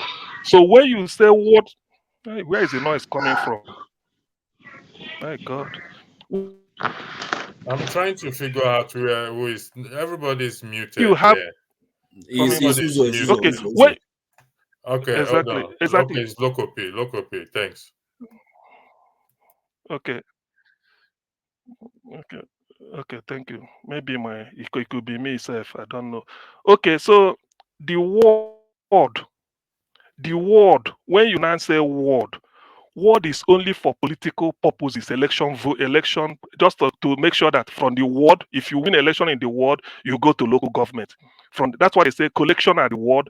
A ward is like where you have a pooling, where they collect. Even if there are different points you can vote in that ward. At the end, they come to the ward area where they say this is where the ward is, collect the result. From there, they move to local government, from local government to state. So this is where it is. President General is what is like the representative of the government in the town for administrative purposes. That's what they say, President General. They have a term of office. The governor pays them. They are paid in Anambra State. And there's a term, 3 years. Every community will change. Bring a new person. That person represents you because when the governor wants to deal with direct grassroots, he will call them and then give them information. If you want to relate with the chairman, you will call the 21 local government chairman and they relate. That is the way, it's as simple as it. That is the way. It's very simple in my place. So the questions. All word right. is Thank not, you very there's much. no Yeah, criteria question. for word. It There can are vary people. depending on population. Yeah, question. Some Hold on, towns Ahmed. may Just like you Yeah, from question. Enugu State, those Yeah, some question. just to clear you, Can we wait, please, Yeah. some gentlemen? political towns may and No, traditional don't let are 2 us. different be bigger than things. others. See, I'm a question. You know. See, I'm a Can question. we please Just a apply question. I want to decorum, follow. please? Just a question. Amadia, can you please apply decorum, please? Let's stop. Let's do this back and forth. We seems not to be going anywhere, or we're just saying whatever. If we need anyone to educate us on it, I have read it out as it is. So if other governors have implemented their own thing Their own that is pattern. not within the structures of Nigeria, It is null and void. it's not a void. Yeah. I Exactly. think I have read that one out. It's null and void. So let's move on from But that. CM, Leslie, please, just one last thing, right? Sorry, please. Just in case, right? You see, when it comes to traditional position, whether it was installed there by the governor or the people, right? Their payroll or their salary, whatever, is not political, right? It's just they fall under the I don't know if your place they have local government I think no commissioner for local government and chieftains and whatever something like that. So those people fall under the traditional institutes of Nigeria, whatever, or traditional institute of Nigeria, where all the kings and chiefs of all community in Nigeria, states, or whatever, where they represent, they have their own. But most of them, in fact, all of them, they are also payroll from the government. But when it comes to local government chairman, governors, and which is from the political side, governor, local government chairman, councillor, and ward chairman. Those are political. But when it comes to for the people that represent the people, not politically, from the maybe traditional sector or whatever, those are also different. But they may be under the payroll of the government, but it's not non-political. But you can threaten them politically to remove them Thank you. because you're the Thank you, ones who installed gentlemen. them there for those that I installed them. highlighted an issue out there, which is INEC issue. But we all know the 2023 election. To some people, they're already in 2024. I'm not yet in 2024. We are waiting. The 2023 I am election that just was INEC played a role that was not satisfying. And truth be told, the issue of INEC is very important because another election will come. So how do the people now push to have INEC for us to have a credible INEC in the system? Because whatever election we're going to run, okay, presidential, governorship, and INEC will still have to conduct it. So let's focus on that. God And bless you, electricity. God bless you so much. So let's focus on that. So Wale, in no particular order, you have 3 minutes to weigh in into this matter. I know when it's always my time, I'm always timed. Not just to you, Okay, I give you 3 minutes and 10 seconds. Okay. Anyway, I don't have much to say. I just want to kind of look at how we discuss in this platform. If we are to run government, can we now see how difficult it is for us to come to decorum sometimes? And I'm going back to the INEC stuff. I think Madam Ngozi said something very, very crucial about not just INEC on everything I have to do. If there's no accountability and there's no transparency, we'll continue to go round cycle. Either your action or your inaction, there must be consequence. Because if you sit down and fold your arms and thinking that somebody is coming to help you to fix your own, they play. And if you don't do anything, well, if you do something which you now face the consequence of that action you take, you should be own up to it and say, look, this is it. I did this and I knew that this is what the person is going to do. Then until we face that, we're not moving anywhere. If we know that this person is a very corrupt, being bought, and we put the person as an chairman, what do you think? He will pays the piper, dictate the tune or what. So until we all say, look, this person has no any pedigree or whatsoever, is a corrupt person. We know who he is, we know his background, we know the political affiliation, we'll continue to go round cycle. But say, for example, Mahmoud Yakub did all he did. I've never heard in the Supreme Court or Appeal Court that say what Mahmoud did was not right. The guy was just and be like he hasn't done anything bad because there's no consequence.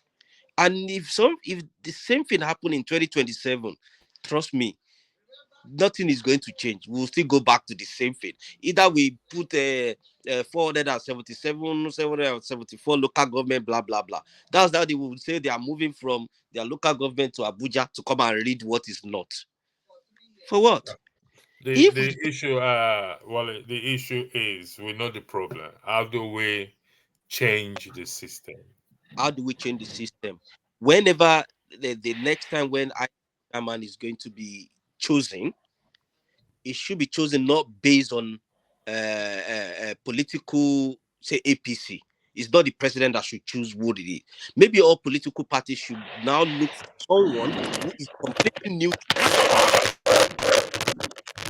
Sorry about that. I don't know where that is coming from. It Apologies. shouldn't, say, for example, if I'm being chosen as the INEC chairman, electricity should be, there. It shouldn't be just only me. We should have about 10 people. So for the 10 of us to be bought or corrupt, is going to be hard. But if you give me that power over everything, that no matter what electricity said, no matter what Madam Ngozi said, it doesn't hold water. Then you've given me that too much power that can do and undo. It shouldn't be. That institution need to be free from any political party that the president would now choose who should be. If we don't do that, if people don't rise and say, no, this person, they need to go through scrutinization, who they are, what they've been doing, what political affiliation, all those kind of things that we know that Yakubu has, done. If we go back to the same route, nothing is going to change. Okay. But are Nigerians ready? That's Okay. That Let's say, at least yes.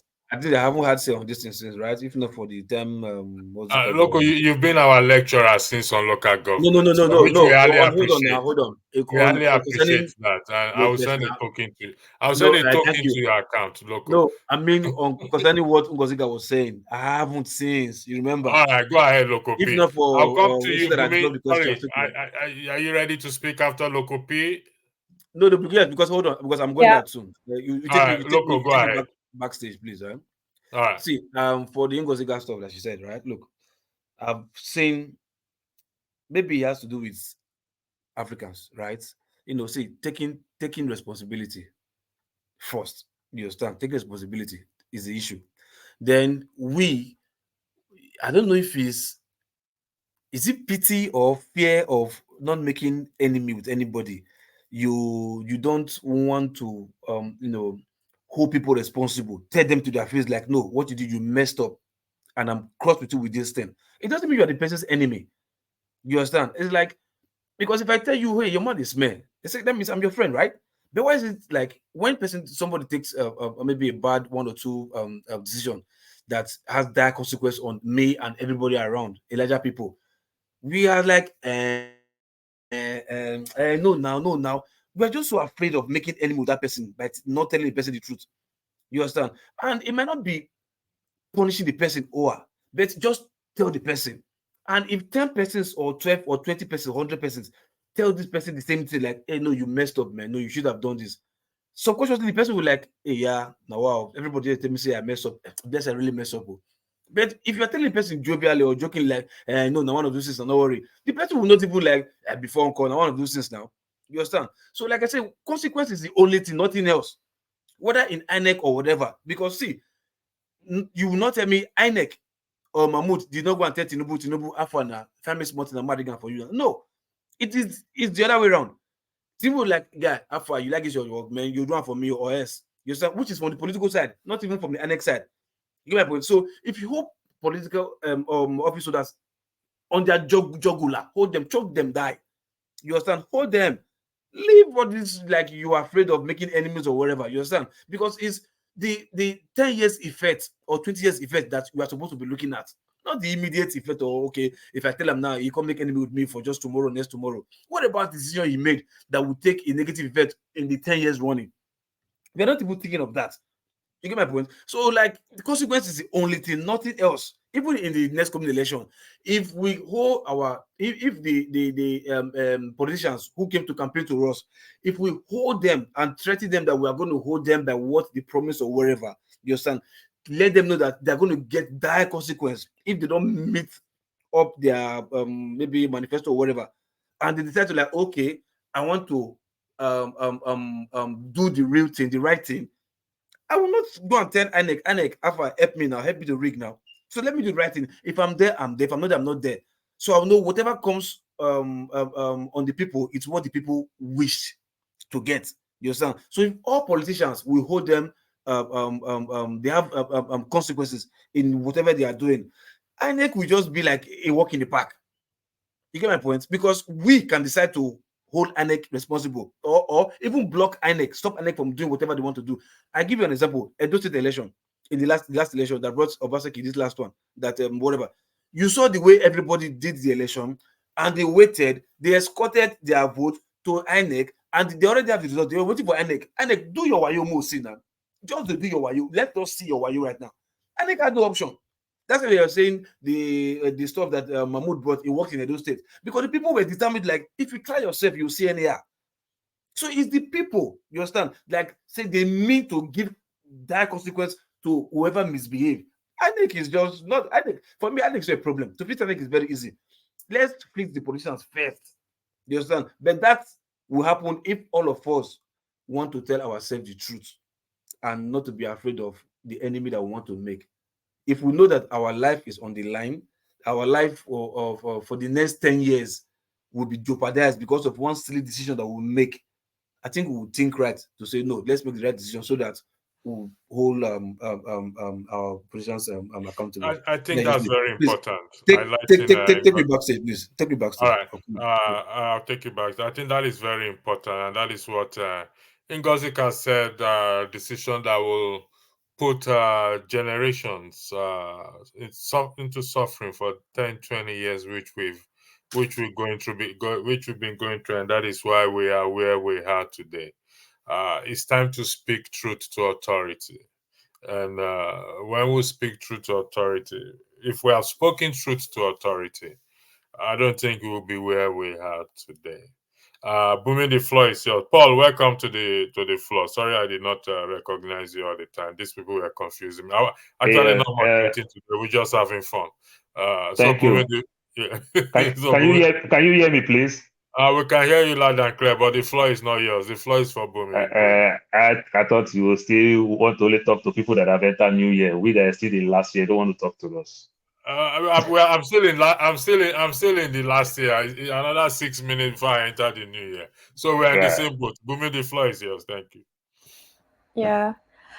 So I wanted to say in regards to like the INEC issue, whereby I think why it's so hard to hold INEC accountable is because we as a people we don't even agree. I think the first thing we all have to agree what is right and what is wrong first, you know. But if we can't even agree what we as a society want to accept and what we don't want to accept, then things like the INEC situation are going to keep on happening. So it's like, for example, I'll relate this to for example, we have a Tinubu administration, right? It's been more than how many months now? I think 6, 7 months or so since the election, or is it 10 months? And it's like you might be a ride or die Tinubu supporter. Let's agree with that. Let's say I'm a Tinubu ride or die supporter. But it's very clear that within this month, the government has not shown anything in regards to like delivering for the people. They haven't shown that. So even though I might like him, the standard I have for our society when it comes to education, when it comes to security, I will have to agree with whoever it is, whether it's a PDP, Labour Party, SDP, whatever candidate it is. I will have to agree with you. I cannot argue when it comes to security that the government has not delivered. So when I decide to go protest, we can all get together and protest on that issue. We're not saying that doesn't mean I don't still believe in Tinubu, but that's me holding Tinubu accountable that he has not delivered in that aspect. But unfortunately, the way we run politics in Nigeria is that we pick a candidate and that's it. We let them stay there for 4 years. We don't hold them accountable, and then we just we defend them till the end, and it makes it hard for us to ever hold them accountable. So I think it's like, yes, we should hold accountable. Yes, you should have your views on like what political or what parties you should follow, but you should be able to say there are basic things that Nigeria should have. If we don't have it, regardless of what party I'm associated myself with, I would still stand for that. So it would then reflect on this INEC situation, whereby even though Tinubu came into power, INEC failed when they said they were going to use the BVAT. They didn't use it. So even though I might like APC in power, I will still go and protest that INEC when next the election happens. If you say this, you have to deliver. So it goes hand in hand. But unfortunately, we don't do that. We just ride or die with our candidate. He's there, fine, it is what it is. and then we keep on having these problems. We don't focus on ideologies, we don't focus on anything, we focus on individuals, but that does not help us. It has to be that Nigeria should have this simple, whether it's PDP, APC, or whatever, Nigeria should have this. So when whatever party comes into place and they don't deliver, whatever party I'm associated with, I will still be able to ride or die with the opposition easily. If you look at, for example, France is a good example of like when the government makes policies and the people don't like it, whether it's their own whoever is in office, they will protest, and they don't just they don't protest peacefully. They protest very aggressively, and they will show the government that you cannot, like, they will let the government really know. Unfortunately, that does not happen in Nigeria, because my party is there, I'm just going to let them stay there. And those are I don't know, that's kind of my opinion in it, whereby if I'm a PDP or APC supporter, there are key things. If the government don't deliver, regardless of that, I will stand by the opposition and hold them accountable. That's Thank my you. opinion. I'd like to play a video for us. I played this video earlier. Before I will give the floor to either Paul or Lumide, I'm coming. I will ask for your. Let me just play this video. Face here.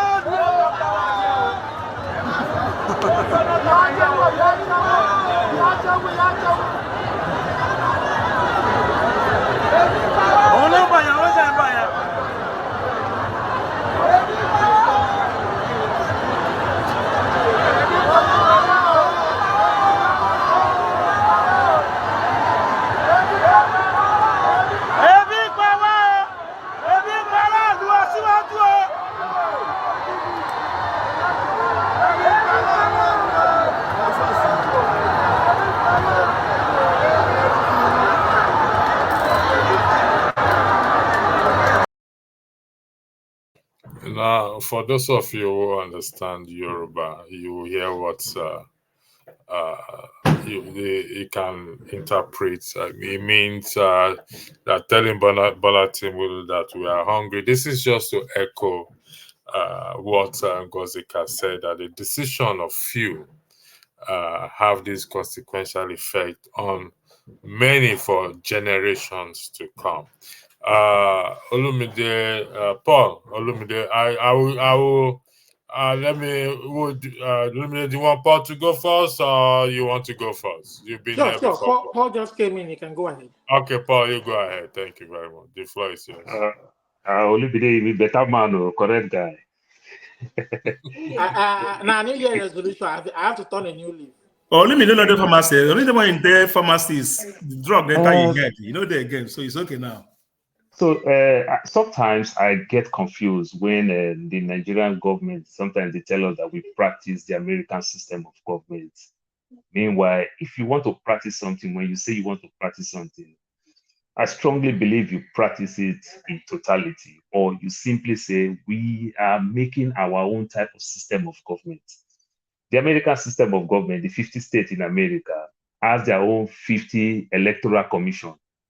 You understand? Simply means I believe some of us have seen what is going on in America, where Colorado said Trump cannot contest in their state the primaries, when the state of Maine said the same thing.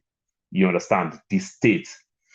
Some people don't know all those things. Some people will tell you that somebody like me cannot contest president in America, but an immigrant who from Turkey is contesting a presidency in America. You understand? Some states rejected him, and some states said you can contest as an immigrant who naturalized as a citizen, just like myself, can contest the position of a president in America. So why am I saying all those things? Just imagine that we are practicing the kind American system of government. Probably we'll have 50 electoral commission, just like as we have 36 electoral commission plus the federal capital territory in terms of local government, because states conduct local government election. Meanwhile, the federal government election, we give it to INEC, and we'll give it to one person. And if you just buy that one person, which means you just hijacked the 36 states. You understand? So what happened in this last election, you understand, the people of Lagos feel cheated. The people of Anambra feel cheated. The people of Ebonyi feel cheated. If you read what they felt, for example, I'll say the state like River State, it is clear they've proved it in so many ways that Peter Obi won River State. But guess what? I give it to AC. You understand? And the AC become the state that won River State, when it's clear everything in the so-called INEC own portal that Labour Party won River State. So assuming those states run these things, to some extent, it's just going to be easy, because no matter how we want to say, let all the parties pick their own, come together to pick one person, they can still lure those people together. We see what happened with the SUVs. 109 of them, they all got their SUVs. They come up with their excuse and thereabouts and everything. They come up with their SUVs. So we can try to some extent to make things work if we want to practice anything. These things that we do in every facet of our life, where we will build one small office in our workplace, we'll create mosques in our place of work, we'll create one small place for church, we will do fellowship in our place of work. These things are creating problems. These things are not any other places where we live today. We don't see all these things. You go to the most biggest airport in Nigeria, Lagos Airport, there is a mosque, there is a place where Christian people do fellowship. You go to Abuja, you see the same thing. Electricity, I don't know whether you've seen that in Heathrow. I don't know. I've never seen that in JFK. I've never seen that in Atlanta. Actually, to answer that, they have a praying place for Muslims in Birmingham Airport that I know, and in some few airports in the UK. Whether they have for where Christians goes to pray, I don't know about that. Okay, so if you might want to educate me about that. How does that work? Does that work like I'm on duty, then I'll leave my duty post and say, Oh I'm no, going to do prayer? You don't leave your duty post from what Okay, where the I airport is shutting understand. down, they say, Oga, go prayer. Then we are waiting. No, sorry, go ahead, Paul. Go ahead. So when you see all this type of things, these shenanigans that we created here and there, these things is causing problem. Because if we practice the American system of government, where we have the old 36 states with their own 36 electoral commission, I strongly believe that it's going to be hard for Tinubu to buy numbers of people that for him to win. And it's going to be hard for Peter Obi. The same way it's going to be hard for Atiku. That is what I understand when they say put system in place. Sometimes people fail to understand that as we live here in the West today, these so-called politicians, these so-called people in our offices where we work, they also love to steal. But because they put system in place to make it difficult, that's why if I see a G-Wagon and I see a golf car, and if I know that there's a lot of security in that G-Wagon and there is no security in the golf car, My common sense as a thief will tell me to steal that golf car. You understand? Because I don't want to enter the G-Wagon, then the G-Wagon locked me inside the car. I'll be caught. You understand? But if there is no security in the golf, I'll steal that golf. The same thing when you put systems in place, it just makes things hard for people to do some of these shenanigans. You know, you see some things that they abuse. You live in the UK. In the UK, it is hard for you to give people tip because they feel if you give people tip to some extent, you might even control the people to your side. In the America, they give people tip, and the people who do tip job are the people who earn the less job, the less pay in America. You understand? And few people make money from tip. Very many persons don't make money from tip. And they tell you, oh, if we pay the restaurant people very well, they will increase food stuff.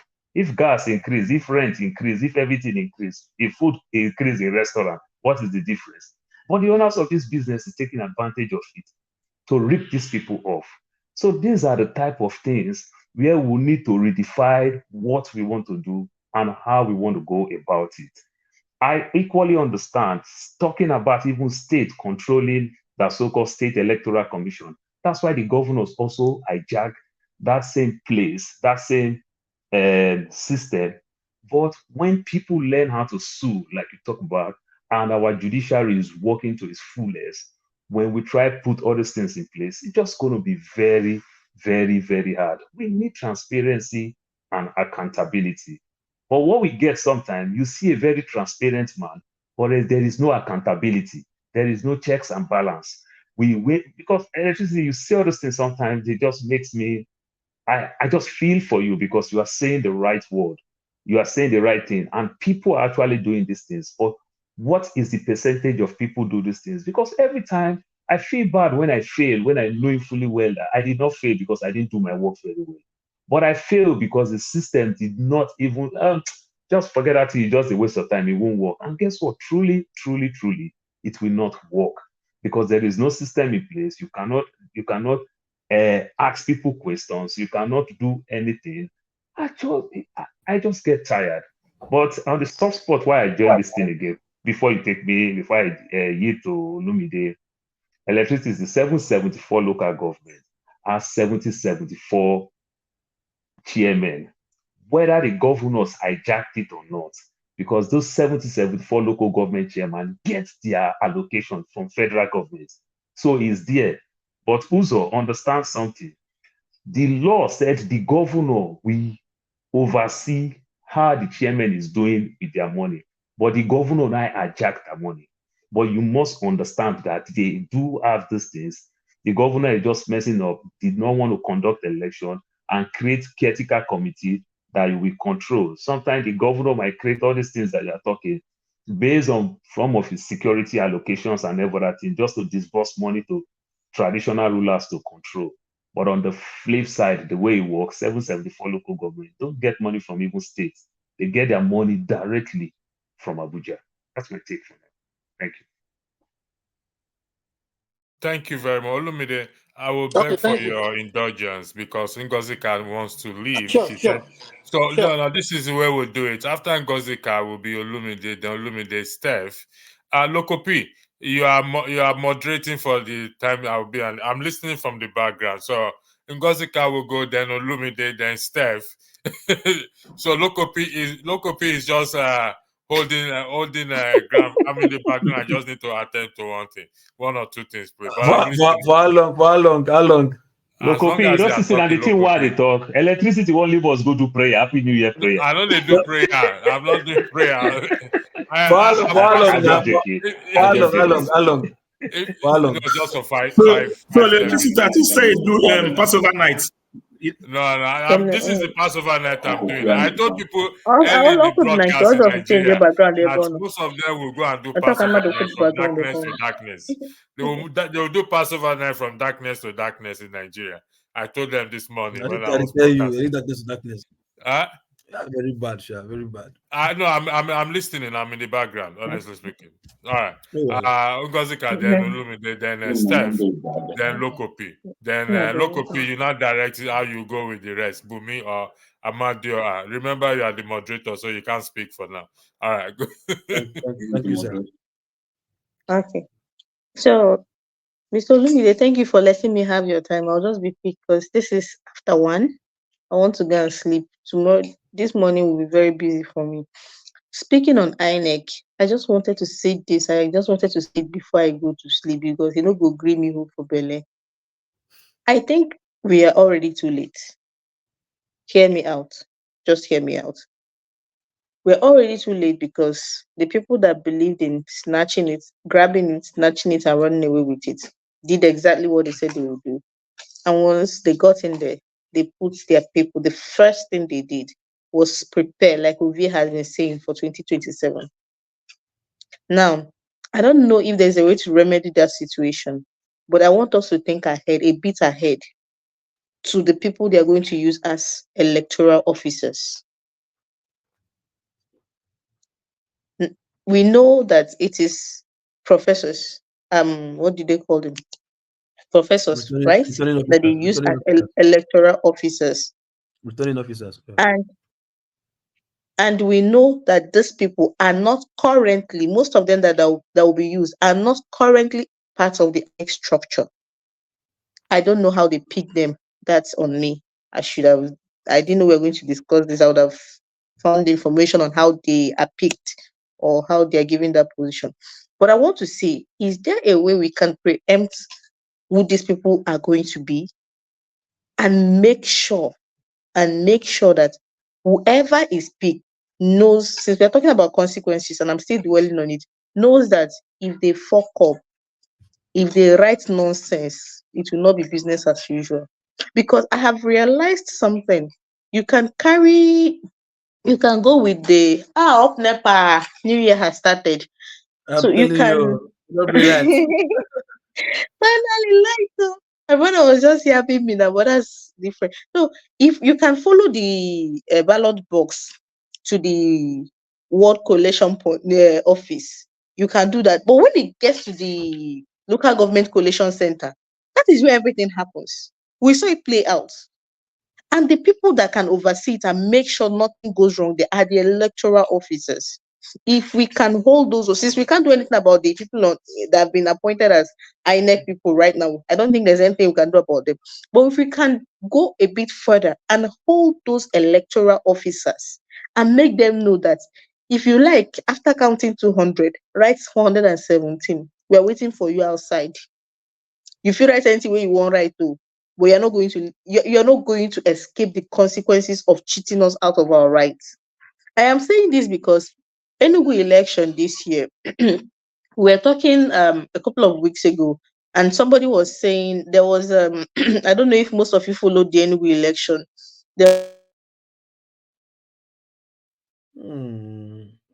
Upon say the road be light, your network don't freeze.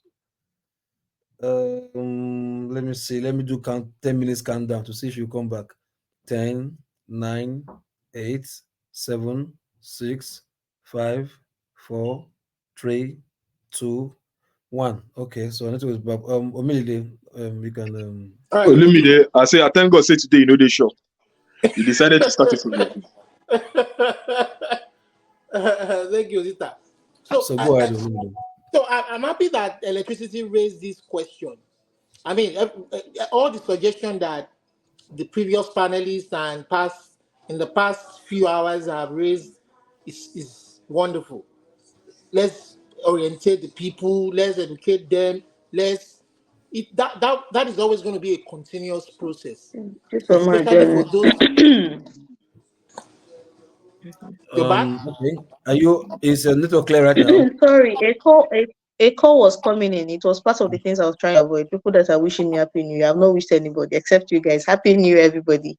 So Same to I you. was saying that the person that was in charge of that the local government where that wuru happened, the electoral officer that was in charge of the local government where the wuru, I heard Yeah, he's the not been EO. able to come home.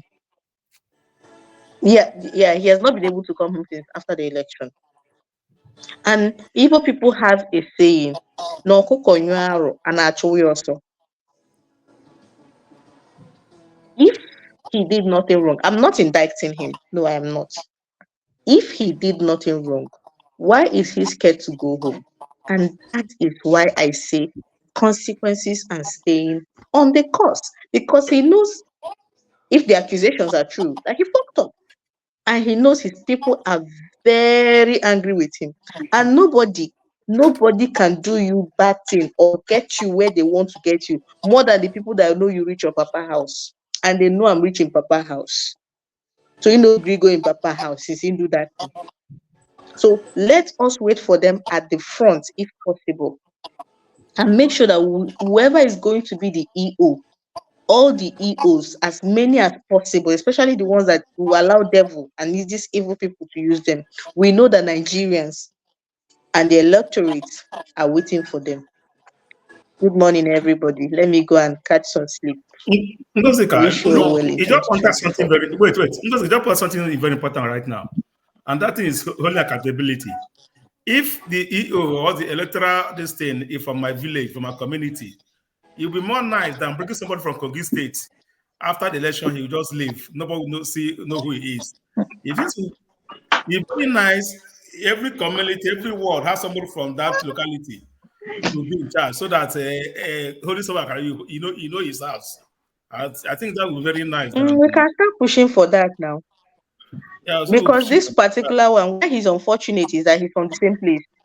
Yeah, that's the problem. He's very unfortunate because he's from the same place. Yeah, Where's he the person won't come back. Yeah. Is it I'm trying to remember the name of the local government.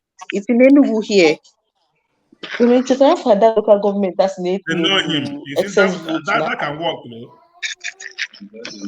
Okay, so Olumide, your turn. I know it's one of these local governments in Enugu, but I can't remember it off the top of my head. But the last I heard, the guy has not been able to go home. And he's a lecturer, yeah? If I'm not mistaken, they said he's a lecturer at UNN. That can work. He's a lecturer at UNN. Someone from Meduguri, Imo State. After election, he just vamoose. So that after election, you see him on the street. They say, I hope you know. I hope you know that that Enugu situation was a kind of a peculiar case. And there are some other reasons behind what happened, which you may not understand. Maybe when I will talk, I'll shed a little bit of light on it. Good. Okay. I might watch in the background a bit. I might follow the comments a bit before I go to bed. But thank you, everyone. Good morning. I'm signing out.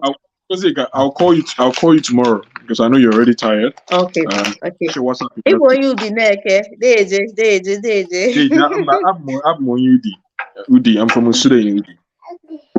Ooh, right. All right. All right. Yeah. No worries. Osita, you say that on phone, right? We'll talk about it over the phone.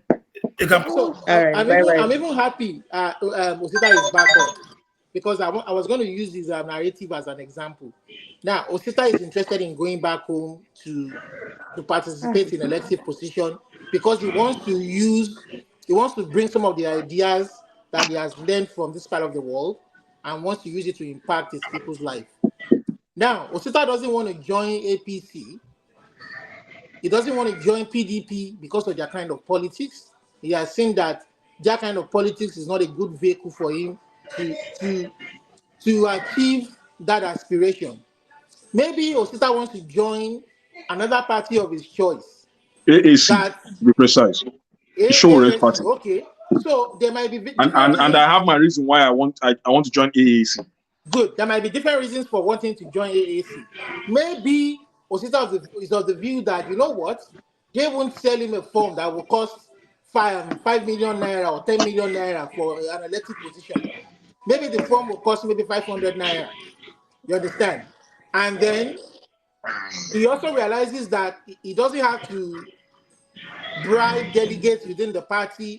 All he has to do is make a speech to the different delegates, believe in him, and hope that he can deliver and convince them to select him as the flag bearer of the party for that position that he wants.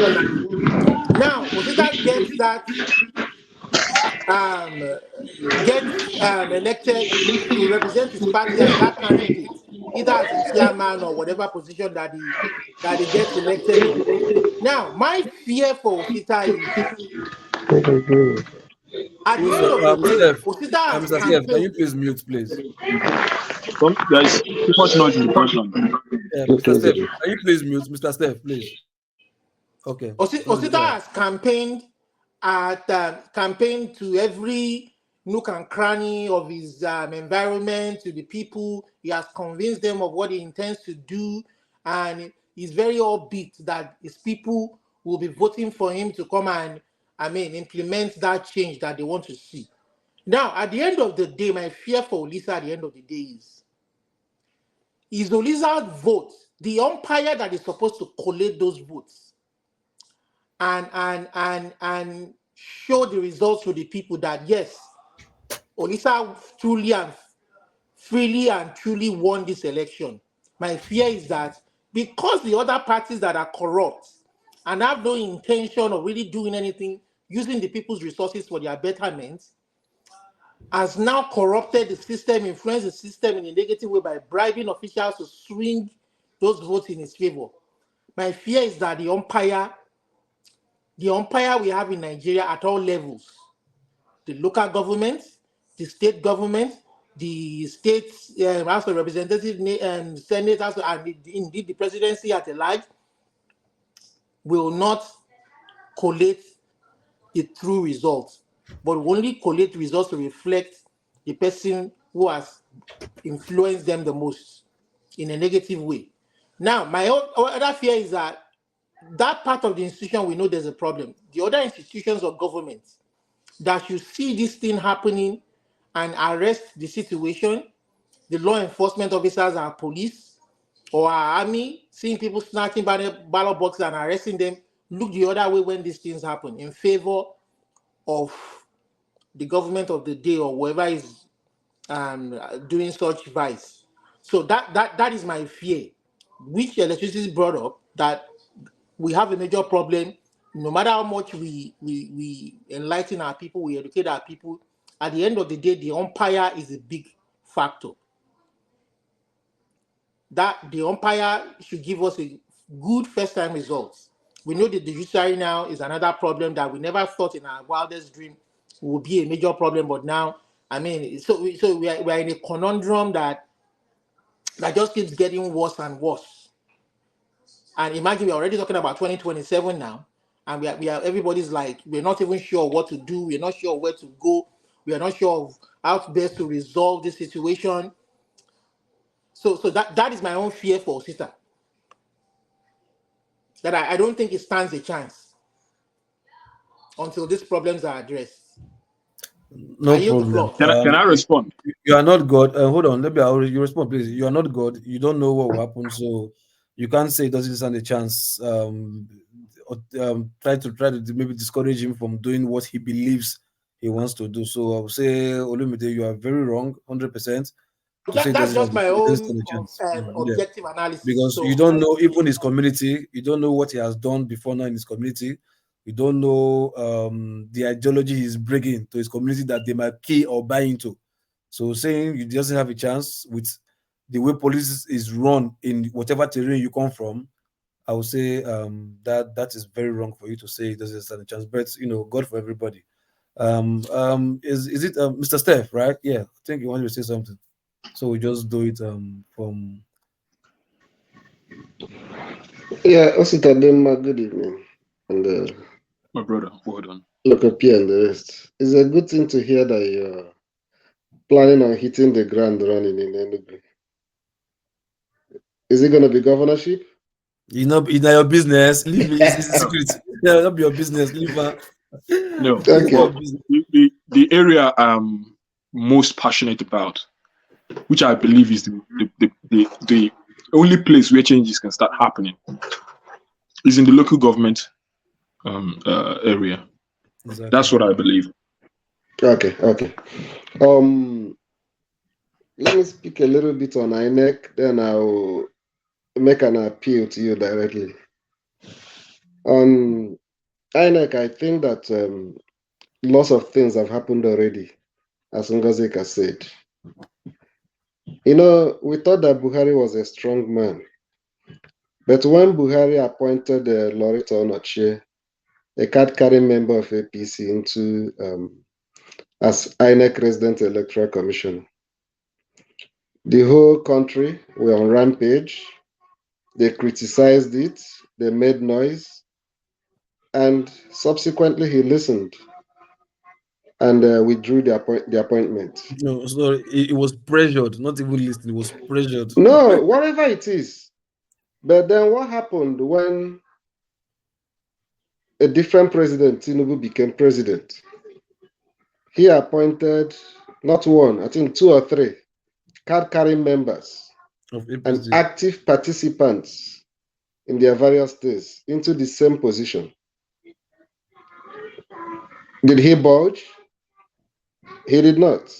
So what did he tell you? Gives you an idea of what is to come. When they did the electoral reform, there are certain provisions that Buhari was not comfortable with. After some pressure, like you said, he yielded. Yeah, they've started another electoral reform. I don't know if we are aware. And I think they held a town hall meeting. Was it this December, early December or so?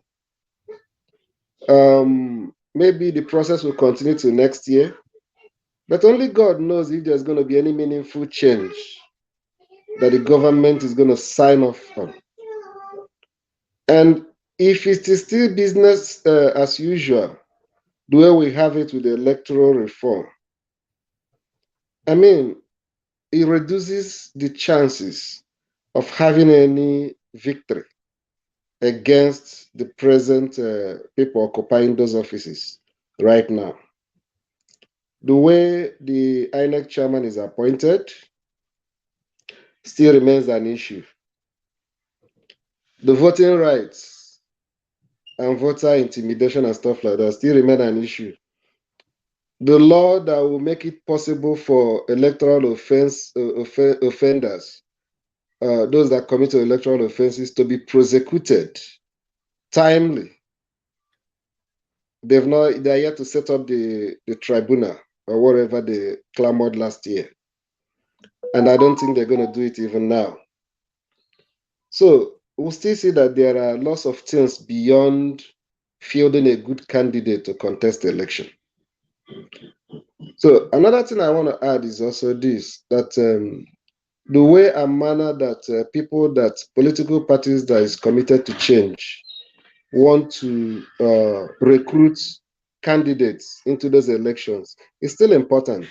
Just like what somebody said earlier that happened in Imo State. When you, a political party that really want to win an election, did not take serious the way and manner they recruit their candidates, to make sure that somebody that they're going to feel is somebody that is acceptable to the people, and they have a good track record, it's still going to jeopardize the possibility of having a change that we desire.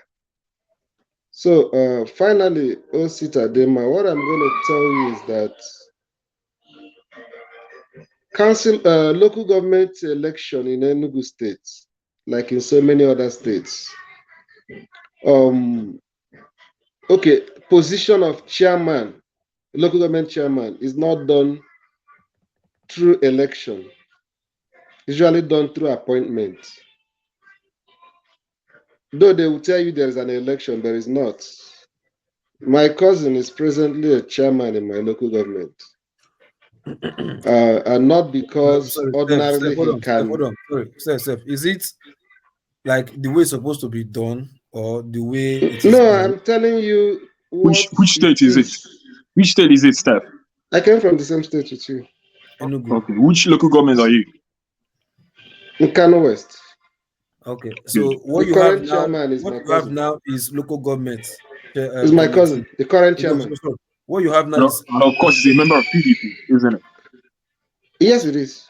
So, Steph, not to tell them as if that's how it is, the public. What happened to your cousin is he was appointed as caretaker. No, not caretaker. No. Hold on. Say, Nigerian Constitution, you're not supposed to appoint at all. Okay. I'm not saying appointment. You okay? Maybe I used the wrong choice of word, but you should have understood what I mean.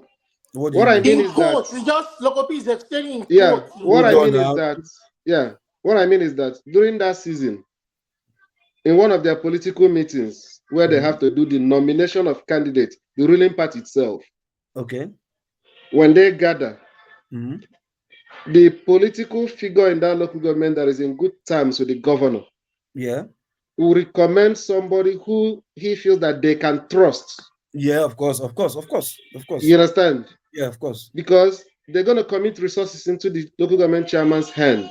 Yeah. And those resources are going to be used for mobilization, Okay. recruitment of thugs and cultists and Yeah, all those ideally, things. but yeah, not supposed You to obey. understand? Yes. So, based on recommendation, because the governor did for the local government he did not come from, he now said, okay, we are now nominating so and so Mr. Loco as the flag bearer for our party in the local government election. Good. Okay? Yeah. Yeah. Then, on the day of the election, the state electoral board Yeah. We will recognize now him. release the Recognize him. results of people that won the election. So you may still be in the field conducting election, casting ballots. Then they will start announcing the results. Yeah. Did you understand how it happens? But this day I'm and not age. telling you what I think. I'm telling you how it happens. Hold on. No, I understand what you mean. No, you see, we've seen that before in Nigeria. Even results are coming in from some local governments, right? The INEC officials are bringing results, transporting it, and they've announced results. We've seen that before. But like what you are saying now is this, right? It was the state governor, right, who maybe wants his party to be in that local government, right, will now coerce or twist, okay, not even twist, bribe the state electoral officer for the No, state. he's not bribing. He's not bribing. No, the state electoral board is set up by the governor. It's the same thing. They have allocation. I'm coming. They have allocation. It's the same thing. It's the same thing. That's what I'm saying. He doesn't need to bribe let's see them. how He things says, are being done, not normally. Nigeria doesn't he do doesn't that. have to be. You're still not getting my point. You appointed them, right? Which is very wrong, right? You said you're not supposed to appoint them first. You can only send for recommendation to INEC. Local P. Yeah. Don't worry, I'm just saying it for the This benefit is what of us, happens in every so state, that he will Lokopi. know What what Steph he's is going to saying be is up happens in against. every state. Okay? No, because So, because they set up the State Electoral Commission, they already have a mandate. This is what we want. Don't get me wrong, they're going to do campaign. In Enugu State, for instance, they run beautiful campaign. Yeah. They take it serious. Yeah. You understand? But whatever result is going to come out that day is not based on what happened in the field. They run the campaign just to make sure that they fulfill all righteousness. Do you understand it? Yeah. And then they will now announce the result of the people that won the election. Okay. Meanwhile, okay, continue. let me tell you the other side of it. By the way, the person that's appointed or elected have already been told in one of the tenures, okay, there are some people, a certain amount of money that you give to some people every month. Yeah, of course. Yeah, kickbacks. For you to know how important it is, that it's not something they play with. It's kickbacks, yeah, investments. Even the governor in question that is still in office gets a cut that is brought to him in cash. From where? From the local government. You government post now, local. They bring it in cash. Hold on. Wait. I'm not discouraging you. Uzo, remember the allocation that's coming from federal government to local government, right? It doesn't get to them. The governor is using them. So, I'm coming. There is a little modification. And the IGRO, even the IGRO self goes straight to the government. Continue. So I want to know where that money is coming from. Yeah. But what you need to understand is that a bulk of that money at the end of the day still goes to the local government account officially. Which bulk of which money? That federal allocation that comes to the states for local governments into the joint account. Yeah. After some deductions for maybe some joint projects that they want to do, a reasonable amount of that money still goes directly to the local government, signed by the chairman. But it's different from the cut, which the chairman is going to bring in cash, either to the governor and some other godfathers in his own local government that recommended him. Those things are agreements. I know there was a time, I think before the tenure of this, I don't know how much this my cousin gives. Tenure before this, my cousin is like 8 million to the present governor then, and then the one that was before him, that was the one that recommended him, gets about 6 million. This thing is given in cash. It's not transfer every month. So I'm just giving you a background of why you cannot just come an outsider from any party say you want to contest. Or have to do. It's easier for you. I'm coming. It's easier for you to win a House of Rep from a different party than to win a local government chairman from a different party. Chairman is a small local government is a small entity compared to. Do you understand? Local government politics is stronger than the presidential politics. Electricity. I hope you understand what I'm saying. Hey, loco.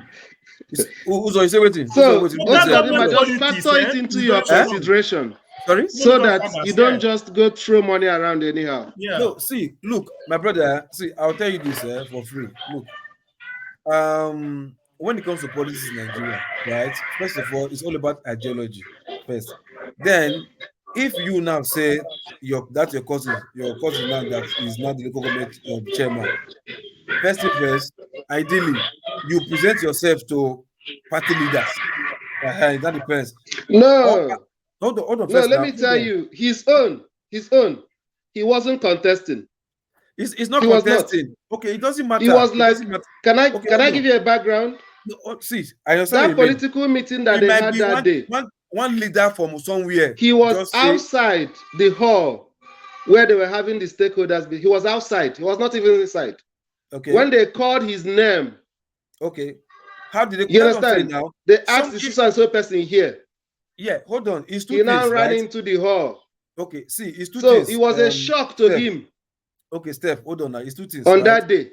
You might present yourself if you want to contest to party leaders, you understand? Or secondly, in the midst of discussion from one leader to another leader, you like I think we have one competent somebody in one local government called Mr. Steph. I think I've seen him around. He's well read. Is this and that? You unknown to you. Hold on now. Hold on. Unknown to you. You might just say, no, I know one Mr. So he has a son called Mr. Steph. Yeah, I think he's well read. I think he's a graduate. Yeah, he's doing well for himself. I think please, somebody should mute themselves. The person that is that. Now, Uzo, not pass Uzo. Okay, no, let's Steph. You understand? So they might just be discussing and like, oh yeah, we have one Mr. Steph. I think I know his father. His father is he's late now, but he's doing well. Yeah, they might just call your name, but it's not that they don't know you from Adam. Nobody can pick you from Adam. They don't know you. So like that, they must have seen you trying in one place. And who is that guy? I think that guy is from which local government or from which? Yeah, I think we should use that guy. I think then they will now call you. Like that's why you now come into the picture, and they will not tell you this is what we want you to do for us. So, if you are interested, if you game, then they key you into the issue. Then coming for the election part, they've already had a consensus that now is you they want to bring out from that ward or local government or whatever. And as they are going, they might also convince other leaders in other community or other ward or other local government that you are not the one now that will they now choose to represent us in this local government. And with your leaders who have strong foot in the party, they will say, okay, leader don't talk, nobody will contest like that. Then they might also say that kingmakers. What is different from what Steph has just said? The same thing just said. Hold on now. See, Uzo, I'm painting two scenarios. I say one is you might present yourself to them and discuss with them, and they might find you worthy, and they say okay. Secondly, you might not even know what's happening, and they might just go that we know somebody for some place. At least the position hasn't got to this area before, and we know somebody who will take his competence that can do it there, and they just call you in. That's what I'm painting two scenarios whereby you can come in. Then take it further to when it comes to election. they've now come to consensus that you are no contender, unopposed, and you're not a flag bearer. You understand? Then whatever you now go for primaries or whatever. You understand? They already know it's you. You might even win the election unopposed. Everybody nominates you and votes you on a regular good election, and that's it. Then when it comes to the INEC now, state INEC conducting the election for local government, you understand?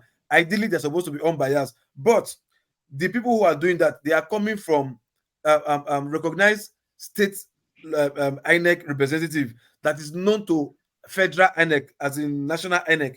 It's not like the state governor will just say, no, you come. I was one who nominated you there. Do my bid. No, it doesn't work that way. The people who are conducting the election also report to the federal INEC. You understand? So, but conducted in states wise, with federal INEC not interfering. Can I help you? Can I help you? Wait. Let me ask something there. Can I help you? Can I round up and help you? Let me finish now. Let me round up and help you. Those people are appointed by the state government to work on their behalf. No.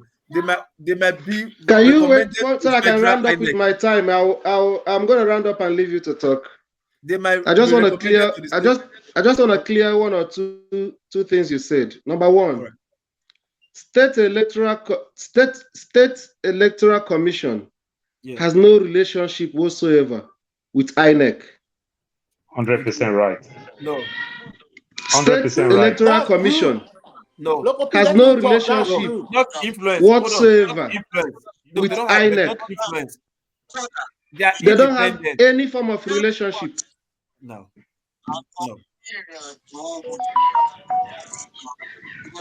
That is one. They do. Can I finish my what I'm saying? Continue. Everything I'm explaining to you, and it has to do with this, is not what they told me.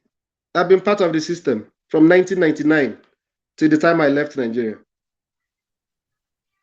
You could say, okay, I've been part of the rot. I also witnessed the rot. There's no relationship. In 1999, I had a not a cousin, but a distant relation that was the chairman of the State Electoral Commission in my state as at that time. They don't have any relationship at all. Then, what you said about they're not looking for somebody who is well-read or competent. That's not part of the qualification. I'm just saying it's something like that. I'm not saying the qualification is somebody who have guts and can also be trusted, because a lot is expected of you. It's also part of it. Okay, they're not looking for who read. In fact, they're looking for touts. Look, if you are comfortable with that language. I'm just saying the reason why they will nominate you, why they will call your name. These guys. We know so what I'm trying to explain to you is that local P also, if you are too ambitious, if you need it a lot, that's a very big disqualification. See, if you are too hungry for it. No, Steph, see my point to you. I'm not saying that you must be well read. I'm saying they are discussing their terms and conditions. They are looking for who will suit their plan. So it might be education, it might be toggery, it might be somebody who is sick that will die tomorrow and put somebody. So whatever plan they have, right? They can look for somebody who thinks we carry on that plan for them. So whatever plan. So when I'm saying education or well read, I'm just using in case that's what they're looking for criteria. That's what I'm talking about. So I don't mean it's a must. They must look for who is well read. You get my point?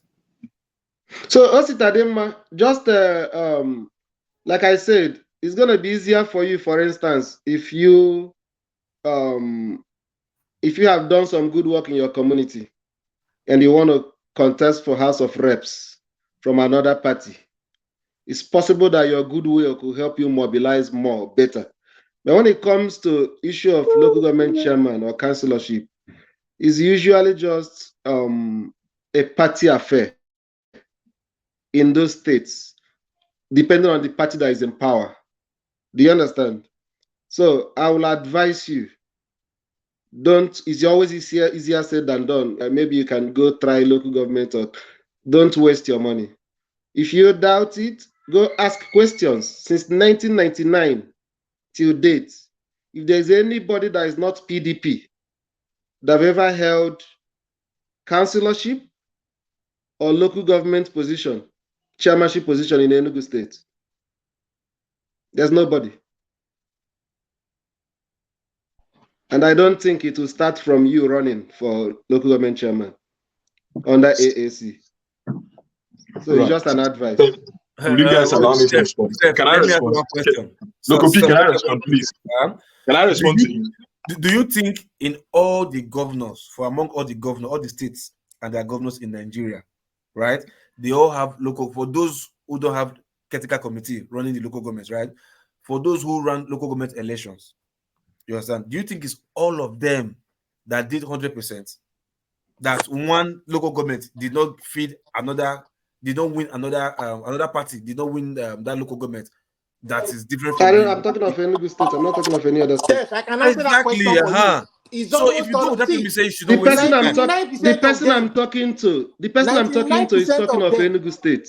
99% That's why I'm of in the them position to are advise involved him. in this. Okay, Do you know what happened? I'm not talking of Edo State or any other state. Local I'm talking of Enugu State. 99% of all the state governors Agreed. have their local government chairman right under their feet. If you don't kowtow to the governor, you are out. Did you see what happened to Like I that said, chairman local that doesn't government? mean One another Ijebu, party cannot. It one doesn't mean chairman another local party cannot government be in there. Ijebu, because the guy said they weren't receiving money from the governors, from the governor. Their allocation, the governor was withholding it. Because this guy came out, the governor got the local councillors to impeach the guy, and even reported him to DSS to say he was harassing him. Can you But imagine? regardless, hold on now. See, hold on. You are talking about whatever, but thank God you said they had him to be impeached. But at least, is he from the same party or from another party? From the same party, It doesn't matter. Yeah, that doesn't matter. But saying another party cannot get to that place, no, it's wrong. I'm not saying Loco,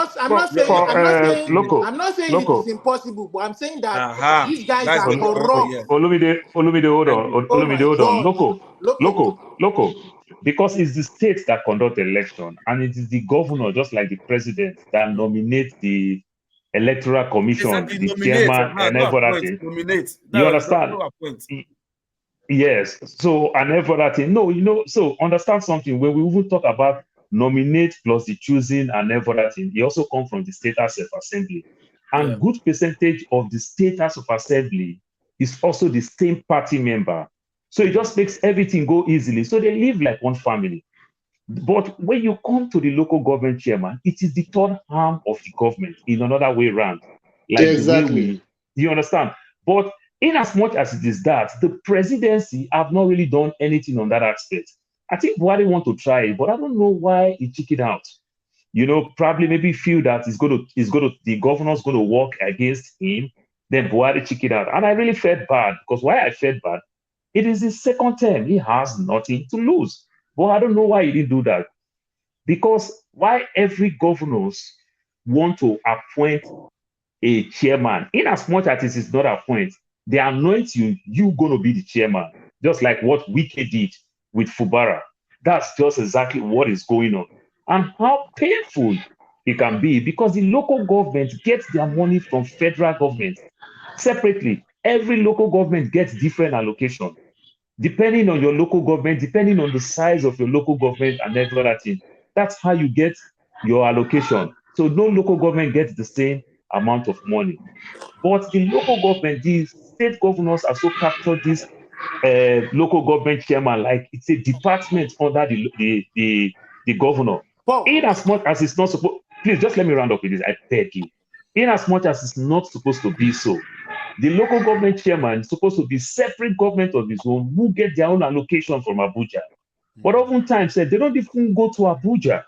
They just see the money. The governor is supposed to oversee, like checkmate them, like just be like the internal auditors to audit what they are doing.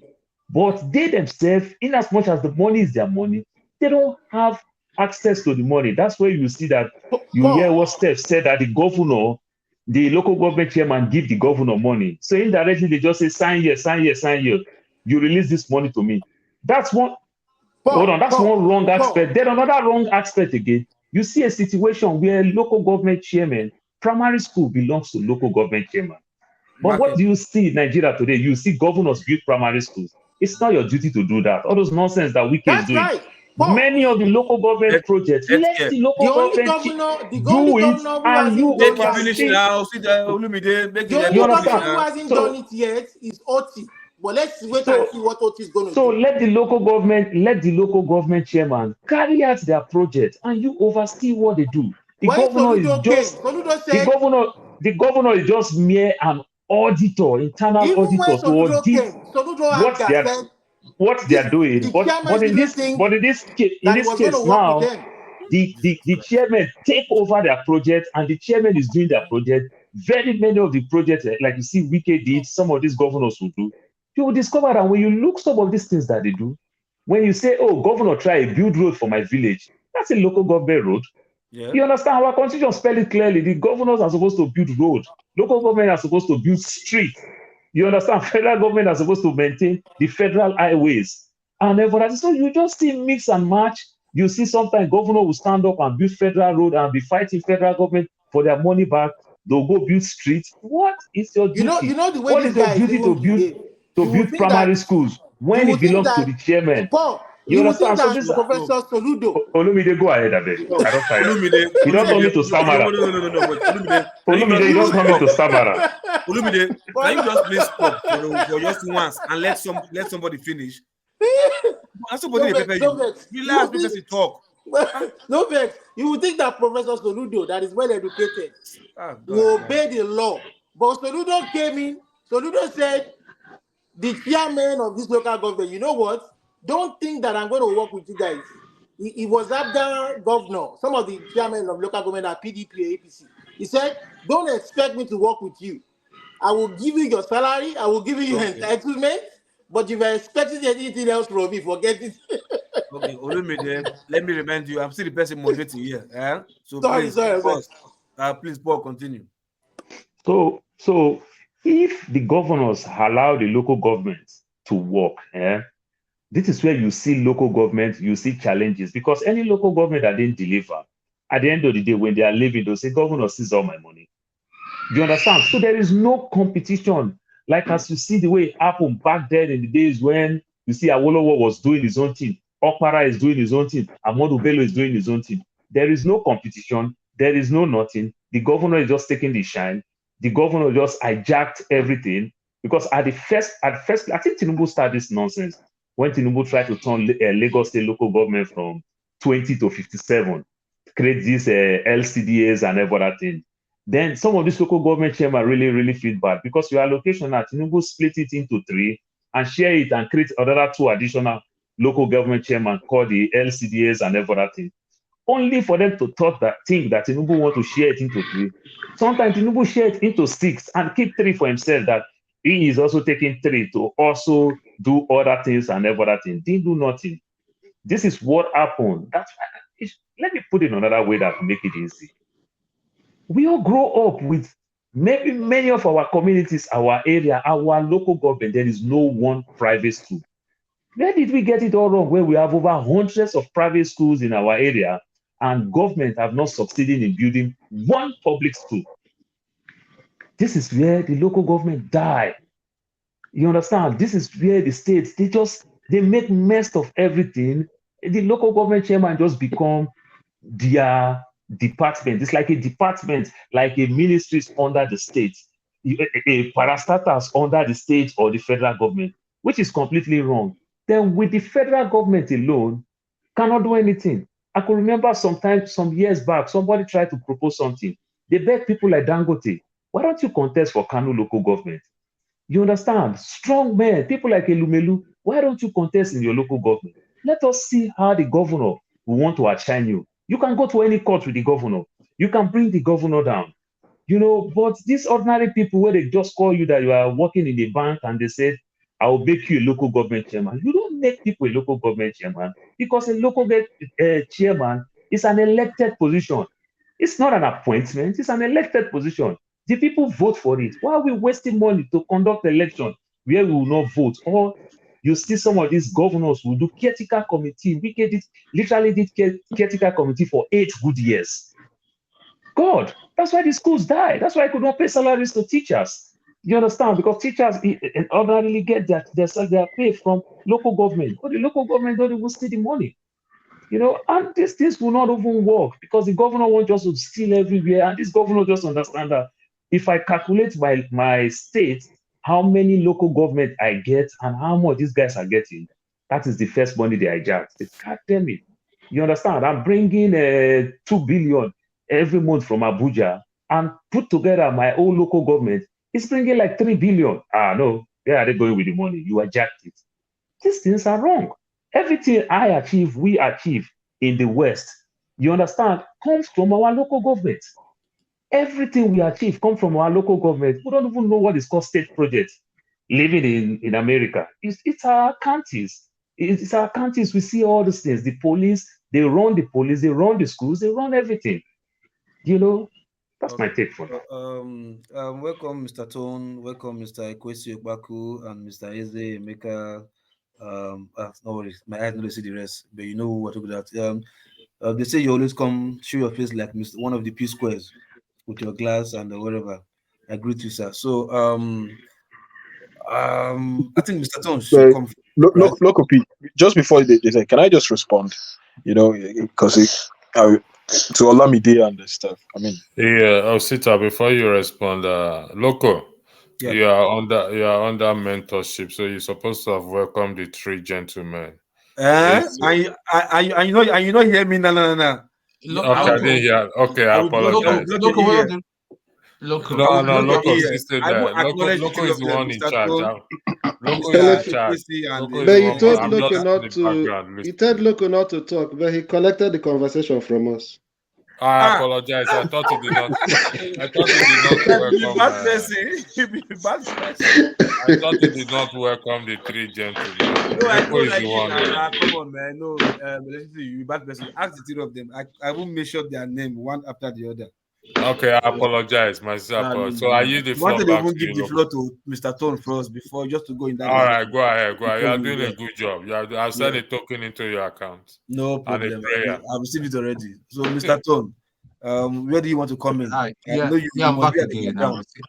I was here earlier. I'm just trying to familiarize myself with what you guys are discussing about. So next person can go. So when it comes around, I'll be able to talk. No problem. And by the way, Happy New Year! It's already New Year here in the UK. Happy New Year to everybody in the house still. Yeah. So Mr. Ekwesi Okwaku, I think I've seen you before, so yeah. So I won't tell Still you have 6 hours to go. before I said no America. We did ahead of me, so I'm gonna wait for us, they will come. So Mr. Ekwesi, yeah, the floor is yours. Yeah, good evening, everybody. Can you hear me? Yeah, we can hear you loud and clear, sir. Yeah, I like the way Paul spoke. Paul actually explained the entire system we run in Nigeria, and even Steph was saying, I don't think Steph was making it up. It's not far-fetched. You just don't. What do you expect from Nigeria? This week, I watched a YouTube video that was done by somebody from Kenya. How everybody in Africa, every country in Africa hated Nigerians because of who we are and because of how we do things. My friends and my brothers, we expect these people who are leading us to change, but we ourselves, we don't want to change anything. What are we changing about our own self that we just want to wake up one day and hear that Tinubu or Buhari just found Jesus and now they want to do right? Guys, these people are doing exactly what they want to do. Nigerians make money to oppress one another. And that's what they're doing. So look, don't defend the situation because the situation is rotten to the core. Our problem is that we come here, we keep repeating the problem. There is no strategy for action to see what we can do to change it.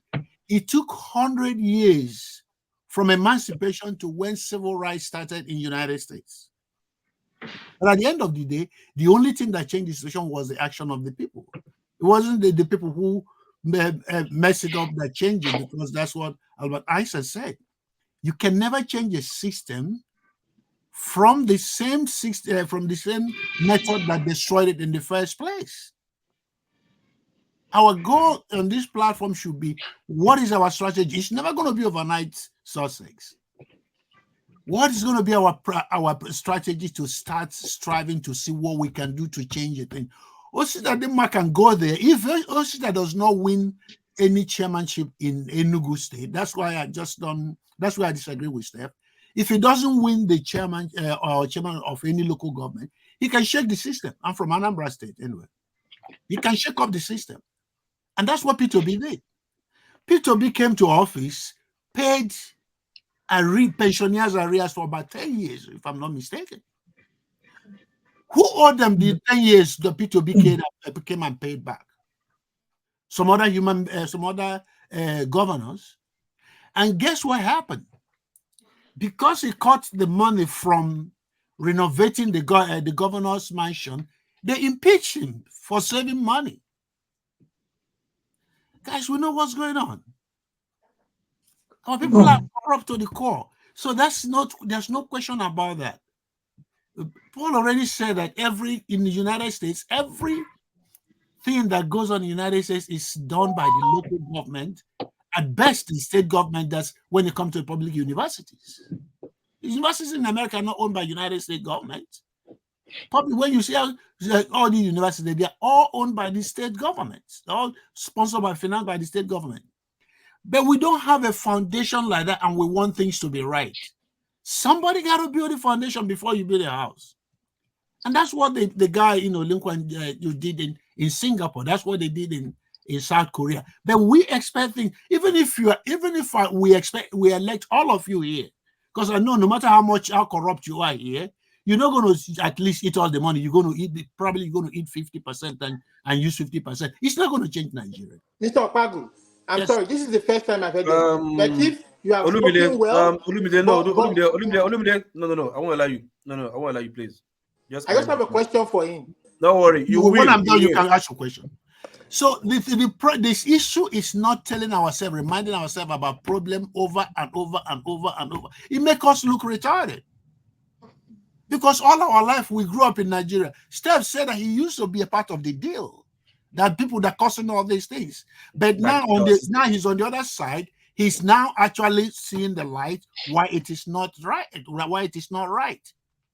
And to be honest with you, so we know the problem. It's not new to us.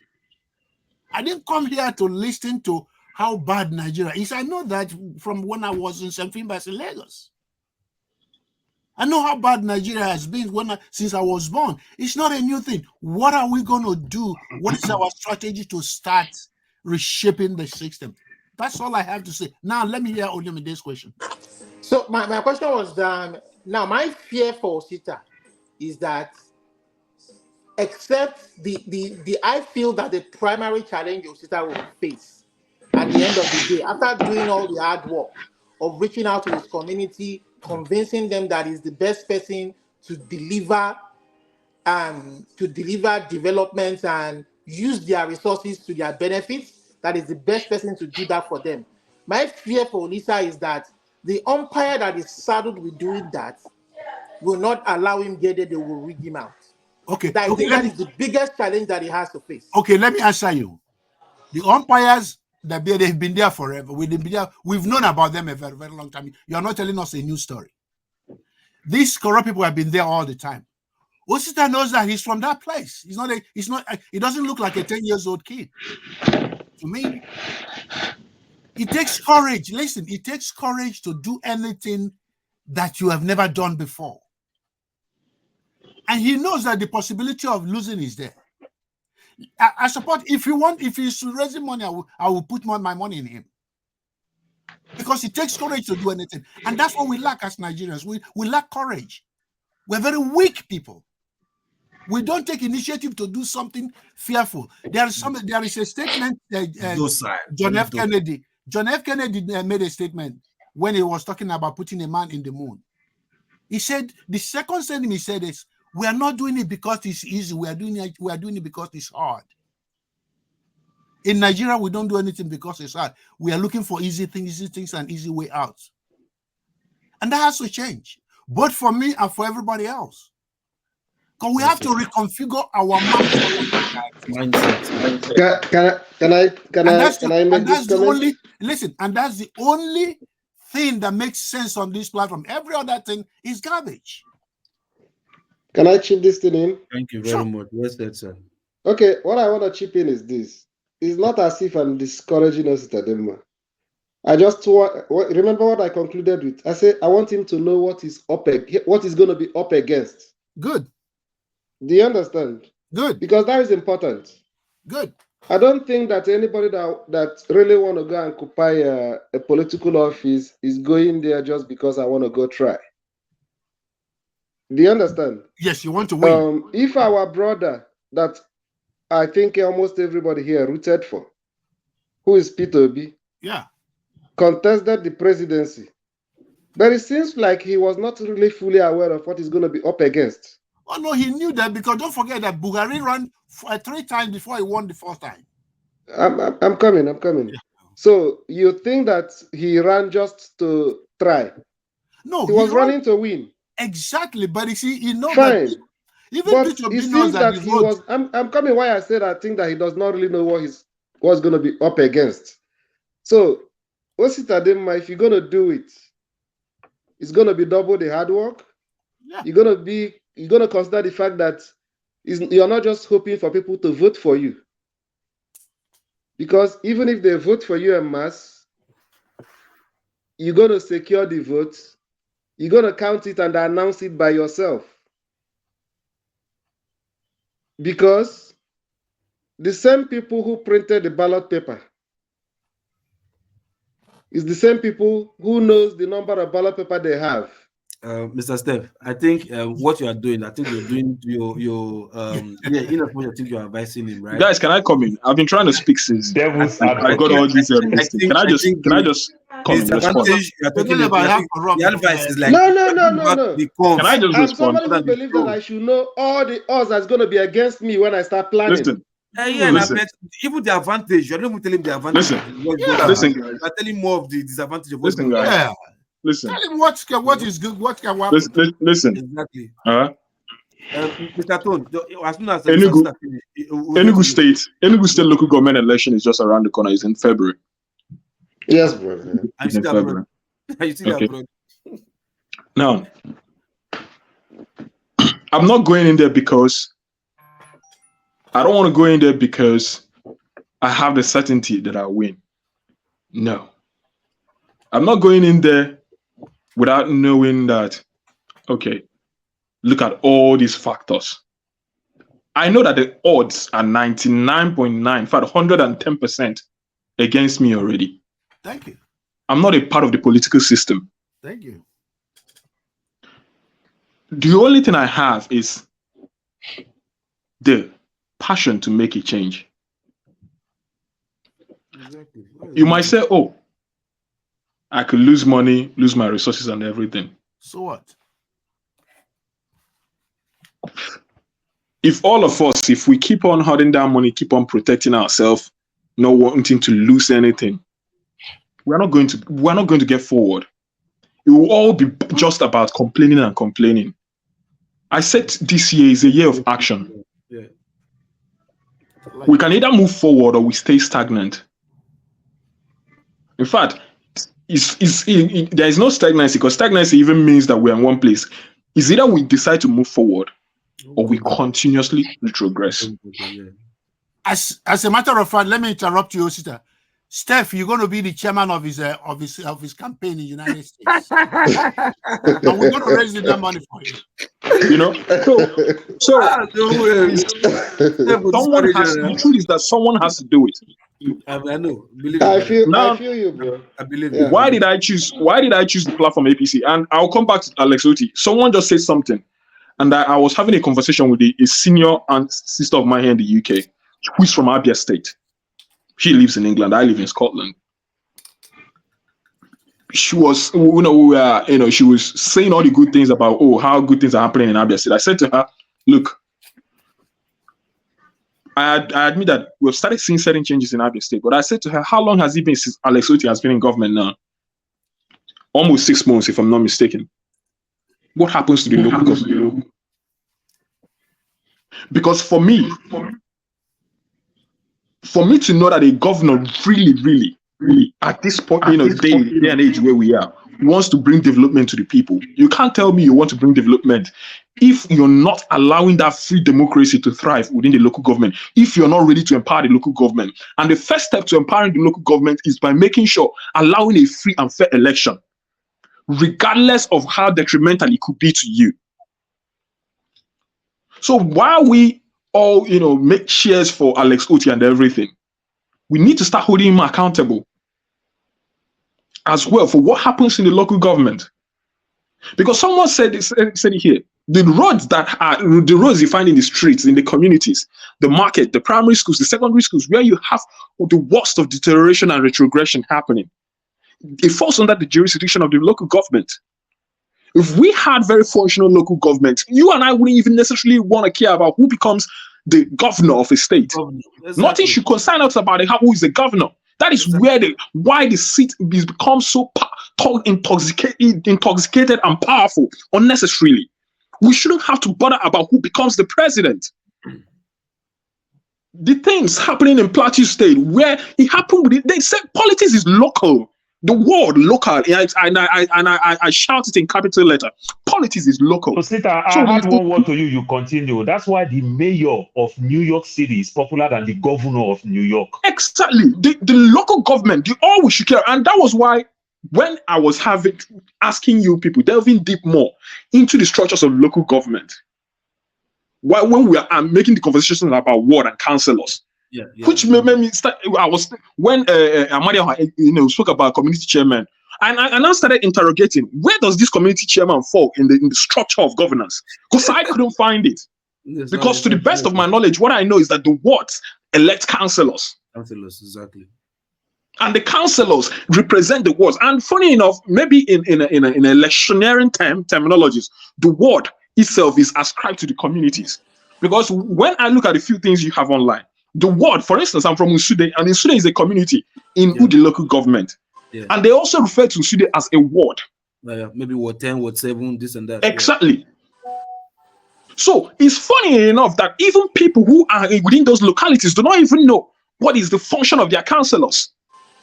Some people do not know, even within their own community, that when their markets are not working well, when they're having erosions, when their primary schools, community primary schools and healthcare centers are not working, that the first person they should be running to is the councillor. And I can tell you 90% or even 80 at least are not aware of this. Which brings me back again to what exactly is our level of enlightenment when it comes to the structures and levels of governance. Because something will happen in a village, market, and the person in the village will start calling the governor. You've not called a councillor, you've not called the local government chairman. So we cannot all be saying, oh, we are scared, you're not going to win, or no. There is no other way we're going to change the system unless we engage it by ourselves. We interrogate it for ourselves. We stand tall and question it for ourselves. We've seen the line. See, I can decide to go and erect a mansion in my village. But who is that house going to help at the moment? Who is it going to help? I don't live there in the village at the moment. And my child, and the funny thing is I already have my child here. My family is almost here. And if care is not taken, and that you say, okay, we want to just continue to live our comfortable life in the UK and everything, send people money and all that stuff, we will slowly lose our heritage, guys. For how long? Yeah, for how long? We are slowly losing our heritage. I fear for my son, who is young and who is growing up here. I don't want my son to not know where he comes from. But with the way things are going, the insecurity in the Southeast, you can't even go again home to Christmas safely. There are loads of things happening. I can tell you that even the healthcare centers, none of them is functioning. Everything is wrong. And unless we get it right from the grassroots, from the rural areas, unless we start that empowerment, that enlightenment from there, Unless we have people who genuinely thirst and hunger for change, move into action, take those risks, try to make those changes, we will all be here whining and complaining day in, day out. And I think we've had many months of complaining. It's a year, 2024. It should be, we should put words into action. So I'm not saying doing it because, oh, everything is easy, or that I have the certainty that I'll win, or that even my people who vote, at the end of the day, they might not even like the message I want to preach. But my own message, I have to put it out there. I might not win the election, but I'm sure that I will win 1, 2, 3, or 3 or 5 people's mindsets during that process. Even if I'm not the only one who finally bring the change, let it be that someone has started initiating it. If you talk about a place where someone who wants to make a change is, you can remember my own community and say, there is someone who tried or who is trying. Maybe from there, someone from Abia State or someone from a neighboring local government might also want to have the courage to try. We must continue. We must press forward. Because if we leave it the way it is, trust me, no people who hold power never give it. And it's like Tinubu said, power is not served a la carte. It's not a la carte, man. It's never served a la carte. See, nobody who is benefiting from the system will ever let it go. Ndị Igbo na-atụ isi na ada eji maka mgbagbo ya lọgụ. The same ndị Igbo na-atụ isi na oke ejiri ihe nwata na aka fubi ya ọfụ na ọ ga-eweta ya. By the time we pressure those hands consistently, they will let it go. Thank you, Sita. All right. Mr. Tone, I think I think it's my turn now.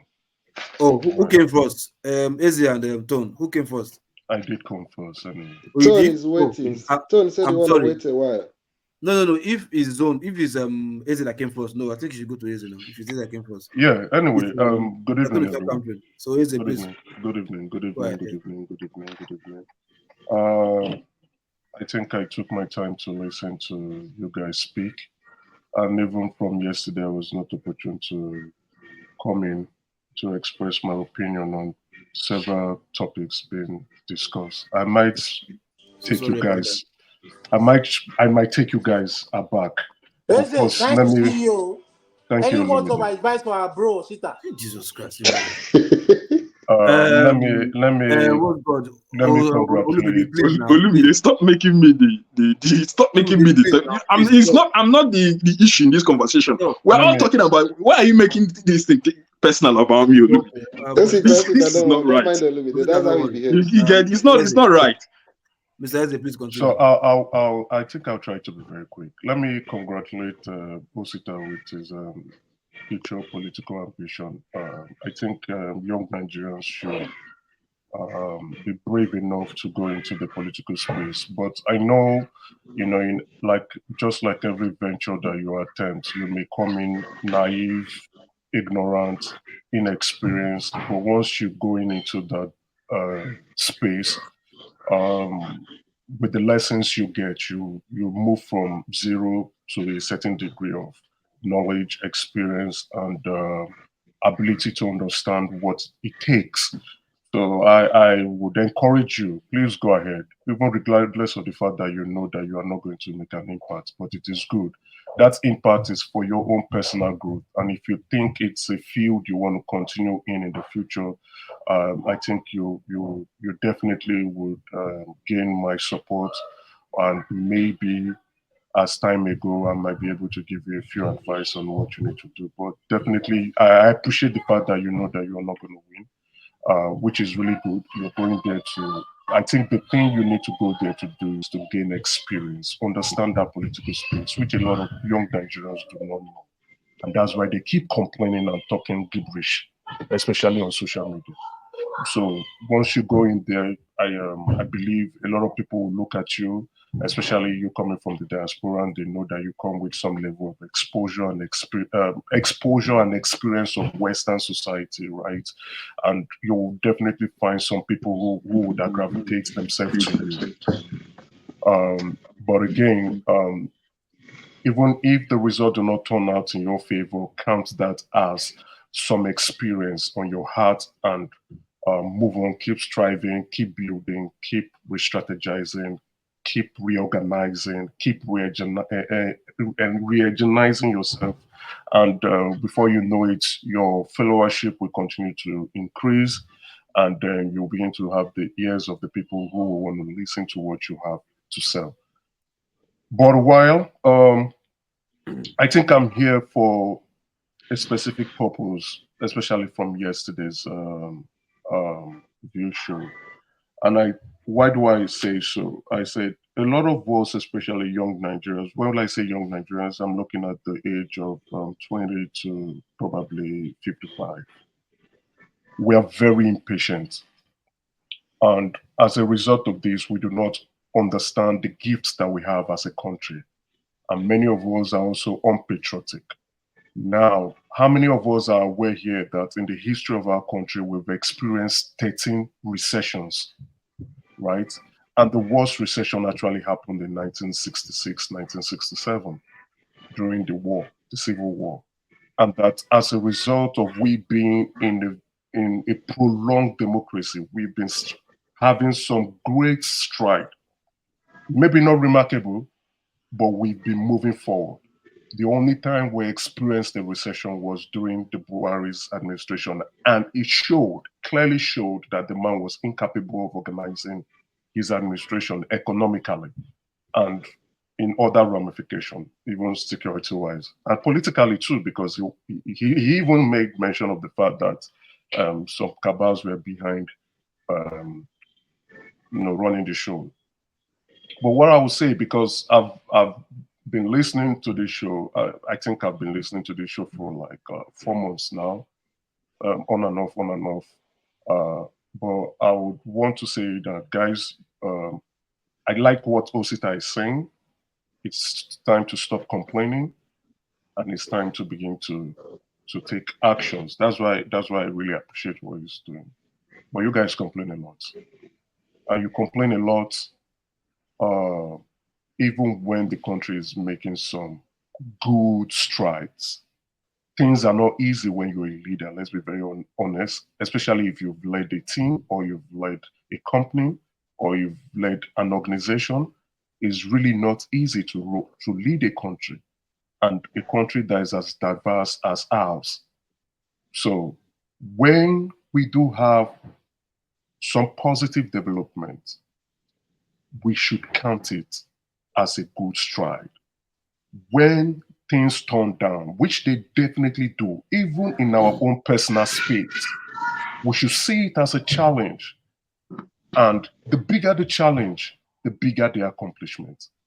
Now, yesterday, I heard a lot of you, oh, Peter Obi was the man of the year. That's okay, I agree, agreeably. I can take that. But I don't think that man was anywhere close to be the man of the year for 2023 if we're going to the fact that the 2023 election was the highlight of the Nigeria demographics. He was not that even close. He came third in an election. He ran a divisive election campaign. But I do not want to buttress my point on Peter Obi alone. But what I would say is, and which a lot of publicists, if you go to other national dailies, have said the man of the year is actually the president, the commander-in-chief of the armed forces, the grand commander of the order of the federal of the Niger. That is Senator Bola Ahmed Tinubu. Many of you do not understand and know this man. You hate him. He's somebody. Is either you love him or you hate him. If you want to give someone his flowers, he's the individual that you must look at and say, definitely this man really, really deserves to be the man of the year. Not just only my opinion exclusively, but the opinion of other politicians, political analysts, politics publicists, those on national dailies, expressing their views based on his antecedents, based on who they know this individual is. But if you think Peter Obi is your man of the year, that's fine. I understand, arguably, for 7 months running a campaign.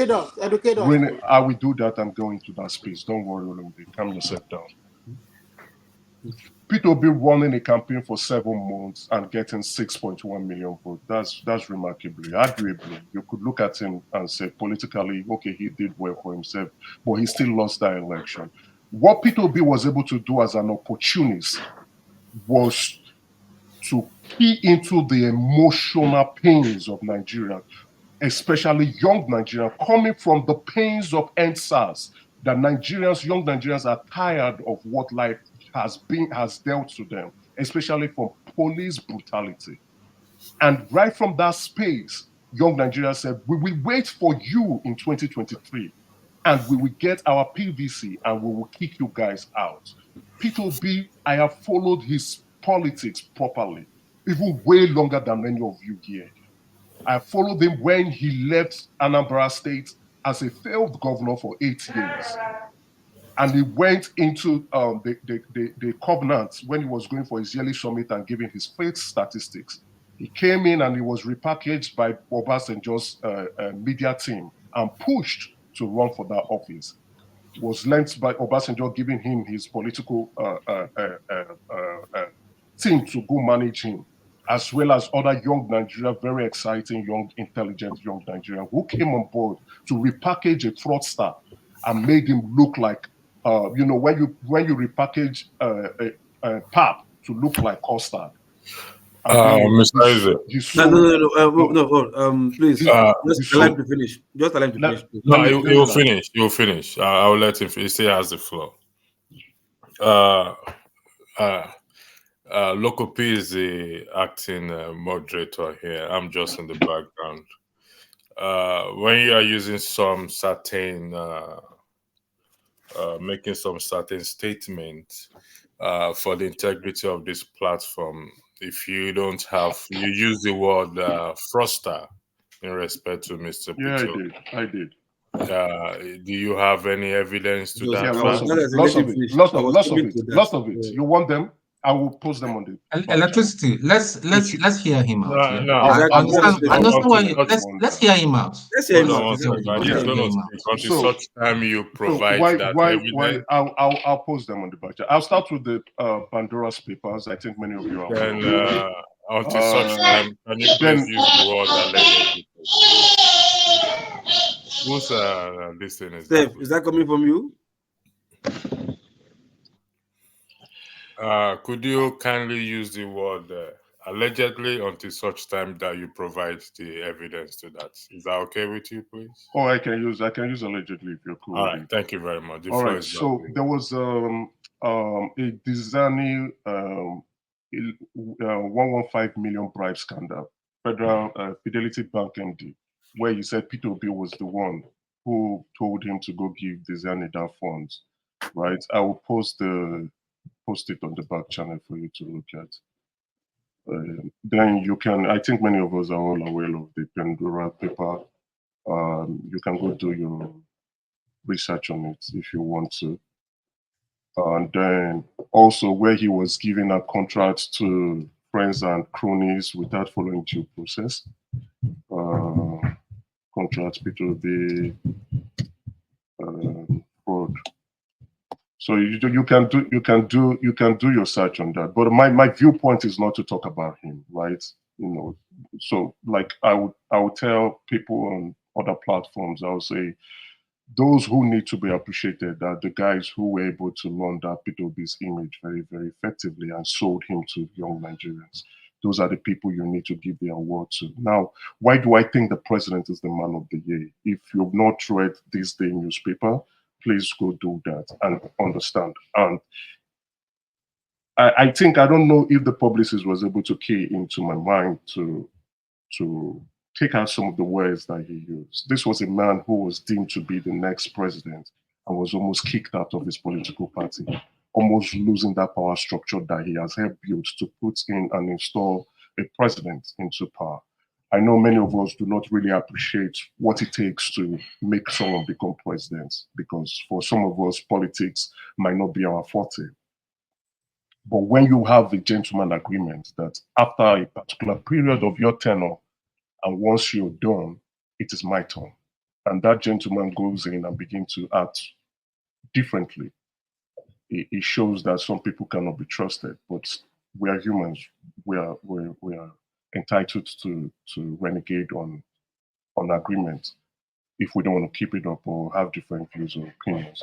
But then when he was almost losing it, and at the time he was going to go create another political party to see how to run, and it was deemed that once he leaves, APC was never going to win that election.